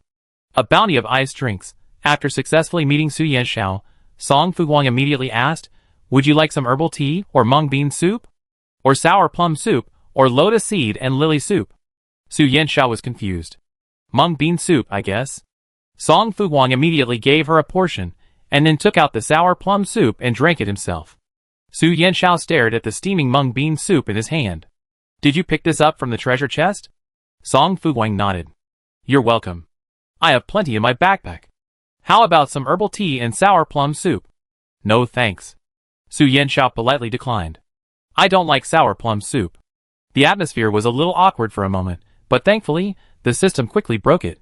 Server-wide announcement. National Treasure Chest Battle. Gameplay is now officially over. Thank you all for your participation. Starting immediately, the long-term Battle Royale event for everyone's survival will continue. As the announcement faded, Song Fuguang soon heard the rustling of footsteps around him.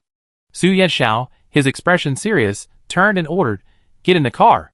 Song Fuguang didn't hesitate, and quickly climbed into the passenger seat and fastened his seatbelt.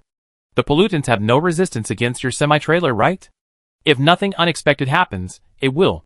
Su Yanxiao wasn't prepared for any complacency. But when Li Xiao and I were in a dungeon before, we encountered a high-level pollutant that could fly. Flying is one thing, but it could also use supernatural powers. We were outmatched, and we were outmatched from the moment we entered the dungeon. It was a real bummer. Thinking of that high-level pollutant he had so painstakingly slain, Su Yanxiao still felt a pang of regret. Song Fuguang fell silent.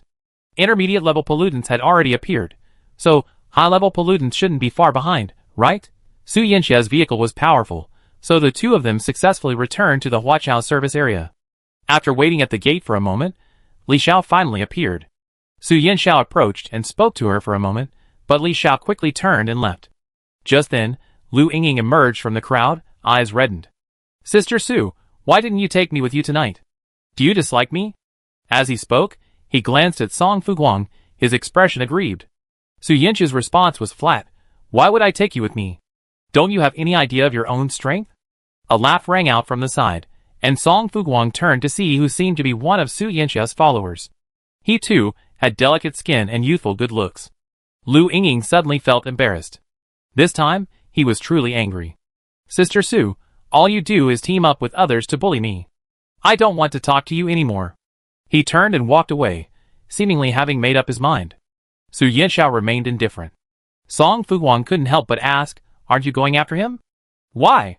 "He come back when he calms down." Putting one hand around the more sensible male player next to him, Su Yanxiao said cryptically, "I don't mind an occasional act of mischief, but if you're always being unreasonable, you won't be liked." There were so many sensible little boys out there, if he didn't like it, he just traded off. Su Yanxiao never softened his stance. "Let's go back and rest. You should go to bed early too." Su Yanxiao smiled back. "Let's continue our cooperation next time." Song Fuguang gave him an okay sign. On the way back to the hotel, he noticed the vehicle modification shop was still open, so he went in and casually asked, "Your vehicle has been modified. Please follow me." The store manager saw Song Fuguang's continued enthusiasm. After all, he was the store's largest customer. He even offered him a bowl of iced sour plum soup. Song Fuguang felt a little nauseous looking at the sour plum soup, but she thought it was a pity not to take advantage of a good deal, so she took it anyway. "Thank you." The modified vehicle was parked in the backyard of the modification shop. When Song Fuguang followed the store manager to the backyard, she was momentarily hesitant to recognize her own tricycle.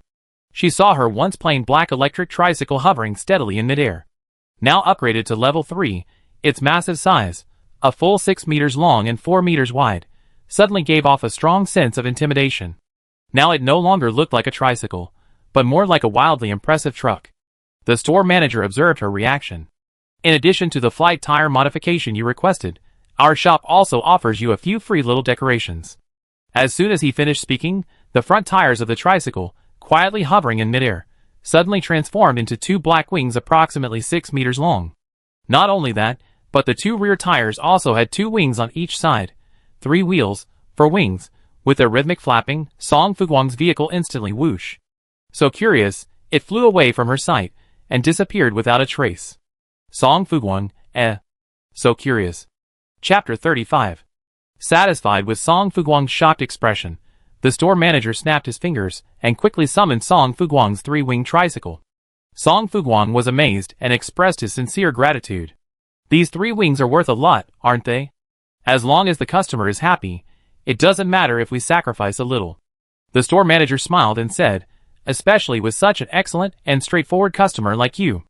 The store manager spoke kindly. Song Fuguang looked at her delicately made-up face, and couldn't help but give her a handful of survival coins.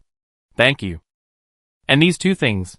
She continued to pull out mung bean soup and lotus seed and lily soup from her backpack and handed them to him. "A small gift from me. Please accept it." The store manager didn't refuse. "If you have any other renovation needs in the future, you can come to our store. Our store is currently the highest rated and has excellent business capabilities. One of the strongest." Song Fuguang listened, unable to resist inquiring, "Is the Huachao service area very strong overall?" The store manager hesitated for a moment. "Congo's service area, Qigang's service area, Huachao's service area, and Fuling's service area are all considered among the largest service areas. Other service areas aren't as large as these, but a few are considered above average in overall size, so the outdoor dungeons around them are most likely to drop base establishment tokens." Song Fuguang understood the hint. The existence and distribution of base establishment tokens had been predetermined. Players who cleared outdoor dungeons around these major service areas had a high chance of obtaining them. Players already had established bases in Qigong, Kongzhou, and Huachao service areas, leaving only the area around Fuling Base as the only one without. Song Fuguang's eyes flashed, and he immediately asked in the group chat, "Has anyone been assigned to the Fuling service area?" "There's a token near the Fuling service area." "Tu Jing. No, I'm currently in a small service area." "Zhang Fengao, me too."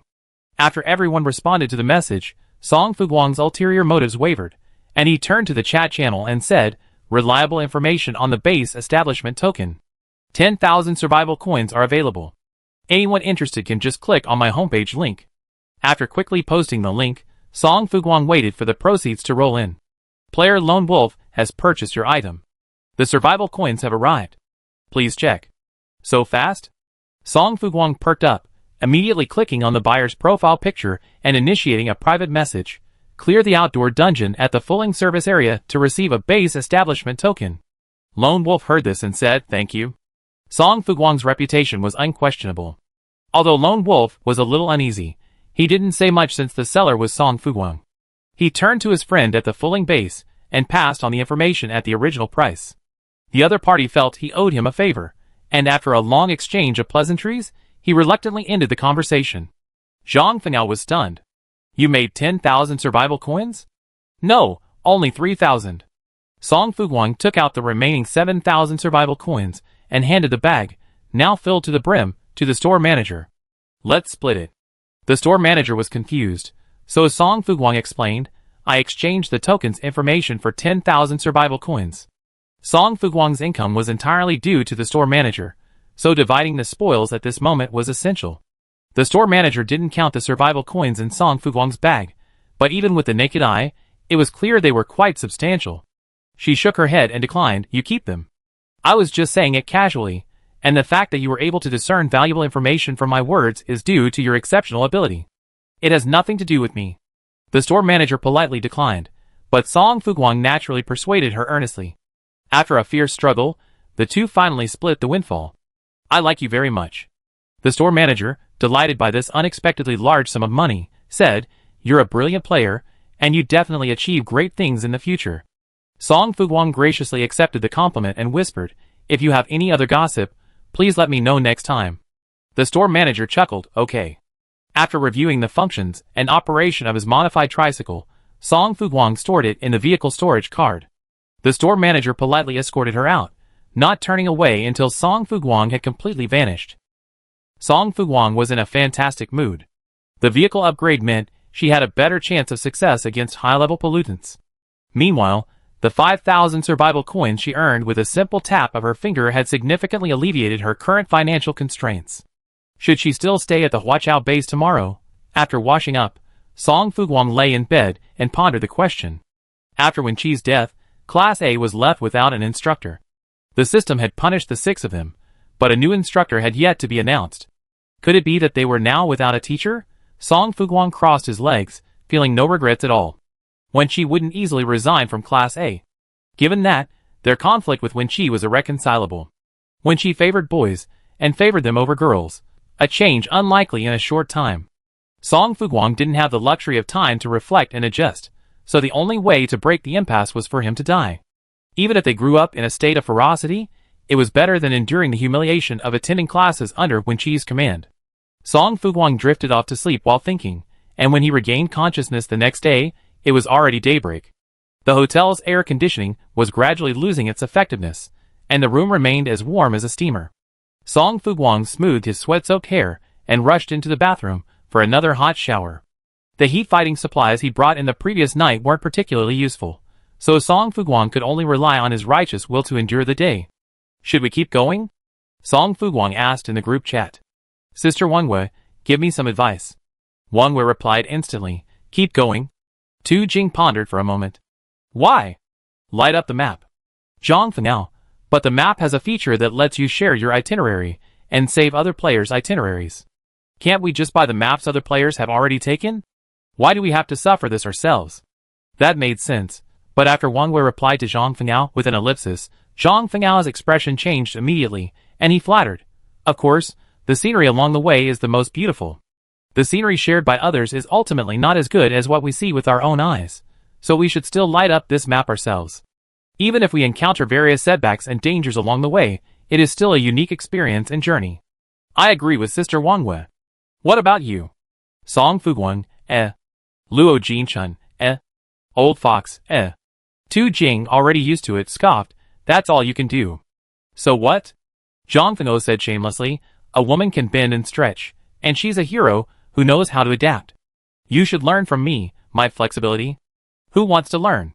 Luo Jinchun said irritably, We're not like you, unable to read other people's expressions. Zhang Fengao, ? Having decided to continue, Song Fuguang couldn't quite get going immediately. Wait until night, I do it. Her vehicle had neither air conditioning nor sunshades, and she'd be scorched by the sun if she traveled during the day. The Huachao service area was a full 2,000 kilometers away from the next service area, but with the tricycle's current top speed of 500 kilometers per hour, she reached it in no time. I wonder what the next service area will be called, and what opportunities there might be to make money, Song Fuguang wondered expectantly. Feeling a little hungry, she went to the restaurant she'd been to yesterday to eat. As soon as she sat down, she heard the female players next to her excitedly discussing, Oh my god! Finally something new to see. Hey, have you heard? How many people have signed up now? Not many. Don't get excited. Calm down. Her companion tried to soothe her. It's said that except for Boss Su's few male companions, all the other male players are still watching and observing the fun. Hey, what are you pretending to be? You're already here, but you're still putting on airs and refusing to sign up. You're just being so pretentious. They all gone, aren't they just going to compete? Yes, I'd like to see how long they can hold back. The chatter next door was so intense, Song Fuguang's ears perked up. Intrigued, he sidled over stealthily, trying to open his wide, innocent eyes and ask, "Sisters, what were you talking about signing up? Is there a competition?" The two women's gazes immediately fell on Song Fuguang. They instinctively wanted to draw their weapons, but seeing Song Fuguang's youth and innocent expression, they exchanged a glance and slowly lowered their guard. "Didn't you know? Boss Su Yanxiao announced today that he's holding a coaching competition. The champion will receive 10,000 survival coins, the runner-up 5,000, and the third place 3,000. Song Fuguang suddenly realized, "Is that so? I really didn't know." "It's okay if you don't know. There aren't many male players willing to participate right now, and most of them are incredibly ugly." The female player opposite Song Fuguang looked disdainful. "When will we get some handsome, hot-body contestants? Will Boss Su be happy again?" Another person chimed in, who doesn't know that she's holding this handsome man contest to find a new male lover. If there's a moderately handsome man, he'd be participating in the competition during the day, and then head straight to Boss Su's boat at night. So, those male players willing to participate also know exactly what they encounter. But no matter what, those male players are all making a killing. Song Fuguang interjected, "Sister Su is incredibly beautiful, has a great figure, and is both capable and wealthy. So if these men are lucky enough to be noticed and accepted by her, they'd be ascending to the throne and becoming a phoenix." Song Fuguang said seriously, "Sister Su is kind and generous. If I were a man, I'd be willing to be conquered by her too." The two thought about it, and realized it made sense. It's easy for men to climb the ladder. Just take off their clothes, move a little, and you got endless wealth and glory. Before the survival game, it was true. After the survival game, it was true. Sisters, you're all amazing too. Song Fuguang, devoted to playing the role of sweetheart, consoled them, "We're all favored by the system. Even if things aren't going well now, I believe our future will be bright. As long as more and more female players reach the top, the situation for us ordinary female players will improve. Those who have become powerful possess extraordinary vision and mindset, so they won't neglect their peers." The other person was stunned. That seems to be the case. Like Song Fuguang. Her sanitary napkins, sold for just 1 survival coin, really helped me out. The days she was selling them coincided with my peak sales. Without her, my underwear, pants, and even my vehicle would have been soiled. Another person echoed, "Song Fuguang is truly a good person." The news of her sales on the second day of the game also helped me tremendously. Thanks to her tips, I was able to scavenge a lot of food in the forests along the road. Then, with my exceptional stamina, I overcame a wave of mid-level pollutants and received the system's survival coin reward. From then on, I escaped poverty and became a wealthy woman with some spare cash. In that case, we're actually quite happy. The two suddenly came to their senses, and so they asked Song Fuguang warmly and kindly, "Will you join us for the fun later?" Male players participating in the competition can only wear swimming trunks. No other clothing is allowed. We're so lucky. My little sister just saw some amazing abs, and it made her crave them. And, besides, the swimming trunks fit your body perfectly. We can tell at a glance if they're too big or too small, so you can't cheat anymore. The rest of the conversation was a bit difficult to elaborate on. Song Fuguang quickly pretended to go to the bathroom, but quietly opened her game panel. Swimming trunks. Her fingers quickly swiped through the available items in the display window, finally finding what she wanted. Men's swimming trunks, 5 survival coins each. 3, 2, 1, on sale. Song Fuguang smiled wickedly, then turned around and changed the wholesale price of the men's swimming trunks from just 5 survival coins to a full 25 survival coins. Net profit quadrupled. That wasn't the end of it. She continued searching the wholesale market, and soon saw the system thoughtfully prepared men's swim trunks, which came with a prepaid price, to protect men's dignity. Men's swim trunks with prepaid price, 8 survival coins per pair. 3, 2, 1, keep putting them on the shelves. For just 8 survival coins, Song Fuguang immediately sold them for 288, and even had people snapping them up in seconds. Song Fuguang's eyes narrowed as he quickly polished the copy for the prepaid swim trunks, striving to make them a high-end product. The system rarely chimed in. What's the big deal? Our women's underwear used to sell for $499, or even more, but now, considering everyone's financial situation, my pricing is very considerate and kind. Staring at the soaring sales figures in the back end, Song Fuguang was overjoyed. As expected, one needs to be bold. The bolder you are, the more money you earn. System, this isn't called boldness, It's called ruthlessness. You're not ruthless. Song Fuguang stared at it. If you're truly so pure and innocent, and you despise money like dirt, then change our profit-sharing agreement to 10 for me and 0 for you. The system instantly fell silent. After redistributing the window merchandise, Song Fuguang left the bathroom. Just then, her meal arrived. Shamelessly sitting with the two female gamers, Song Fuguang invited them. Sisters, let's eat together. They politely declined. We're already full. Eat by yourself. We wait for you. As they were saying, hey? Song Fuguang has put swimming trunks on sale. And there's a difference between the regular and premium editions. Oi! Let me see. The two were engrossed in eating melon, their eyes fixed on their game panels. How can this be a scam? If contestants wear premium edition swimming trunks, how can we tell if they're real? Big or small? The female player shrugged. Then we have to rely on Boss Sue. That's outrageous, but these premium edition swim trunks are also quite expensive. Only a fool would buy them, right? What's the most expensive piece of underwear you ever bought? The complaining female player paused. 1,299. Song Fuguang and her friend looked up simultaneously. Do you know what the cost was? You're so stupid. You're paying the pink tax again, aren't you? Song Fuguang silently ate his meal. I'm still too kind. I'm simply too kind. Compared to the businessmen of the past, she was as naive as a fresh-faced child. Resolutely determined to learn from her seniors, Song Fuguang quickly finished her meal and then headed to the registration site with the two female players. The registration location was in the lobby of Su Yanxia's hotel. It was cool, and with the excitement to watch, it was incredibly crowded, making it difficult to squeeze in. Amid the hustle and bustle, Song Fuguang quickly lost contact with the two. However, there wasn't any danger here, so the other party didn't deliberately look for her. Song Fuguang was content and, with her nimble agility, she easily squeezed into the front row. Su Yanxiao, perhaps bored, was personally watching the scene. Besides her, there were Li Xiao and 3 other female players, all of whom looked seasoned and experienced. After a quick glance, Song Fuguang's gaze quickly drifted to the male players registering. Ever since the 2 swim trunks were released, the number of people registering had suddenly increased. Su Yanxiao didn't understand the reason at first, but after her subordinates explained it, she couldn't help but smile.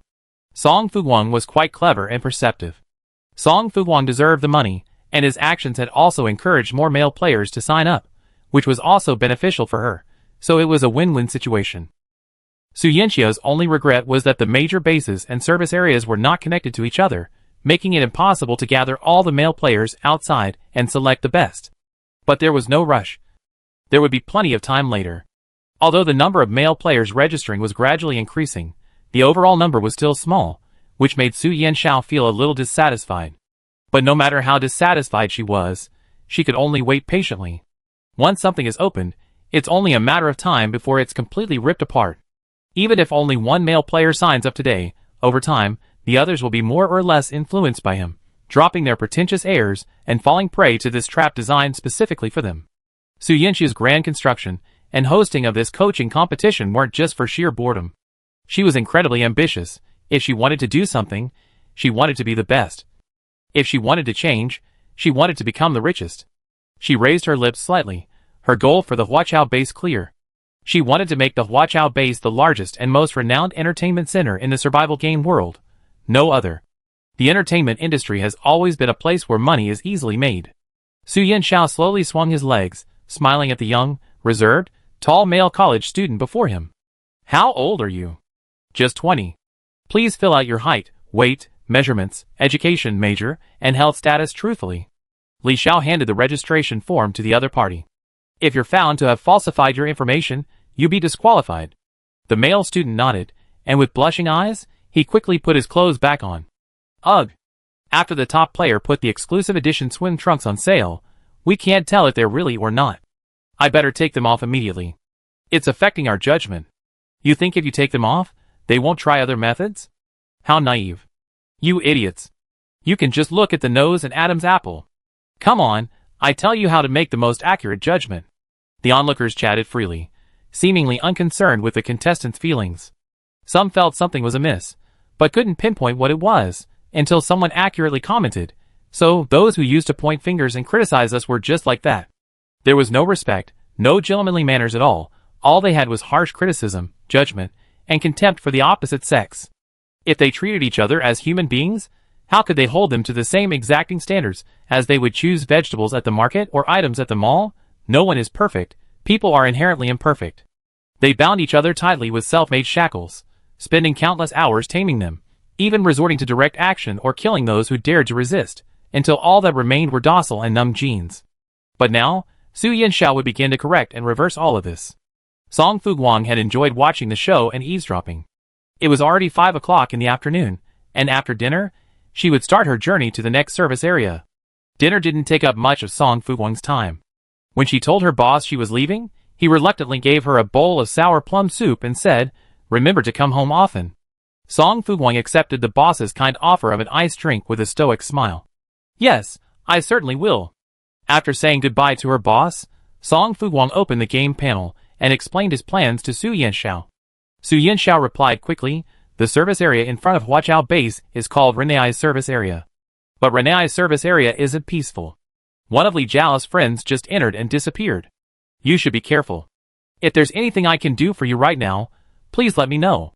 Once you arrive at Renai's service area, please help find Li Jiao's friend." Song Fuguang pondered for 2 reasons. The service area wasn't peaceful for the most part. First, it had been overrun by pollutants, so players who entered had disappeared without exception, sometimes even perished.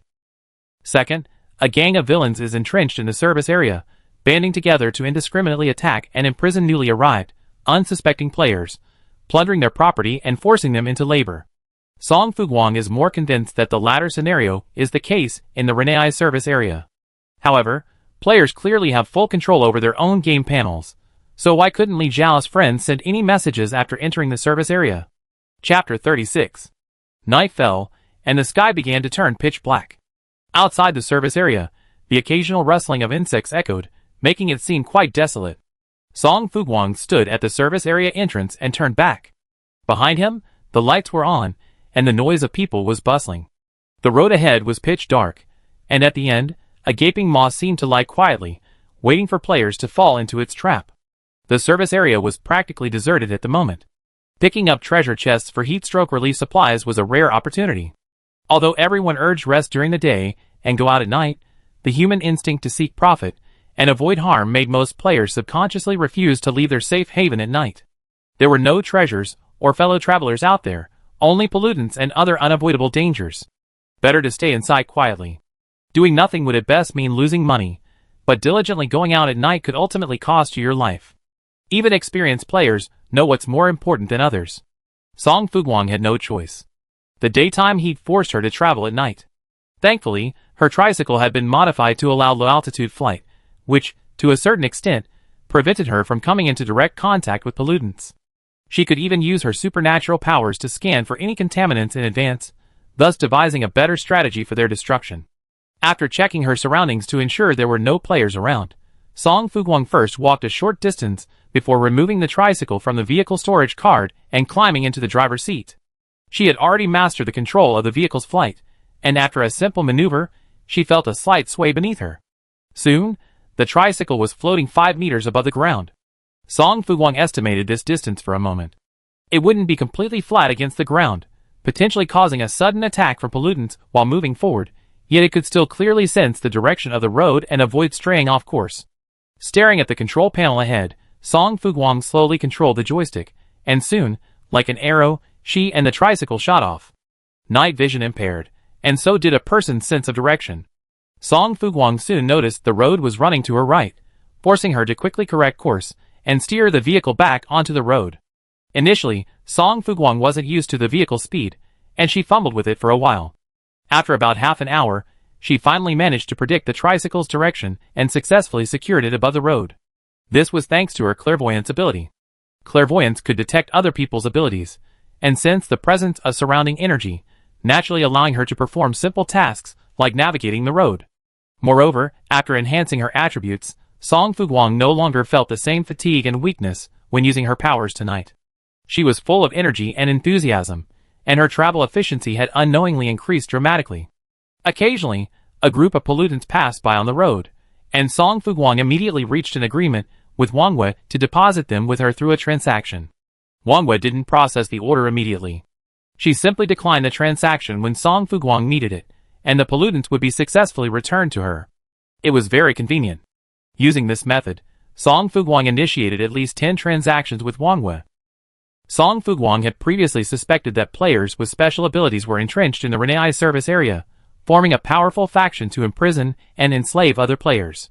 Currently, Song Fuguang was alone and at a disadvantage, so he naturally sought devious means to disrupt their vision and judgment. And pollutants were the perfect target.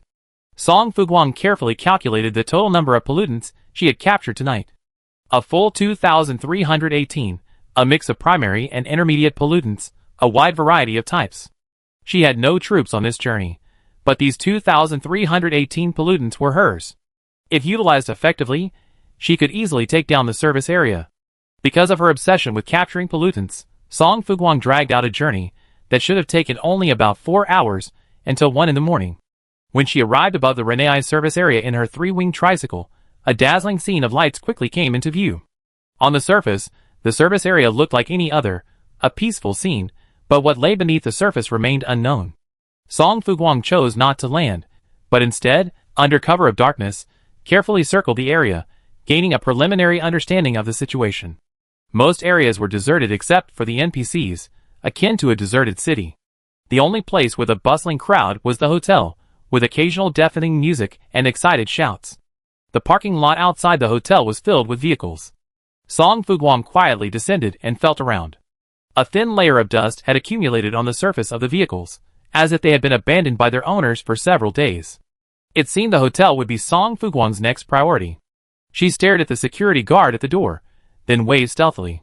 The security guard was confused, but he still approached. "How can I help you?"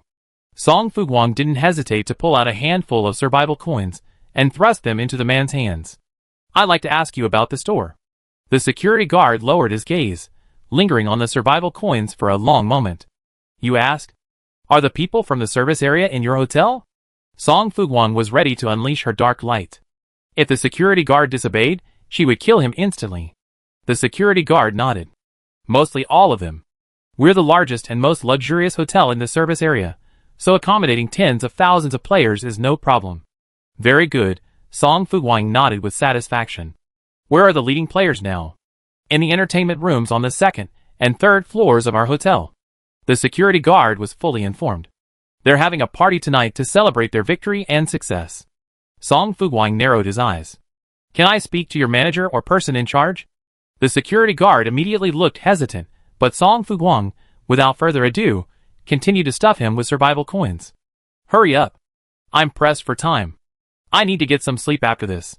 She bristled slightly, and the security guard quickly summoned the person in charge from the hotel via the pager. This woman looked very young. Song Fuguang looked her up and down, then smiled innocently. "I know everything about this place. You wouldn't want your hotel's performance to lag behind others, would you?" Through previous casual conversations with other NPCs, Song Fuguang had clearly learned that every NPC in the service area had performance requirements. Competition was fierce. Even a single failure to meet performance standards would result in a ruthless dismissal, reassignment to a worse and more deplorable position. Most NPCs had worked tirelessly to reach their current positions, and naturally, they wouldn't accept such an outcome. Thus, Song Fuguang's threat hit the manager's sore spot. After a brief hesitation, the manager respectfully inquired, "Do you have any good ideas for resolving our hotel's current predicament? Take me to where they gather." Song Fuguang preferred to interact with intelligent individuals. "I'm planning a small gift and surprise for them." The manager raised an eyebrow. "Okay." The hotel staff were all hers, so naturally, they followed her lead. Song Fuguang easily gained access to the 3rd floor. Song Fuguang wasn't worried about the manager reneging. She had the contaminant in hand, and her vehicle could fly. If the manager backstabbed her, she could simply fly away. Tonight, at most, she would alert the enemy, but wouldn't face any real danger. Of course, this was under ideal circumstances. "We're here." The person in charge paused and looked back at Song Fuguang, a hint of anticipation in his eyes. Song Fuguang didn't act immediately, but instead asked, "If a player accidentally damages your hotel facilities, will you be in trouble?" The person in charge paused. "I can report the damage, so it's not a big deal." "Then I'm relieved." After contacting Wang Wei, Song Fuguang first instructed the person in charge to evacuate the staff on the 2nd and 3rd floors of the hotel, and to open all occupied doors a crack. Then, hiding at the doorway of the nearest room, she, like a living being, unhesitatingly told Wang Wei to refuse the deal, releasing a total of 300 pollutants in one go. After the success, she and the person in charge quickly rushed from the third floor to the second floor and repeated the same process, releasing another 300 pollutants. The person in charge had mixed feelings. Is this your solution? This is just an appetizer. Song Fuguang clapped his hands. Let's release some cute little things tonight to help them drain their energy and spirit. We do the big stuff tomorrow when they're exhausted. Song Fuguang was already extremely sleepy. She yawned. See you tomorrow. The person in charge was speechless for a moment, but she had no choice but to trust Song Fuguang. After all, they were already on board, and she had no choice. See you tomorrow. I wait for you. Song Fuguang waved his hand, walked into the parking lot, quickly summoned his vehicle, and flew away from the service area, at least 5 kilometers away. This was to prevent her from being found by players in the service area while she slept. Even if the person in charge betrayed her in the middle of the night and informed the players inside about Song Fuguang's presence, Song Fuguang would be safe for the time being. Conditions were limited tonight. After landing the tricycle, Song Fuguang closed his eyes and quickly fell into a deep sleep. At that moment, inside the service area hotel, the men's curses echoed. Damn it! Who put the contaminants in here? Where's the waiter? The waiter. I don't know, boss.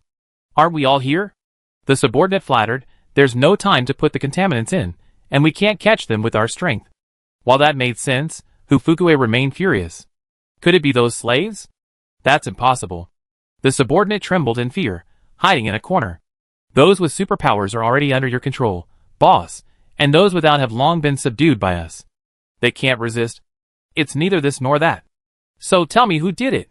Hufukue couldn't help but curse, raising his hand and slapping the man. Useless. Hurry and get the hotel staff to clean up these monsters. The man was so dizzy and dazed by the blow, he struggled to steady himself and cried, but I can't get out, boss. They blocked the entire passage. The hallway is teeming with pollutants.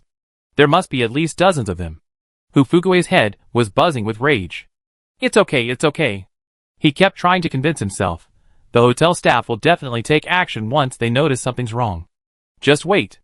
Once their help arrives, we be saved. Don't just stand there. Grab your weapons and deal with them. Yes. The pollutants released by Song Fuguang were mixed with intermediate-level pollutants, and they simply couldn't handle them with their strength. A group of people hid in their rooms, terrified and shocked. Why haven't the hotel staff arrived yet? Maybe they've been tripped up by monsters from elsewhere? These monsters are disgusting, ugly, and difficult to deal with. Those NPCs don't look very powerful either. Could they have been killed by the monsters? One of the men babbled in fear. If I had known, I would have just stayed asleep tonight. Before he could finish his words, he was kicked twice by Hufukue, who was furious. Stop saying such depressing things. Get out there and lure the monsters away, or I take you down with me. No one dared to move in their utter terror. Hufukue sneered, rebellion, huh? I give you one last chance. Do you want to walk out of this door on your own initiative, or do you want me to control you and force you to walk out of this door? Whether it's the former or the latter, Hufukue's goal will be achieved, but for these subordinates, it will be a completely different situation. Several men exchanged glances, and one couldn't help but say, Boss, why don't you let those women go? They're all psychics, so they can easily handle these monsters. Besides, they've been hungry for days. After they've gone through so much trouble to kill the monsters, they probably won't have much energy left. We can still easily control them. Right. Gongzi's words make sense. Let's use those women to kill the monsters first, then we can pounce and wipe them out again. This way, we can ensure our safety and strength while completely depleting them. I agree. Several men were discussing this, and Hufukue thought about it, thinking it made sense. He immediately released his mental power to release He Mingyao. He Mingyao was downstairs, and Hufukue used his psychic power to convey a message. Kill the contaminants in the corridor, then come to me on the 3rd floor. He Mingyao gradually regained consciousness, accepting Hufukue's instructions with a cold smile on her face. Instead of immediately carrying out Hufukue's orders, she immediately opened her game panel and found Li Xiao. Hufukue in the Renai service area possesses psychic abilities. He can control players, turning them into his puppets. Hufukue has hundreds of subordinates, all of whom are evil people who later entered the service area, joined him, and colluded with him. He's holding many female players captive here. They're suffering and desperately need help. When can you get here? Contaminants have entered the service area tonight, so Hufugue has temporarily released his control over me. Once the contaminants are removed, I'd be in a trance again, deprived of consciousness. He Mingyao wasn't sure if Li Xiao would receive her message, but it seemed as if fate had favored her tonight. Li Xiao replied immediately, "How are you doing?" "Not bad." He Mingyao breathed a sigh of relief. "But I don't know how things will develop next." Seeing this, Li Xiao immediately stood up and knocked on the door of Su Yanxi's room next door. "Sister Su, I contacted He Mingyao." Hearing this, Su Yanxiao pushed aside his subordinates and walked over to open the door himself. "Come in. How is she doing now? Is she injured?" Li Xiao quickly recounted He Mingyu's situation. Su Yanxiao couldn't help but laugh. Those pollutants must have been caused by Song Fuguang. Tell her she doesn't have to worry, as he's here. Just tell her to cooperate with him to the best of her ability. "Okay," Li Xiao replied immediately. "By the way, trade her some more weapons. Give her the gun and ammunition I just opened from the treasure chest yesterday. Also, prepare some food for her so she can recover quickly." Su Yanxiao arranged everything methodically, and soon, He Mingyao received a wide array of supplies. From weapons and food to various defensive gear, medicine, and even band-aids. Gazing at the sudden increase in the amount of stuff in her backpack, He Mingyao's chapped lips curled up. I can always trust them. But this Song Fuguang, #1 on the battle power rankings, where is he now? After memorizing his description and quickly equipping herself with guns and ammunition, He Mingyao didn't linger in battle, nor did she obey Hufugue's orders. Instead, she walked straight to the window and leaped from the second-floor window. Hufugue's ability allowed her to control players within a 50-meter radius. Only a fool would choose to remain here and continue to be controlled by him. With a gun, He Mingyao's skills allowed her to accurately kill the enemy from a distance with a single shot. As long as Hufugue was dead, the others would naturally scatter, unable to make a move. After landing easily, He Mingyao quickly found her motorcycle and, without even having time to put on her helmet, sped away from the hotel, planning to rest for the night before making any further plans. It would be best if she could contact Song Fuguang directly after dawn tomorrow. Fighting in pairs always had a better chance of success than going it alone. After He Mingyao escaped, Hufugue and his men waited and waited, but no reinforcements arrived. He was furious. Where are they? Where are they? Didn't you say they'd been hungry for so many days, and didn't have the strength to escape? The men were timid and didn't dare to speak. Hufugue was utterly enraged by these idiots. Since He Mingyu's gone, the job of cleaning up these pollutants will fall to you. The men stared at each other, no one moving. Hufugue's rage intensified. Why don't you hurry and get them? Seeing his rage, several men reluctantly picked up their weapons and trudged out of the room. But moments later, screams like a pig being slaughtered rang out from outside. Hufugue's portly body trembled. In a rage and shock, he simply commanded all the players under his control to the 3rd floor. The corridor suddenly became a living hell. After most of the night, over 600 pollutants were finally eliminated. Hufugue, having survived the ordeal, collapsed on the ground, feeling completely exhausted. It was already dawn, and he leaned weakly against the hotel sofa. By now, the hotel's NPCs would have started their work and noticed the anomaly. The combination of staying up late and overexerting his superpowers had dulled Hufugue's mind and reflexes. He had no energy for anything else and just wanted to lie down and catch up on a good night's sleep. And so he did. His deafening snoring soon filled the private room. A group of fellow soldiers, equally exhausted from the intense battles all night, hurried back to their rooms, barely even climbing into bed before collapsing onto the carpet and falling unconscious.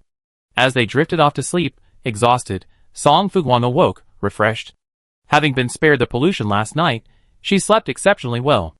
Unable to resist stretching herself, Song Fuguang briefly brushed her teeth and then nibbled on half a delicious mushroom. Opening the game panel, she discovered that Su Yanxiao had suddenly transferred 5,000 survival coins to her in the middle of the night, along with a message, "Thank you for rescuing He Mingyao." He Mingyao?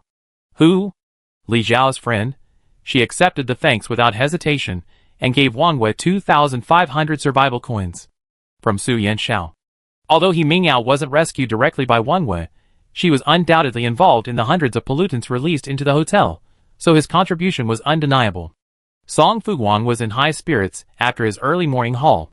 After filling his stomach, he launched his tricycle into the air again, ready to test his progress from last night. During the day, with brighter light and better visibility, Song Fuguang stealthily maneuvered the tricycle into a corner and quickly descended, disguising himself as an NPC.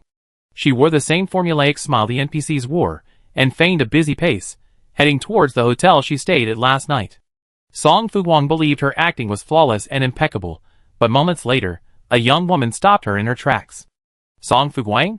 Excuse me, player, what did you just say?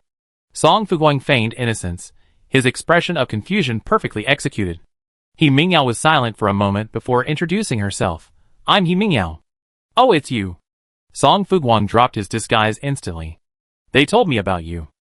He Mingyao smiled. Yes, I'm lucky to know them. I contacted them after I escaped yesterday, and they asked me to work with you. Please reintroduce yourself. He Mingyao's expression suddenly grew serious. He Mingyao, a former mercenary, specializes in close-quarters assassination and long-range shooting. Before she finished her words, Song Fuguang was already 3 meters away from her. He Mingyao. Song Fuguang chuckled. Sorry, it was a reflex. She slowly approached, but not too close. Are you the legendary assassin? One of those superheroines in novels who's omnipotent and has a 100% success rate when she sets her sights on a target. He Mingyao fell silent again. Read less novels. We're human, not gods, and as long as we're human, we're bound to fail. He Mingyao said calmly, appreciate your own strengths, but also accept your own shortcomings. What are your plans next? He Mingyao quickly changed the subject. There are still women in the hotel controlled by Hu Fugue, about 300 of them. Most of them were originally quite strong. Song Fuguang wiped the sweat from his face. I still have about 1,700 pollutants here. The evil in her heart churned. Let the pollutants attack them first, draining their physical and mental strength. What do you think? He Mingyao, ? Are you specializing in capturing and wholesale pollutants? Chapter 37. Although Song Fuguang's plan was somewhat flawed, it had to be admittedly the most effective method at the moment. He Mingyao thought for a moment and agreed, okay. They were harassed and exhausted by the pollutants he released last night, so they should still be catching up on their sleep. He Mingyao calmly analyzed the current situation. Hu Fugue has a psychic ability. Hypnosis. He can control all players within 50 meters of him, making them work for him. If we want to completely break the deadlock, we must first eliminate him. Song Fuguang listened, but doubts welled up in his heart. What if my psychic power is stronger than his? Can he still control me then? As the base commander of Lu Fushua's base, Song Fuguang's psychic power had been boosted by a full 30%. Even if her natural psychic power wasn't high, the boost from her position as base commander should have been far higher than the average person's. However, Song Fuguang wasn't sure whether a player's awakening of psychic powers was directly related to their high psychic power. If so, Song Fuguang would have to be more cautious. He Mingyao shook her head. I'm not entirely sure about that, so to be on the safe side, it would be best to lure Hu Fugue out, and then I can kill him directly from a distance. Once we're done with him, we won't have to worry about the rest of them. Song Fuguang nodded. How many of them have awakened superpowers? Where do they usually stay? And where do the women under control usually stay? As she spoke, she activated her clairvoyance, and her superpowers seemed to grow tentacles, slowly probing outward from her. Most of them live on the second and third floors of the hotel. When I was detained, I was taken to the hotel's underground parking garage. It's quite spacious there, and there's no extra charge, which is a great savings for them. The two were still some distance from the hotel, but to avoid being discovered, Song Fuguang could only constantly use her supernatural powers to survey the surroundings. Whenever a supernatural light appeared, she would immediately signal He Mingyao to stop and go on alert. But Song Fuguang's actions last night were truly cunning. She had successfully exhausted Hu Fugue and his group with over 600 pollutants. Therefore, it wasn't until they were close to the hotel that Song Fuguang's perception of the various colors of supernatural halos began to appear one after another. The halos varied in size. Song Fuguang carefully observed them for a moment, finally confirming that the size and intensity of the halos were directly proportional to the player's supernatural power. The richer the color, the higher the power level, the larger the color block, the stronger the power. She quickly passed through the halos, briefly. After assessing the current opponent's strength, she found it to be similar to Luo Jinchuan's, suggesting they had both recently awakened their powers, and were still at level 0. However, she hadn't yet found Hu Fugue's power. The color of his psychic power. Song Fuguang frowned, then took a deep breath to calm herself.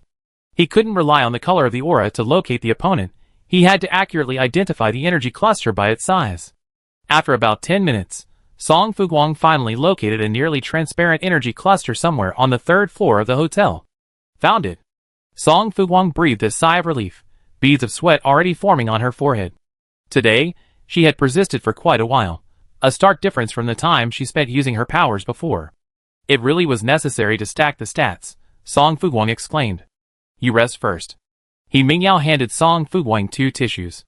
Just now, while Song Fuguang was searching for Hu Fugui, He Mingyao hadn't made a sound to disturb her, and had even conscientiously taken on her duty as a guard. Song Fuguang was very pleased with her performance. Shall we go and take care of Hu Fugui directly? Song Fuguang found a shady spot, and sat down cross-legged. He Mingyao nodded. That's safer. Once he's dead, the sisters in the underground parking lot will be able to successfully break free of his control and join us in dealing with the others. Okay. Song Fuguang rubbed his head. I'm almost done resting. Let's go! She had already established a relationship with the hotel manager, so she had unimpeded access today, personally led by him. He Mingyao found it strange. She had never imagined such a harmonious relationship between players and NPCs. She pondered for a moment, then her gaze towards Song Fuguang changed noticeably. No wonder Li Xiao had told her last night to just do her best to cooperate with Song Fuguang. Song Fuguang had been keeping a close eye on Hu Fugui's supernatural energy. Without the help of the person in charge, she could pinpoint his hiding place. Arriving at the familiar private room from last night, Song Fuguang gently grasped the doorknob and turned it. Locked, she mouthed, turning to look at the person in charge. The person in charge, still smiling, withdrew a universal room card. The locked door swung open with a beep. He Mingyao instantly gripped her gun, ready to shoot Hu Fugui at any moment. Hu Fugui, half asleep, was awakened by the noise, and burst into a rage. Who? Are you looking for death? Without hesitation, Song Fuguang flung the door open, and shouted to He Mingyao, shoot. With a bang, she quickly unsheathed her dark light, and pounced on the man, with lightning speed. Hu Fugui had initially thought he was dreaming, but when he opened his eyes, and saw the familiar smile of the person in charge, the 2 men charging at him like ferocious ghosts, and the sudden pain and uncontrollable shifting of his head, all sleepiness vanished. Who are you? He Mingyao? He was startled, a sudden realization dawning on him. With a desperate struggle, he activated his supernatural powers to try to control the 2 men. Song Fuguang felt something disgusting, like a spiderweb, wrapped around her head. She paused for a moment, then, without hesitation, used her sky-eye tentacles to rip the sticky substance apart. Meanwhile, her hands were busy, raising the cold, gleaming tip of her dark light blade high and slashing down fiercely. Ugh! Hu Fugui's chest was instantly stained red with blood. He stared intently, as if he wanted to carve Song Fuguang's face into his bones. He tried to manipulate He Mingyao to aim the gun at Song Fuguang, but Song Fuguang was prepared. She swiftly rolled to the side, quickly pulled out a rifle from her backpack, and aimed it precisely at Hu Fugui. With an expressionless face, she fired 5 shots. Hu Fugui instantly turned into a fiery figure, and the sofa beneath him also caught fire, filling the room with a searing heat and thick smoke. Make way! The person in charge rushed in with a fire extinguisher, trying to extinguish the flames. Song Fuguang twirled his weapon, fearing the enemy wasn't dead enough, and cautiously attacked 3 more times. Then he opened his game panel to check his power. 114038. Excellent, a successful 1,000 point increase. As soon as Hu Fugui died, He Mingyao regained consciousness. She clutched her gun. I'm going to the underground garage to rescue the other sisters. Be careful. Song Fuguang turned back and reminded him, by the way, killing a player earns you 1,000 combat points. Let's compete fairly. He Mingyao raised her eyebrows slightly and smiled. Okay, let's add each other as friends. Song Fuguang didn't refuse. After they added each other's contact information, He Mingyao quickly left, and Song Fuguang once again used his sky-eye navigation to effortlessly clear out the evil. The group was already exhausted, their eyes barely open. When Song Fuguang arrived, although they wanted to resist, they had no strength left in their bodies. With Song Fuguang's dark light in hand, dealing with this group was as easy as cutting watermelon and cabbage. Her combat power continued to rise rapidly. Half an hour later, its total power had soared by 128,000 points, reaching 242,038. Meanwhile, numerous supplies were dropped from dead players, and Song Fuguang's backpack was nearly full. After ensuring that most of the people needed to be cleared out had been cleared, Song Fuguang found an empty room and left some of the unneeded supplies. He then said to Yimingao, "Give them all away. I'm leaving." She didn't want to show herself to the other players just yet, so after Hu Fugue and his men were killed, Song Fuguang quickly drove off on his tricycle. Yimingao replied, assuming Song Fuguang hadn't left much. But when she led her men to the designated location and opened the door, she was stunned to see a small mountain of food and daily necessities piled inside, almost filling up half the room. "Is it really Song Fuguang?" Someone whispered behind Yimingao. "It's her." Yimingao came back to her senses and said, "Hurry up and pack it up, then take it downstairs to share with the sisters." "Great. We won't starve to death." "Wow, Song Fuguang is so kind and thoughtful." Underwear, short-sleeved t-shirts, sanitary napkins, all kinds of food and water, and toiletries.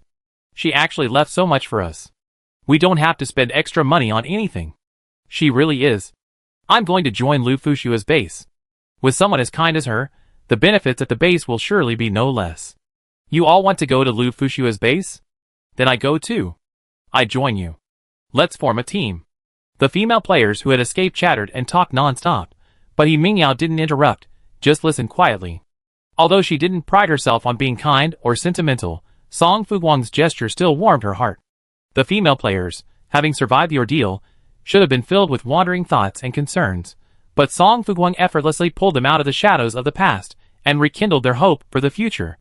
Yimingao looked at the people happily moving supplies, and a smile spread across her face. Song Fuguang had finished his work and departed, his achievements and fame concealed. After leaving the Renai's service area, she found a shady spot to sit down, enjoying the cool breeze while eating a bowl of lotus seed and lily soup. "I'm heading to the new service area," she said in the group chat, "but I have to wait until tonight." She hadn't mentioned the Renai's service area yesterday, so Zhang Fengao stared at her soaring combat power. "No, sister, have you been on a killing spree in Watch Out these past few days?" "Your message is too delayed," the old fox said. "Fuguang left Watch Out a long time ago." Zhang Fengao hesitated. "So you've been in the dungeon again?" Zhang Fengao kept guessing, and Song Fuguang angrily recounted the whole story. After hearing this, Zhang Fengao was immediately filled with righteous indignation. Letting them die like that is too easy for them. They should be locked up too, and let them experience the bittersweet effects of captivity for a few days. "Do I look idle?" Song Fuguang's expression was impassive. "Besides, the longer the night, the more trouble I have. It's not my style to not immediately take advantage of the combat power that's right in front of me, so readily available." Song Fuguang was the most decisive person. If she wanted something, she would do it immediately, completely at her whim. And killing Hu Fugue quickly was indeed the best solution. Otherwise, who knows what kind of disgusting things his psychic abilities would cause. Zhang Fengao thought about it and agreed. "Your combat power has gone back down, and I'm still far behind." She was about to burst into tears. "We just made a minor mistake, right? Why punish us like this? Besides, we haven't been called back to class in ages since we were last exiled. Have we been abandoned by the game system?" Zhang Fengao chattered tonics. "Teacher, I want to improve." Tu Jing and Wang Wei were busy and ignored her. Song Fuguang was busy eating lotus seed and lily soup. Finally, Luo Jinchun couldn't bear to watch any longer. "Maybe they're looking for a new teacher for us." "Does it take so long?" Luo Jinchun, "What else? Send another useless teacher over, and we kill them?" Zhang Fengao fell silent. The old fox was a little excited. "If you say so, Jinchun, our new teacher must be a very powerful person. I don't know whether he is powerful or not, but I just hope he's not someone like Wenqi." Song Fuguang's expectations of her teacher weren't high. Even if they just taught her some textbook knowledge, she would be fine with it. The problem isn't the lack of education, but the inequality. If Wenqi can openly favor Su Jingqi on the first day, who knows how much more outrageous things he'd do in the future. Influenced by the conversation among the three, Song Fuguang couldn't help but say, "I hope the new teacher is amazing." Zhang Fengao, "I hope so too. My friends' teachers have already started teaching them how to better deal with pollutants, as well as how to identify their strengths and improve them accordingly. There are only 6 of us, like weeds on the roadside without a mother, helpless and adrift, with no one to care for us or love us." Song Fuguang's eyelids twitched. "If you're bored, go kill a few pollutants." "It's too hot." "I can't find any pollutants," Zhang Fengao replied. "I have some." Song Fuguang chuckled wickedly. "Get ready. I'm about to start trading with you. A player has traded you pollutants *488. Please check." Zhang Fengao, did you destroy the lair of pollutants? Hurry up, don't waste your time. Song Fuguang gathered the trash in his hand and soothed him. Jin Chun and Fox, don't worry. I'm fair, so you two will get something too. The next second after the message flashed, the two game panels popped up separately. Player has traded pollutant asterisk 462 with you. Please check. A player has traded you pollutants asterisk 537. Please check. Old Fox, Luo Jinchun, Song Fuguang had gone to great lengths to collect pollutants, but she hadn't been able to use them. After a simple division among the three people, she still had about 200 left, so she had to deal with them herself. After all this work, Song Fuguang was sweating profusely, feeling incredibly hot. The weather must have been at least 45 degrees Celsius. Song Fuguang wiped the sweat from his face with a towel, and sat down again in the shade. Old Fox had previously offered a car solar air conditioner, so there must be players selling the same model on the market. With this in mind, Song Fuguang, for once, activated a system function he hadn't used in a while. After a thorough search, Song Fuguang discovered that car solar air conditioners were ridiculously expensive, all costing 10,000 survival coins and up. Thanks to his swimming trunks, Song Fuguang currently had around 80,000 survival coins. Song Fuguang felt bad about spending 1/8 of her net worth on an air conditioner. After all, she didn't use it 24/7. But she couldn't live without air conditioning in this season. So, she finally transformed herself into a pesky mosquito, constantly pestering several sellers and bargaining, eventually managing to get the price down to 8,000 survival coins. After the transaction, the seller breathed a sigh of relief. You're not poor, I really admire you. Song Fuguang, frugality is a traditional virtue. Knowing she bargained too hard, she guiltily gave the other party a pair of swim trunks. Premium edition, of course. The seller finally felt better, as the trunks could fetch a bit of money. Although, I hope you won't buy from me again next time. I guarantee it. Song Fuguang smiled faintly. It's been a pleasure working with you this time. If you have something suitable, I come back to you next time. Seller, Please, please, spare me. After happily installing the car's air conditioner, Song Fuguang felt the cool warmth, feeling every pore of his body become comfortable. After letting it cool for about half an hour, Song Fuguang emerged from the tricycle and tossed it into the sun. The solar panel wasn't large, just enough to cover the roof of the cab. Song Fuguang didn't leave any extra items in the trunk, save for a waterproof awning. However, the temperature was too high, so Song Fuguang folded up the awning and would install it later. With air conditioning, it seemed possible to travel during the day. Just as Song Fuguang was debating whether to continue, Zhang Fengao suddenly rushed over and said, Sister, you've been killed. Song Fuguang, ? Go check in the chat. In fact, it couldn't really be called a cheat at first.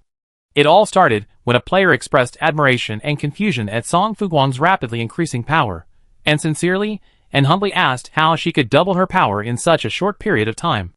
The players, already jealous and resentful of Song Fuguang, immediately hurled insults at her, swearing that Song Fuguang had turned her knife on her own people. This user does not exist. I can guarantee that Song Fuguang absolutely killed someone. Killing a person earns 1,000 power points, and her power increase today is exactly 128,000. This user doesn't exist. That means she killed a total of 128 people. Want to see the guy in swimming trunks? How do you know you can get 1,000 combat points by killing one person? Have you ever killed anyone? This user doesn't exist. That's unimportant. Don't try to change the subject and excuse Song Fuguang. Her combat points are so high, who knows if she gained them by killing other players before? This user doesn't exist. With a leaderboard like that, how can you sleep at night? Aren't you afraid she'd go crazy one day and kill you too? Evil Twin Tails. No, I didn't provoke her, so why would she attack me? Who knows if the people she killed before did something unjustifiable that would irritate the world? Exactly. Anyway, I don't believe the #1 player on the list is killing innocent people. I believe her. This user doesn't exist. You're covering up for her. Lone Wolf, can you be reasonable?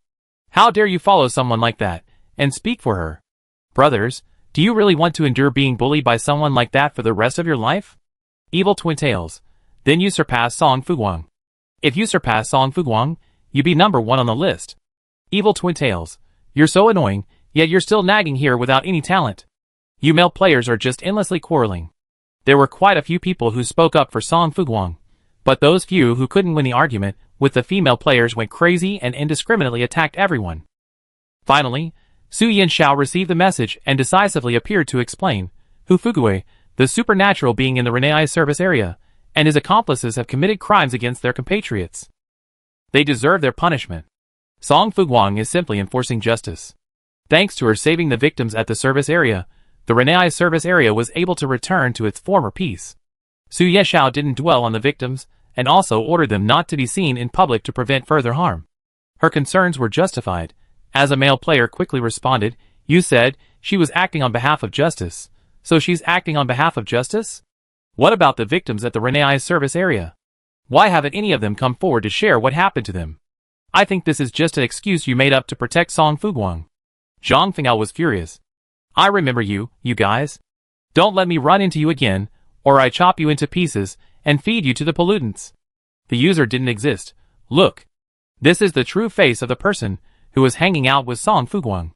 Zhang Fengao was furious and started cursing at the user who didn't exist. Luo Jinchun sighed and joined the fray at Zhang Fengao. "Why are you fighting with him? Don't you just curse him out? He's weak and petty, and nobody usually pays attention to him. Now that he finally has a bit of a presence, shouldn't he be jumping around like crazy? Just find out which service area he's in, then post a bounty, and find someone to teach him a lesson for you. Why waste your breath?" Zhang Fengao was convinced. "You're smart. Come on, does anyone know his real information? A small reward." As soon as these words were spoken, the shouting individuals vanished. Song Fuguang, She hadn't had time to react. The dispute was resolved, and the surface of the lake seemed calm. But Song Fuguang's furious killing of 128 players at once still sparked private discussion among the players. Many people needed to be fully prepared to kill even mid-level pollutants, let alone humans. Song Fuguang soon earned the title of Killer God, earning the respect of other players, who kept their distance and refrained from provoking him whenever possible. This was a boon for Song Fuguang, saving her a lot of unnecessary trouble. After a quick lunch, Song Fuguang prepared to continue her journey. With air conditioning, the weather was barely bearable, aside from the sun. As she hurried on, millions of miles away, at the border defense station, an adjutant strode in, saluted the general inside, and reported, "General, Wen Qi is dead." Qin Mian looked up from his pile of military affairs. "Dead, so be it. Wen Qi?" "Yes, Wen Qi." The adjutant smiled. "Killed by 6 brats from this year's Class A." Qin Mian remained unmoved. "What a loser." The adjutant was silent for a moment. Wen Qi was originally assigned as the class's instructor, but on her way there, she forcibly added a male player to the class, and showed an unusual fondness for him. This caused dissatisfaction among several other students. Qin Mian finally paused her work and asked with interest, what happened next? So, led by Song Fuguang, the top-ranked player of this year, they killed a male player in Wen Qi, and then held out for at least 4 hours in the beginner and intermediate training grounds, respectively. 4 hours? Qin Mian raised an eyebrow. The adjutant nodded affirmatively. So, what they're saying is that you serve as an instructor for these 6 players and teach them the most practical combat techniques, so that our border defense forces can quickly be infused with strong, fresh blood. No. Qin Mian thought without hesitation. How busy am I every day? The adjutant had anticipated this outcome and didn't rush to persuade them. She smiled and continued, these 6 players are all girls, and they have a certain level of affection and trust between them. They have also awakened significant superpowers. Among them, Song Fuguang and Tu Jing have each established the 2 largest bases, each with a total membership of 10,000. Song Fuguang's base is named after her godmother, the pollutant from the dungeon she cleared. Tu Jing's base is named after her biological mother.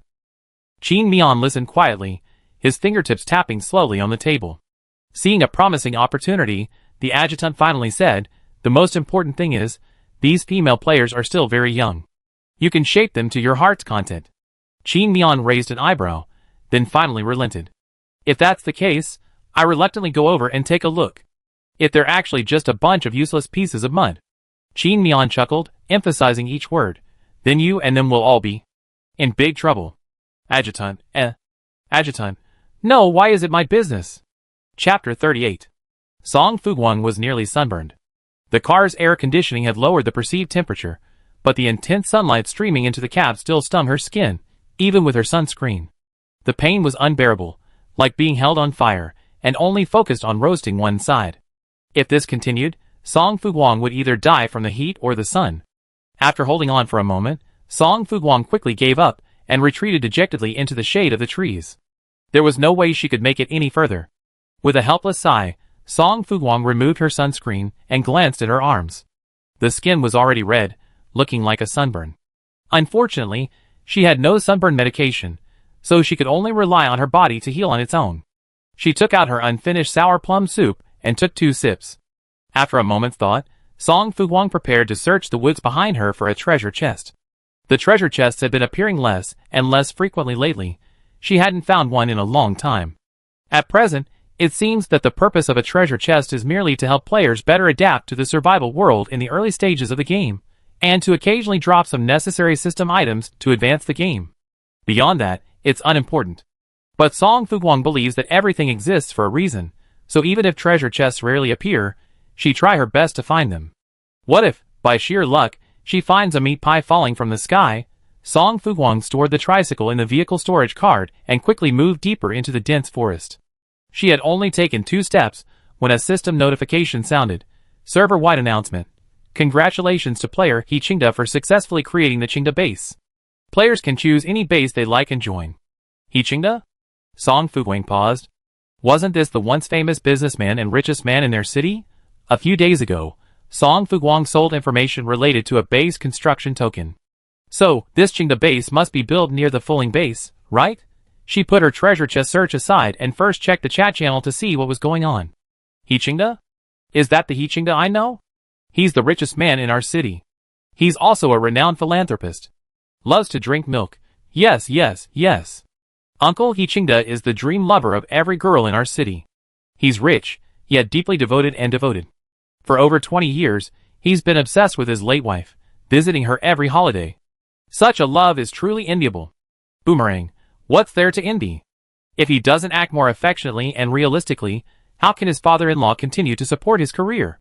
Please clarify your own position. Yes, yes, yes, I also heard the story of He Qingda and his late wife. It's so touching. When will I ever find a husband like this who never forget me? Little Biscuit, isn't there already one? Times have changed. Uncle, he has been faithful to his late wife for so many years. Isn't it time for him to remarry?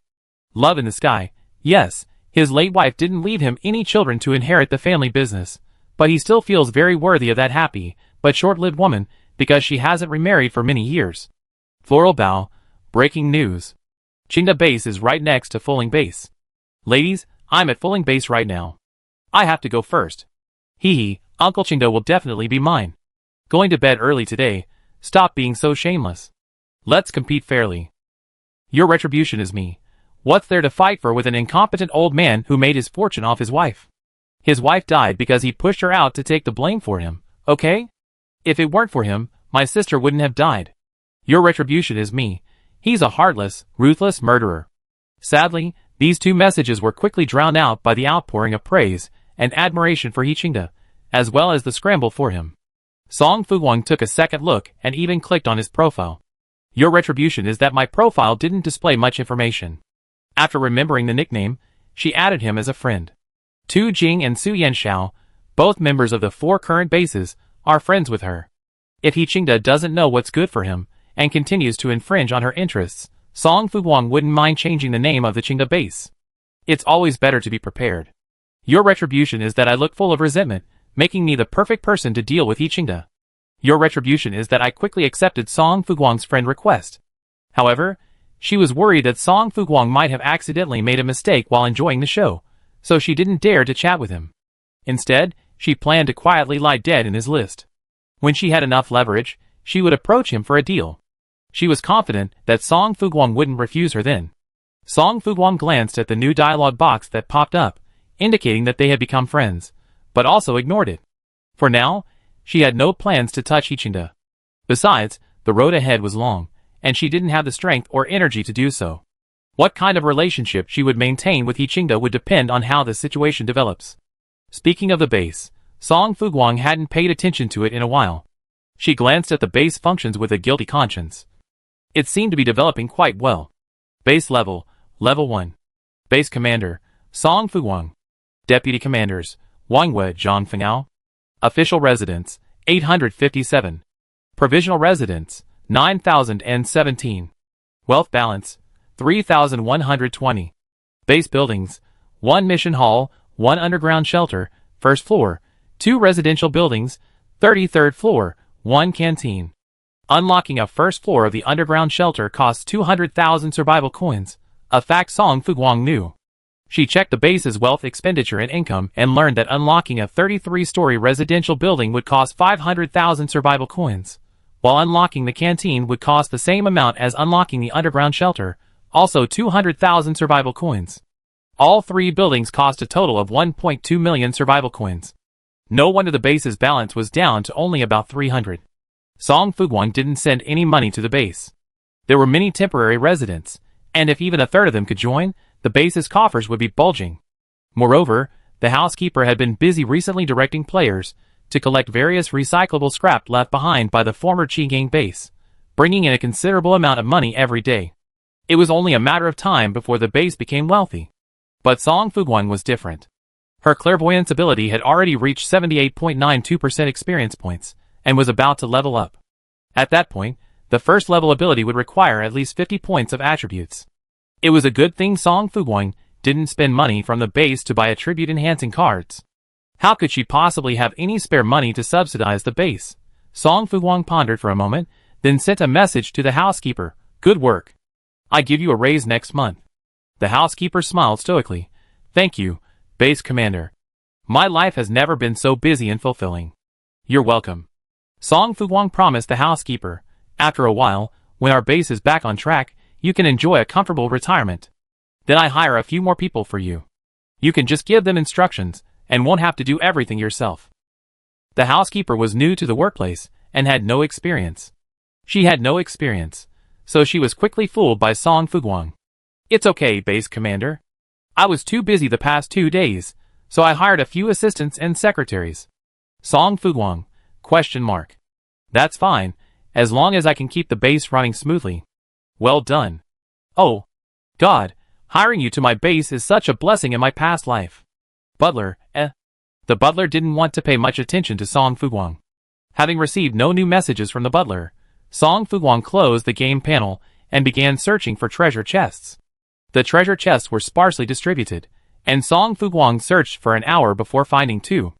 However, they weren't bronze chests, but silver ones. She stared in amazement at the first silver chest that appeared, and couldn't resist the urge to open one herself. She casually killed the intermediate pollutants that popped up, and Song Fuguang saw this. Congratulations to the player for obtaining sunscreen *1. Song Fuguang, ? That's it? You're giving me sunscreen from a silver treasure chest? Song Fuguang's defenses were broken. She sat there for 3 seconds, doubting her life. Finally, she decisively traded her remaining silver treasure chest to the old fox. Open it for me. The old fox accepted the treasure chest and immediately returned the items it had opened to Song Fuguang. A player has traded you 1 cooling body powder. Please check. Cooling body powder can be applied to the skin, primarily to cool it down. Song Fuguang poured a small amount into her palm and then, carelessly, smeared it on her neck, arms, and a small portion of her back. Instantly, she felt as if she had fallen into an icy cellar and shuddered. It worked incredibly well. Song Fuguang, chilled to her feet, hurriedly rubbed the powder evenly across her body. The effect remained undiminished. Even a gust of hot wind still chilled her to the bone, and she longed to run out into the sun. Having quickly wiped some off with a tissue, Song Fuguang put the cooling body powder away, still feeling a lingering sense of dread. But soon, she paused briefly, then feigned empathy in the group chat. Anyone want some cooling powder? It cool you down. Zhang Fengao was the first to raise his hand, and Song Fuguang decisively offered him the item. Remember to use it sparingly, it's very effective. Zhang Fengao was skeptical, but finally took a small amount and rubbed it onto his stomach. After a while, she howled in pain from the cold. Damn it. It's plotting against me. Having successfully tricked one person, Song Fuguang exited the group chat, satisfied, and continued searching for the treasure chest. Anyone who wants to use it, ask Zhang Fengao for it. Just return it to me when you're done.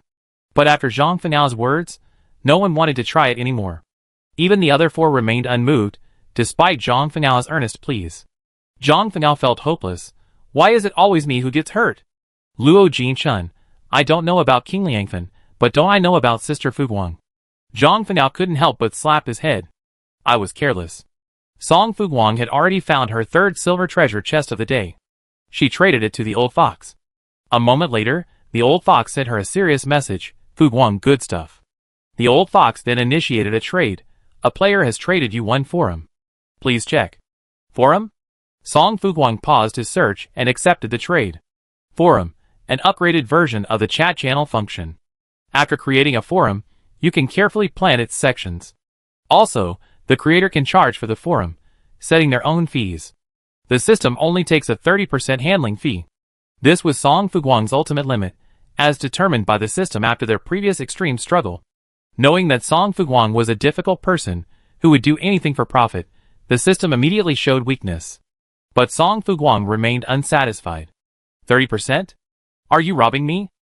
The 70% per 30% split next door is because you can help me manage my display.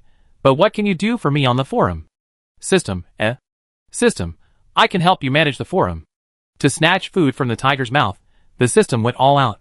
After the forum creator sets up administrators for each section, if the administrators can't promptly address invalid or illegal information, I can do it for them. You're human, you need to sleep 24 hours a day. There's no way you can handle it in time, right? That's the logic. But I think the 70% per 30% split is a bit. The system was truly at its wit's end. It waived the fees required to create a section. Do I have to pay to create a new section? Song Fuguang raised his voice. Creating a section requires 100,000 in development and operation fees. After you create your forum today, I waive both fees. Song Fuguang sounded like he made a profit, and he fell into thought. System, this is the biggest concession I can make. Okay then. She reluctantly said, agreeing to the split. However, after consulting with the system, she didn't immediately create a forum. Instead, she asked Old Fox, "It's truly a good thing. What do you want? I give you everything I have." "No need." Old Fox, holding the game panel, happily replied, "It's just a small favor. You trust me so much. From the beginning of the game until now, you never suspected that I'd taken any of your supplies after opening a treasure chest. This trust already satisfies me." Old Fox is a grateful person. While she doesn't say it out loud, she always remembers the kindness others have shown her, and if it weren't for your support in the beginning, I wouldn't be where I am today. If it weren't for Song Fuguang, Old Fox, with her luck, would probably still be just an ordinary player like everyone else, struggling for survival and supplies. But thanks to Song Fuguang's unwavering support and selfless encouragement, Old Fox was able to successfully stand out from hundreds of millions of players, climb the server leaderboard, and possess ample survival coins, even awakening superpowers. She would never forget Song Fuguang's kindness to her. "As long as you're willing, as long as you still trust me, I open your treasure chest for you for the rest of your life, free of charge." Song Fuguang watched Old Fox's reply with a delicate feeling. Unaccustomed to handling such delicate and pure emotions, she simply chuckled and changed the subject. "Alright, then, from now on, all my treasure chests will be yours." "Okay." Old Fox smiled and typed, "Thank you." Song Fuguang scratched his head. Why was she thanking him? He should have been the one thanking her. And what Old Fox had just said, actually, he had done it because he saw her value. After concluding the conversation, Song Fuguang immediately created the forum. Server-wide announcement. Congratulations to player Song Fuguang for successfully creating a forum. Once established, all players can freely express their opinions. Ignoring the system's voice, Song Fuguang began to formulate the sections. First, there needed to be a dedicated section for sharing practical survival tips. After a moment's deliberation, Song Fuguang decided to dedicate it to the expert's practical advice section. Second, since players love to chat, there needed to be a casual chat area as well. Beyond that, successfully reuniting with family and friends is a major obsession and desire for many players, so a missing person section is essential. Finally, to alleviate the excessive emotions of some players, Song Fuguang specifically created a dating and marriage section. After some thought, he realized that the base is also a crucial element of survival games, so a dedicated base-related section was also necessary. Those were the sections, and Song Fuguang quickly divided them up. From left to right, the order was expert tips, base-related, dating, missing person, and chat. The sections were successfully divided. Forum creators can now assign moderators and administrators to each section. Song Fuguang didn't have many candidates at the moment, so she simply let the system handle the task. System, Next, Song Fuguang needed to improve the fee system. She followed the system's advice, and set the fee for posting and replying to 1 survival coin. She also enabled post fees and reward functions.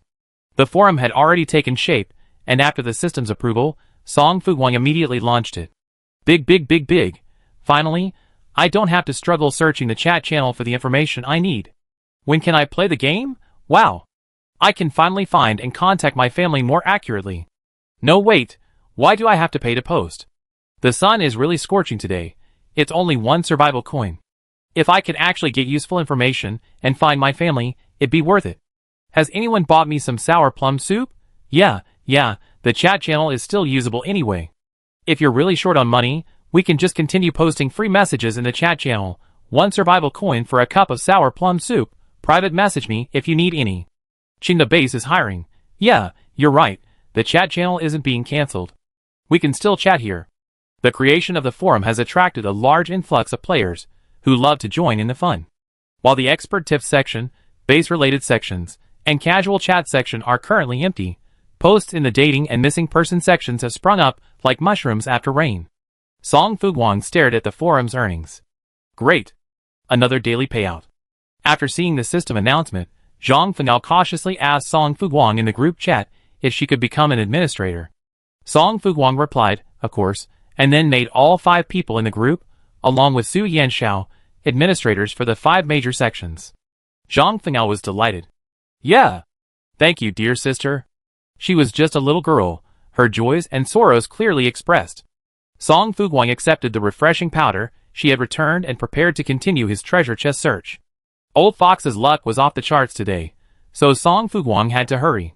Just a short while later, Song Fuguang received a familiar system notification. Please click the link below to transfer to the classroom and meet your instructor as soon as possible. The system assigned a new instructor? Song Fuguang clicked the link without hesitation, eager to meet his new teacher. Zhang Fenao was no exception, so Song Fuguang met her first. Before they could talk, Old Fox and Luo Jinchen arrived, while Wang Wei and Tu Jing arrived about a minute later. We finally meet again. Zhang Fenao chirped. I missed you guys so much. She stalked around like a puppy, gazing at them, worried they might be having a rough time. Luo Jinchen wasn't used to being overly intimate with others, so she stopped Zhang Fenao. When will the teacher arrive? With when she's present, she was worried this time the teacher would be the same, not the one she always preferred. From other players' chats, she knew that a good teacher was crucial to their future development and growth, so she desperately wanted one. Zhang Fenao looked at Wang Wei, who stared straight ahead. Here they come. At that, everyone looked in Wang Yue's direction. The first thing Song Fuguang heard was the steady, rhythmic sound of footsteps, like the beat of a drum against his chest. Even before he saw the person, he felt a sense of pressure. A moment later, a tall figure came into view. She was a woman, tall, with a physique of impressive stature. Her features were deep and sharp, her gaze carrying an indescribable sense of oppression. Her nose was prominent, and her lips, sharply shaped, were curled in a smile that seemed almost half-smile. The new teacher looked formidable, her figure concealed beneath her black casual attire hinting at a powerful, explosive force. Song Fuguang glanced at her black combat boots, then carefully observed her gait. Her posture was upright and straight, relaxed, yet possessed an undeniable strength, as if she had undergone special training. Could she be an officer from the survival game world? Song Fuguang was still trying to guess her identity when Qin Mian's gaze fell on her. She unconsciously raised her eyelashes, muttering to herself, "Why are you looking at me?" No, wait a minute. Song Fuguang hesitated for a moment. Could it be that the other party already knew what she had done? She exchanged glances with Qin Mian, clearly sensing the teasing in his eyes. She immediately pulled a towel from her backpack and cried out, "Teacher, you're finally here. We've been waiting for you so long. Without you, we're hungry and cold, and we're bullied by other players every day. Anyone can bully us and do whatever they want. During your absence, several of us classmates have been left alone and helpless, making no progress. Unlike other players, we have a teacher who cares for us and loves us. I envy them to death." Zhang Fenao, huh? She stared at Song Fuguang in amazement, and he immediately winked at her. Zhang Fenao was a quick-witted man. He quickly understood and pulled a towel from his backpack, bursting into tears. She couldn't cry, and even peeled an onion she bought from who knows where in front of Qin Mian. "Teacher, you don't know how miserable we were. The previous instructor only favored the boys in our class and ignored us, leaving us to be assaulted by the pollutants in the training grounds. We fought tooth and nail, and finally escaped after countless hardships, but in the end, the former instructor asked about the boys' whereabouts. Luo Jinchun, fearing Zhang Fengao would get too caught up in the role and let something slip, immediately interjected calmly that male colleague wasn't very strong, and even less powerful, so he was torn to pieces by the pollutants shortly after entering the training grounds. We're heartbroken and upset too. Zhang Fengao, that's right, light a candle for him. Qin Mian, She stared blankly at the two children pretending to cry, one calmly pulling herself and her classmates out, the other introverted and quiet, and the two older players who found the younger girl's performance a bit difficult to describe. Heh. A group of evil beagles who secretly put eye drops in their eyes and pretend to be sad and crying. Chapter 39. Is that so? Qin Mian said slowly. Her tone sounded a little off. Song Fuguang observed her carefully for 3 seconds, then immediately put away the clean, undamaged towel. No. Actually, I killed them all. Song Fuguang spread his hands innocently. They weren't as skilled, so they all died at my hands. Qin Mian narrowed his eyes, folded his arms across his chest, and stared at Song Fuguang silently. Tu Jing, noticing the shift in Qin Mian's aura, immediately took a half step forward and spoke slowly. In survival games, everyone prioritizes self-interest. They violated our legitimate interests, so they deserve to die. If you thought we were wrong, you probably wouldn't be here today. The old fox was in a state of high tension, and after a long moment of deliberation, he finally spoke out his excuses and justifications. Su Jingqi has a vested interest, so he can remain silent and do nothing because Wenqi will naturally protect him and favor him. But why? Same. Player, why does he get more love and benefits than us? We're clearly no worse off than him. I refuse to accept this, and I'm unwilling to resign myself to it. That's why. The old fox said firmly, I contributed to it, and I never regretted it. Even if I had it to do over again, I would still make the same choice. Luo Jinchun, me too. Me too. Zhang Fengao quickly chimed in. We're just a bunch of kids who want fairness. What's wrong with us? If you, teacher, think we're wrong and look down on our actions, then just leave. Zhang Fengao pursed his lips tightly, looking at Qin Mian with a mixture of anticipation and fear, fearing he might actually turn and leave. Qin Mian glanced around. I didn't say I blame you. You scared me to death. Zhang Fengao breathed a sigh of relief, raising a hand to calm his pounding heart. Great. We're finally not unwanted children anymore. Wang Wei glanced at her, but quickly averted her gaze. Seeing that this hurdle was over, Song Fuguang relaxed. Teacher, will there be any new students in our class? I don't know, Qin Mian replied. First, let me introduce myself. My last name is Qin Mian. I'm currently serving as your temporary instructor. Qin Mian's tone was ruthless. I was sent here to check on you based on your previous outstanding performance. But if your subsequent performance is too poor, I'd be dismissed at any time. Qin Mian's arrival immediately put pressure on the 6 people, and Song Fuguang couldn't help but ask, what level of performance is considered excellent? Her intuition told her that Qin Mian was strong, and she admired strength. She liked strong women, so she wanted to cling to Qin Mian and teach her more skills to survive and become stronger in the survival game. She wanted Qin Mian to be her instructor, at least for now. Qin Mian smiled at her. First, pass my test. Get ready. The test is about to begin. As soon as she finished speaking, a circle with cool special effects appeared before Song Fuguang's eyes. The circle was pitch black, with no visible scenery, and no idea where it would lead. Song Fuguang couldn't help but look at Qin Mian, who gestured for her. Enter and begin the test. Okay. Song Fuguang quickly took out the dark light and held it in his hand, then stepped inside without hesitation. Soon, the circle engulfed her, and she vanished without a trace. After Song Fuguang left, Qin Mian looked at the remaining 5 people. What about you? Each of the 5 people also had separate circles in front of him. Zhang Fengao subconsciously glanced at Wang Wei. Seeing that she ignored him, she took a deep breath, clenched her fists, and encouraged herself, then resolutely stepped inside. After Zhang Fengao took action, Luo Jinchun and Old Fox followed closely behind her, followed by Tu Jing and Wang Wei last. Waving his hand to retract the portal, Qin Mian watched the 6 split screen slowly appear before him. He found a chair and sat down, then leisurely crossed his legs and watched the performance of the temporary students. After entering the portal, Song Fuguang was greeted by a complete darkness. Then, about 2 seconds later, a light shone directly into her eyes.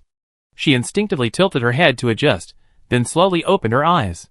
A dazzling display of color rushed across her vision, forcing her to close her eyes as she realized this was the advanced training grounds. The familiar, vibrant colors were nearly invisible to the naked eye, requiring specialized tools. But they didn't have any. Song Fuguang had no choice but to activate her clairvoyance, attempting to discern contaminants by observing the shifting energy levels. She squinted, attempting to open the game panel to contact the others, but a pop-up message quickly appeared. Attention! Players are currently taking a quiz. No internet access allowed. Good, the signal is blocked. Song Fuguang had no choice but to give up. She closed her eyes again. Just moments after opening the game panel, her eyeballs were already sore from the fluorescent light, and she instinctively wanted to cry. If she felt this way, she knew others wouldn't be much better. Song Fuguang gripped her weapon tightly, not daring to move. She carefully used her clairvoyance to assess the surrounding obstacles, moving slowly and concealing herself as much as possible to avoid detection by the high-level pollutants. At first, things went smoothly, and Song Fuguang navigated the vibrant scene without encountering any danger. But soon, the familiar voice of the old fox rang out, "Sister, wait for me." Song Fuguang paused. "Old fox?" The old fox nodded and hurried over. "Sister, I finally found you." She breathed a sigh of relief. "I was so scared just now, all alone." Song Fuguang didn't respond immediately. She carefully sensed the unfamiliar aura around the old fox, and quickly became alert.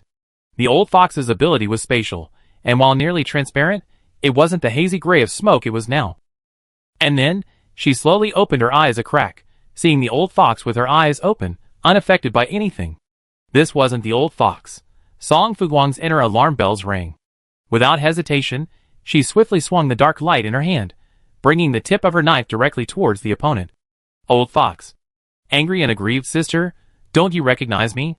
How could you attack me?" Song Fuguang didn't care what the polluted creature said. Her murderous intent flared, her moves pressing forward, intent on taking the opponent's life. "Sister!" Song Fuguang heard the other party raise her voice, her tone revealing the haste and embarrassment of dodging. "If you keep doing this, I really get angry." Song Fuguang didn't bother to pay attention to her. She just wanted to give her best answer, and then hold Qin Mian tightly. Her moves instantly became more fierce. With the help of her sky eye, the trident pierced the other party's stomach with precision. Song Fuguang heard a scream in her ears, "Sister, do you have to do this to me? What did I do to upset you?" "Old fox?" asked painfully, her tone sounding deeply hurt. Song Fuguang coldly pulled a musket from his backpack and attacked the other party, firing relentlessly until the energy around him gradually dissipated, as if he were dead. "What kind of player is Pollutant pretending to be?" Song Fuguang finally spoke up. "Besides, she never calls me sister. Congratulations to the player for killing a high-level pollutant. Your overall combat power increases by 1,000 points." This pollutant kept calling her sister, making Song Fuguang's scalp tingle and her skin crawl. Of her 3 younger sisters, Zhang Fengao would call her sister when it was profitable, but the other 2 basically just called her by her name. Furthermore, Song Fuguang possessed a clairvoyant eye, able to distinguish pollutants from players at a glance. No! Song Fuguang's thoughts suddenly stopped. Had her ability evolved? She hurriedly opened the game panel to check. It was still only at 90.01%, no upgrade. But why had she just been able to see the energy surrounding the pollutant? Is it because it was a high-level pollutant? Song Fuguang hid away for a moment, reviewing the situation. High-level pollutants could disguise themselves as familiar players and approach them. This meant that in the later stages, the player camp would be vulnerable to pollutant intrusion at any moment. On the surface, they looked no different from normal players, making them difficult to detect unless players had special means and tools. This was a serious matter. Song Fuguang instinctively wanted to open the group chat to warn the other 5, but just as she was about to move, she remembered her signal had been blocked. However, with Wanhua and the other's strength and acumen, they should be able to detect something was amiss. Song Fuguang calmed herself and continued forward. Qin Mian hadn't specified a passing level, and Song Fuguang didn't know where the exit to the advanced training ground was, so she could only continue to kill the pollutants. "Sister!" Soon, another familiar voice rang out. Song Fuguang turned to look. Why was it another old fox disguised as a pollutant? Without a word, she quickly drew her rifle and pointed it at the fox's forehead the moment it approached.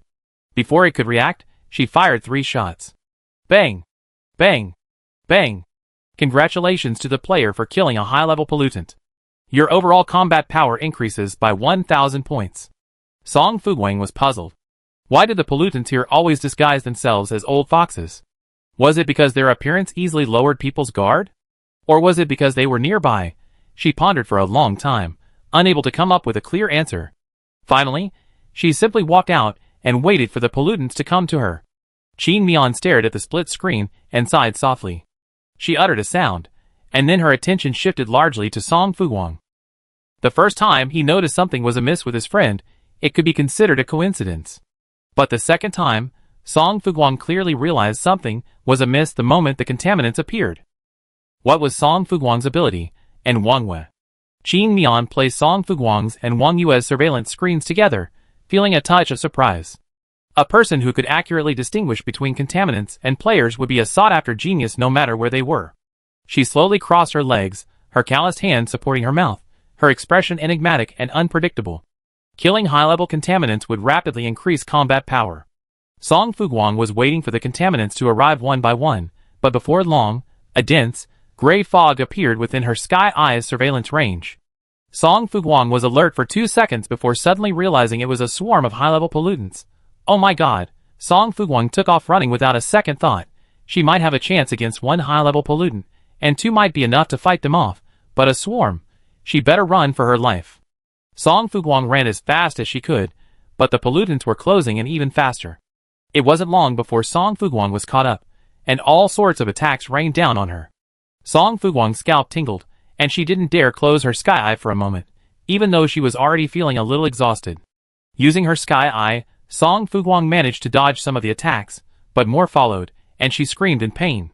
The dark light wasn't a ranged weapon, and her Sky Eye couldn't help her with long-range attacks. So, for now, Song Fuguang could only rely on her musket. She didn't dare to relax. After putting the dark light into her backpack, she quickly pulled out 2 muskets, one in her left hand, and the other in her right. She carefully identified the positions of the pollutants and immediately opened fire without hesitation. Congratulations to the player for killing a high-level pollutant. Your overall combat power increased by 1,000 points. Congratulations to the player for killing a high-level pollutant. Your overall combat power increased by 1,000 points. Song Fuguang's accuracy was exceptional, allowing her to kill with a single strike. However, this also consumed a significant amount of her superpowers. She used her Sky Eye to monitor her surroundings in 360 degrees, not only having to be vigilant against the pollutant's sudden approach and attacks, but also to counterattack them simultaneously. Her mind simply wasn't enough. After scoring a perfect shot, Song Fuguang continued firing. As the gunshots rang out, system notifications soon followed. Song Fuguang knew her unwavering accuracy was due to the pollutants being so close together, but this suited her perfectly. In her frenzy of rage, she even actively approached the pollutants, aiming to harvest as much combat power as possible from this wave.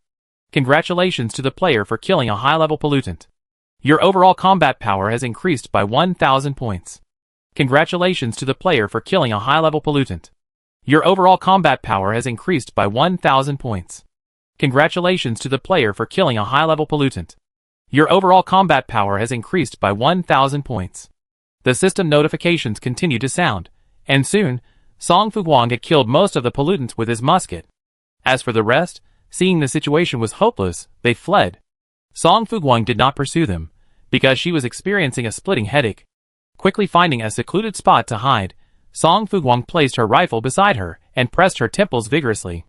The Sky Eye had already been upgraded from the intense use she had just made, so Song Fuguang's 20 points of physical fitness weren't enough to fully utilize her level 1 ability. The weakness and nausea of overexertion returned. With her last remaining willpower, Song Fuguang checked her surroundings. After confirming there were no high-level contaminants, she finally put her Sky Eye away and devoured half a delicious mushroom to restore her strength. Delicious mushrooms may not seem precious, but they are surprisingly effective at restoring strength. Song Fuguang even believed they could restore a player's abilities, but she had no evidence. While munching on mushrooms, Song Fuguang casually opened the control panel to check her recent harvest. ID 44409091241188. Nickname Song Fuguang. Vehicle Electric Tricycle. Level 3 Power SSS Level Clairvoyance. Current Level 1. Current Level Proficiency 0.99%. Skill 1 Insight. Able to see through everything, seeing everything. Skill 2. Prohibition, temporarily disables other players' powers.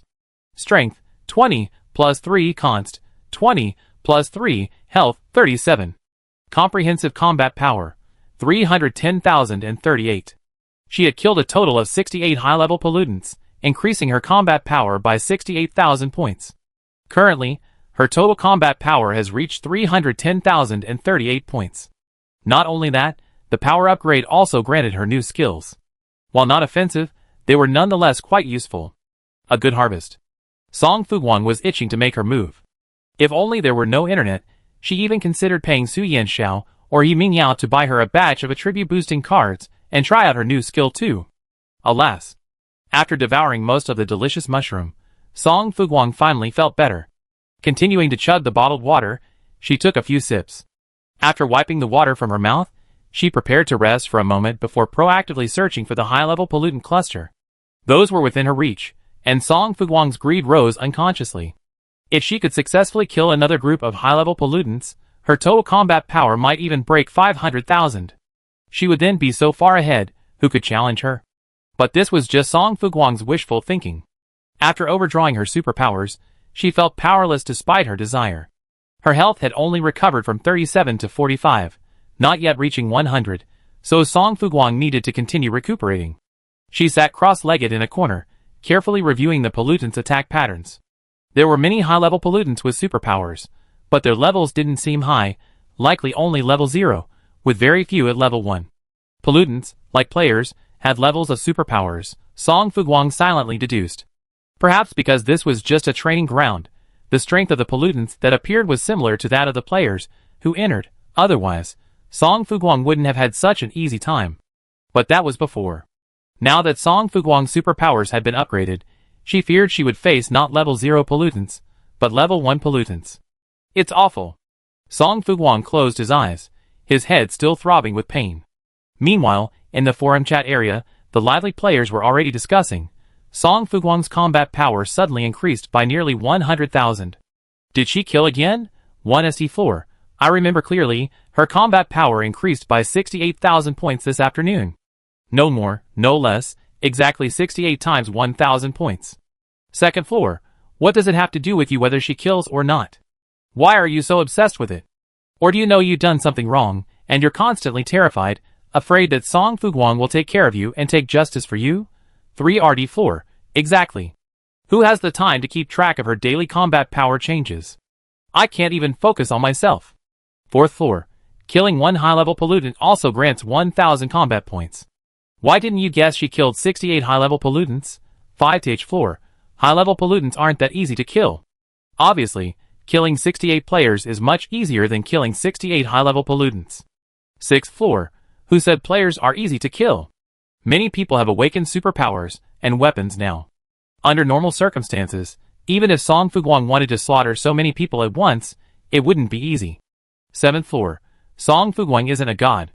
Don't think too highly of her. She's just an ordinary player. 8th floor, no, isn't that the point? Song Fuguang isn't crazy. Why would she turn her butcher knife on her own kind? What good would killing her own kind bring her? 9th floor, didn't she eliminate over 100 people at Renai base this morning? 10th floor, but she also shared some crucial survival information at the beginning of the game, making it easier and faster to find supplies and weapons, right? 11th floor, if you're really bored, go to Qinggang base and pick up trash. Not only will you avoid being scolded, but you also make a fortune, perfect for someone like you who can barely fend for themselves. 12th floor, is there any point in discussing this? It's a waste of my survival coins. The players browsing the forum have nothing better to do, and since posting and replying are cheap, there are quite a few new posts and replies. At the same time, many people, influenced by the lively discussion, join in the fun, sharing their thoughts and making a small splurge. Song Fuguang didn't have time to check her forum earnings because she heard a commotion outside. Quickly opening her eyes, Song Fuguang checked her health, which had returned to 73, and then quickly opened her sky eye. Another dense swarm of high-level pollutants, rapidly moving towards them. It seemed like they were chasing someone. Song Fuguang suddenly stood up and took out the dark light. Old Fox. This time, it wasn't the pollutant pretending to be Old Fox, but the real Old Fox. Song Fuguang quickly put the dark light away, then grabbed both muskets and rushed out, killing the pursuers behind Old Fox while shouting, "Here!" The Old Fox paused slightly, looking over at the sound. But after a moment, instead of approaching Song Fuguang, she ran even further away. Yup, another poor soul deceived and harmed by counterfeit pollutants. Song Fuguang had no choice but to chase after her. "Let's work together. You use the Space Blade to deal with those who attack me, and I get close enough to kill them." Space Blade? The other party knew her moves. The Old Fox paused again in suspicion. Was it really Song Fuguang? She stared intently at Song Fuguang, who was now fearlessly charging towards the pursuers behind her. She fired her musket, sending contaminants crashing down one after another. Seeing this, the Old Fox finally, grudgingly, convinced that the other party was the real Song Fuguang. "Okay." She raised her voice. "But my power is almost depleted. I can't hold on for much longer." Song Fuguang replied, "It's okay. Me too. Let's make a quick fight, harvest a wave of combat power, and then run." The Old Fox smiled. This was indeed Song Fuguang's style. She didn't flee again. Instead, she quickly turned back and decisively used her Space Blade to eliminate the contaminants that Song Fuguang had no time to deal with. Since entering the training ground, she had been battling contaminants, and her power had quickly risen to level 1 through frequent use. Now, in addition to the Space Blade, she could also teleport objects within a small area. The Old Fox was concentrating, not daring to relax for a moment. She followed Song Fuguang closely, fearing that she might cause him harm through negligence. But the number of pollutants chasing the Old Fox was simply too great, far greater than the previous wave. After his musket ran out of bullets, Song Fuguang was left with only his dark light. Close quarters combat was inherently dangerous, but there was no other choice. The Old Fox's heart was in suspense. Clutching the axe Song Fuguang had once given her in one hand, and the long sword in the other, she hesitated whether to rush over to join Song Fuguang and fight alongside him. Suddenly, she saw 3 pollutants stealthily approaching Song Fuguang and surrounding him. A faint light flickered from the 3 pollutants. They had awakened their special powers. No, the Old Fox's heart tightened. Without time to think, she instinctively used teleportation to transport a living being the size of Song Fuguang to her side. Song Fuguang froze for a moment, then without hesitation, he grasped the Old Fox's slender wrist with his free hand. "Let's go." Before the Old Fox could react, Song Fuguang forcefully pulled her forward. She stumbled, her gaze involuntarily glancing at the hand Song Fuguang held tightly to hers. That wrist, which could also be considered frail, erupted with immense strength, unhesitatingly grabbing hold of her, a player with whom she had no ties or acquaintances. The Old Fox's lips curled unconsciously, and after a moment, she grasped the other man's hand with equal earnestness and strength. "Hold on tight, I still have one last chance to teleport." Chapter 40. Using spatial teleportation consumes significantly more supernatural energy than using the spatial blade, so the Old Fox rarely uses it unless absolutely necessary. Song Fuguang didn't hesitate. She didn't just hold the Old Fox's hand tightly, but also moved closer, grasping her arm tightly. "All right." The Old Fox nodded and immediately activated her supernatural power. The next second, the two appeared in a dilapidated building, still dazzling with vibrant colors, blinding everyone. It was quiet here, so quiet they could hear each other's breathing. Song Fuguang didn't act rashly, but immediately activated her divine eyes to scan the surroundings. Safe. She breathed a sigh of relief and handed the Old Fox half a delicious mushroom. "Replenish your energy." The Old Fox was indeed exhausted. She didn't refuse. She politely thanked him and began to nibble. Song Fuguang sat beside her and noticed her unusually pale face. "Have you upgraded your powers as well?" "Yes." The Old Fox nodded gently. "Just recently. So what are your current strength and vitality?" If they were 20 points, the Old Fox shouldn't be so weak. The Old Fox pursed her lips. 15 and 17. She explained, "I have a congenital deficiency, so my initial strength and vitality were only 2 and 3 points, respectively. Even though the game has enhanced me, I'm still at the lower end. And I didn't have enough survival coins before, so I lend you some." Song Fuguang interrupted. "But you have to wait a few days." The Old Fox looked up in surprise. She stared at Song Fuguang blankly for a long moment, then shook her head sharply. "No need. I can save up on my own. You already helped me a lot. I can't rely on you for everything." She chuckled and looked up.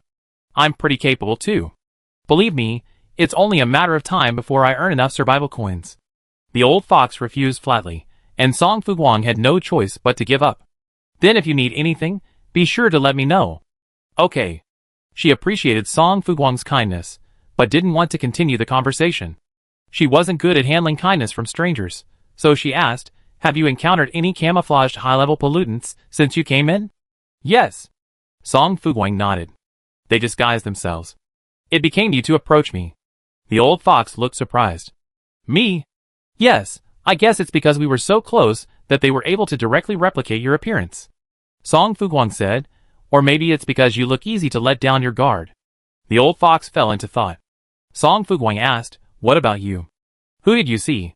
One of my family members. The old fox came back to his senses, his tone baffling. That's easy to see through, isn't it? Since entering the game, few players have been able to reunite with their families, especially in a training ground where they're aware of something unusual. Indeed. Song Fuguang nodded, then sighed. I wonder who else might be around here. If we can get together, dealing with these high-level pollutants shouldn't be a problem. Breaking a single chopstick is easy, but breaking a whole bunch is difficult. Even if Zhang Fengao, Luo Jinchun, and the others had exhausted their powers like Song Fuguang, the combined power of the 6 of them could still reach at least 150%. Even at low health, the strongest warriors in the server are still stronger than the average person. Song Fuguang checked the time. It was already 4 in the afternoon, with only 2 hours left until dark. Shouldn't Qin Mian's quiz be over by then? She couldn't quite fathom Qin Mian's thoughts, but rest was crucial right now, so she laid down contentedly and closed her eyes. Why are the advanced training grounds so flashy? Song Fuguang's eyes stung, dry, and astringent. The fluorescent light was not only a torment to the eyes, but also to the mind. After being in this environment for a long time, Song Fuguang felt dizzy, and his head was buzzing. The old fox pondered for a moment. Is it to demonstrate their status or strength? For example, the greater their strength and status, the richer the colors of the environment they inhabit. But the pollutants have no color. Song Fuguang reflected carefully, but their skin is quite white. It was so pale, it looked particularly unhealthy.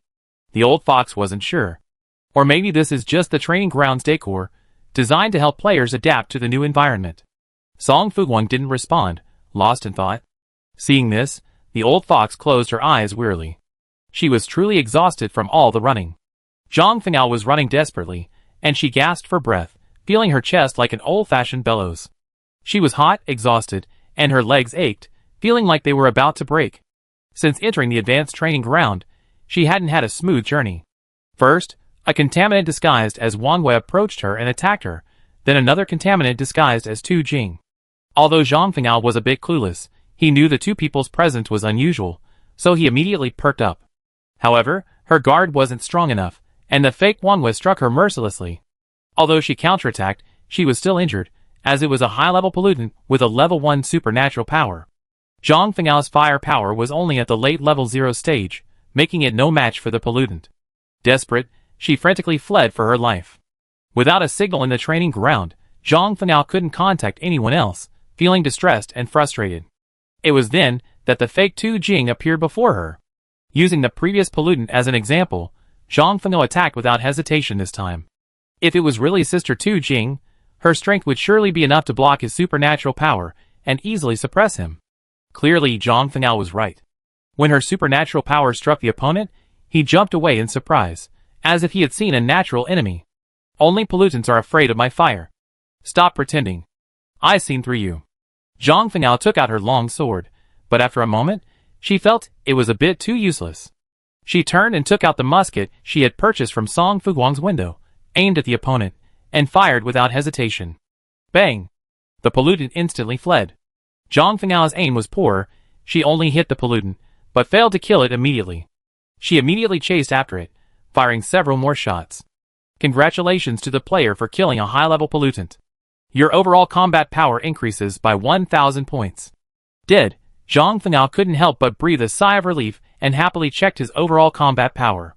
But after a moment, she suddenly sensed something was amiss in the atmosphere around her. She instinctively closed the game panel, slowly raised her head, and twisted her body to look around. There were a bunch of Tu Jings.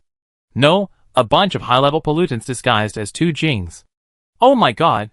Zhang Fengao screamed, then took off without hesitation. How the hell are there so many pollutants?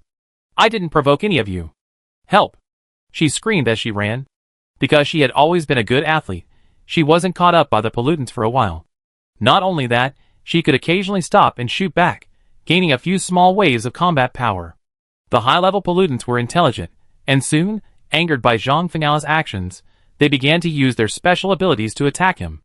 Zhang Fenghao had no defensive gear and no way to hide, and his entire body was quickly covered in bruises. I hate you. When I meet up with my sister, I make you all look bad. She threatened the contaminants while they battered her until she cried out in agony, wishing she were dead. The slow progress of her fire ability, the terrible training grounds, and the deliberate group attacks irritated Zhang Fenghao to the point of irritation. Her fury increased her running speed considerably.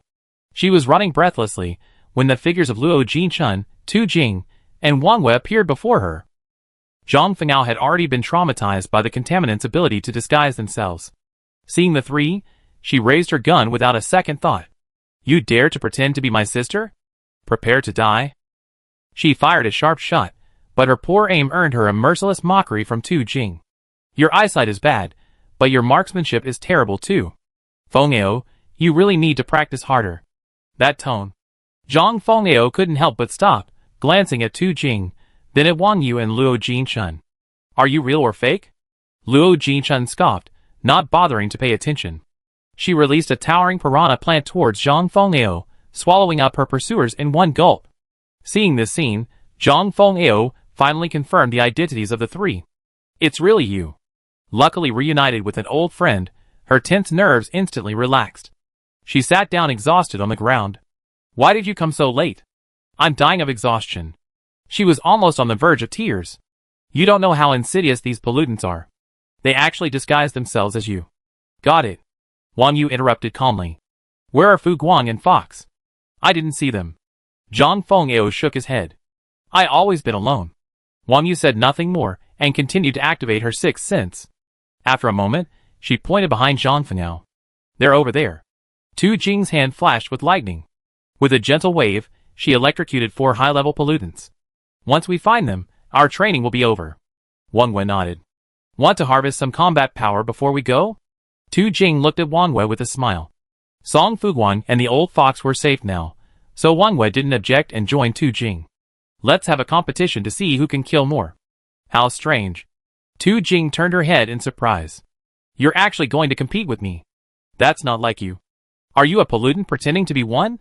Wang Wei shrugged. It's a rare opportunity. That's right. We've both been busy growing up, rarely even getting together. Ever since we entered the game, we've been separated. I don't know when we get to spend a few more minutes together. It's been ages since I played against you. Today, let's reminisce about our childhood. Tu Jing was the first to act. Her superpowers weren't yet depleted, but since they had reached level 1, her 23 points of physical fitness couldn't sustain their frequent use. Therefore, she only used weapons like her musket unless absolutely necessary. Wang Yu was similarly at ease. She still had to rely on her sixth sense to locate Song Fuguang and the old fox, so she didn't resort to direct manipulation. The two of them used their muskets in tacit sync. Zhang Fengao sat on the ground, only hearing the bursts of gunfire. She half wanted to join the three, but she was so exhausted she didn't even want to move a finger. Jinchun, how did you meet? With the piranha plants fighting for Luo Jinchun sat beside Zhang Fengao, resting and protecting him. Sister Wang Wei used her sixth sense to find my location. Luo Jinchun clutched a long sword. They and I weren't far away. Sister Wang Wei first met up with Sister Tu Jing, and then they both found me. Is that so? Zhang Fengao said slowly, then Sister Fuguang and Old Fox shouldn't be far away either. Luo Jinchun nodded. It seems the teacher didn't separate us too much. It was just a small test, not a battlefield. Qin Mian didn't need to be so ruthless and torture several students to death. After all, she hadn't decided whether to take over this mess at the time. Zhang Fengao didn't want to move. Hurry up. When this is over, I just want to sleep in my vehicle for 3 days and 3 nights. She'd been chased so hard by the high-level pollutants today that she'd been haunted, and she didn't want to see them again for a while. Luo Jinchun smiled and suddenly asked, have Sister Wang Wei and Sister Tujing known each other since childhood? Yeah. Zhang Fengao replied casually, they've been friends since childhood. They've been playing together since they were even older. Back then, our families were close, so the two mothers often got together to share parenting tips. Luo Jinchun nodded slightly. Are you familiar with them? This time, Zhang Fengao didn't answer immediately. Instead, she paused for a moment before saying, I personally feel that I'm familiar with them. As for how they feel, I don't know. She spread her hands in a nonchalant manner. You know, I always been thick-skinned and very approachable. Luo Jinchun sensed that Zhang Fengao was a bit. Something wasn't right, so she didn't ask any further questions. Instead, she turned her gaze to the two women competing. I hope Teacher Qin Mian can help us improve even more this time. Zhang Fengao immediately perked up at the mention of Qin Mian. Yes, yes. We have such great talents. It would be a shame if we didn't have a good teacher.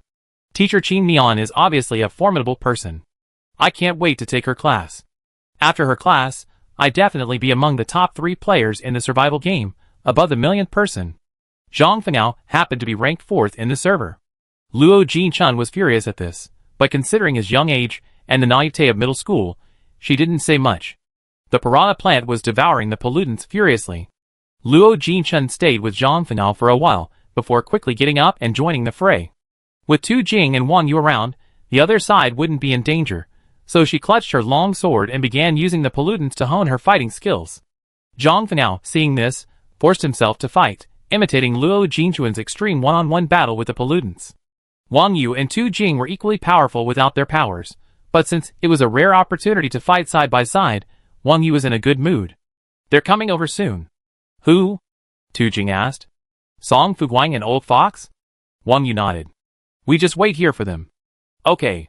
Song Fuguang felt better after half an hour of rest. She was concerned about the combat power gained by the high-level pollutants, as well as Wang Yu and the others, so she immediately took out her flying tricycle and said, let's go find them. Old Fox, seeing Song Fuguang's vehicle for the first time, asked in surprise, did you modify it? It cost me a lot of survival coins. Song Fuguang felt a pang of pain just thinking about it. Ever since she entered the game, whenever she saved up a bit of money, the system would find ways to trick her into spending it, leaving her penniless in the blink of an eye. The old fox couldn't help but chuckle. Having a good vehicle is essential. If you start with a hoverboard like I did, you have no idea how to modify it. Didn't you buy a new vehicle? Yes, the old fox explained. I just bought a car a few days ago. Song Fuguang and the old fox already had a good relationship, so she freely shared all her experiences with vehicle modifications with him. The old fox wrote down everything. Thank you. You're welcome. Song Fuguang hadn't forgotten to turn on the air conditioning while piloting the flying tricycle. Old Fox sat beside her, watching the ground gradually recede, feeling a surge of curiosity. A vehicle that could fly, that was something she had never imagined. When she had money, she emulated Song Fuguang and add 4 cool wings to the wheels of her car. You look to the right, I look to the left. Song Fuguang moved in the direction the pollutants were coming from. They shouldn't be far from us. Old Fox responded, then, struggling to suppress the dizziness and irritation brought on by the fluorescent colors, began scanning the area below for any trace of the other 4. Song Fuguang's tricycle was flying very fast, and before long, Old Fox suddenly pricked up her ears. I think I heard gunshots. Did you hear them? Song Fuguang instantly stopped the tricycle and carefully determined the location. Over there. The tricycle turned and flew at top speed towards the source of the gunshots. The two of them hovered in the sky, looking down at only dense clouds of pollutants. Song Fuguang lowered the tricycle's altitude and shouted at the top of his lungs, "What's going on? These pollutants are going crazy." Zhang Fengao, seeing Song Fuguang had no time to rejoice, quickly complained, "They suddenly attacked us recklessly. It's terrifying." Has Qin Mian increased the difficulty? But their powers were all exhausted, and they stood no chance against these pollutants. "Come on, get in." After landing the tricycle, Song Fuguang quickly called out, "Stop fighting, let's get away." None of them liked being tormented by pollutants, so as soon as Song Fuguang spoke, the 4 of them quickly approached her and climbed into the back of her car. Once everyone was seated, Song Fuguang instantly activated flight mode, leaving the pollutants far behind. That's not right. Song Fuguang suddenly smacked his lips playfully. We can fly, but the pollutants can't. Isn't this a godsend for monster spawning? Zhang Fengao leaned against the small window between the rear compartment and the driver's cab. That makes sense. Then what are we waiting for? Let's get started. Qin Mian, who was watching all this, deliberately grouping the pollutants together to test the teamwork of the 6 people, said, The clown turned out to be me. She was amused by Song Fuguang's clever maneuvering and simply waved her hand to move all 6 people, including the car, out. Teacher. Zhang Fengao saw Qin Mian open his mouth and asked, "Have we passed your test?" Qin Mian reluctantly nodded, then turned his gaze to Song Fuguang and her tricycle, which looked like a pig's cart. "You're quite willing to spend money on a modified vehicle."